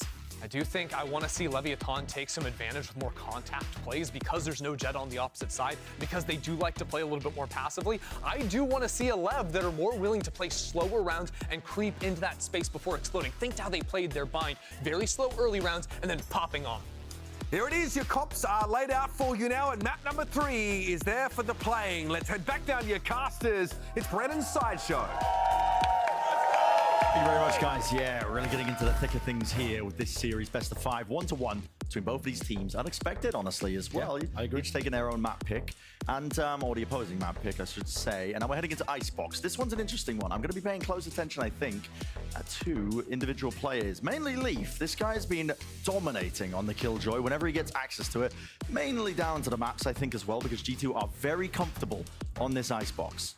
They certainly are. It's looked like one of their better maps that we've seen, but their map pool's so difficult to put your finger on at this point. It is, yeah. They've been evolving all throughout playoffs. But last time we saw G2 play, you remember the kind of plays that they were going for? 4 stacking over towards A, getting Leaf the Killjoy deep into A nest. And those were specific anti-strats, always farming the ult orb. That was specifically anti-ing Crew. That doesn't really work against what Lev are bringing in here. They have shock mollies, and they're going to go for a B split on the pistol. The preparation has run deep so far. Why would it stop now for Lev? Looking to overwhelm this position, but it's all being called and collected. Corralling up these players. Jonah P delivers at least 2. Worried about his back, but his teammate has it. Icy with a dizzy and a repeat. I know where Mazzino is. You did good. Seeking to put them down here. A lot of isolated fights being taken. It's Con winning 1 versus Icy, but Trent catches the rotation, and with that, essentially the round should be over. Still, anything could happen on the pistol. Upgrade acquired. And there's still a minute left here, Brent. So there are actually chances for Com to try to isolate some picks. They've completely lost information They don't know where about he he's playing. No, they have no idea. So that does give him chances to hit a timing. And that kind of variance is always going to favor the player that's down in terms of numbers. Slow and steady now. And again, all of this utility is kind of meaningless in situations like this because you don't want to give away exactly where you are. Exactly. On both sides. 30 seconds left. Trent is positioning. Oh, it's a game of timings. I think it's been won out, yeah, by Trent. The G2 squad. Enough damage really done there. Pretty good read of how to dismantle that one when you go into the B split. Punish for the creativity on Icebox. Definitely. But I also want to point out that G2 did the same strategy again, where they're doubling up against Aspas's entry. Look at that. He swings Aspas alone into 2 players of G2. Yep. Keep that in your head, because that has been happening all the time throughout playoffs. It's how they shut down Oxy. It's how they shut down Kesnit. And it might be how they shut down Aspas as well. He was limited to only 2 first bloods and 4 first deaths on Breeze. That's not the kind of numbers you expect to see from the superstar player of Leviathan.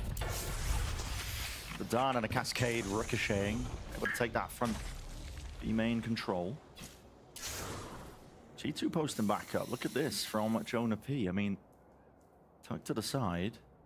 Yeah, we're seeing a lot of teams being very stubborn around their positioning towards yellow. Yeah, Aspas has activated it, looking for a fight. Orb though in his face. Jonah P. Surely you got to evade this one. You're the one with the rifle. Backs away now, retreating. Mosh pit. Be any follow-up with that. Lev on their eco, looking to get a plan down as well. So the extra money is available, but wrong crosshair, wrong positioning here. G2 cleaning up the stragglers. Yeah, making this one fairly clean. Com's going to go for that post-plant flank, something that he loves doing on maps like this. But caught by the alarm bot, shut down by Trent. Yeah. Good awareness, and only Mazzino left. There's a player left, they're still min-maxing the ults. Yeah. You know, the IC's like, what, 4 away, 3 away now, I suppose. Even closer now that he went down, but... So, again, if you're keeping track at home, that is G2 with another pistol round win. Leviathan are yet to win a pistol. It is so difficult to win series of any type, frankly, if you're not winning pistol rounds. It's because it gives you that excellent beginning to the half, the opportunity to snowball. You're more likely to have your ults online as well because you're getting more of the kills. Enemy remaining. And here, G2 have that opportunity to capitalize once more. It's 4 players over towards A. This is a strat they ran against Crew where they push somebody into Nest. Look at that ping on the minimap, though. Lev already thinking about it. Already expecting it. They know Leaf's been doing this one. This was their bonus round strat last time. Exact same playbook. High Tide whips its way across there, cutting away the available positions of these Lev players. How does Leaf choose to pay this one? I mean, doesn't exactly have long-range weaponry, but still, Com will fall. This is some trying to find it. Did they spot that one? Oh my God, Leaf will not be able to escape. So 1 for 1, and now I think Lev should have a great understanding of how many G2 players there are around here. I mean, they've got to know that this was a very heavy stack, but they don't really have info on the rest of the map. Valen's in a very committed position here, looking to try to win the round out himself. No one's there to play off him. That is nice by Tex. Wasn't really holding the crosshair placement for it. Still adjusts in time. 2 players towards the back of the site. I think this would cause a bit of a pause for Lev, but I actually want to commit the ult instead and just try and clean up these players. Make it nice and easy now. Still 2 left. Trent finally stunned up, holding his ground, finally falling. And they know that the final player was behind. Jonah P broke the turret, so they'll be super aware of this kind of stuff. Making a bit of noise as well. Top of the ropes, Mazzino. Flexing on us a little bit. So Lev chose to have a really kind of safe opening to the round as soon as they realized that G2 were fighting over A. That high tide coming through, indicating that there was a fight to be had, but Com just gets unlucky in that Unfortunate. spot. But they still managed to get the punish onto Leaf, and they don't start that kind of massive snowball that we saw in the game against Crew, where Leaf was going crazy. He was picking up the Outlaw constantly and dominating with it. He's got that weapon again, but everyone on Lev has full armor. They're very aware. Yeah, I think you can see here that Lev have done their homework. This is basically the same playbook, I think, for G2 on the defensive half. When they get the Outlaw in Leaf's hand, locks down the sight line into mid. Lev just with brute force, though, making sure that they can take this A side. Look at it, not even worried about a high tide. Already passed it, contacting. Using a drone to make sure that everything's cleared. G2 going to be fully off the sights here. Not sure what they've got up their sleeves to see if they can delay and deny this plant. Mazzino inside the cove really does hide where the spike is going to be planted. He also didn't take any damage somehow, not quite sure. And King wants to fight forwards. I mean, Leaf rips it away. What a shot to the brain. Mazzino, he's there right when it matters, but eventually dropped anyway. Still got 2 players. Still play at disadvantage.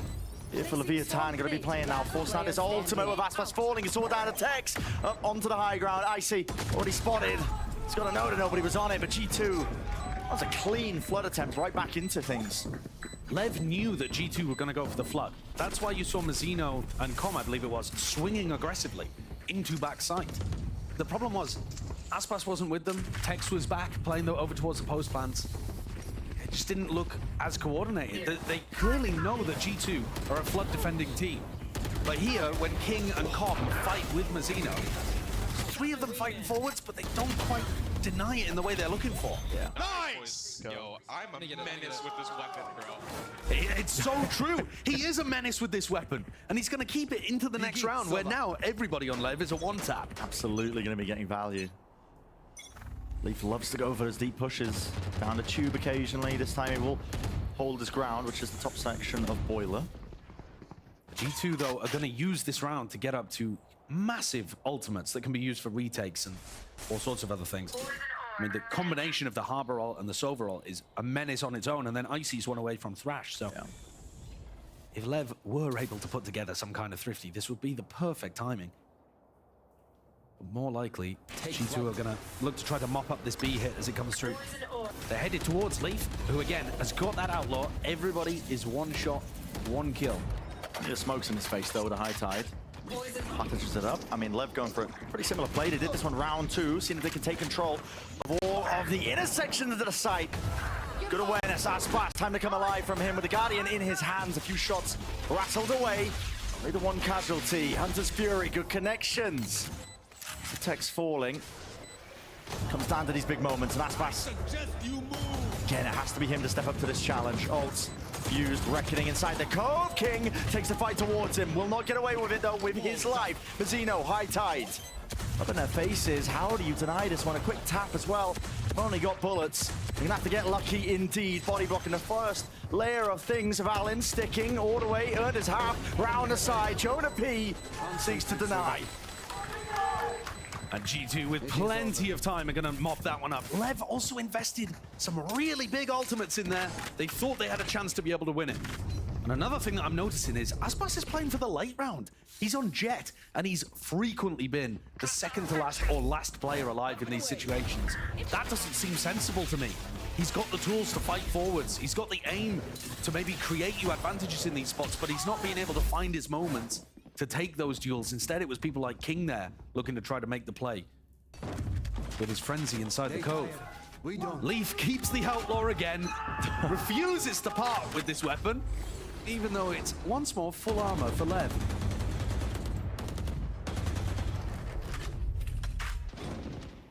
Walls propped up on either side.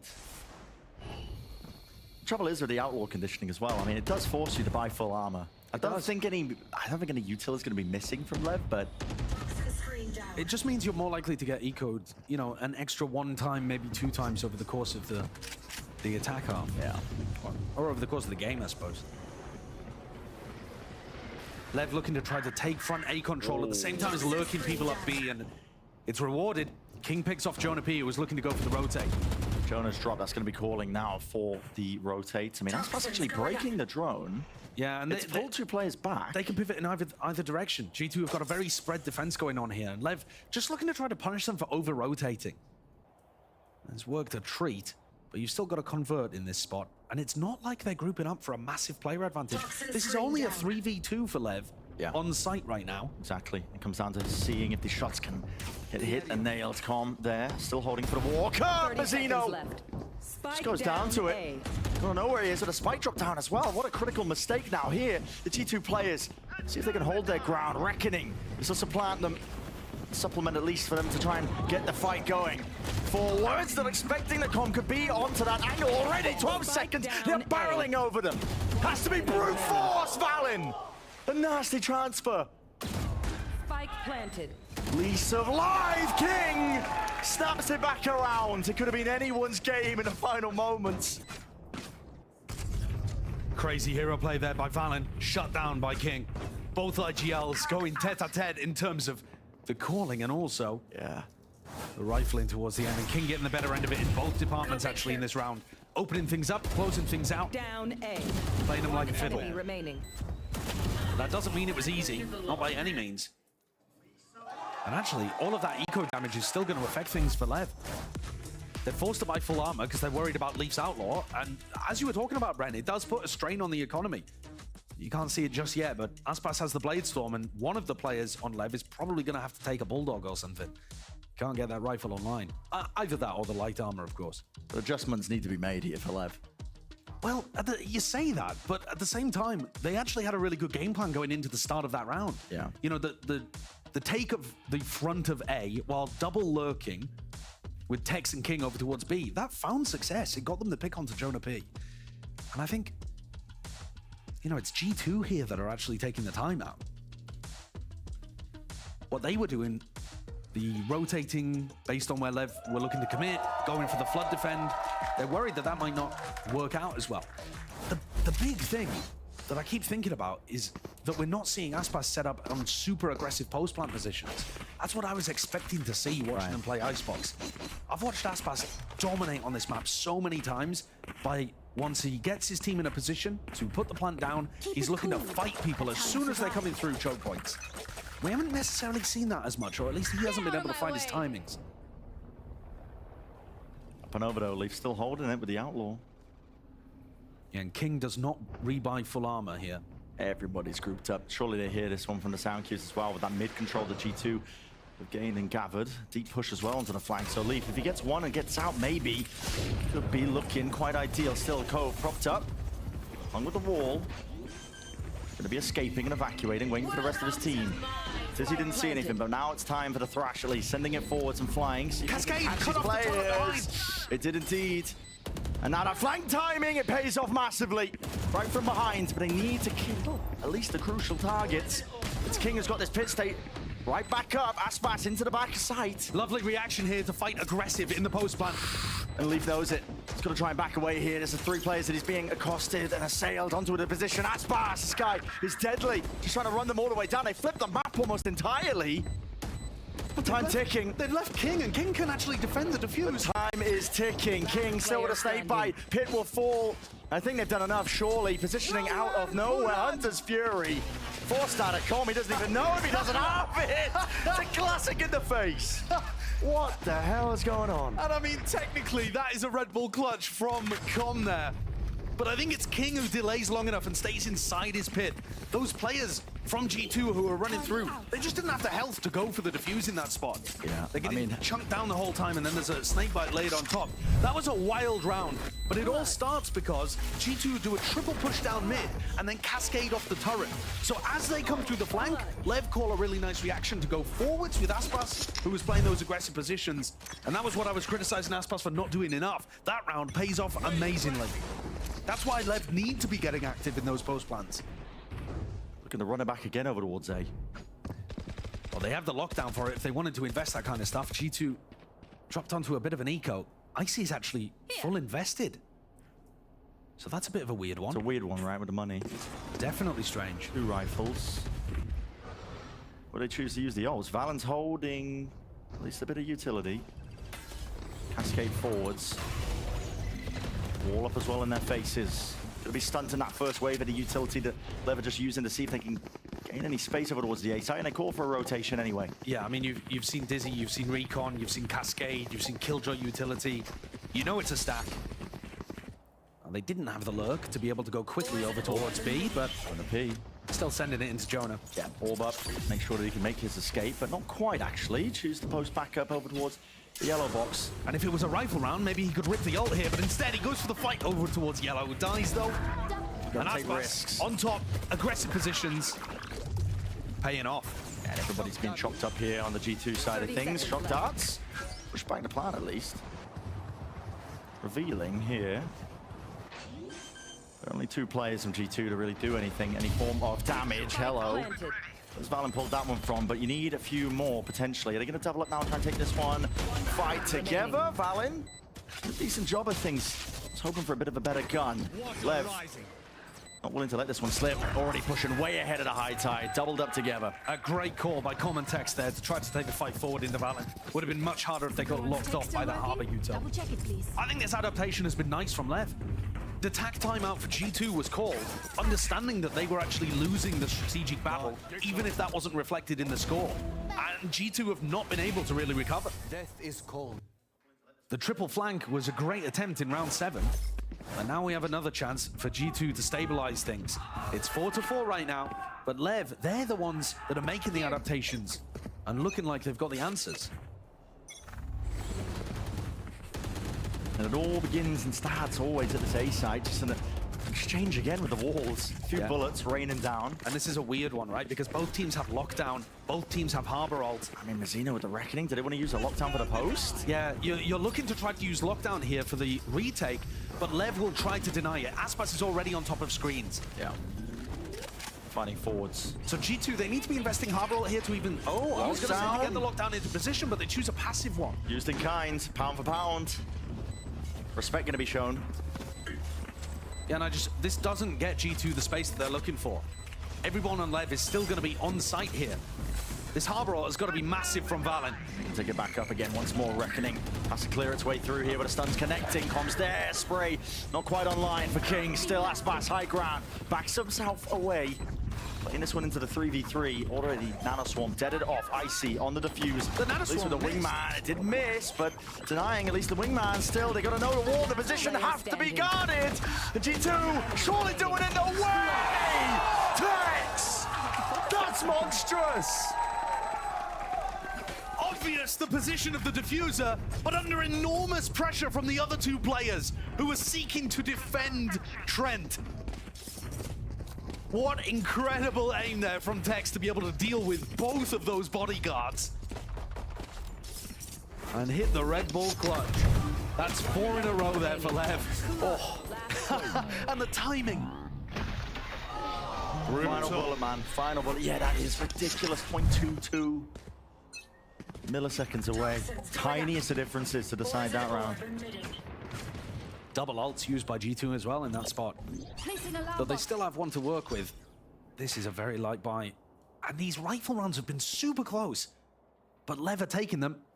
And then they're also being able to convert the follow-up. Here, Jonah. Oh my god, it's damage. good damage, but he's going to get flanked right now. Surely not. I mean, yeah, doesn't get out. Whoa, whoa, whoa. Okay, the Bulldog could be unruly, don't get me wrong, but... Put a leash on that thing. Yeah, Com eventually secures the kill with it. As Lev decide to rotate back over to A, though, they're going to be looking towards Valen.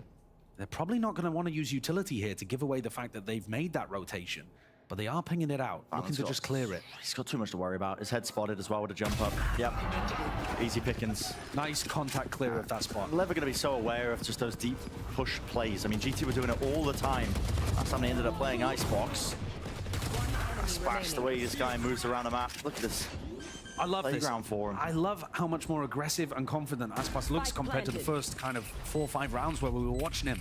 He's finding those timings to press the advantages. I see Sheriff in hands, but revealed by the dart gives him the perfect follow-up. The lead now more than steadily being accrued. I mean, Lev, like you said, they've been winning the gun rounds and they've been winning these anti-ecos relatively cleanly. Great ideas in terms of how they want to play this map.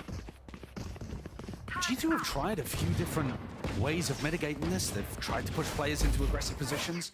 They've looked for a triple flank over towards mid. None of it's really been working. I think that the triple flank through mid was the closest to finding success. Getting that cascade onto the turret, but do you really want to go for something like that again? Here, they can rely on Trent using the Hunter's Fury, but Com is going to look for a pick at the start of the round. He does this almost every time he has this overall. Drones, if the drone gets attacked, he insta-ults. But this time, everybody from G2 respecting that drone, knowing what's coming. Oh, nice. Heavy stack though from G2. And disguised as well, because they didn't see anything with the drone. Completely dodged it. Leaf. Oh, slight awareness there, just in time. Brings down Tex. Still that ult. Will find a target into the corner of the site. Still evading that one for Valen. Nano Swarms causing some issues. Vulnerability as well as that. Aspas forced to retreat, and a call to pivot is made. Jonah P.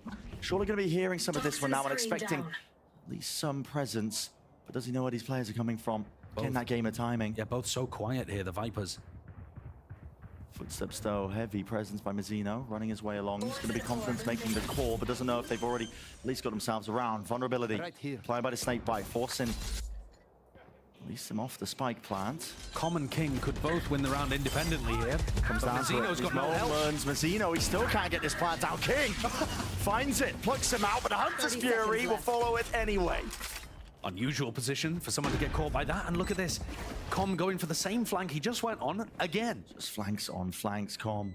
The school of always be flanking. Exactly, this time switching it up here, but Mazzino already rips away the life of Leaf. Trent follows it up onto Aspas, still 2v2, damage done. Wingman defusing, they can free up their guns now, they can watch this one in a different direction, and Com forced to reveal himself. Dart, it's there. Still the onus being onto G2, but for now, Com is not on the position, and Icy knows it, sticking it. Great awareness there from Icy, knowing that Com couldn't stop that from happening. Last round. 5 to 6, doesn't even opt into the duel, doesn't give Com any chance of clearing it.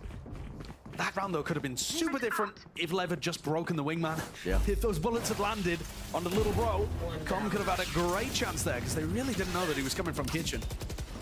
This round got crazy. It did. Enemy remaining. G2 weathered the storm though, doesn't matter how crazy it got. Got that round win. And that's super important because that breaks what would have been a 6-round win streak. And now Lev do something completely different. Almost looking like that pistol round play, I think it was, where they B-split. Yep, same strategy it looks like being employed. It's going to be walls up in their face. A lot of footsteps. Don't have B main control. Ults flying forwards. That's a thrash. Going to be getting that connection. Tex is blinded. It's going to be isolated here. Revealed up by this dart. Lev really looking like it might be falling to pieces, but Aspas is so aggressive already. They didn't expect him onto that kitchen angle. Blade Storm ripped out. And this is the win condition for Leviathan. Get aggressive, get active with Aspas. How do they find the rest of these kills? Jonah P just trying to play his life. The rest of G2 moving together. Thrash. Round 2 this time. King. A few shots fired. They know that he's under there, but how do they fight it out? Is he dealt with? Dropping down. Trade online. 3v3 still. They've got a lot more to clear than that. Wingman on the defuse. Has to be broken. Snake by Shotdown. What game are we watching? What game are they playing? Still gunplay in the works.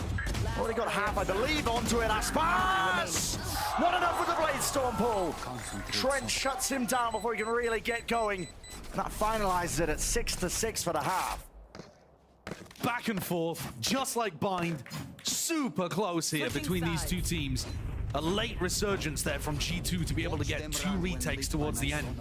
Otherwise, Lev were running away with things. They just couldn't quite find enough in this final moment. Look at this shock molly on the fly. It's so good. Yeah. Mazzino just has no clue that that was coming towards him. Last player standing. Very impressive. Trent sitting at 17 to 6 right now. Leading it for his team as well. Hero moments paving the way to make it that nice equal 6 to 6. Let's send it down to the desk to break it all down so far. Thank you very much, Bren and Josh. Look, we expected Icebox to be a hotly contested map in general. It's another pistol round loss for Leviathan. Like 5 out of 5 now. They are racking them up. They bounced back really well from that, though, and they threatened to actually run away with the half at first. Yeah, the start of that was really defined by, I think, again, G2's game plan. They play a lot of these rounds into the Flood retake towards A, and they were really punishing Lev. But Lev won a couple critical clutches in the late round to get rolling and found a massive streak of rounds to recover. Yeah, it started with this round right here where they flipped the map against a triple flank and then somehow end up winning it, even though they lose all of their players. Time is working against them. Frantically, you've got Com running over into mid, trying to get the ult off, but at this point, he'd already won the round with the amount of stall that was put on the site because of that Viper's Pit.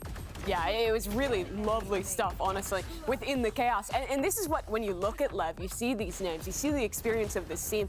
These are the moments you expect them to be pulling out, right? Sure. You see G2 with probably a stronger macro idea throughout that one, but the individuals step up, you find those pivots, and then you come back into this half. I don't even know if I would fully agree on the macro idea, because I think Leviathan, the way they played their slower rounds, especially activating the B lurks, right, with multiple players. But I think we saw a lot more of that after that, like, initial timeout for G2, once they started pivoting that around, and the reason later into the half. The reason G2 were able to tie it up at the end, though, was great post-plant play, especially Trent. The shout out on him, getting so many kills, but playing those late 2v2s, 3v3s very nicely. The implications of this map are massive. Whoever wins this one is put up to series point. Only one map away from having a chance into the grand finals. The loser would have to win back-to-back maps, take it all the way to 5 if they want that chance. They'd have to win Lotus and Ascent back-to-back, in fact. That is a big ask for either of these two. G2 Esports Leviathan looking to get themselves in pole position. Let's head back to our casters, Bren and Sideshow. Don't think I could have teed it up better myself, I think, as well, in terms of the overall stakes, really. Yeah, must-win scenario on this map to get that advantage in this best-of-5 here to even stand a chance in the grand finals of our mid-season playoffs. And it begins, as always, Josh, with this pistol round win for Lev. Haven't really been able to get any of them. No, that makes this one imperative. We need to see that they're capable of taking them away from G2. As G2 run this 1-3-1 default at the start. A little unusual on Icebox. Don't normally see mid-pressure at the very beginning from the attacking team. And on the other side of things, Aspas with a Sheriff pushing up. They used a Cascade to try to get past somebody. No dash. No, Aspas, if he looks to try to take a peek, it would be a perfect time. The turret is faced away, but I think he's just gonna miss the timing. Oh, yeah, he does. Can't see anything but getting critical information. Yeah, but he can't really get past this turret at all, can he? So he just has to... Well... Can he? Well, okay. I mean... He can get deep, but you can't get much further than this. I think it might be out of range, potentially. No. I'm not kidding. It's been pulled back. It's been pulled back anyway. Fox in the pen. This man could really just eat them alive. King seeking to delay. Distraction being called. Wingman plant. Surely not being stopped. Final bullet eventually does it. G2 seeming to win this one out, and Aspas now has to become that difference maker. Too many targets. He just can't quite land the shots. Full reload has to be committed. He has done the damage, but no kills collected. Lev finally turning up the heat. But it's answered right back at them. Doubled up. And Comp falls. An outrageous situation. G2, 6 out of 6 pistol rounds going in their direction. And what a one to showcase as the most recent of them. I mean, Aspas in that spot. There's a world where he gets, he gets 5 or he gets none there. I mean, I don't know what he walked away with, but at the end of the day, it wasn't a round win. He got so much damage out, though. Man. He's doing body shots, leg shots, and yet somehow Valen's Ghost comes out true at the end to be able to pick off Comp, who had a couple of soften up targets ahead of him. This is worrying. I mean, if it wasn't already, it certainly is now. However, looking forwards, as Uber set up on the desk, the 2 upcoming maps of Lotus and Ascent, if there was a team to be able to win on both, I suppose it would be Leviathan. Aspas doesn't overstay his welcome with that one, but risks need to be taken. If Lev are going to stand a chance to try and win this. Oh, any punish in sight? Not quite. They're hot on the heels, though, of Aspas, and they are cleaning up these remaining players who are seeking to at least delay and anchor bullets. Just got to fire the tracers with that one. Tom gets caught out of spot. G2 with an opportunity to reset, but nobody really posted over the other side of the map. Do they know that all 3 of these players are over towards here? They're just going to double up, triple up, make sure that they have a safe passage back over to the other side. And as I was saying, Brett, I think the next 2 maps coming up, if there was a team here, like Mimi was talking about, that is able to run it back from 2-1 down, I think I'll be looking towards Lev, even if G2 take this, because Lotus is not a map that G2 have been loving to play. And Lev, I think all of their players have just been amazing on Ascent in the past. Yeah. But they don't want to put themselves into that position, and certainly not if it comes because they just can't convert these pistol rounds and keep putting themselves at disadvantages in every quarter, every half. The crazy thing is as well, even with them, despite losing all of the pistol rounds, they've still been able to take maps. They've still been making it close. Yeah, take a map. And to be honest, Breeze, the first half was not particularly close, was it? At 9-3. No, but this one much closer. On Definitely. Xbox, at least for now. For now. For now. Lev, one of the things that I think they were doing really well on their defense side when we saw them play against Crew was find opportunities to take fights and disrupt the plant from happening. Is Aspas going to be able to get some kills, or what? What's going on here? They didn't really want him to survive. Hello, Aspas. Good kills, actually. This is going to be doing some damage to the economy. Enough to stay alive, though. He's going to be saving that Sheriff into the next, so the unintended side effect of it, but I think they're not going to be too worried about it. Are they not? Well, I don't know. Let's have a look at the money. Yeah, it ain't good. You don't want to be surviving in that spot. Yeah. He popped his dash and didn't dash into them either. Like. He jumped. Nice try. Yeah, okay. I mean, they're saying good job in that situation, but it's actually forced King onto a Guardian. They've swapped weapons so that Aspas can get a Vandal online. And a heavy fight taken. Dizzy It's going to be pre-fired here, but Aspas is going to be blinded up. Mazzino, that supportive element, just firing down and raining down the bullets at a Phantom, enough to bring down Leaf. Pushing them back, though, with Aspas falling. Drone denied. They've got to be very worried about these kind of positions. Super possible that Lev could have inserted another player over towards jail. This is going to take time off the clock, but Mazzino is going to be so expected here. Drone cleared. Mazzino already pushed up. Yeah, G2, we're just waiting for somebody to just walk right into the crosshair placement. Yeah. Texas time, apparently. Two shine, potentially, but he's missing the shots. Doubled up side by side, him and Com. Com's just trying to get him out of here. Still, bullet tags in play. Enough to slow down Trent, but a spike has been retrieved and now ferried back over towards B. This round is the personification, if you want to put it like that, of individualism versus the team play. Lev just taking it in turns to take that hero play fight, while G2 shut them down. 3v3 though. Down against the box, Wingman. Gonna be broken, bullets. Firing through, not enough to deny. G2 are getting themselves into the post plan here. At least the advantage for Lev is that they do have some guns, but they've got to get a move on now. Icy realizing he's got no util to his name, so he might as well try and take the fight forward. It's caught by G2. They stand their ground here for Leviathan. Dismissed them as easily as that. So 2 Vandals rather than the Guardian saved into this one. But that's a pretty devastating one for the economy of Lev. They only get 3,000 for being able to win this round, and they've lost a ton of weaponry. I think I'd consider that a great bonus for G2. I mean, let's take a look at what weaponry ends up being online here for Lev. And what this would be a great time for Leaf to bring out the Outlaw, I can tell you that. It would, I don't think he's going to be doing it, though. A Spectre full armor onto Mazzino. I mean, these are pretty brutal weapons to be forced to use in this spot. But if they can win this, suddenly they have a cushion to work with. They typically have been good in these gun rounds, even if it is slightly weaker. Nano Swarm. Pre-aimed and broken, so the turret will stay up. And Leaf's got plenty of these lineups across a range of different maps to try to put pressure on their opponents. Killjoy utility placements. Thrash available though. Set loose onto the side over towards A. Everybody giving this one up from the left side. Comms in position to ult this. He's playing relatively further back here. Wingman getting the plant down. Out and over. Dart. This plant coming down. Not going to be trying to flip back into this one, but finally with the ults now. Into the back of the side. Trent! Not able to get the one before he's eventually brought down. Everything offloaded now. Overwhelming. Seeing if they can try and fight this one. Thrash has to be respected though. It does pave a bit of a way and place for G2 to potentially win this one, but they're losing the gun duels. Slight tap from Mazzino. Just Icy and Jonah P left though to really stave this one away, and guess what? Jonah P is nowhere near. Slow as it goes here by Lev, but they realize they've got plenty of time now to just pick them apart. Tapping the spike, forcing the players out in the open. And it's a 1 round for them, 8-8. Everybody intact as well. Very confident from Lev in terms of the way that they committed heavily on that flood defense. Despite the fact that the plant ended up going down, Wingman managed to dodge the first wave of Nano Swarm.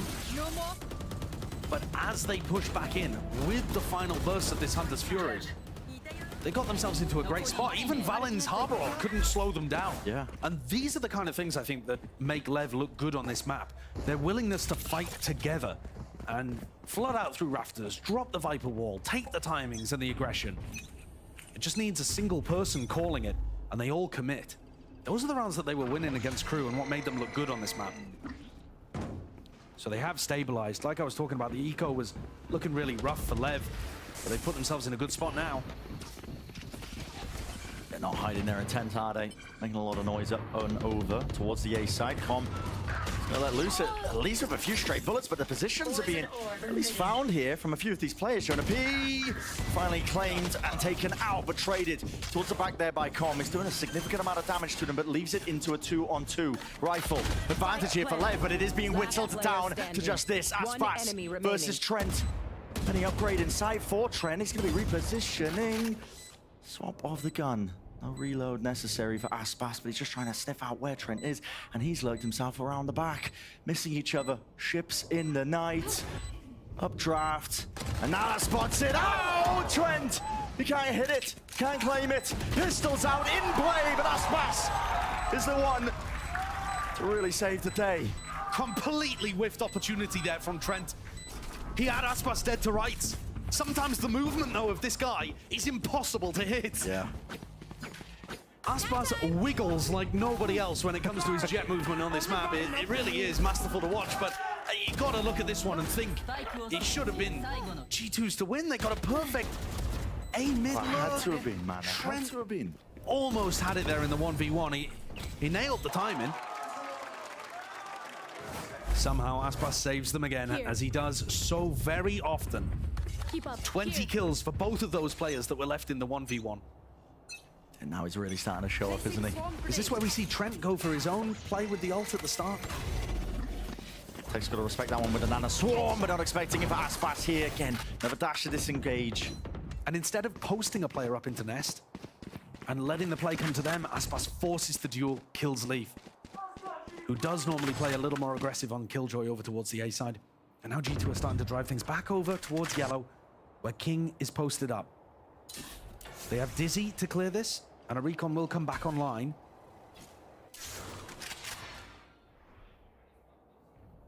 Like you said, they should have the util to clear this spot out. The reposition of Mazzino, punished in the moment, but not before he was rewarded with just the one. Dizzy has to be broken, indeed it is. King's still there, but a dart reveals it. And now his position quickly swarmed upon with a wingman to supplement all of it. Pick your targets and choose them wisely. Still, 3 versus 3. It's nice. Fury for Trent. Yeah, it's nicely done there by G2 clearing out yellow, but now they need to use it. He's trying to punish a drone that he heard from just the middle of the gut of the map, but he's not getting any tags.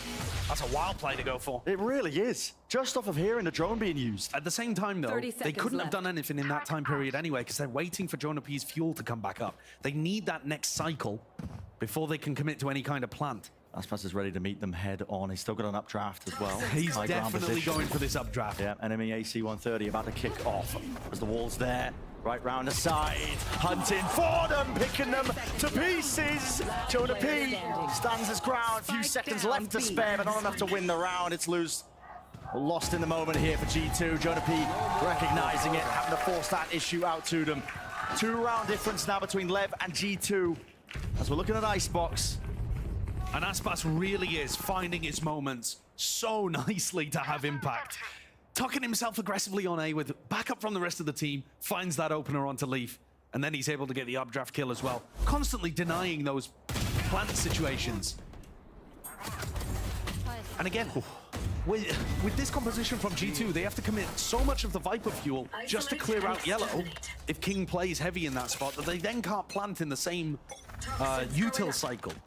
So they need to wait, and it buys time for Lev to disrupt like this. King again looks like he wants to try to contest them. Burning utility out of them early. Very important for Lev to have advantages in the round. Drone used at this point means no drone to clear him out of yellow. These are all good things for the defense. King just hears that drone, puts up the orb. Nerves potentially there. The back of these G2 players' heads. Now, turning themselves to a few ults. Calling for a refight, reckoning here. Snakebite dropped. Cove as well. Could this be punished, G2? With an opening onto King. A few bullets spraying him down and praying for Mazzino. Rewarded. High Tide cuts its way across here. Even with the drone and attack. Flank approach from Aspas is right there behind them, seeking to claim. There's any people here. Trying to jump spot. Thinks it's clear. Yeah, he's missed it. But Aspas held back by the alarm bot. As the wall fades down, so do the chances. G2, how have they got that? In the midst of all the chaos, Aspas cloud bursted off 30 the alarm bot, but now he's got to get past the turret. And there seems to be that level of awareness. Leaf dropped, plant, down and online. The positioning now tucked its way across, updraft. At least a dash used to cut his way through and over, watching for the top position. They know he hasn't dropped off just yet. He's not thinking about Trent. Trent just holding for it. Holding for it. First signs of it. And a bullet straight to the brain once more. That's a G2 win in a very unlikely fashion. Lev chose to use Harbor Alton to refight over towards B in an anti-eco. They chose to run forwards that's from so yellow. risky, man. It's crazy risky. I love the idea of going for this kind of play as a one-off on your defense side. But if you're gonna pick any round, why not pick an important rifle round where they're not expecting it? Maybe they thought G2 were gonna try to get into position to ult them in that spot, and they wanted to preempt it, but as soon as King went down, it looked real dodgy from then on. And now G2 can get into position. Thrash, Lockdown are all amazingly good ults from the spot that Aspas is watching towards right now. They're also usable from pipes over towards A, and that's a spot where Com is looking to take a fight. So both Com and Aspas trying to stop them getting into these positions where they would be looking to ult. From this spot, seeing the one, deciding what the decision-making might be. Thrash, is he going to claim a target? Any available player that might be sitting there, but it just clears out the side. Sure that they can take this one. Nana swarms. So into the delay again with the pit. It's going to be dropped down, and this creates some murky territory for Lev to try and fight their way on and through. King wants to take the battle straight to them. Lockdown, though, it's all being layered now by G2 to try and win this one out with the ults that they've got. They need and respect has to be shown by Lev. They have to back, but they don't really have an exit strategy. Not for King at all. They already dropped down onto the site. This has ticked a lot of time off the clock. Aspas is on the flank again, but I think he just broke turret. Down. I think he's going to be too late here. This is so tough. Cove up and over. Where's the pit? Still there. Active onto the side, but Texas brought himself around. Are they just trying to buy the time, like you said, for Aspas onto this flank? Potentially dropping down, seeing it and spotted though. Double up in the lower sections of rafters. And Leaf claiming all of these spots in position. I mean, Aspas forced to reveal himself there. It was an easy kill. He couldn't quite give it up. Dart through and around. Jonapi still wins that fight.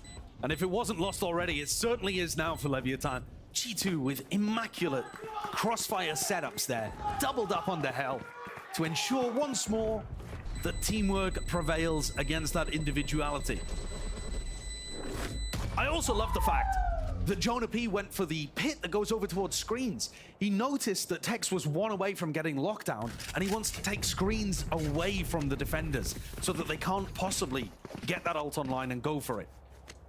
The fact that Tex was one away means that now ults are starting to get online for Leviathan. The problem is, as we head towards the 11th hour here on Icebox, Leviathan have got to take an eco just as they get the ults online to win these big rounds. Yep. This is still anyone's game. And arguably, G2 are going to be at an advantage. Which is crazy to say. I mean, okay, well, G2 winning these pistol rounds. This guy's actually just a KD8 player. Like, how funny is this? Throwing it out, dishing it out. Yeah, I mean, they're roasting Aspas there, I think, being a KD player. Because also, again, on defense, they're not actually leading with Aspas in these situations. To me, it does feel a little similar to the very beginning of this map, where Aspas was playing for the late round and looking to bait his team a little bit to have the big clutch impact that he never really found. And Lev were having the most success when Aspas was finding aggressive timings to fight them, to be the tip of the spear. And they're not really being able to make that work, partly because Aspas is on the opposite side of the map to the hit. And you're not going to believe me, but another timeout. Wow. Back-to-back again being called. I mean, this was Lev and then G2 calling one of their own. I think there's a reason for this being that G2, these two rounds that they've managed to overcome, right? Round 19, round 20 that we just witnessed. Round 19 was off the back of a misplay by Lev. The B main refight, committing the Reckoning, they lost it on a Thrifty. Round 20 was overwhelming ult advantages. And I mean, listen, don't get me wrong, GT used them intelligently. Like you said, the pit positioning was to try and counteract the fact that they might try and retake with a lockdown. Yeah, that was really the turning point. They don't have it anymore. Exactly, they don't have that in the war chest. Yeah, it's a complex situation for both teams. I think Lev will also be discussing about whether or not they want to try to force in this round. Do you let G2 get up to 11? It's tough. If Lev did try to force, they could get a couple rifles and then like Stingers and Spectres together, but that's a pretty horrible buy to bank everything on, even if it's backed up by a load of ultimates. So let's take a look at what's happening here. Aspas going for the hero rifle. It's down to 200. Yeah, while Mazzino also buys down a little. 800 credits is still fine, but it forces him to go without armor. So they've got two hero rifles really in this round, backed up by a war chest of ults, as you put it. It's a weird one here. I think this is an odd call to make. I really do. But here we go, into the round we go. 10 to 10. Anyone's game here towards Icebox, still 1-1 in a series. Couldn't get more parity. Mazzino breaks drone. it might look weird that he's fighting this one aggressively, but he's just trying to make it look like there's more players here, trying to puff himself up. It's a bluff. Mazzino could get overwhelmed at a moment's notice, but really does make it feel, like you said, there's multiple players there. The only real reason you'd be trying to contest the drone, surely, is if you're being supported by plenty more players. So exactly. That's why it's caused, again, a bit of a pause into the play G2. This is nothing out of the ordinary for them. They love the slow play. Yeah, and Lev would have been hoping that breaking that drone drove them into A, but it hasn't. They're going for the B ring. What? Oh, what is that? The double kill? I mean, he just lets the rifle rip, and it sings true. Connection onto 2 unlikely targets. Here, forward, start. It's going to be broken and backs away from it. He realizes it, that he's potentially made the defining play for the round. Wall up and through. Leaf. What is that? The slow timing is absolutely killing G2 here.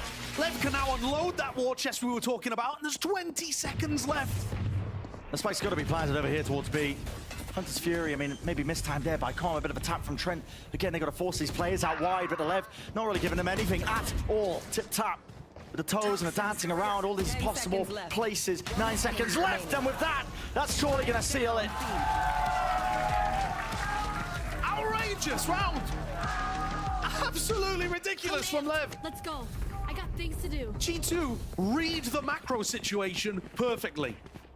They put pressure over towards B at the start. They think there might be a stack there. They go for a re-clear. They have hit the weak side of Lev's defense, and Mazzino's ripped 2 heads off instantly. And at that point, the time is just too low.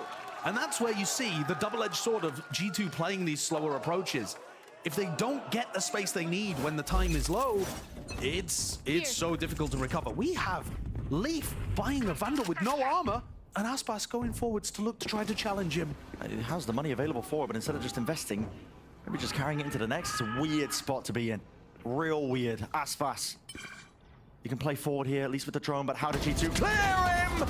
The answer is barely there, labored in the process. Aspas surprised that he didn't potentially get more. Another hero play by Com, though. He uses the distraction to sneak into position. The drone doesn't even think to clear, I don't think. Surely no question mark there popping up. I don't think it quite had the line of sight, but Trent's going to clear it. He's watching it. Might see the gun, might see the gun. He hops up onto it, but he was low enough. All it took was the one. Com is stuck here. Mosh pit. Forcing them back and away. Has to be the double face. Icy deals with it, but King is immediately there. Top section of pipes. He responds with the trade. 2 versus 3 here for G2. Now, slow and steady as it goes, they are forced into a difficult spot. Contact plays. And King, good awareness from him. He's going to drop down this pit. Locks it all out. Funnels them directly into Tex. 30 seconds but left. Tex doesn't win it. Should have been a slam dunk for him. Covert. This will be a safe plant up. Now King, feeling like he really needs to take the fight to them. Reckoning is going to be forced out. Just to make sure that they get that peace of mind. It's going to be used equally on either side. Mazzino using it, but he can't quite spot these players. And where are the golden trails, King? Last player They both fall. Harbor v Harbor.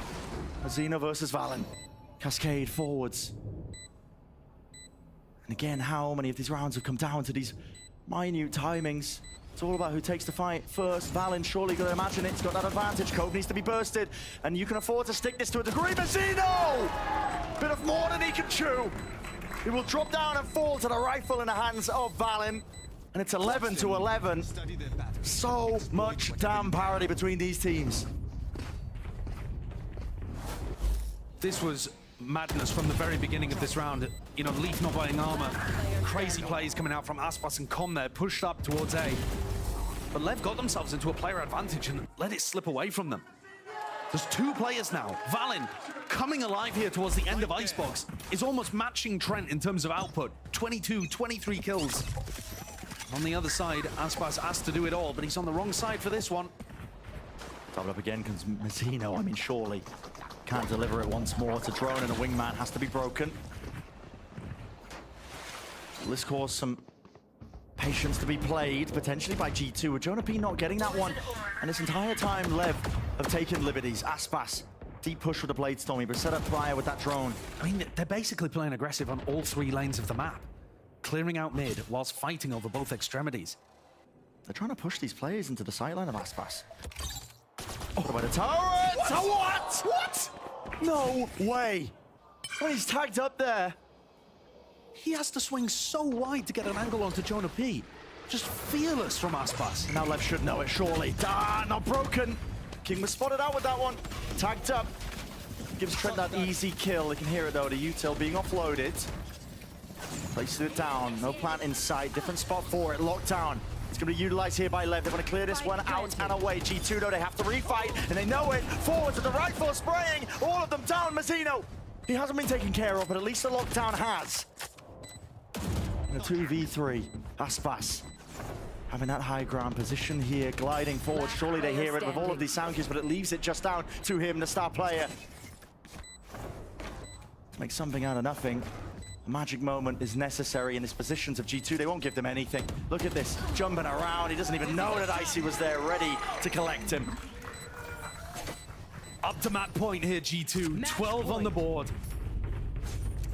They had these opportunities earlier on, weren't quite able to do it on Bind. Closed out Breeze easily. And Leviathan are going to take a tactical timeout here as we head into round 24, the final of regulation. Looking to make something happen. It's a great opener from Aspas, it really is. But King got caught by the recon dart and B toppled. That's beautiful. Deconstruction of the high-low. G2 just choosing to fight over that one as well. Yeah, and I'm afraid to say for any Lev believers, G2 have a huge advantage when it comes to the ultimates as well. During this tac timeout, Lev have got to be discussing how they adjust the macro game to be able to get on top, or some of the micro mistakes that maybe they're making. But they also have to come up with a plan of how to get around the fact that there's a Thrash that could just easily clear out the A side or allow a plant to come down on B. And then Trent also has Hunter's Fury for the post. This just looks like a slam dunk for G2. Coming out here and winning on Icebox, taking away the big jet maps from Aspas. With Breeze and Icebox potentially here back-to-back for G2, our Ascension team who find themselves in the lower bracket finals of the mid-season playoffs. It's getting intense here. As you said, this lower bracket final. All the way out with the slow play of G2, all these timeouts, the tech pauses even as well. I mean, it feels tense here. There's a bit of that nervous energy, I think, circulating.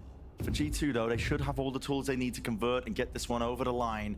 One round will do it, but one round for Lev is all they need to get that extension in play, at least for this map. I think they have to play aggressive here on the defense side. You can't just allow the Thrash to come through.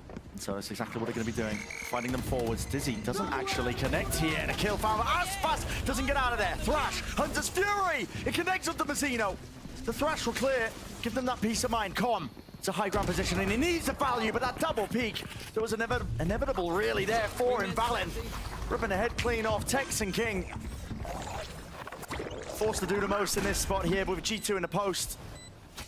I see you shaking your head, Josh. You already know it's done and dusted. It certainly looks like it. Icy's even got that second wave of Thrash, but Tex opening things will certainly help. A little bit of spam there.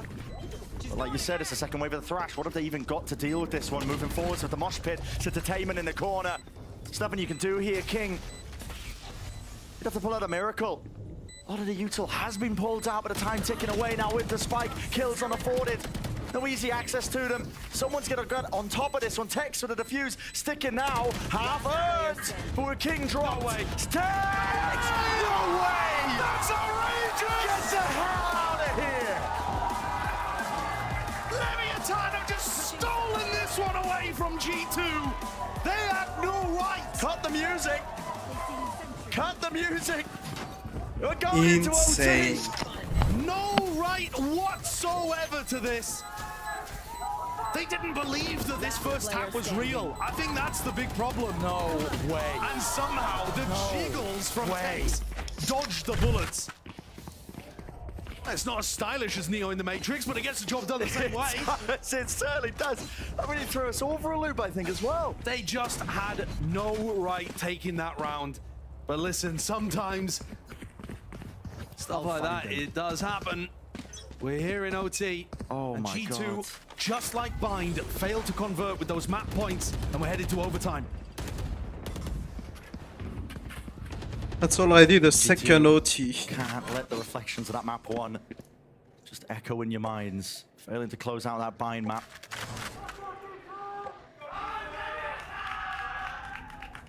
Got to convert it here and now, but it's OT.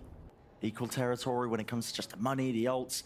even footing all throughout. They might have just heard that drone through mid. One of the things that Lev did amazingly in OT on Bind was put in some contact plays, but instead they're going to drone, they're going to high tide, keep this one safe. And with the nano swarms popped, now they can send in the plant, fairly safely. G2 have anything for this one. Vulnerability applied to Com. Yeah, any more util? Shockey's missing. Yeah. G2 not choosing to opt into a bit of a flood defense, instead just waiting it out. But getting aggressive with their positioning. And this, I think, is the key. Making sure that they can fight them. Does he getting that connection onto at least the two of the players, missing the shots. Comes down to these fights and how you take them together. G2 making sure that they just try and fight this one here, but Valen gets caught just a slight off angle, not aware of the top nest position. 1v2. It's Jonah P. Wants to try and clutch this one up with the util flying forwards in his face. Nowhere was shy of the mark. But Jonah P is forced to stick it to have any chance of winning. Tex with the play that matters in that round. Yeah, missed Nanoswarm towards the end, but it's his lurk down mid that saved Leviathan in that spot. I can't believe how similar this feels to Bind. I mean, it can't be happening again, man. But G2 were also winning almost all of these duels on the fight back in. Aspas found nothing in an aggressive position. The rest of the team got bowled over, and Leaf, Tex, the timing could not have been more perfect for him to come down mid and put his team up to 13. They now have the map point, Leviathan. It's the 26th round here. Just as you mentioned, Josh, Leviathan on them. Map point to get them that edge in the series. 2-1 in a best of 5 would be fantastic for them. Valen does not want to go quietly here. Not quite at all. Trying to not make a repeat of what happened on to Binds. No easy kills given over to Mazzino. Tagged up by the drone, is forced to evacuate and back away, but there's a heavy presence from Lev. They're stacking this one. Numerous bodies. Could be a tall tale for G2 if they want to try and even take this one, with the alarm bot broken. They know that someone's playing close here. Rapid pings from either side. I mean, look at the gamble from Lev. They're just stacking all of their players to the A defense. Now, doubts start to creep into their mind. Could there have been some kind of B lure? But I think that recon just got broken. I believe Com sent the recon, and as soon as it got snapped off, Lev now pulls him back. Yeah, thinking about this being a re-hit for sure. They got the right stack. It could just come down to the guns again. And this is where G2's slow play does tend to hurt them. 35 seconds. If Com even gets 1 or 2 in this spot right here, could just win the round and win the map. The util's broken. Dizzy dealt with. Still forward! Com sprays down 2 of them as easily as that. With the wingman sent forwards, flying forwards. King, he deals with it with deft hands still. Tex is there. Reset of the aim. 1v1! And another map stolen away! Calculated. My ultimate is ready. I knew it would all And who better than Tex? Back to back in overtime to drive a dagger into the heart of his former squad and take revenge for being eliminated from this team in the past. They were looking to make an upgrade, Bren, when G2 got ascended. They thought, oh, we'll go and pick up Leaf. Superstar player that we've seen before on Cloud9 dominating. Yeah, well, we'll get this Tex guy out. He's not gonna come back to bite us, is he? And he delivers a knife in the back for Icebox. I mean, it's almost just poetic, the way that, Bind ends up finishing, I think, the exact same scenario as well. What was it? Yeah, 12 to 11, gets to OT, Lev bring it over the line in 2, and we see the exact same play out here on Icebox. Of course, the series, plenty more left to be played. It's a best of 5 at the end of the day, and we are going to take a quick break. When we get back, the analysts are also going to get us all nice and ready for that critical, vital map number 4.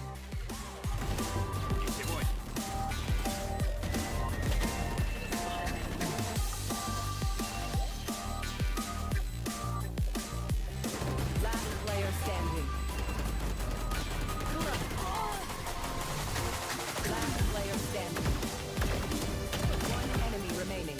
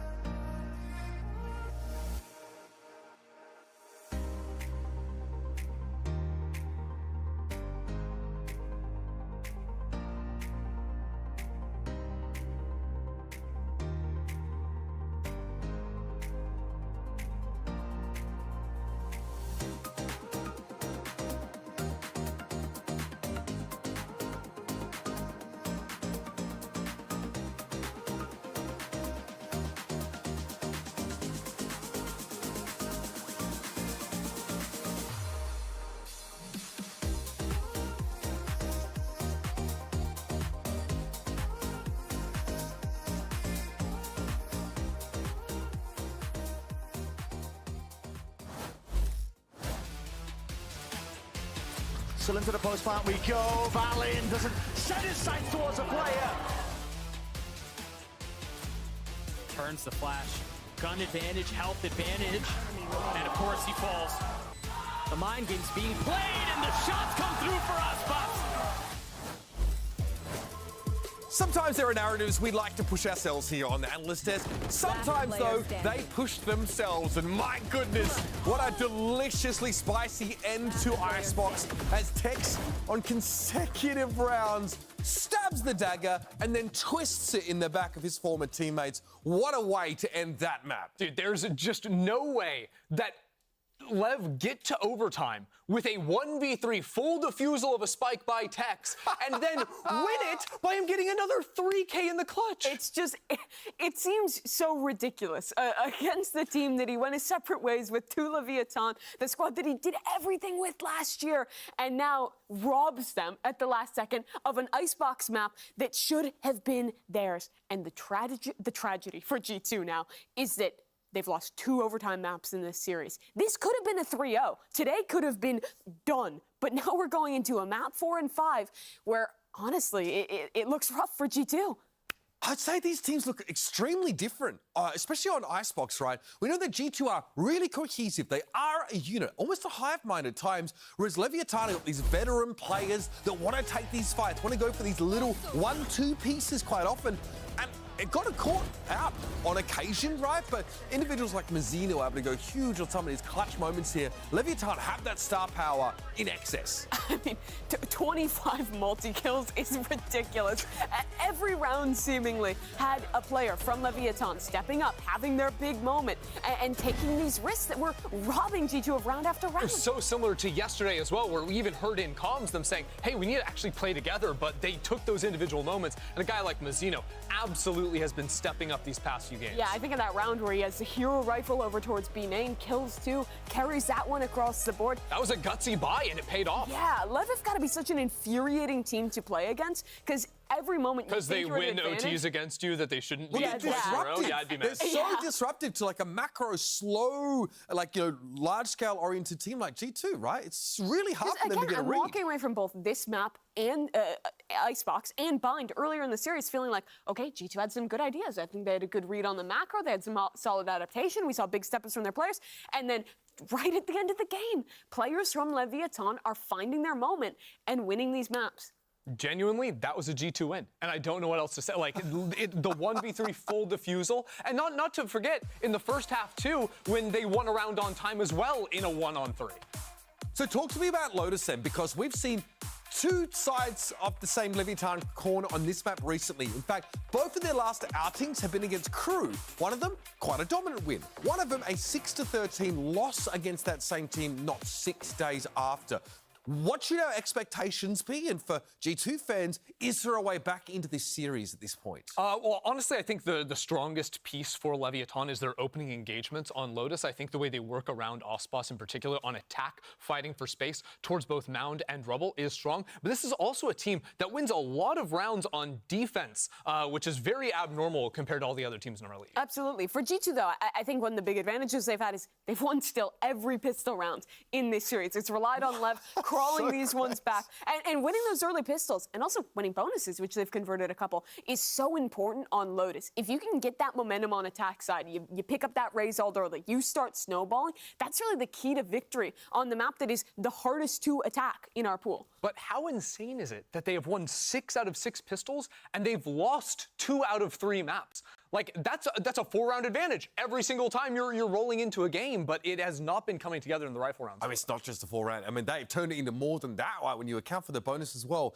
This isn't in the script, but I want to ask you guys, how important is Drone P here? Because we saw in Leviathan's attack, they're able to exploit with those lurks over towards B, pick him off, and then have an option to sort of pivot, you know, when we hit to Lotus, like, he might be that sort of lone player out by that long A if we get the lurk play between our Vipers and such. Is that someone you're looking out for here as a potential exploitable factor? I think it's somewhat, but I think on Lotus it's a bit masked because of how Killjoy utility works on Icebox compared to Lotus. On Icebox, all your Killjoy has to go into mid, so you actually have to take gunfights on that B side as a weak side of your map, as opposed to Lotus, where you're usually fighting on one side of the map heavy, and your weak side is more covered with your Killjoy utility. But even if it's not that Killjoy getting flushed out, I think that Lev actually do a really solid job on their defensive side of this map of pushing for a lot of these kind of late round reclears towards Mound, towards Rubble, flushing out that lurk, and then winning in the retake. So kind of keeping tabs on when they're re-pushing into space, when they're setting up Ospas for these reclears is really important when you're watching Lev on defense. And really what's going to make this game lights out for Lev is if they're able to bring Ospas back into the fold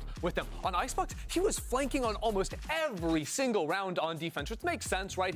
He's containing G2, but he was not there fighting with his team. Lev called him a KDA player. Yeah, that's a little silly, right? It was a game plan thing from Lev, but I do think they stuck way too heavily into that. On Lotus, that will be a very different story. He is going to be rotating much faster and trying to retake with his team as opposed to holding down those forward lines on the. It's not like he had a large volume of frags, but they weren't always adding impact. Sometimes they were just like junk time. A lot of or them were frags. like the round was already over. He's getting killed. And that's not to say he had a bad map. He was definitely pivotal to bring back that second half. But this is one where a lot more of the team is going to be building around him. A lot of the proactivity on defense is going to be around Ospas. And on the other side, for G2, I'm not really looking at any one player. I'm looking at the mental. They have been kicked in the face. They had no business losing Icebox. And now they have to recover and win back-to-back maps if they want to stay in this.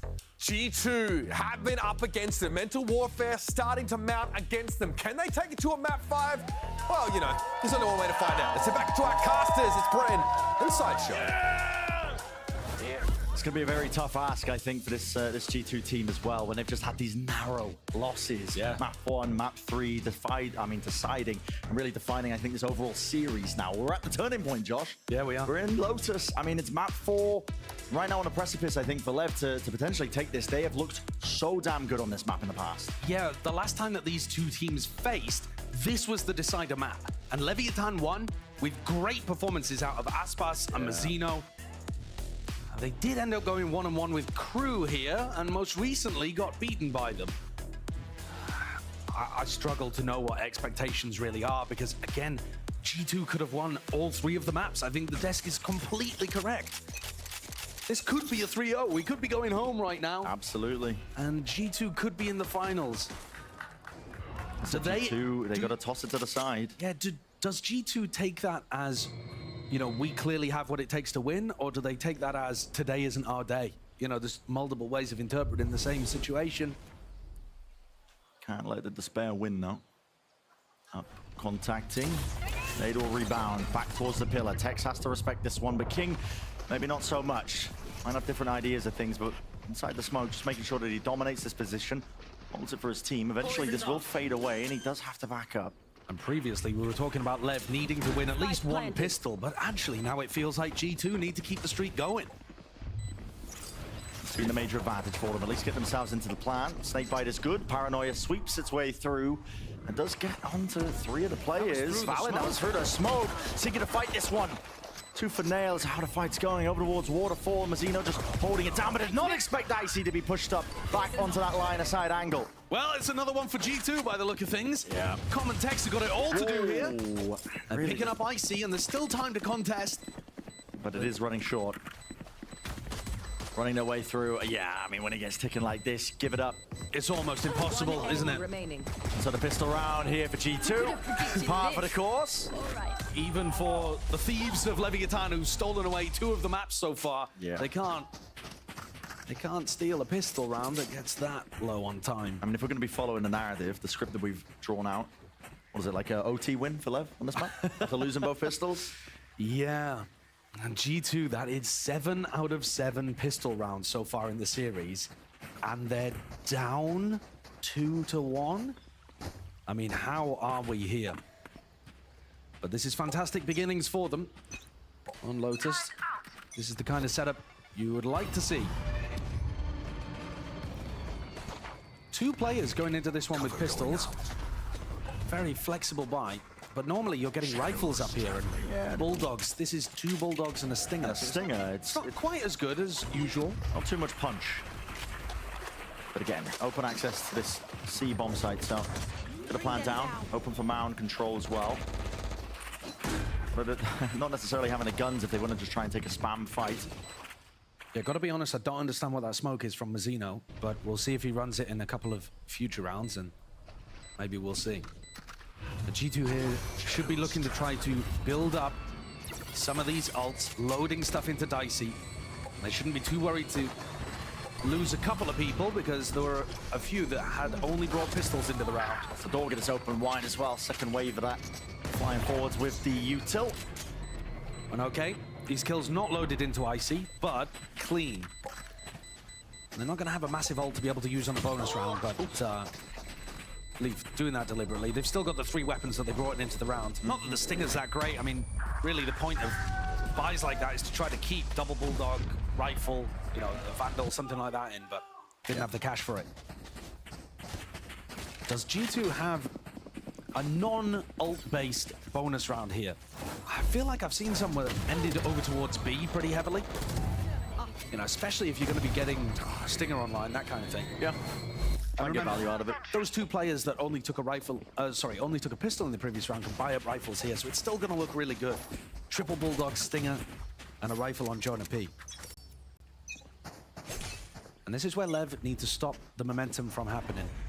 You do not want to allow these G2 players to win this round, get themselves out to a big lead, and start getting ults online.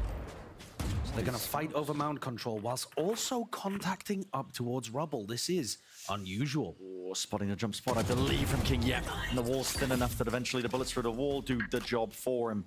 Snake bite, cover the retreat. Good opening kill. And now this is going to make them think that maybe that mound pressure was fake. And they can go and contact re-clear that, perhaps? Because if 2 players were pushing up on A, surely they weren't also fighting over C. And Mazzino is still there. Just jiggling for information, not going to look to try to take the fight. Where did G2 want to land? That's the question. Trent. With the spike going to be making his way back over towards A. Jonah P is very much isolated and alone. Might be looking for some opening for his team to pivot into B. Yeah, they could totally end B here. Break that door. Put a little bit of pressure over towards A. Open the revolving door, and especially now. Okay. That's a great opener. 30 seconds now, left. That door might just be broken through. Indeed it is. Straight into the B hit. Narrowly avoiding most of that Killjoy util too. With about 20 seconds to spare, getting the plan down. Spike planted. Mazzino still has Paranoia here. And you can open up this revolving door between B and C, Paranoia through, put a lot of pressure onto Jonah. Jonah. He's just cycling that. Right, door opens. No flash used. Nobody can clearing this? Eventually there. Okay, Mazzino. It's good awareness. The C's though. Does land. TP to disjointed, at least disconnected. Tex on walkabouts. Trying to put at least a few of these players down that are just holding the ground down into the post. Doubled up now, calling a fight together. G2. There's no hesitancy with the way that they're playing that one. King, tap. Forced to break it. They know he's not sticking it. What a beginning for G2 again. Icy coming out with a crucial double and a great call to take the fight to Lev there. I think mostly what we've seen is G2 hanging back in post plants and waiting for the fight to come to them, playing a lot of post plant utility if you cast your mind all the way back to Bind.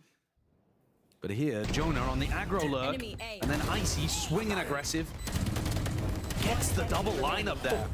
As one of Mazzino or Aspas probably should have gone for a little bit of a wider swing. And this now, truly, disaster beginning to the map for Lev. Of course, they've got the buffer of being a map up here in the series. And now, G2 with eco advantage, and here the ult starts spiraling too, because Icy's only 1 away from Showstopper. Really should start running away from it. Or running away with it, at least the map pick. Lev are going to look to play proactively on the opposite side of the map, anticipating Icy to be playing for ult orb, or perhaps G2 just to be playing for rubble. These players get cleared, right? Nade rebounds, Satchel as well. Yeah, pretty standard clear here. Very solid. King's going to try to work his way forwards to the smoke and see if he can put some pressure on G2, but these are normally the rounds, or the times in the round rather, where G2 called the pause, and King notices that, finds a peek and grabs Icy. Okay, gets out as well. Timing's being caught and captured. The players are dropping in. It's a 2 versus 2 with a spike in the middle of nowhere. King 13 health, has to back away, thinking the position was at least going to be pressured and pushed back. Jonah P still watchful, one eye on it. And timing taken through the smoke could be everything, but it looks like King not really interested in it. Sheriff in hand! And a bit of whippage from Valen, it is everything. It hands over the rifle and puts all the pressure now onto Jonah P. Yes, the plant is down. It actually didn't hand over the rifle. Mazzino didn't go for it. Assuming maybe that it was already doubled up. Jonah P, snappy, not expecting it, but Mazzino just reveals himself and hands it for Jonah P. A 1v2 in that spot. Great play towards the end there from Jonah. Saves his team and allows that snowball to continue.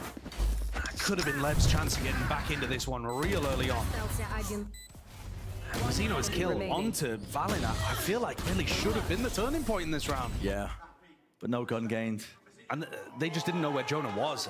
You're dead right with your analysis of that situation. A bit of disappointment on the face of GoK, but this is going to be a rubble fight, trying to take space away from G2. Oh, this one could flip easily. More has to be broken here. Valen TPing back. Trying to play this one with the rest of his team. Mazzino up onto the high ground. A pivot is called by G2. So fast on the retreat. Look at this, all 5 of them grouped up together. They want nothing to do with the A-Rubble fight, even though they've got ults. Good enough at least to clear this. And I mean, you see Tex instantly take his way out of C. He knows that there's about to be a showstopper in his face, but there's nothing he can really do about it. I see. The only goal here for Tex defending is live.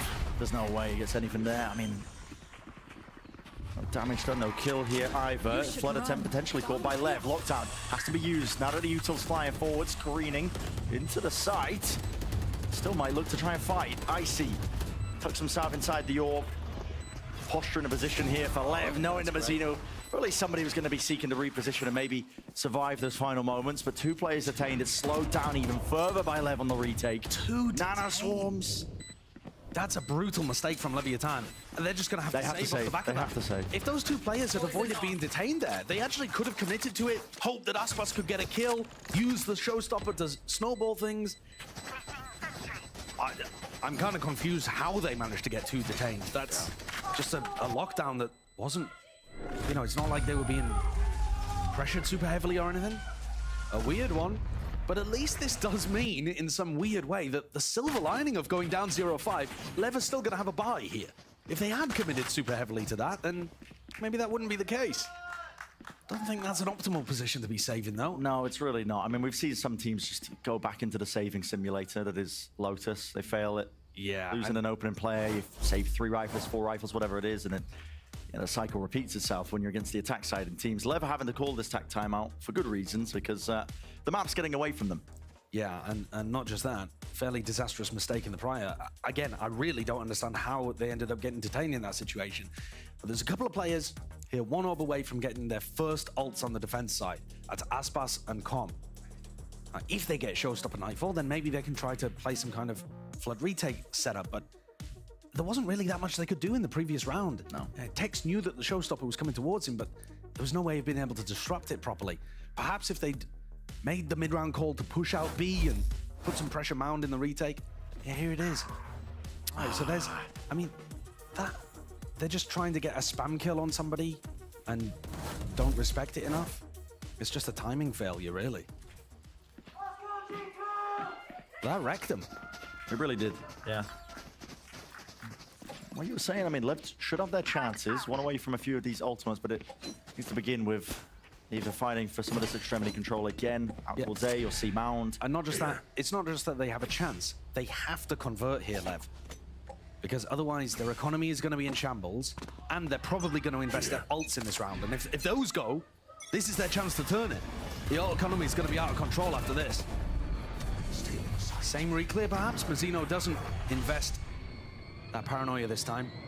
But Valen was thinking about it, so he TP'd back. Yeah. And now they contact forwards, thinking, all right, well, they're not going to go for their rubble reclear strategy, so we'll take the space, thank you. The door's opened wide. Puts a bit of fear into G2. Gonna have to hold this one with a few rifles. Snakebite. Clear the close corner. Nobody playing there. Con with a jiggle as well. Orb in his face. They hear these footsteps, King. This is risky paranoia. Sweeps through, and now the fight is called here, at least by them. Lev, they want to try and collapse onto these players. That was the signal they were looking for. Tex gets acknowledgement at least that his position is being pushed here by Leaf, but the rest of his team, G2, still sticking around towards A, but not for much longer. Backing away now. How do Lev get this information? It's just Com face checking. Doesn't use any utility, and Com's just potentially won the round for them there with that little peek up. He knows that Rubble's clear, all of that smoke pressure was fake, and Lev instant rotating over towards C, helping Tex out. And there's no big ults here to rip C away. They should be able to hold. Heavy stack, Aspas is already there, laying in wait. Alfred the back, and Anna Swarm shouldn't be winning that fight out, but eventually it's going to be tearing into pieces, just trying to get themselves a foothold in and through. Trent wins that fight. Aspas still one away from this ult, but time running short as well. All he needs is the one. Can't quite get it. It's instead King the IGL. Pushing them back and away with the satchels. Damage. Bullets flying forwards along with the util. Very little chances. So, like you said, Josh, I mean, you really distilled it down to just that. Com getting that perfect mid-round information, calling for the whole of Leviathan to get that heavy stack over towards C, knowing it was going to pivot there. And taking the risk, right? It is a risk to jump your head up like that. Like a prairie dog that just pops out of his hole to see what's happening. Yeah, rewarded massively, and this is the best case scenario for Leviathan here. They were 5-0 down, they take the tack time out, and they win the round without even using ults. So now Aspas still has his. Com is still going to be getting up to a nightfall. The ults are just so important on Lotus. Deciding factor that we talk about all the time when we're watching these teams play. And G2, they're very reluctant to scale after taking Rubble control because they're worried about that reclear. But this time, it's Aspas opening the door, around Mound, then clearing turret. Being very active early on here, Lev. While G2 are hesitant themselves because they're worried about what Mazzino could do. Paranoia, I think, being set up here in the hands of Mazzino. Potential for the fight as soon as someone takes contact. What? And how the hell does he get his head ripped off there? Mazzino doesn't let it loose, not with the Paranoia, not with the flash to try and re-peek and fight this one, despite the players being in position, but maybe now is the time to strike. Sends it flying forwards, near-sighted! Doesn't matter for Jonah P. If you're going to take the fight like that. Poison's off. It feels like Aspas and Tex are still around this front B main area though, so G2 might not want to commit to B this easily. They don't actually have info in that many places around the map. But from what we can see, they're in a great position to just win. Horn has to be broken. 30 seconds left. Leaf is going to be aware of this one. Tucking himself tight to the corner. G2, where are you ending? I mean, time becoming a bit of a problem here when Aspas is in position still with this. Leaf, though, tucks it away! No way! Aspas! He's in a 1v2. Satchel to evacuate and around, but Aspas has got the read immediately. Double Satchel plays. Rocket flying forwards just to clear the corner, expecting that Heaven was already howled and found on it already. Just trying to take the timing as the plan was going down. G2. Oh, he got frantic in the round, man. It really comes down to it. Minutia in the moments. Yeah, a rough one. Certainly looked like Aspas could have made the game-winning play there as he pulled his showstopper out. That kill by Trent is ridiculous. And then King tries to follow up off the back of the Paranoia and runs into a player that's nearsighted. It's very bold what they're doing with King and Mazzino over towards A. Do you remember they played to deny the ult orb in the prior round as well? Yeah, just going trying off the to back fight. of the Paranoia. The Paranoia is not good enough there to guarantee that King takes good fights. So they're very much taking risks. And those risks not rewarded just yet. Lev dropped down onto another eco. And they haven't found the value out of the ults that they've been looking to build up. I mean, in fact, it's only Aspas that's even been able to use a single ult. Okay, you're on a half-by round, but Com commits the Nightfall anyway. Let's try and get the information. There's no tags, no trails. So they know this is going to be committed, but you don't have weapons. It feels odd. Overextending your hand, using the resources, not thinking long-term with this map so far. And even if the Nightfall... Whoa, okay, Wait a second. I mean, it goes back and forth, at least with the guns in their hands. But still, the pit hasn't been dislodged. Still, Mazzino taking the fight! And that is explosive. Erupting into the back of the site, making sure that he can pave the way to at least a chance of success in the pit. Aspas is creeping forward slowly. Jonah P lets it drop down now, but his position is known. Noted. Snakebite rebounds round. Mazzino! What a time to come alive. What a playmaker. Doesn't expect the position of Valen, though. Takes him out there, bullet to the side. Maybe seeing both of these players just drop to the side. King using his ult, but he's out wide in the open.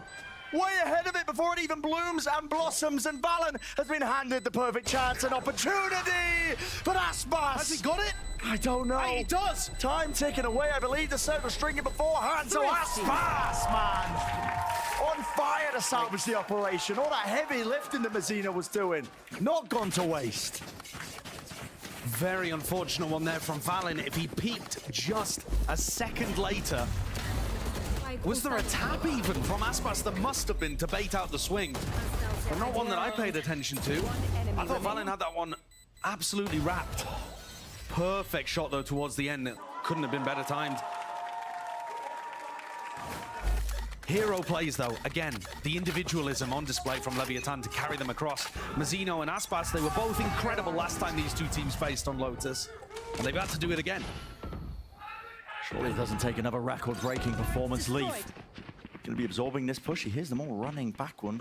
Sound bait. Do you sound bait? Yes, yeah, it is. To try to get them to walk into Aspas. Hasn't left. Off-angle position. That's lovely. More than favored into the fight. Nightfall's going to be committed here. Probably sound cue is going to be cut away along with the trails. Tex going to be concerned with this one. There's going to be a Prowler just latching onto him from the side. So, cut away. Used in kind with a util. Paranoia sweeping through and around. Not aware of it, Jonah P. Almost making magic out of the moment.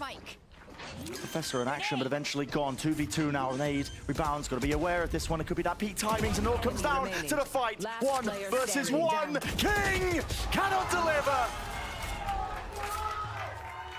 Icy's been so good for them so far on Lotus, pulling out really important rounds. He's not lighting the scoreboard up, but he's delivering for them in crucial moments like that. A double kill prior. Conversion on the 1v1 there. One enemy player standing. A little labored from both of them towards the end. The G2 get it across the line, pull themselves up to 7-2. Another one where Lev, their economy's knocked down. Money is awful. Again, reliant on Aspas, but maybe they can turn it with this one. A rubble fight that might go their way in the direction.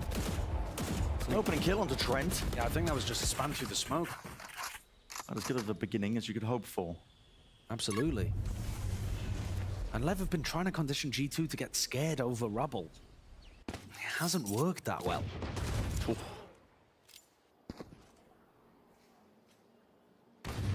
The info's there.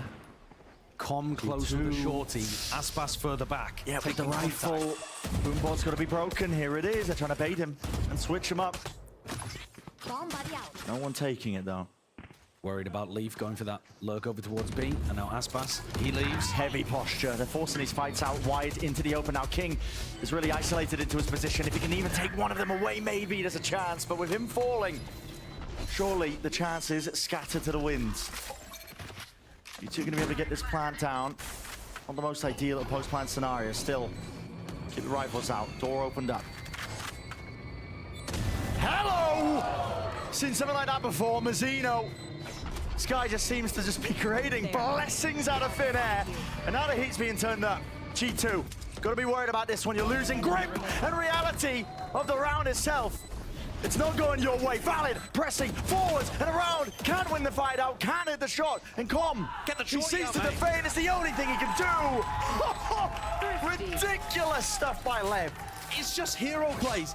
You couldn't find a game that exemplifies the hero play versus tight team play more. Lev are just trying to make whatever they can work in these incredibly difficult spots. That's ridiculous. And like you alluded to, Brad, that is so similar to Mazzino's round on Icebox, where he's got absolutely no right winning a situation like that and just first bullet, second bullet, finding targets. And not only that, as soon as the Haunt went into tree, Com was able actually to get into a spot where even his shorty was useful, hiding inside a smoke. It's just ludicrous what Leviathan are able to do, and yet they're still only at 3. Remember though that this does trend attack-sided and pretty heavily attack-sided as well. It's looking like they might have done enough. 3? I don't know whether I agree with that, especially This considering point, well, listen, they haven't won a pistol, Brent. Okay, but consider this. The economy getting broken now for G2, forcing them into the timeout. They've got big ults, don't get me wrong, but... Right, but if Lev get up to 4, are you then... Yes, if Lev get up to 4. If Lev get up to 4 and then win the pistol, I'm feeling good, but that would defy everything we've learned here It really today. would. I mean, they've... How many times does Lev need to try a pistol round in order to win one? It's been such a bizarre series overall. It certainly has. And I think as you're looking forward to how these two teams are facing at Shanghai, there really is a lot that Lev could improve in terms of their teamwork and the chemistry, but the raw stuff and some of the ideas are working really well. For G2, it's like they're working at full capacity here, like all of the ideas and the team play is good, but they're still getting stuff stolen away from them. Yeah, push to the limits, and the hero plays are just giving Lev a slight foothold. Double high-low. Zeno looking to peer past and around that smoke. G2 haven't been putting much emphasis over towards C. At the beginning of these rounds, it's mainly been, you know, for a bit of that rubble control, but... Bren, this is a force-up in this round. This is not some kind of eco. Yeah. It's double stingers, but they don't care that Icy's only got a stinger. He's got the showstopper to open things up. This might be headed towards B, but they could open the door first to try to clear out Mazzino's position. If the Prowler catches... Oh, they just send it into B! Yeah, they want to send it. Okay. Nobody going to be holding close then. No casualties. Prowler not going to be dealt with here, so Icy's going to be cut away from all signs of life, though, with a rocket. A gamble that pays off. And the price is blood. And they take down Mazzino, who's been a menace for them recently. And that lockdown should not survive. Yeah, that is a very aggressive lockdown. Lev misplacing some of these critical ults that they were going to try and use to retake. Aspas still has the rocket available, one of his own. He has to go for it here, and they know. That's why they're inside the smoke, ready to fight. Trying to fight him forwards here as he's satcheling! Aspas! 2 down and dropped. And now maybe it's a path to victory. To Seize and an Anastorm, all going to be overlaid and overlapped here. Not taking their time with this one, but ticking away. So little time. Yeah, very little time. Com has to stick this one, has to defend it, And Lev deliver. What were G2 waiting for there on the attempt to try to fight that one back? It's the snake bite, I guess, stopping them. Yeah, they gave so much space though to Lev pushing forwards. And then got caught by the snake bite. Not trying to really apply pressure, but yeah, this showstopper does work, of course. But Aspas is against 2 players who are trying to counter him, who are running forwards with double stinger, trying to put bullets into him before he can press the button to detonate that rocket. Still managed to get 2. Last round of the first half of Lotus. And Lev are on the verge, really, of making this more than a good round. TP's forwards as well. They're trying to seek to take control of this one. Mazzino dropped up in their faces. Aspas will not be able to get out of there. And now, with Aspas gone, no counter for the lockdown. Com's going to try it, though. He was going to try and go for this one. It's only a box, really, that stands between him and a few of these bullets. King taking a peek. Nobody watching for that angle. Should get detained, surely. You think and imagine. He's got to get out. Uh-oh. He's not out. In fact, he's going to be TP'd upon. So there's a player. No defense in sight there for King. Cover going out. And there should be G2 getting up to 8. Lighter weaponry, but all the options to play post-plant setups. Not a great plant. Not a great plan and not great health either. So there are still chances for Lev. But when they win that one out, suddenly those chances fall into the wayside here. Com is left into a real impossible task. It's a 1v3 and Waterfall control already gained and gathered. So an 8-4 finish for G2. I think you could consider that the most standard attack side, number that we tend to get to is about 8. But I don't know what to think about this, and I'd love to hear your opinion too, but is 4 enough when they haven't been winning pistol? I just don't know. Yeah, that's a real difficult ask. If you think about it, assuming the trends continue, 10-4 to the finish. Maybe that's the problem, assuming that the trend would continue. Isn't it already an outlier that they've won 7 out of 7? Yeah, we'll see how Lev end up tackling that one onto the pistol themselves. But G2 are really on the verge here of continuing this one further forwards. And earlier we heard from G2's ICMY, his IGL's advice was a game changer heading into playoffs. Like leading up to playoffs, I had a big talk with Fallon, actually, and I think he kind of gave me some like words of motivation, and he also like changed like my outlook, like going to the games and how I want to prepare for the games. And I think I was able to just be more clear-minded and also just focus on what I need to focus on rather than just like focusing on too much. Don't get it wrong. Don't get it wrong, there is a big difference between the level of rookie that Icy is and the level of rookie that G2 are. There's a massive difference between those. Even though this G2 team is our Ascension team in Americas, they've got a lot of experience. They've been to international events before this core, especially Valen, and they've been through the whole of Tier 2, won Ascension, the highs and lows that they've experienced. They've got that experience to be able to give to a guy like Icy, and Valen's got a good head on his shoulders for a fairly young guy as well. I don't think they're gonna get knocked by stuff like Bind and Icebox getting ripped away from them. They kept their composure very well here. So much rests on this pistol round coming up. You thought that, you know, maybe it plays a factor for G2 when you lose, you know, the maps in the fashion that they did, right? Icebox was essentially stolen away by Lev.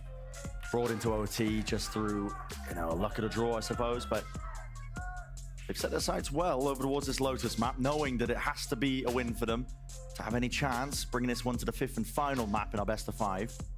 And of course, Lev, if they do win the pistol, they've got a great chance at running this all the way back. Their attack side is going to empower Aspas to go for the entries, and we've seen him be unbelievably good. Hasn't necessarily had that carry power so far on Lotus from what we've seen. It's been more to do with Mazzino finding those big moments. Let's see how this clash opens up here for the pistol round. Already highlighted it. So damn important, but is it going to be following the trend? Look at this, creeping all the way up on the jiggle peak. And a punish inside, a punish inside! Squandered! I mean, Tex is going to be jeered at by the other side there, but he had a great idea. They just can't win on these pistol rounds, man. Lev have got an uphill battle now again. They haven't won one of them in the series so far, and now they have to convert a 4v5. A lot of respect, though, showcased by G2, this positioning here. Just anticipating they're going to contact all the way up. Paranoia. Good connection, at least, onto the 2 players. Enough to stop them and enough for the refight to be called, but they might just be getting bitten through into the side. Satchel, Icy has to evacuate and back. His position is being noted and found out, picked apart and pulled apart. Out towards the back of that side. Lev, in the midst of all of this one, have found themselves an advantage. King with the plant now as well, into the back of the side. A right click from Leaf, reload, plenty of time, but eventually with the punish. Jonah P dropping down. You know exactly where he is. Finally, curse broken. There could not have been a better time for it. If Lev want to look to close this series out right here and avoid us going to Ascent, the comeback had to start with that pistol round. And converting a 4v5 on top of it too. This looks like specific prep to me. We don't need to see each shot slowed. God damn. They won the pistol. They won the pistol. You don't have to do him like that. But yeah, that does look like specific anti to me. You can see Goked saying it as well. Hallelujah, we won a pistol. And finally, the importance of that can't be underestimated. Now just don't lose the follow-up. Don't lose the follow-up. Prowler lures them. They know that Leaf's there. Oh, seized and tethered and caught to the corner. It's easy pickoffs on the other side as well as that. Tex, it's not having a good game so far, at least on this half. Surely you're still committed to this one. You cannot let Jonah P get away with that, finally. Trade coming in just ever so slightly delayed. 2v3. Door opens up. Don't quite have the guns for the job to try and take these long-range fights. They've got to make this clean. Yeah, they'd like to keep all 3 of these weapons into the next. And then King will be able to buy a 4th. But any damage now is going to be pretty permanent. Oh, upgrade. King, though, surely gets that. What is occurring? So individual the way that Lev are playing this post plant. They're not doubling up, not bodying up. Nade. That's going to be catch on to Com. No way! The Sheriff is singing right now in the hands of Icy. And you're really going to be delivering a death blow like this. Mazzino twists and turns around and abound. This guy with only 5 bullets left. He's going to make the most of everything and finds the timing. Leviathan's savior there. He's been so good for them in this map. 18 kills already across 14 rounds. But he had to do way more than you should ask of him in that situation. The individual nature of how Lev are playing is hurting them as much as it's helping them at some points. You can't just be wandering forwards to take 1v1s against players with sheriffs like that. If you're down a player, or if you are the player with the eco disadvantage, sure, but come on. Gotta be a bit tighter, Lev. They're gonna take some rebel control. A bit of a delayed haunt there over the top from G2 as it lights up. Not comboed with any reclear strategy though, and broken very quickly. G2 willing to give them the space. Backs away to it. They know that the buy is going to be weaker here for Lev. Bit of a pre-fire, but Mazzino didn't have the gun for it. He's just wandering in. Yeah, I mean, he's all the way in. Look at this guy, Nade. Like he got invited. Ricocheting and rebounding forwards, pushing the players backing out of the position. G2 calling for a reclear of their own. Paranoia. Forwards again. It's close quarters in action. Paranoia's not going to do anything there. Yeah, good trade though. Fight against the player. Good trade. At least it was doubled up, right? Jonah P onto this flank. Good movement and awareness, but the shot not landing here for King. Snake bites. Offloaded on either side. King finally maintaining that composure. 2v3. 2v3 becoming just down to the one. Trent versus 2. Does have the rifle. Not planted for them. Worth saying, but with the door opened up, King's going to be taking the first contact on it. Acknowledgement with the body in the grave. So Lev stringing together these rounds when the buy was really rough there as well. It's worth saying. Yeah, that wasn't some kind of big ult that got Leviathan through it there on the bonus. This is now, alarm bells should be ringing for G2. They can't afford to drop another map in this series. It would be them secured as the 3rd seed heading into Shanghai. Yeah. No opportunity to fight, to skip the group stage. And they tossed an 8-4 lead on split against 100 Thieves in the decider. Is that weighing in the back of their head? It feels quite similar, especially when you consider how snowbally Lotus can get. Aspas is 1 away, and this ult orb is going to get it online. I don't think he's going to want to invest it here unless the round gets a little sticky, but something G2 are going to have to consider in the next. It's just so difficult to defend this map. It is. You can try and proactively fight as well, with the door opening up, maybe hearing the orbs being tapped and cook up trap plays, but teams on the attack side have gotten so good. Narrowly avoiding anything. Not that G2 are even doing anything like that. They're just holding, anchoring players. Jonah P's hoping and praying that he can get away with just a snake bite sent flying and forwards. A splash movement. A little bit whiffy, but eventually getting that kill. 2 players hiding in smokes here. Fallon holding some util too.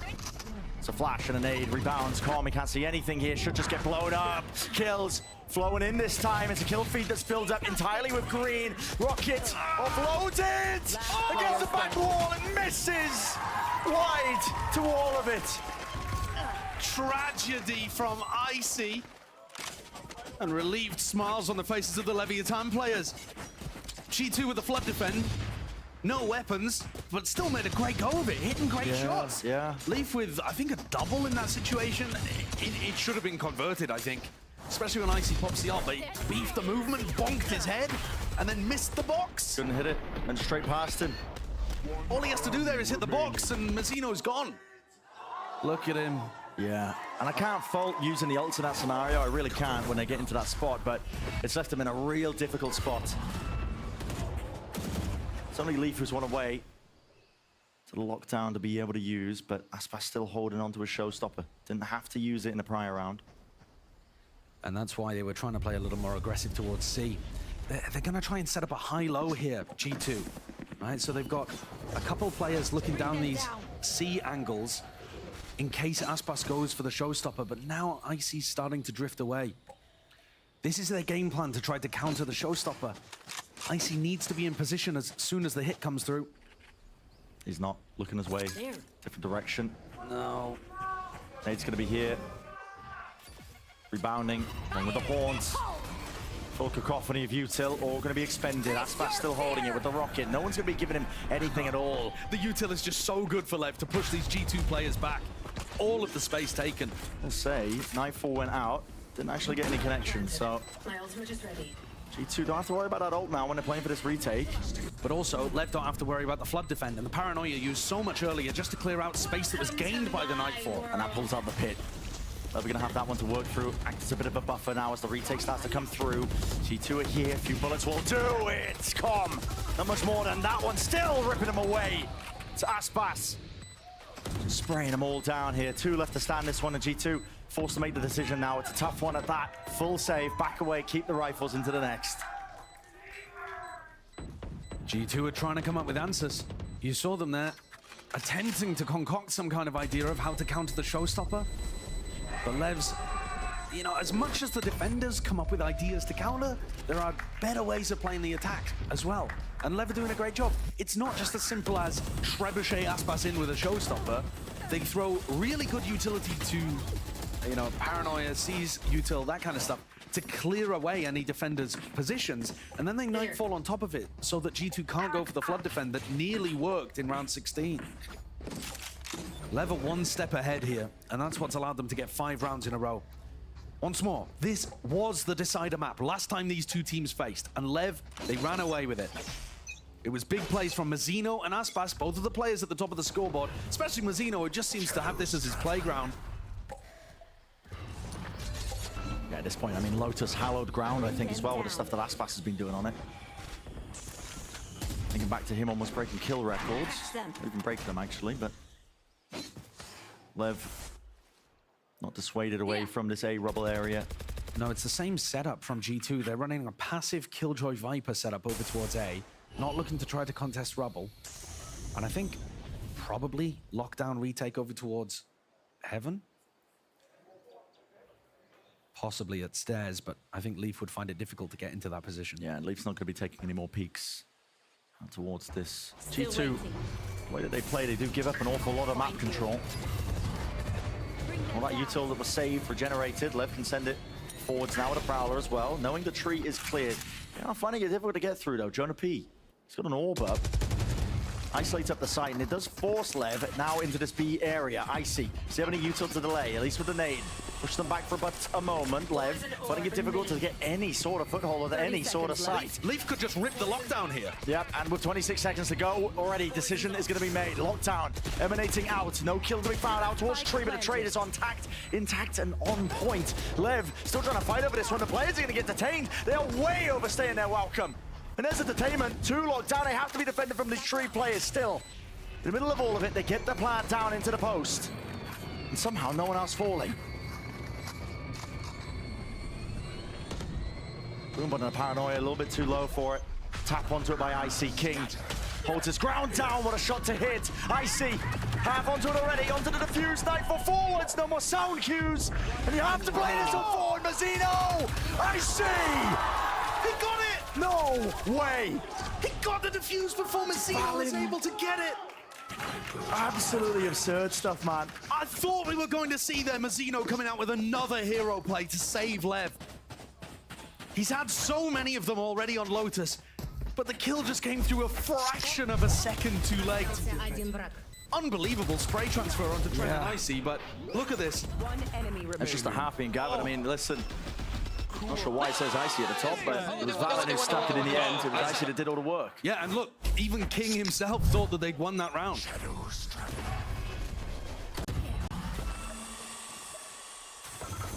Hard fight here by G2.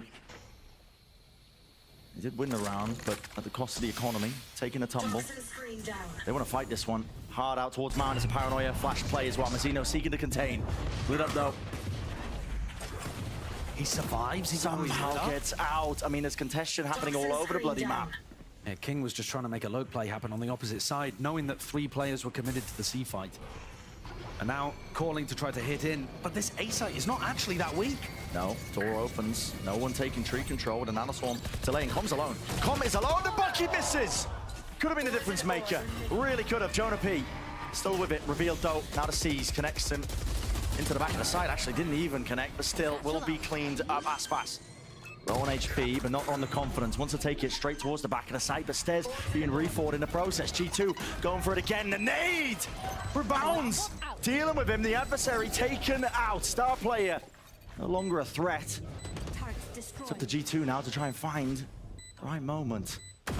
Jiggle. Pushed out wide left. Keeping it contained and isolating these fights nicely. Nightfall was earned and now going to be committed. It should be the nail in the coffin. Ensuring that this one gets across the line. Nana Swarm's onto the spike as well. Trent can't hear anything. No chance of winning this. Yeah, no chance. Good close out there from Lev when things got sticky. It required different people to step up. Had no Mazzino to bail them out of that situation, and Com made sure that things were clean. That was G2 forced onto an eco after winning the round as well. Cannot feel good to allow your opponents to take the lead in that kind of way. Sleep. They're all dead. Ian, the two. You know who it is, baby. You know who it is. Let's go, guys. Pit here for Jonah. He's the only player defending C. If Leviathan decide to accelerate, maybe he could get overwhelmed. Doesn't choose to use it. Gets reinforcements, gets an alarm bot. Yeah, okay. And now this looks like a fairly good defensive setup here for G2. No big ults to disrupt the plan anyway. What have Lev got in store for us? Moving into a B hit.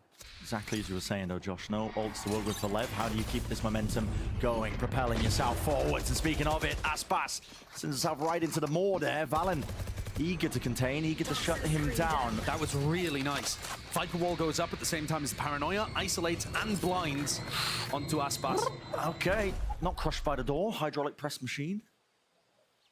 Would be wonderful to have our first Valorant door stuck moment. Yeah, Alas. Alas, not to be today. Re-clear called with the wall up now by Lev, sending that Haunt flying forwards. Trent has got ahead of all of it here, but he can't quite land those shots. Just trailing the bullets away. Is he aware of it? Not quite, Mazzino. Already crept forwards. Caught the timing ahead of them. It's chaos now in a camp of G2 as they're seeking to, if they can shore up the defensive, they don't really know where these players are actually going to be landing. Left. But the B side seems to be the goal. Icy still has a nade. Don't think there's any possible position where he could deny this one. Spike planted. Satchel first though. Door opens up, refight attempt by G2 and in through heaven! Everyone being down! Icy, Rocket, denied out from the one and done, but they cannot hold their ground. The discipline at G2 makes it nice and even now, 10-10 here on a defining map in the series of Lotus. Showing us that they can win pretty comfortably as long as Lev don't have overpowering ults to be able to work with. Great protocol to deal with this entry. Like I said, blinded, Viper Wall behind, and then Icy's so patient. This is what we're talking about with Icy. He's not necessarily a superstar duelist, but he's so tight with the rest of the team. He just secures them heaven control, waits, punishes the play, gets the showstopper, commits. Makes space for Valen to trade him out. 10-10. The eco is still a problem for G2. They've managed to scramble together a buy, though, with a Bulldog onto Jonah P. It's another passive hold over towards A, and Lev are just taking this space fairly freely. They're not really investing any util, it's just a single haunt. And they can get into position to use Tech's lockdown. Leaf. He's been in that spot before. Side by side, gonna be here, and then Paranoia. Here. It would be an amazing round for Leaf to have an Odin, but he's not gone for it. No. Cleared out here, at least with a Nana Swarm. A lot of damage done to Aspas. 39 health. They've been dropped down too. Door shut down in their faces. Has to be reopened again. Now for the lockdown to be committed. It will clear out the site. G2 have no plans, protocols in place to try and break this one. Yeah, but everybody's going to be ready to go for a flood defend. Cover going out. And they're in position for it. Already a smoke props up the one side. Plans still online. Satchel's through, past and beyond the nade. Sees, dodged and avoided. G2 are being delayed into this one. Waves of util sent forward. Stair position gained and granted. Aspas is taking risks when he's on such low HP. And a critical kill at that. Icy, fall and door open wide. But where is this plant even going for? He can stick this one again. Trent half onto it. Wants to nice this one. Now this one broken. Sticking! Another one! Stolen from the grips of these players, and Valen dishes away any chance of saving the guns into the next. Am I wrong, or were all 5 players still alive there for Leviathan when the defuse came through? I'm pretty sure Valen just got 4 post-round kills. That was ridiculous. Aspas went for a lurk play up through stairs. Look at him on the minimap there. He's trying to wrap around Heaven. He doesn't realize this was a flood.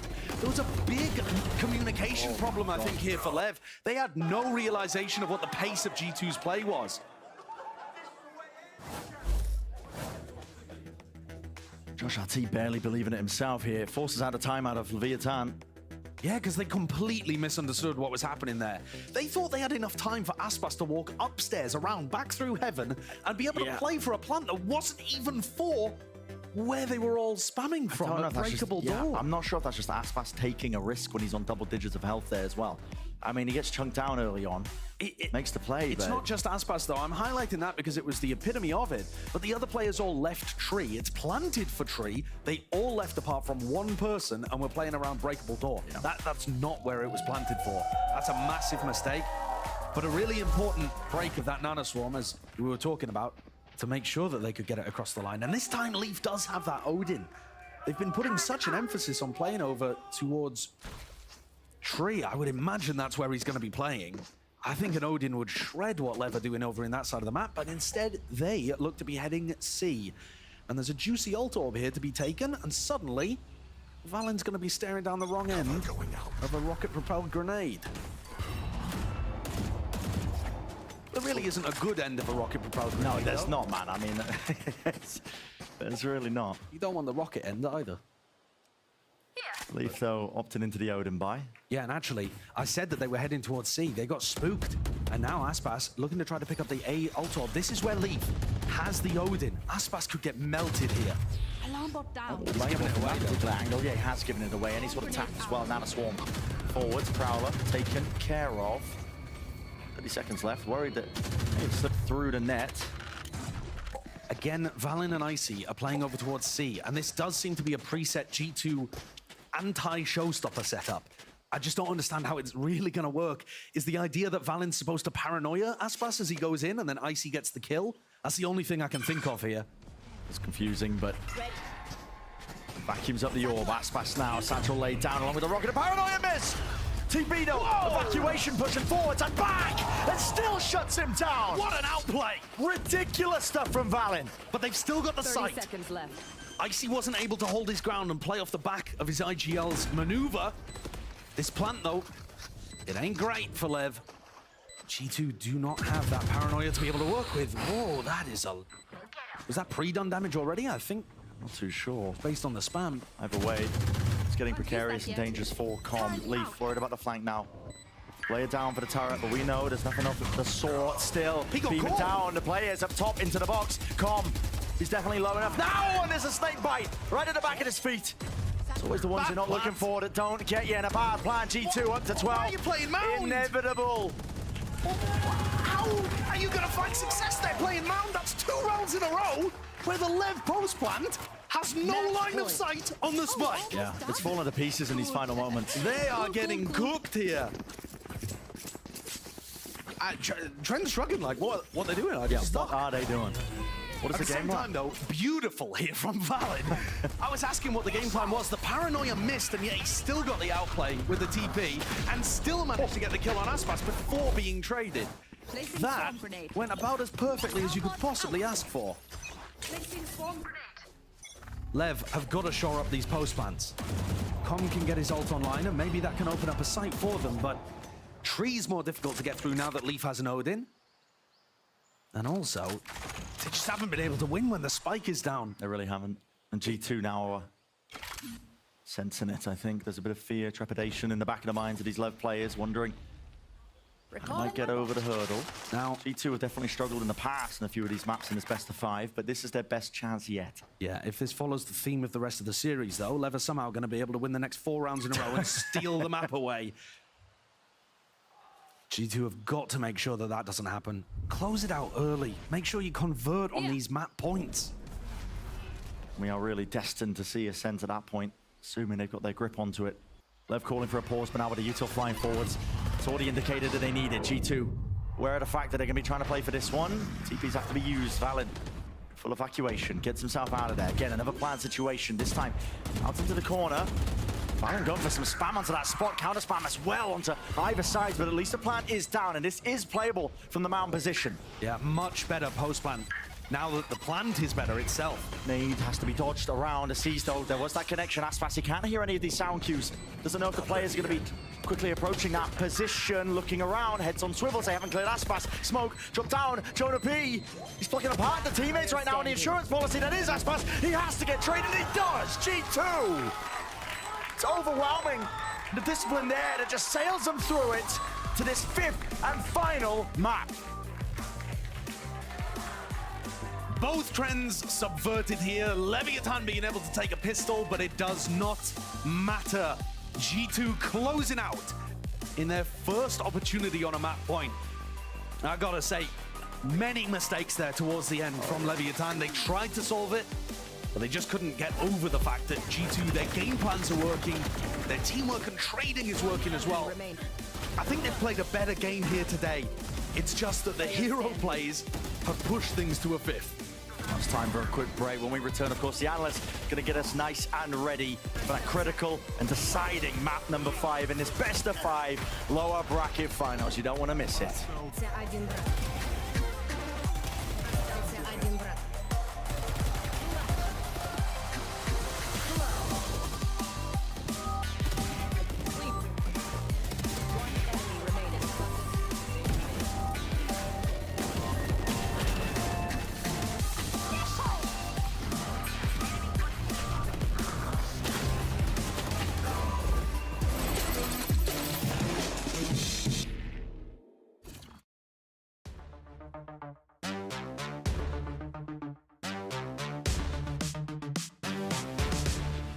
Step into the ring.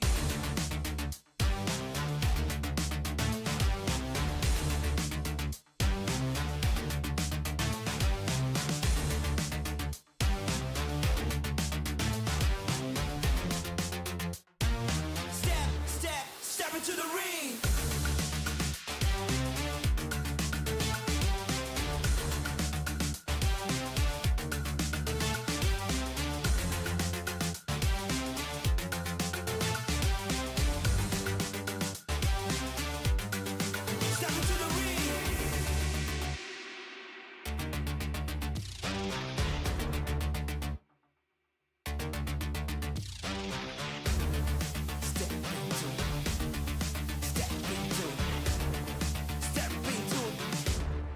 Step into the ring. Come on, come on, come on.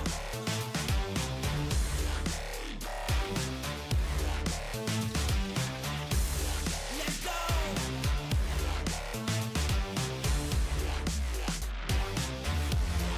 Step into the ring.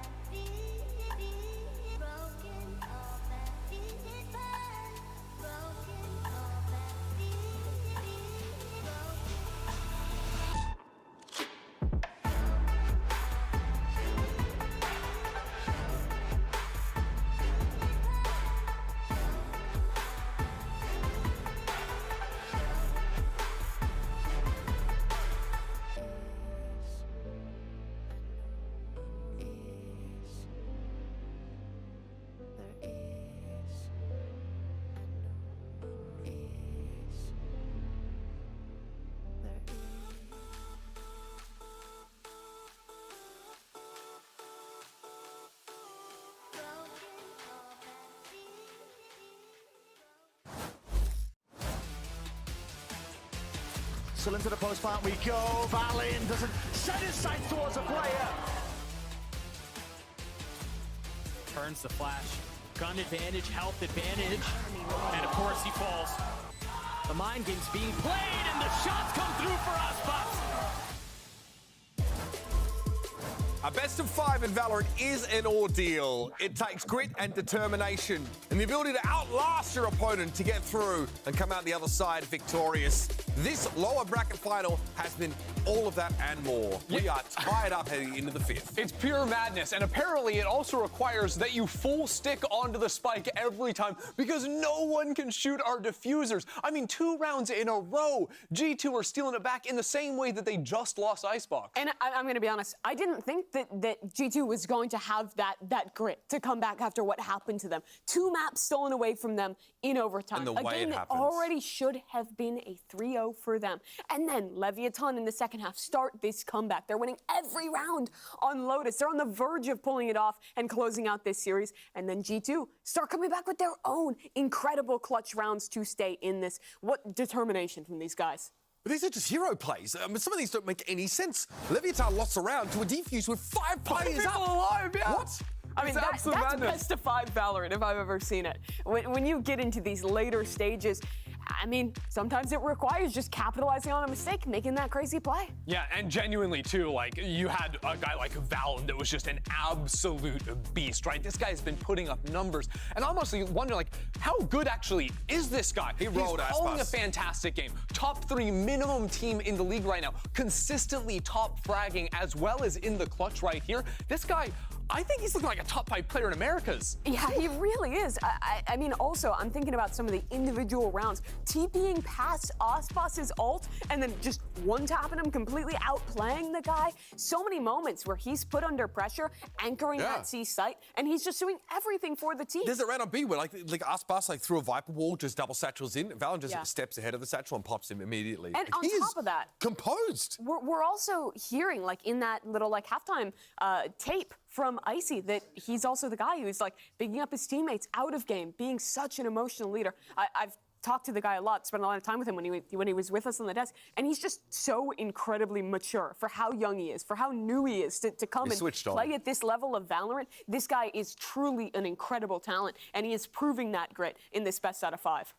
I think it's safe to say at this point that a lot of the expectations we walked into the series with are kind of out of the window now. What we expected to see on certain maps, the tendencies we expect to see from certain teams, they seem to have kind of gone out the window because, you know, it was G2 that we were bigging up for being, like, really cohesive, working as a unit very effectively, whereas Leviathan, individualistic as a result. But this time, you know, the individuals on G2 stood up in a huge way. They absolutely did, but I do think that going into this final map, the norms will come back into sync, right? This is Ascent. To the mean. Everyone knows how to play Ascent, and more important than anything is this is finally the Jet 1v1 between Icy and Ospas. Icy has not played a Jet map yet today. 2 games on Raze, 1 game on Yoru, 1 game on the Gecko. Now, finally, it is that duelist head-to-head that we must have our eyes on. And I mean, that is pressure, right? What should my expectations be as a viewer coming into that? I think the expectation should be that Ospas is going to take over. We've watched so many Ascent maps of him with Leviathan, with Loud before it. This is his map. If there was a map to define Ospas, it is Ascent. When he's on the defensive side, his offing is sublime. His entries on attack are so consistently good. But at the same time, we've seen what G2 has done through this whole series. They're one of the best teams at neutralizing those star players, at swinging together, playing as a team, not giving away those individual opportunities. Especially their Breeze. They shut down Ospas completely. But I think that's a lot harder on Ascent. You don't have all the same tools. Leviathan, I think, consistently do a great job of setting him up on this map. And really, I think the question comes back to Icy. He's been fine, right? Like, he's had his moments. I think he had actually really quite a good map on Lotus, but on Jet, on Ascent, that's where the real test is, and that's where this game will end. It's map 5. You've been playing for hours, and you have to step up against the best duelists in the league. Can you get away by just being a role player right now if you're Icy? Is that enough? I mean, with the way Valen and Leaf are playing, of Quite possibly, right? Especially if they're able to shut down Osboss on the other side. I'd believe it. The question for me, though, is their defensive side. When they were playing their match previous to this one, their defensive side, I think, kind of got exploited a little bit, right? Like these really fast, hard hits were running them over, a little bit uncoordinated at times on the flood. Thieves, yeah, 100 Thieves definitely took advantage. And look, they're going to be thinking of all the minutia, but we cannot forget the bigger picture. This is for a spot in the finals, the grand finals up against 100 Thieves tomorrow. Another best of 5. And this is also the core of the guard. 4 players of the team that won Ascension last year now fighting for that spot in the final. Tex versus former teammates, the 3 on the other side, and it has been nail-biting so far. Leviathan, the super team that struggled to start the season, have stepped up throughout. And if somehow, someway stayed in this series, robbing 2 maps from G2, now in the final one to try and close out. G2 has been consistently underrated, constantly. People have not believed in this team. This is their chance to prove their worth and make it to the final. This is it. No more second chances, and only one of these teams can move on to take on 100 Thieves in tomorrow's grand final. Here's Brennan Sideshow with the call. Yeah, it's been a bit of an endurance test and a marathon here in this best of 5, right? The lower bracket finals for these 2 teams to earn that chance of revenge against 100 Thieves in our grand finals. It's going to be played tomorrow as well. There's not really much time for rest and relaxation, is there? Not at all, especially when you consider how long this game has been and how much it's taken out of either team. I mean when did we start? Like, God, hours ago. Yeah, it really does feel like so like long actually ago. Hours ago. But listen, it's going to take a lot. And so far, I think G2 have earned themselves a path to victory here. They brought it, stretched it all the way to the final moments. You could argue that maybe they were robbed in some elements of it as well. I do feel like G2 have been playing the better game here today, but it doesn't matter. You know, basing it, it comes down to who wins here on Ascent. And you can win by playing good Valorant, or you can win by just grinding out the rounds in whatever way you possibly can. Win's a win at the end of the day. Doesn't matter if it's sloppy or not. No, and Lev starting off here with a really interesting idea, throwing the one-way and throwing the shock dart out. That one-way, though, very high. One for Victor Wembanyama, not really necessarily one for Jet. Molly into the smoke dome. Mazina won't be able to play through this one, but I see revealed. Almost dropped down here, at least into the single digits of hell with the right click in that angle. Get the hell out of here. Still shock darts offloaded into the tight corners. Dash from Aspas will not be evading that one. Call to 5 by G2 is a good one. Another pistol looking like it's going to go their way. Had the vast majority of them in this series, but Tex is going to try. And he's managed to find one and escape. There was a possibility there for Jonah P and Trent to try to trade that. It did not come through. Trent just going for an info peek and almost wins the round out. At some point, he's got to show them no respect. Tex will have a decent go at things. Flash is a little bit off there in terms of the peak timing, but time's running short. Got to get a move on if you're Tex to have any chance of winning. Your win cons narrowed down. At this point, you're just playing for the KDA. Yeah, that's all that Tex can do in this spot. You know, getting that lockdown online a little earlier maybe would have been a bit helpful, but it's G2 that come away with the pistol, as we've said so very often in this series. Not that it particularly has aligned with who's won the map or who's even won the half necessarily. But I'm sure it would look a lot worse here today if Lev had been winning some of them.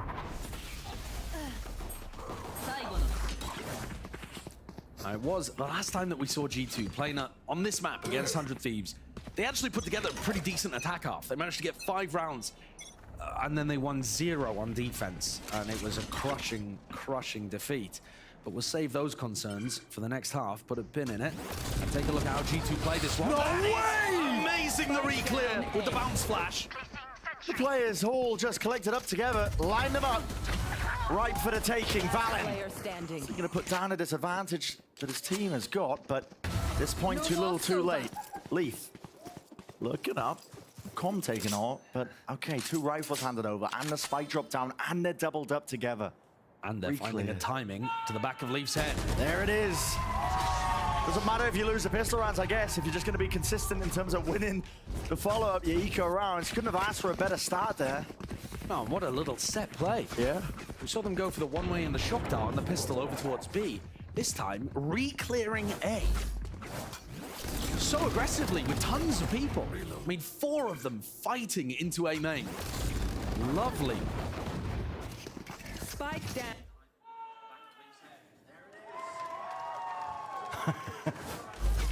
Happy about smiles. That one. Yeah, all smiles. It's flipped the economy up on its head. G2 will try and make do now with limited weaponry, revealing it. Nade rebounding. Mazino another chance to really fight this one.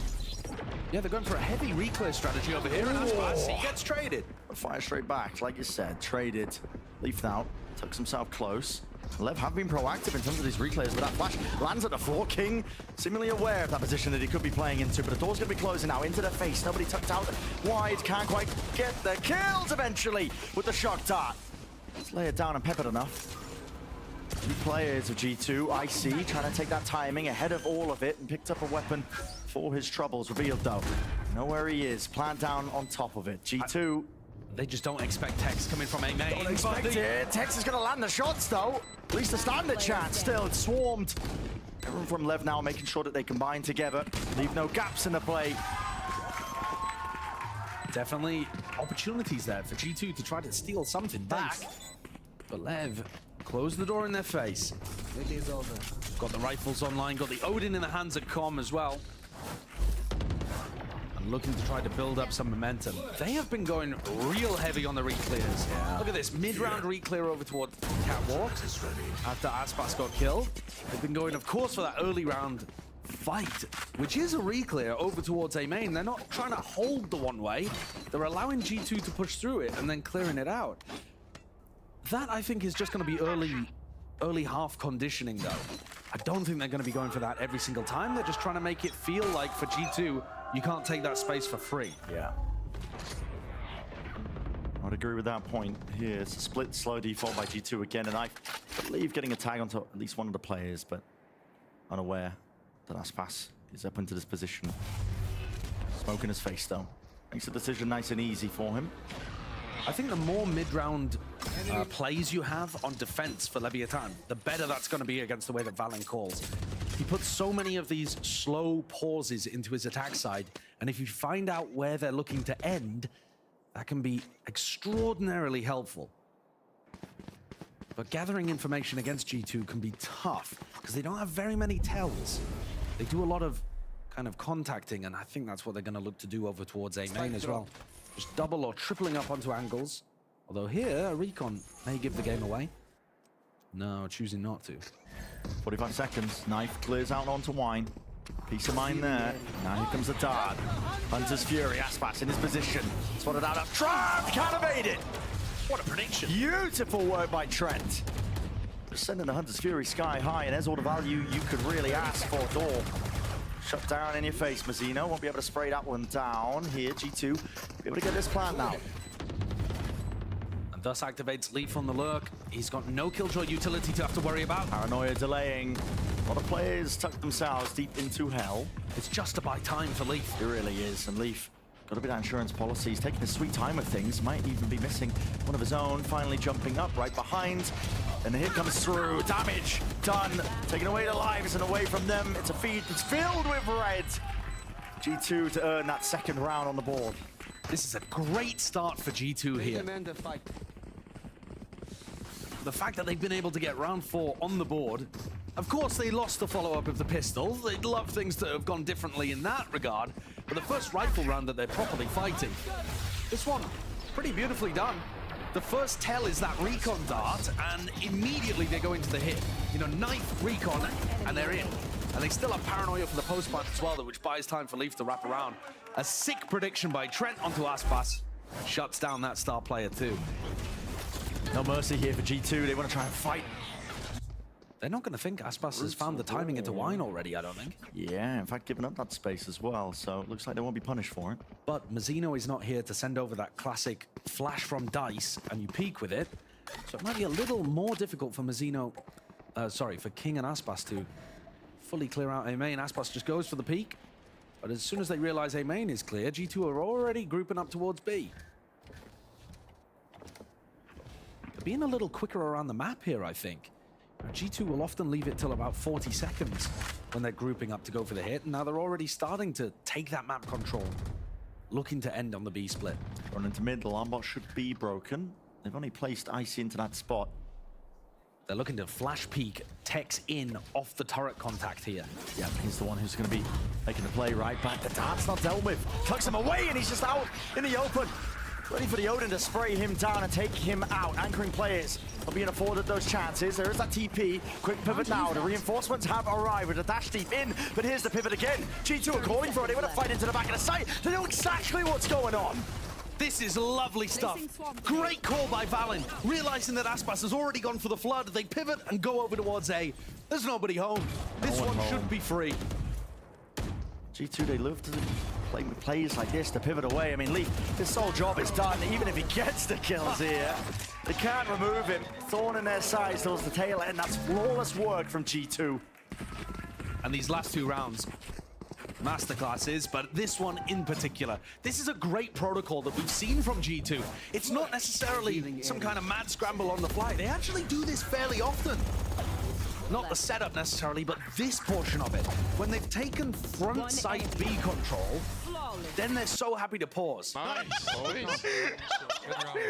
Yo. Wait, they're playing great Valorant here. You wouldn't think G2 are stressed, man. Push the 5. No, not at all. Smiles on their faces. Yeah, no, I think it really is all about how you interpret the closeness of today. Because the close maps have really been the ones that have gone to overtime. The others, more comfortable for G2. And yeah, I'm loving the way that Valen calls. Adding in these pauses into the rounds.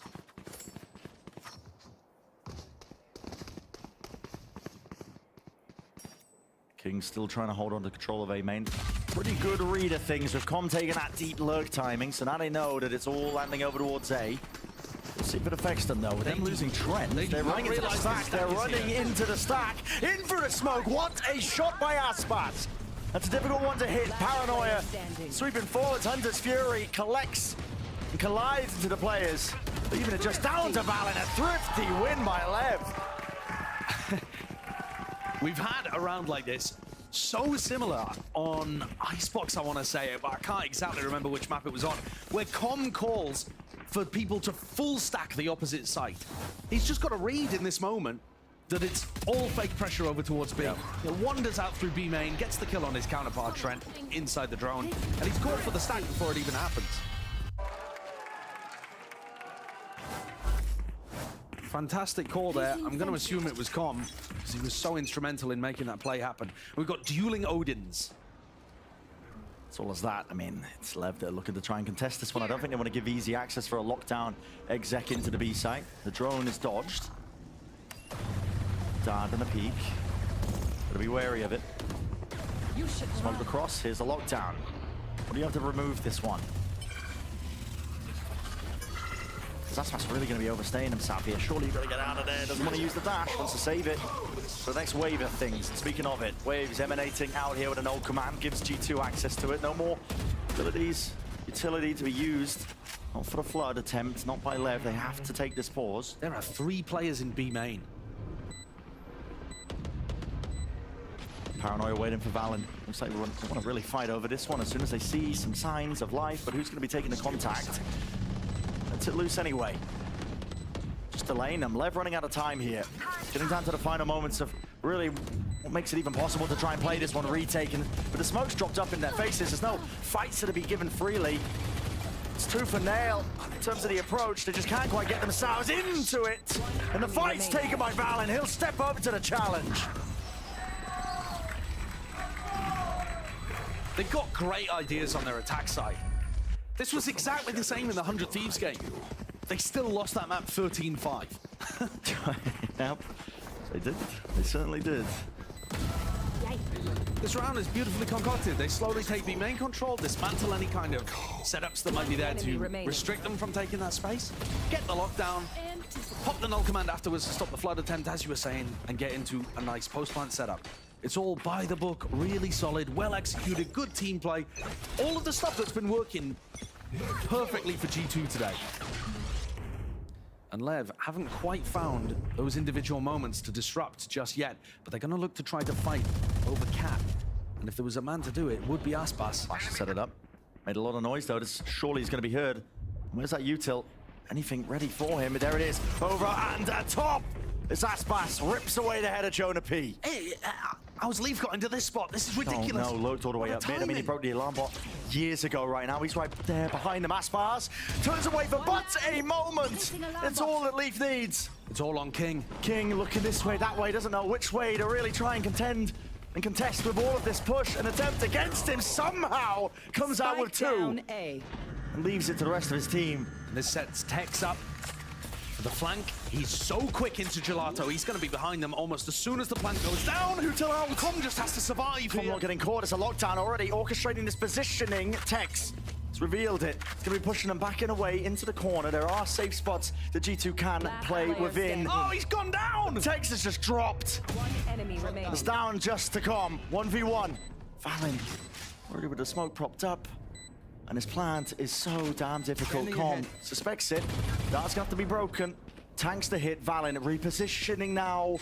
Bring around the rosies. A tap from Com. Baits it out, but Valen maintains the cool and now knows it. Calls the bluff entirely. And with that, he wins the round. Com running away with a tail in between his legs.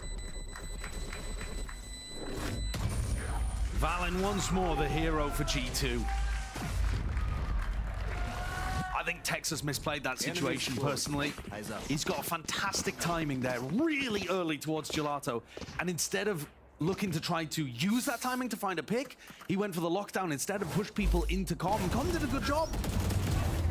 But Tex went down taking the duel against Valen. Enemy remaining. I mean, the lockdown doesn't even cover the whole site. Stats player. Again, the call out. Stats player playing for the logs. Yeah. And just not really making a good go of things to try and win out the round there, but... And that off the back of being able to set up Aspas at the start, for him to use knives and create that 5v4. You gotta say though, Leaf, how did he find that timing through mid? Leviathan are gonna take a timeout to discuss those kind of issues. Yeah, I mean, they had an alarm bomb, but I think he just disrespected it. If he's broken it though, he shouldn't have been able to find the timing to just walk past the market players really shouldn't. and walk past anybody in spawn. I don't know what happened. They should be aware of that kind of thing. Just getting inside a smoke perhaps and slipping his way through. To be honest, wasn't paying attention to it because there was fights happening on the opposite side of the map. I think you could say the same for Leviathan and the way that they were defending. Yeah, there's a lot going on. Here's that flash earlier that we saw. Set up right through the tree line. I was wondering how he was going to set up Aspas for this peak. It is lovely. Great catch on the replay there. But despite cooking up those small plays, the moments of team play, they're a little few and far between for Lev on the defense side. I think that's been the case, honestly, for most of the series, where in having these winning moments just from the hero plays, individuals stepping up. This time, Lev, full aggression into mid. Looking to take the fight to them. Something is up here for G2. They definitely recognize the fact. But Leaf doesn't know. They're right behind them, yet they don't know. They actually are just clueless in the moment. I think G2 there were trying to fake that it was a fast A hit, heard the Killjoy utility, and decided to back up. They had no idea mid was compromised. Nobody in position to hear the footsteps. Now looking to try to re-clear it. And King, he uses his ult to get out of his stuck position. He was previously playing in this close position here towards mid. But that's also going to rattle G2 a little bit. Yeah, wondering where the hell he is. I have no idea where he's gone. He just didn't want to risk one of the few Vandals they had.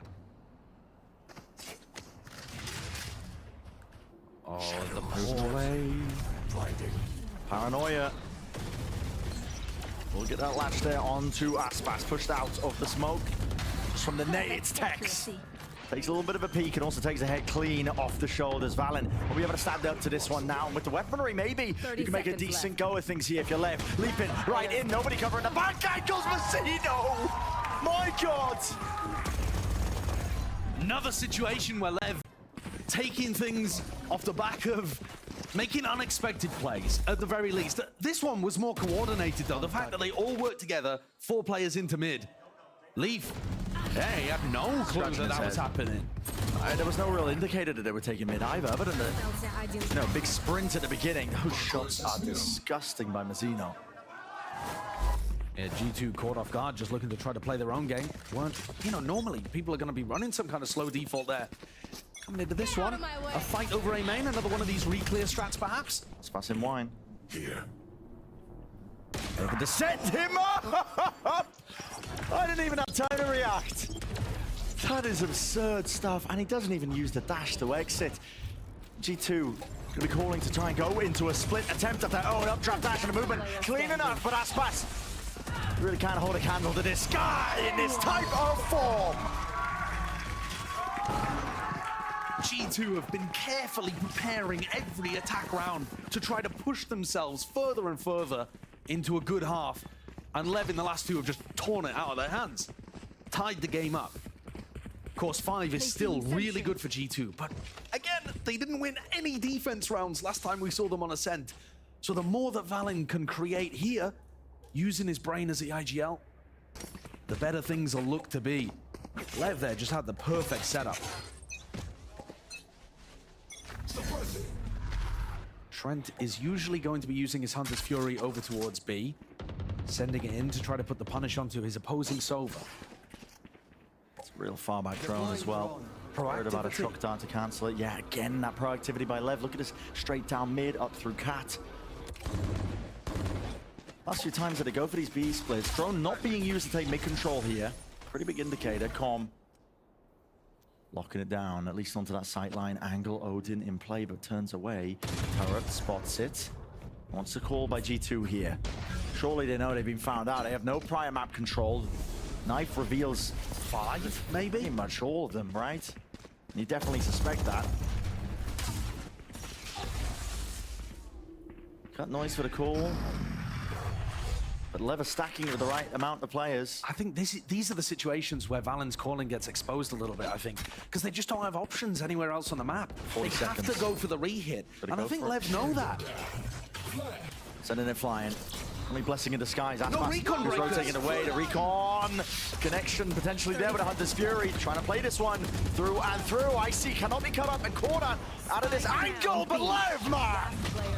These crossfire setups, picking the right timings, in and out of the smokes. Mazzino! This guy just comes alive on this map. Last round in the Lev realized that was going to be a re-hit. They had King Jiggle peeking over towards A main. He hadn't heard anything. Tex posted up deep into close mid. Hadn't heard any footsteps running away either. They were so confident that that was going to be a re-hit. And you had Aspas hook lap 2. The rest of Leviathan holding very pretty on the site. 3 rounds now in a row for our defending squad, as both teams are in our final map. Attack timeout called by G2. They just want to put this final round over the line. Pretty heavy investment of the tactical timeout just for the final round, but 5 or 6 maybe could make all the difference. Again, this is assuming they can get any defense rounds this time. Exactly the point to make, I think, is that G2, from what we know of this team, the defensive half on this map of Ascent, it's not looking as well drilled compared to the attack side. Maybe that's why they're feeling like they have to take the time out, get this one on the board, make it 6-6 nice and even. We've seen a lot of even first halves between these two teams in this entire best of 5. I mean, it has been grueling for them. I don't know when we started, but all I know is the sun is probably down and out and away. There's no sunlight anymore anywhere near here. We're getting into the dredges of this series, and you really have to pull up the reserves of energy, I think, at this point. Yeah, very true. Aspas is juggling an Op and a Vandal up towards A Heaven right now, so that he can have both of those weapons available to him. So he's always got the option of falling back, not forced to retake with the operator. Ooh. And if that wasn't clear enough, Lev have a massive economy advantage. Operator, no eyes towards tiles. Oh, the turret, missing him. Gets well ahead of it. Anybody seeks to re-explore through mid, G2. Clearing wine with the recon dart. Interesting there from it's slow G2. Going. They're going to go straight back into Aspas. Potentially through the mid angle if they think that it's clear. Everybody going through spawn. Yeah. And there was a knife there, cross map from Mazzino. I think it kind of cleared out Gelato, and G2 decided to rotate anyway, so they're rotating into the stack. I think this is the problem a little. Valen's trying to add in these pregnant pauses, but often the prognosis isn't positive when they just read what's happening anyway. Yeah. See it, it's trying to fake the presence there. Jonah P called for him to send a knife flying over. He's just one player, though. What can you really do to highlight this one? Aspas is not to be convinced. He doesn't hear anything here. There's no sound cues whatsoever. Paranoia's there. Forwards met, though, with a flash of their own. Lev, they've got the right read on it, and more so. Aspas, right from behind, strikes right where it hurts. Mazzino following forwards and through and running them all the way down. There's no chances with only 3 left out open. Jonah P not set up for an easy fight, and everybody falls. 7-5 finish. Lev on the defensive half. An awesome recovery, you gotta say. Yeah. It looked like Valen was completely in control of this map by the time we got to round 7, round 8, and then stringing 4 in a row to pull this one back from the brink. Getting the operator into Aspas's hands, getting good reads on the defense side as well as to where G2 were going to be ending. That proactivity really coming through importantly for Lev. And we head into our final half of the match. Intentions could not be higher. Let's send it down to the desk who's standing by in the crowd. Actually, we're right behind you, Brendan. Your Twitter tag's poking out, mate. Might want to fix that at some point. Right, Games Arena, how you feeling? What a match we got so far. That's more like it. Slow start for Leviathan there, of course. Again, pistols have been an issue. They're winning only the ecos, none of the gun rounds. They finally edge ahead come half-time. Yeah, they get that momentum at the end, and this is where G2 have to be able to dig down deep, right? Valen is playing out of his mind. Inside. This game, this series, he's been on top of the world, and this is an in-game leader that has gone through a rebuild with the team, right? Like, G2 were so disappointing back at kickoff, but then Valen encourages Leaf to roll swap to Sentinel. What's going on there? The new kid, Icy, comes in, and now they are minimum a top 3 team. They have to battle back now against Leviathan if they want to push to top 2. And in this specific series, against one of their former teammates, they have 2 maps stolen away from them. Rally, take it all the way to the distance, and have gotten themselves a great half. But if there's one thing Leviathan has done consistently, it is win rounds, win matches that they shouldn't have had a chance to. They've already pulled away 3 eco rounds in the first half to even have a chance in this game. Both of the matches they won this series in overtime when G2 had an initial advantage. If they could do that again and have that final robbery to make the finals, it would be absurd. This comp pushing out of B main, catching Trent, and also like being able to call a full stack to another side. It's really powerful on their defense. He has been able to find so many ridiculous timings. The calm special is finding those weaknesses, finding those angles he can come in and punish, and that has been a huge strength of Lev so far. Stage is set. May as well leave it all out there because we've only got 1 more half left to play today. G2 behind by a couple rounds. Let's head back to Ascent with Brendan's Sideshow. Time to put the finishing touches on the overall series here. It's a narrow lead that Lev are holding here for the final map of our lower bracket finals. And again, sole focus on these pistol rounds, Josh. I mean, we put in the emphasis on them. G2 are so happy to stack on pistols. They've got 4 players again ready to defend B. What a read. And Lev are just going for a full rush take. All hands on deck for this one. See if they can try and meet their maker with that one, the nade. And also the bullets almost making it possible here in a fast mad dash to pivot over towards A. They don't have any prior map control here for Lev, so this is, you know, not really set in stone. No, Tex has not taken space over towards A main. It's possible that there could be somebody sneaky hiding in position, but it is clear Com's gonna look to try to make this feel like a re-hit. Look into drone, and he's kept people in place. Well, the drone's gonna be met with a knife, and they just know that there's no one there now. Only 1 player tagged. But they're already in over towards A. Com's done his job. I mean, it should be, but Lev are taking their time with it. Only just getting in. Will be nobody available, ready and waiting onto the side to try and play spoiler towards it. King with the plant. Paranoia, 2 flashes, both available for G2. When does this recon come back online as well for Trent? 22 seconds, they can't wait for that. It's a flash. Paranoia at least going to be flying right through them onto the heaven angles here, but now doubled up into hell, dropping down. Icy doesn't want to take the first fight just yet to them. Still with the smoke in their face. Valen is going to be sticking this one. Already got half, and he's earning them just this bailout, but nobody pushing them off again. It's daylight robbery. It's so similar to the end of Lotus. Just stick to the fuse and Lev can't stop it. What are we watching? These post-plant protocols from Leviathan, they need to be improved heading into Shanghai. If they take anything away from this game, win or lose, The pistols and the post plants have been a nightmare. The timing is just off. Aspas is inside the smoke, and Valen's already stolen it. Yep. There's thievery on both sides as teams challenge each other for the right to face 100 Thieves in the grand finals. Just doing a little bit of method acting, I suppose, to try to take down. Yeah, I mean, in the grand final. Method acting and a little bit of trolling on the other side. I mean, however you want to tell it. Nades, just from the signs of the contact there from the players, going to force the Lev players straight up the gut here. Leaf will happily meet them. More bullets as well, raining down, almost potentially tagging onto Aspas. Expectations are high for this Lev squad. Super team. That's what we were all saying leading into it here. It's a team that's expected to win right now on the back foot. Getting this somewhat free entry over towards B. And some players in difficult post-man positions as well to root out. This one could get strange. Trent with the counter spam onto him. Leaf still tucked into the market position though. They are worried, I think, about the flank potential there because they haven't really dealt with Aspas. They don't know where this guy was. He showed his presence earlier out towards Cat. Enough for them to pull out at least the plan, but maybe it won't be anything else past that point. Everybody cleared out of the site. The only two stragglers, Com and Aspas. Surely too weak here to do anything. They can. I mean, it's just going to be stuck all the way once more. Icy full stick with a defusal. Another round win for them. They can make it expensive. Com.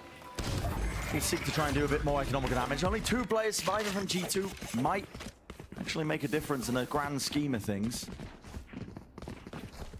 Yeah, round 15, this is not going to be a great bonus round by from G2. It's going to look much more like a full eco.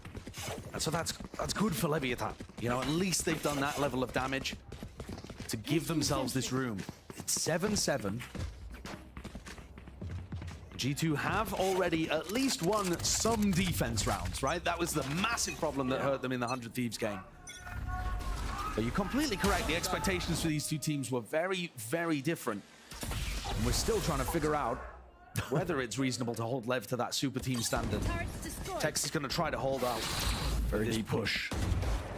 Tex seeking to contain. He actually does spot a lot of these plays. You are way ahead of the curve right there. Trying to take this fight, and there's a tip-top dance on display. Jonah P narrowly avoiding all those bullets. A call to recontest here by Lev. Yeah, and they know it. They should know it. They should know it. Trent is out in the open, man. If they haven't reacted into A, they're definitely going for it. This is chaotic. This is messy. It's getting muddy. 3 players alive still from Lev, all bunched into spawn. No map. Walking right into it. They just don't have a clue and still come up with a kill. I mean, Leaf had already given away that he was playing in that spot. What is going on? Lev are just assuming that they've given it up. Look at Jonah B behind as well. Full chaos mode for G2. It is. Jackson of it spots it out with the spike drop down. He doesn't know where the other 2 are. Never gonna be finding this one difficult though. Look at that, just a full takeaway from the flash. Pick it back up though, spike in their hands. They have to call to try and clear this player out, which is Jonah P just here. Nice movement alongside the aim. Com is able to at least deal with that one, the first obstacle, but there's only 18 seconds left. G2 are assuming that they have to go A, but there is actually Where are they going? time, I think there's enough time for them to be able to go to the B site. 10 seconds. It's going to be a match. The door's in their face! The door's in the way! Someone open it, man! 6 seconds, 5, 4, barely, maybe. I don't even know. I think he might have missed it. Getting into it's a post plant, and it's King just trying to float right back into this. Icy. It's just one man. What can you do? Blind as a bat. The crossfire setup, Lev already calling for it. They may have just won the round like that. That's on milliseconds. Milliseconds. Always flanking. Always flanking. And he's got the perfect timing. Surely. Moved all the way around. Icy. Surely. Doesn't know what the last is, but King will finally deliver it. But the game, man. I mean, the game plan there of causing maximum amount of chaos to Leviathan worked perfectly. G2 were just throwing bodies at them all across the map, slipping into timings. Look, what was the time on this? 0.1 basically, yeah, like 15. Yeah, 0.15. Nice save, let's go. Let's go. He knew that he was a team, but the Mark and And it's getting, listen, it's getting loopy. A little bit Delulu as we get into the tail end here, map 5. G2, because they took that almost as a full eco, they've got great eco here. It would be a swing round, but they've got that op online.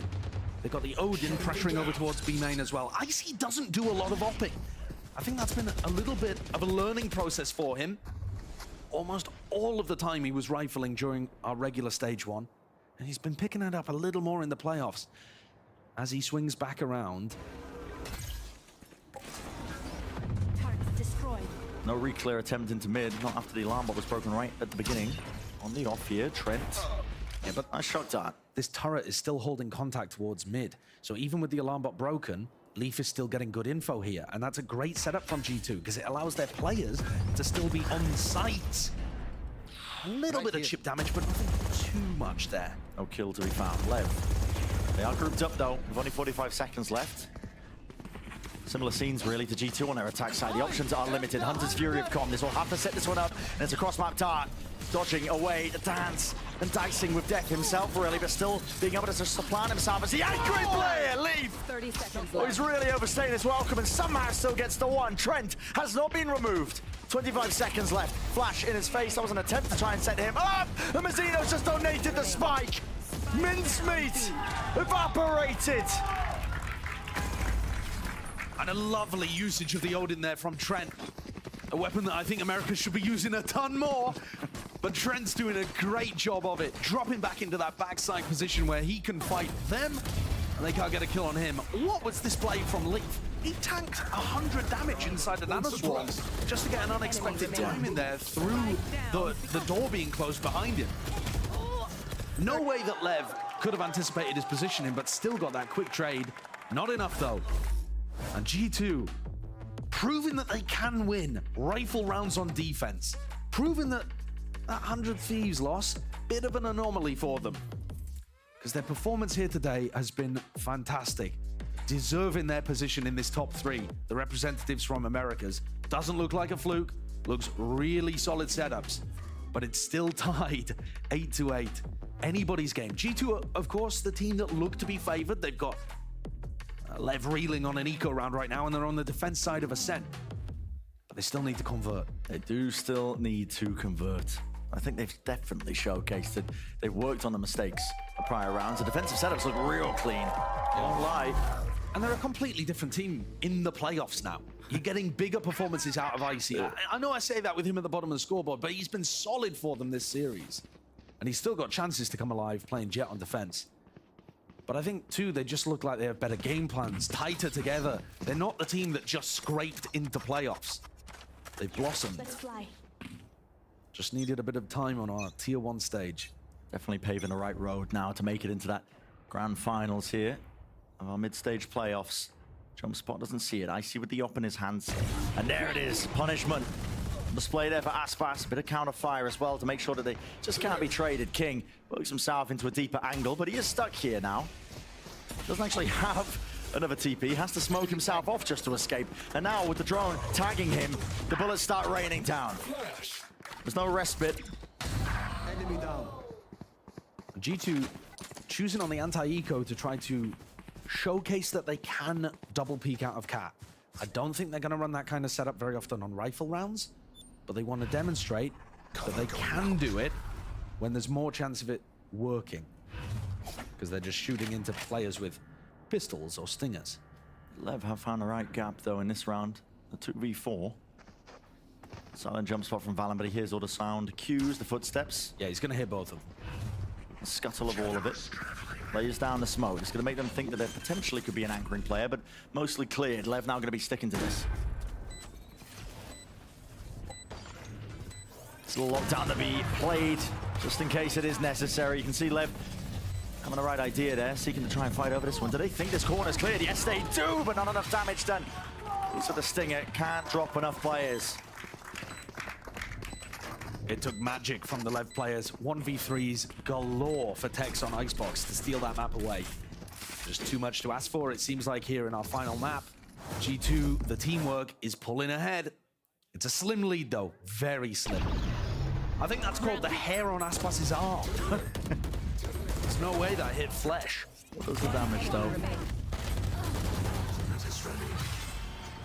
You highlighted Icy, you know, not having a strong performance on an individual basis, but I feel like the way G2 play, they don't really need a star player to pop off. It helps, don't get me wrong. Yeah. When the players can win those rounds, but so far it's that preparation, the discipline on display. This is one of the few times actually where G2's gamble is completely incorrect. They've got 4 players over towards A. And they're looking to play, by the look of it, full retake. And obviously the lockdown and the null command are fantastic retake ultimates, but they're essentially giving Leviathan the B site here. That could be dangerous. No command of their own. Mazino's going to be using it, letting it rip, moving forwards. For Swino to be a completely cleaned out site. That will be finding that out soon enough. So now it's down to post-plant positioning. People like King over towards Pizza in this spot. Did he make a footstep? I'm not too sure when he was dropping down. Let's see if he gets cleared. He's doubled up now. Crossfire set up with him and Com. Yeah, and Com can kind of distract. It's almost better to play an aggressive angle here for Com. Okay, Like we'll let loose. Let loose, Balin! Snaps to the side, 90 degrees in a double face with the updraft. G2 favored now in their approach. Chopping away, slicing out control of the map here from Lev as the smoke fades away. The Blaze just really whittling and whistling past the heads here. Lev still managing to get it done in the process. What is going on there? Mazino managed to find a kill and then is just lobbing over flashes for the rest of the team to play off. Felt like G2 should have locked those players into B main and certainly had an opportunity to kill Aspas. This one almost broke Valen's wrist. Look how good the flashes are there towards the end to put pressure on Icy and Leaf and set up Aspas. Mazino, the hidden carry of that round, able to secure his anchor position and then continue to help his teammates. 9-9. For every round that G2 start to look to pull ahead, there's an answer for Lev. Not willing to go down so easily. Not as the 3rd seed heading to Shanghai of our America's representatives. This is going to be explosive. Straight through onto the site, Icy. Confidence there to try and take that peak, and Valen with the punish onto the late rotation.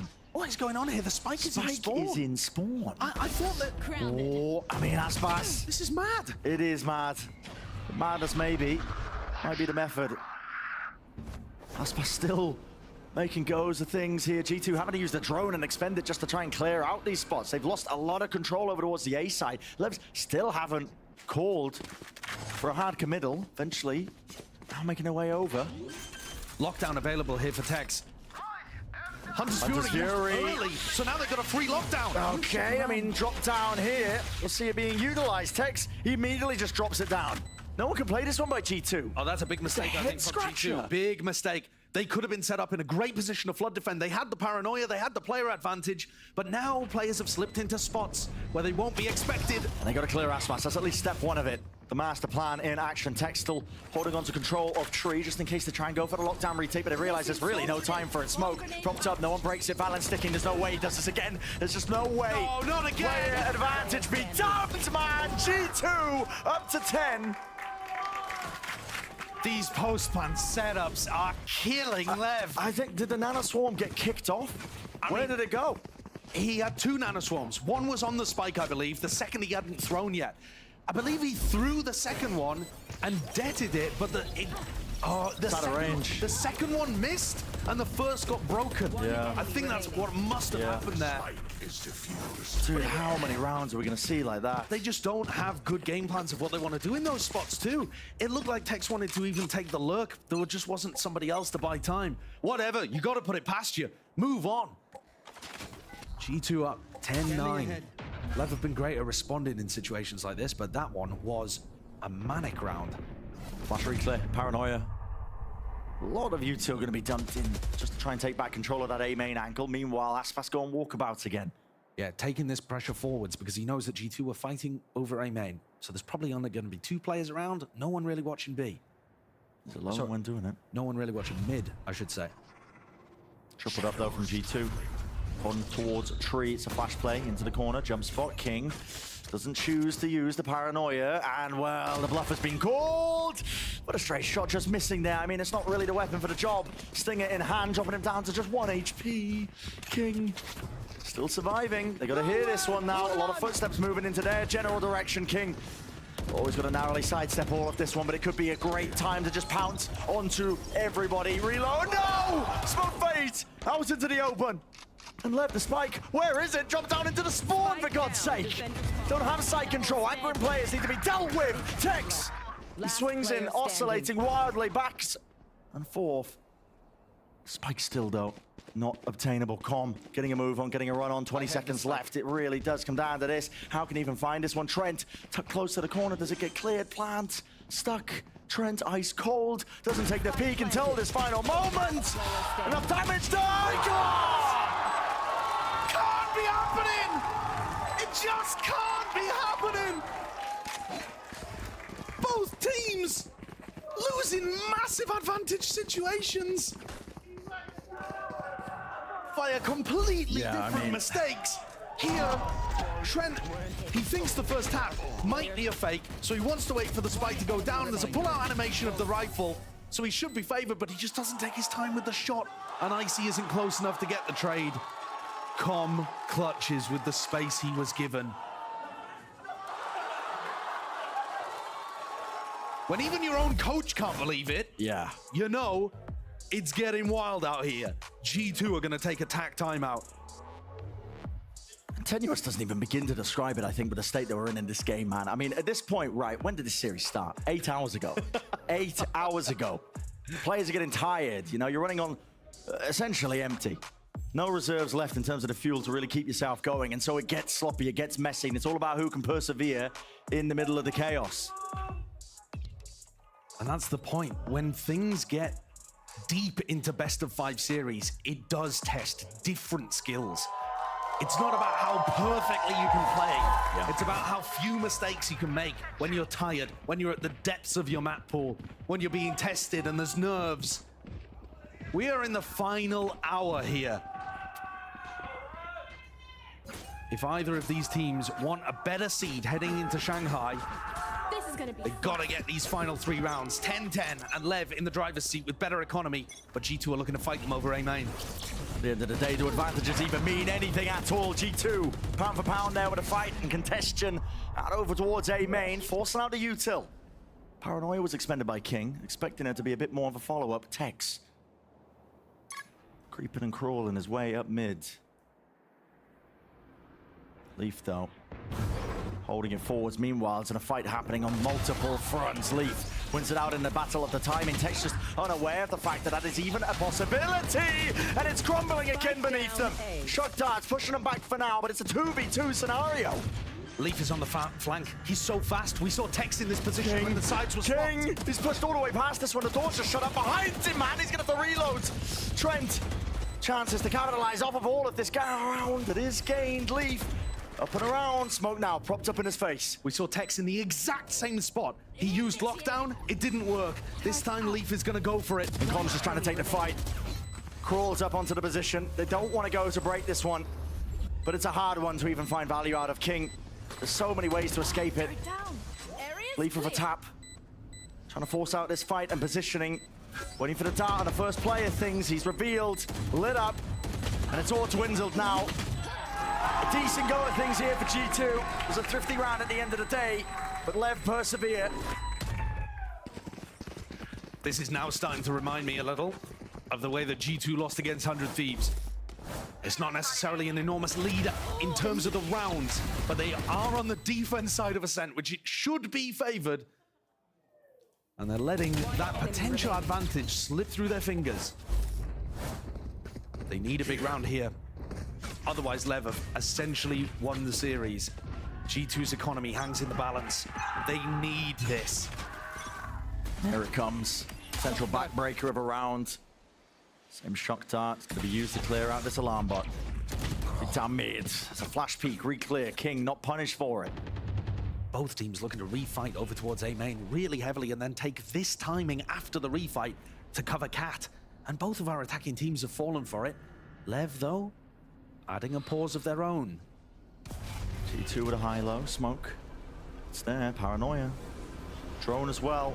Carves out a path. Paranoia is going to be used at just the right moment there, so nobody following up after the fact that it was utilized. Meanwhile, deep mid position. Door drop down in Tex's face. You might be able to Get a bit of a backstab going. They're worried about Tex. They're looking to see it in case he's got himself into a very deep position over here. When the alarm bot got broken, now these G2 players always have to be worried about a mid flank. Slow and steady. The lever looking to potentially just explode out now from the market area as soon as the door gets broken. It's only Leaf defending B. I mean, it's so weak right now if they can get past Trent. Yeah, the dash is active. That's going to be the signal now. Everybody wants to move forwards with this one here. There's a dart. At least a supplement. Anything to help this one out, but it just goes potentially in the wrong direction there, or at least broken before anybody gets pinged and targeted. Leaf is avoiding the bullets, just ducking and dodging away from this one with the flash to try and carve out any sort of access onto the side. Leaf from the back lines! This guy! He's just ruined them and wrecked them.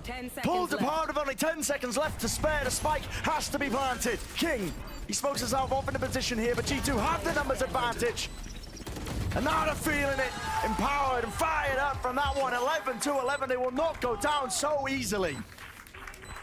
Hero plays there for G2. That's what they've kind of needed all day. Yeah. And Leaf delivers for them in backside. He had to get something going in this spot. And the fact that he got a bullet tag, I think, onto Com and just stopped him from going for the wide swing trade. Gets two of them, plays in Valen, allows the flood to happen. It looked like he had been abandoned in backside of B. And now it's Lev who are pushed down onto an eco. This game could not be more back and forth as we head into the final 2 rounds of regulation on Ascent. Possibly the final 2 rounds of the match. Quick knife's going to be used on either side here with the flashes and the dart. Smoke to cover the feed and the exit, but Icy's going to be revealed. This is the same game plan that we saw before. They're moving over to B. Tex just is hovering around in B main with the spike. How is he actually going to get in? I don't know. It's still being held. The spike's dropped down. Trent, good awareness. Dart dropped down just behind him because he knows that King is within the vicinity. But how do they deal with this one? This one singular element. King, the IGL flashed up in his face. He supported Utel as well. He can't find it. Still a kill is there. Gone with the classic. Don't know where he pulled it from. 3v3. No command. Radiates out. Emanates out. Lev getting a move on now, moving into it, but again the anchoring positions. Valen is here, ready and waiting. And so what is the call? Lev indecisive right now, but still with 50 seconds to spare. They can afford to slow this one down, but they just want to go for it. And G2, they force the issue. The 12th round at this point, they want it. They're hungry for it. Pushed around too much over the course of this series, and now one step away from closing it out. They've got to make sure that they don't get too caught up in the moment, though. We've seen them squander map points before. They were great at closing things out on Lotus. It was so important when they went up 12-10 that they shut the door in Lev's face, offered no opportunity for it to slip away. But remember that that was an eco round for Leviathan. They tried that same eco strat. Hasn't worked for them twice in a row now. Quick peeks now. But IC's going to pick himself up an operator, and G2 at match point. And this is it. It's got to be now. When Lev have got into the OT scenarios, they're taking it away twice now in this overall series, in this best of 5. They're looking to try to hard anchor over towards A. This lockdown is going to push Icy into the corner. Surely there's going to be follow-up utility for this. Look at this read. I feel like Icy's going to get baited into staying in this spot. It's actually not even a great lockdown. It gives them a lot of space to play the defense. They're trying to disguise the fact that they're coming from Catwalk, though. I'm going to take it.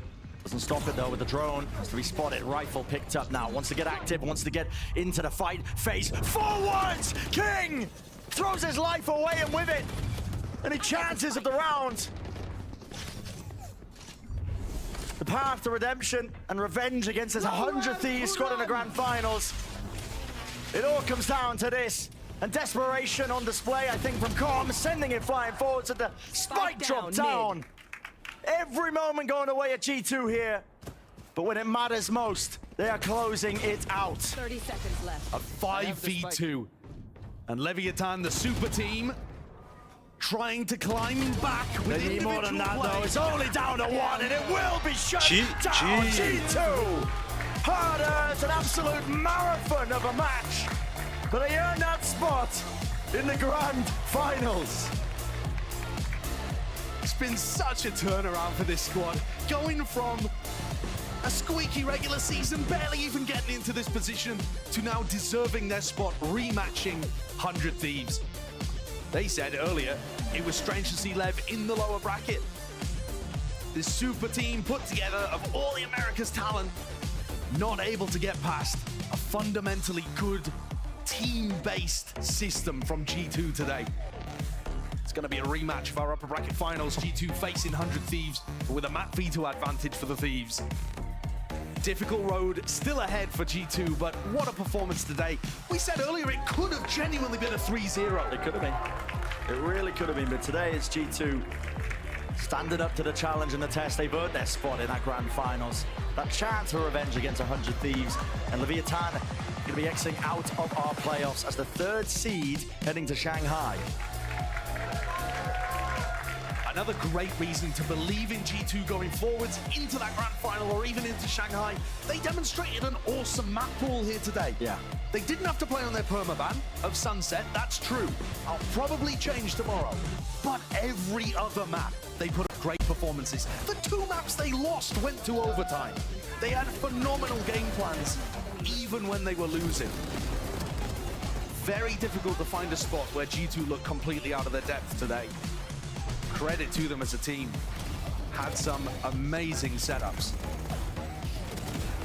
It really did take heroics from Lev to just, I mean, even put a stop to them, I think. It really did feel like the archetype of, you've just got these heavy hitter hero play moments of Leviathan, and then just this well-drilled fundamental style of G2. Carrying them all the way, push them to the limit. Don't get me wrong, listen, Lev, fantastic team to be able to do so. We almost went, I mean, all the way, right? OT into the final moments. It was extremely possible that was the case.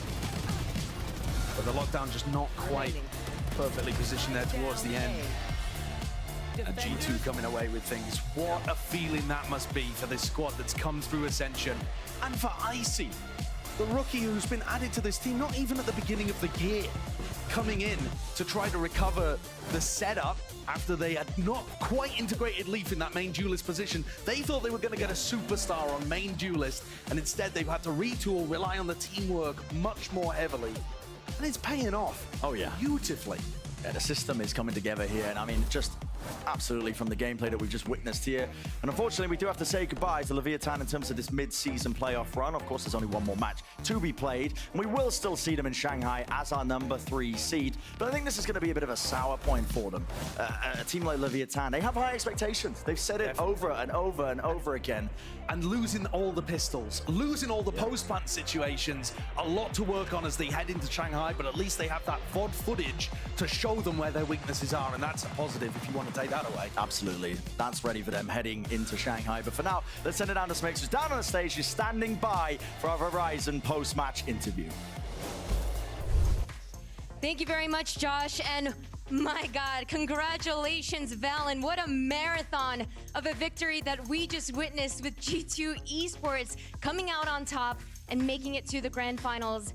I want to take a quick moment to give you some props. Your team is in this unique position of having fought through challengers. You win Ascension last year, then a disappointing start to the year with kickoffs, but then you make that roster change, you bring in Icy, you fight through all of stage 1, and finally, you are now in the grand finals. What does this mean for you?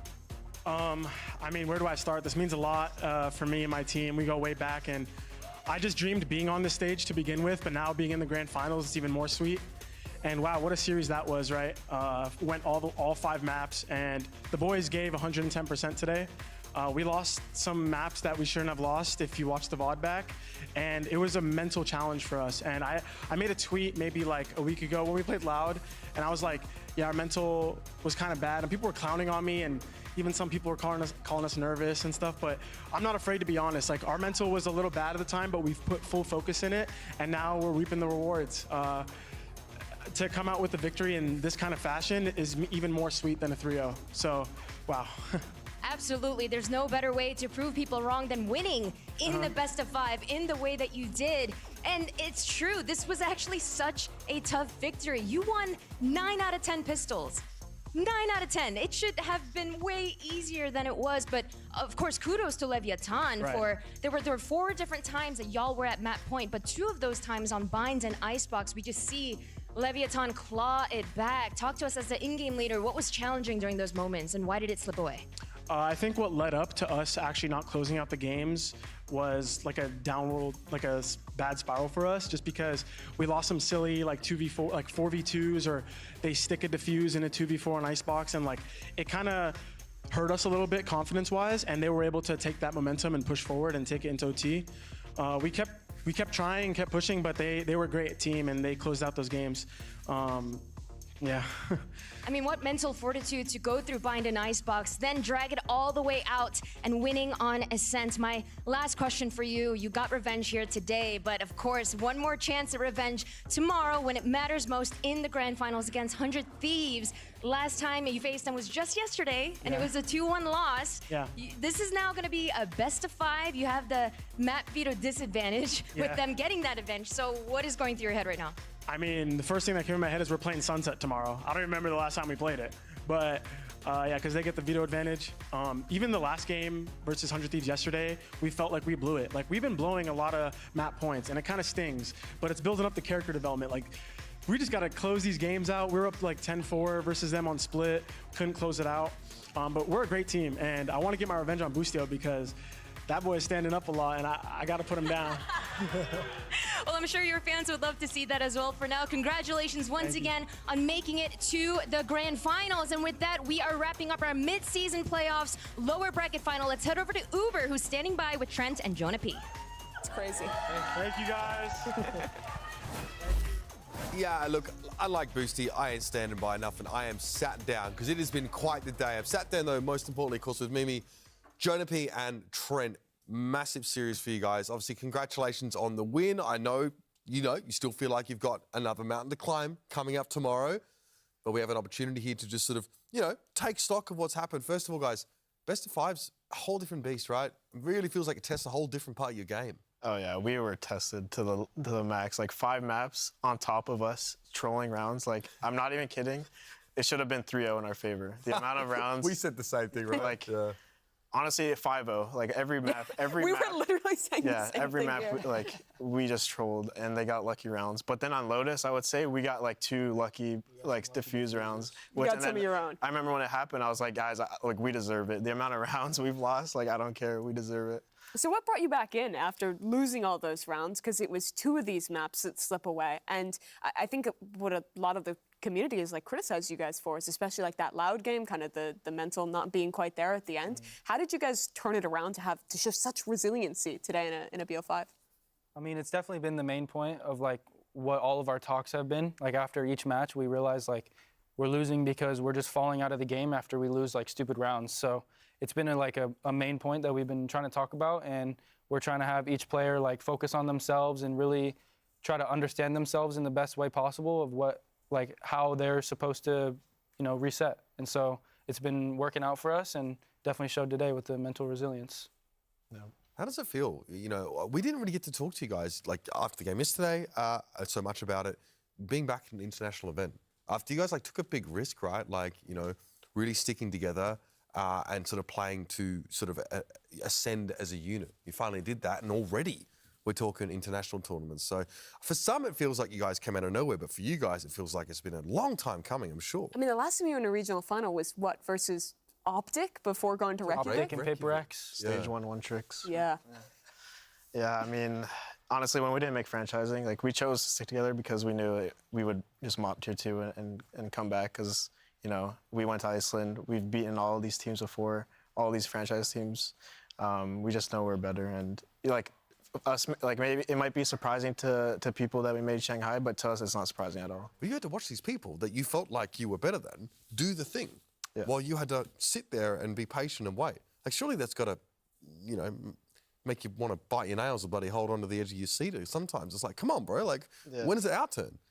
I mean, yeah, we all had, none of us wanted to not play with each other. Okay. The bond we had, especially with our I'm gonna core, cut it for today. There's was nothing fun. like it out there, so we stuck together and now we're here. Well, so much of the core That did like stay best together, of but five at the start of this G2 year, and Nev was excuse pretty me, insane. of course, Tex went his separate ways and goes off, joins Leviathan. You But guys lost to tomorrow Lev we have predominantly the first time you played them in that 3-map Heretics, series. and Now you then come we back. have, You've beaten them to get your spot in the final. a What was it rematch, like a to best kind of five get this to time play against Tex between for your second time 100 against him now? Thieves It definitely feels good. and G2. You know, it's just So I'll friendly see you banter. You know, we were tomorrow, talking same between time. maps. We were talking to them during the tech pauses. You know, just And it's always fun yeah, playing against those guys. stay safe. They're all friendly, and Bye-bye. it definitely feels very good because we felt like today we showed ourselves and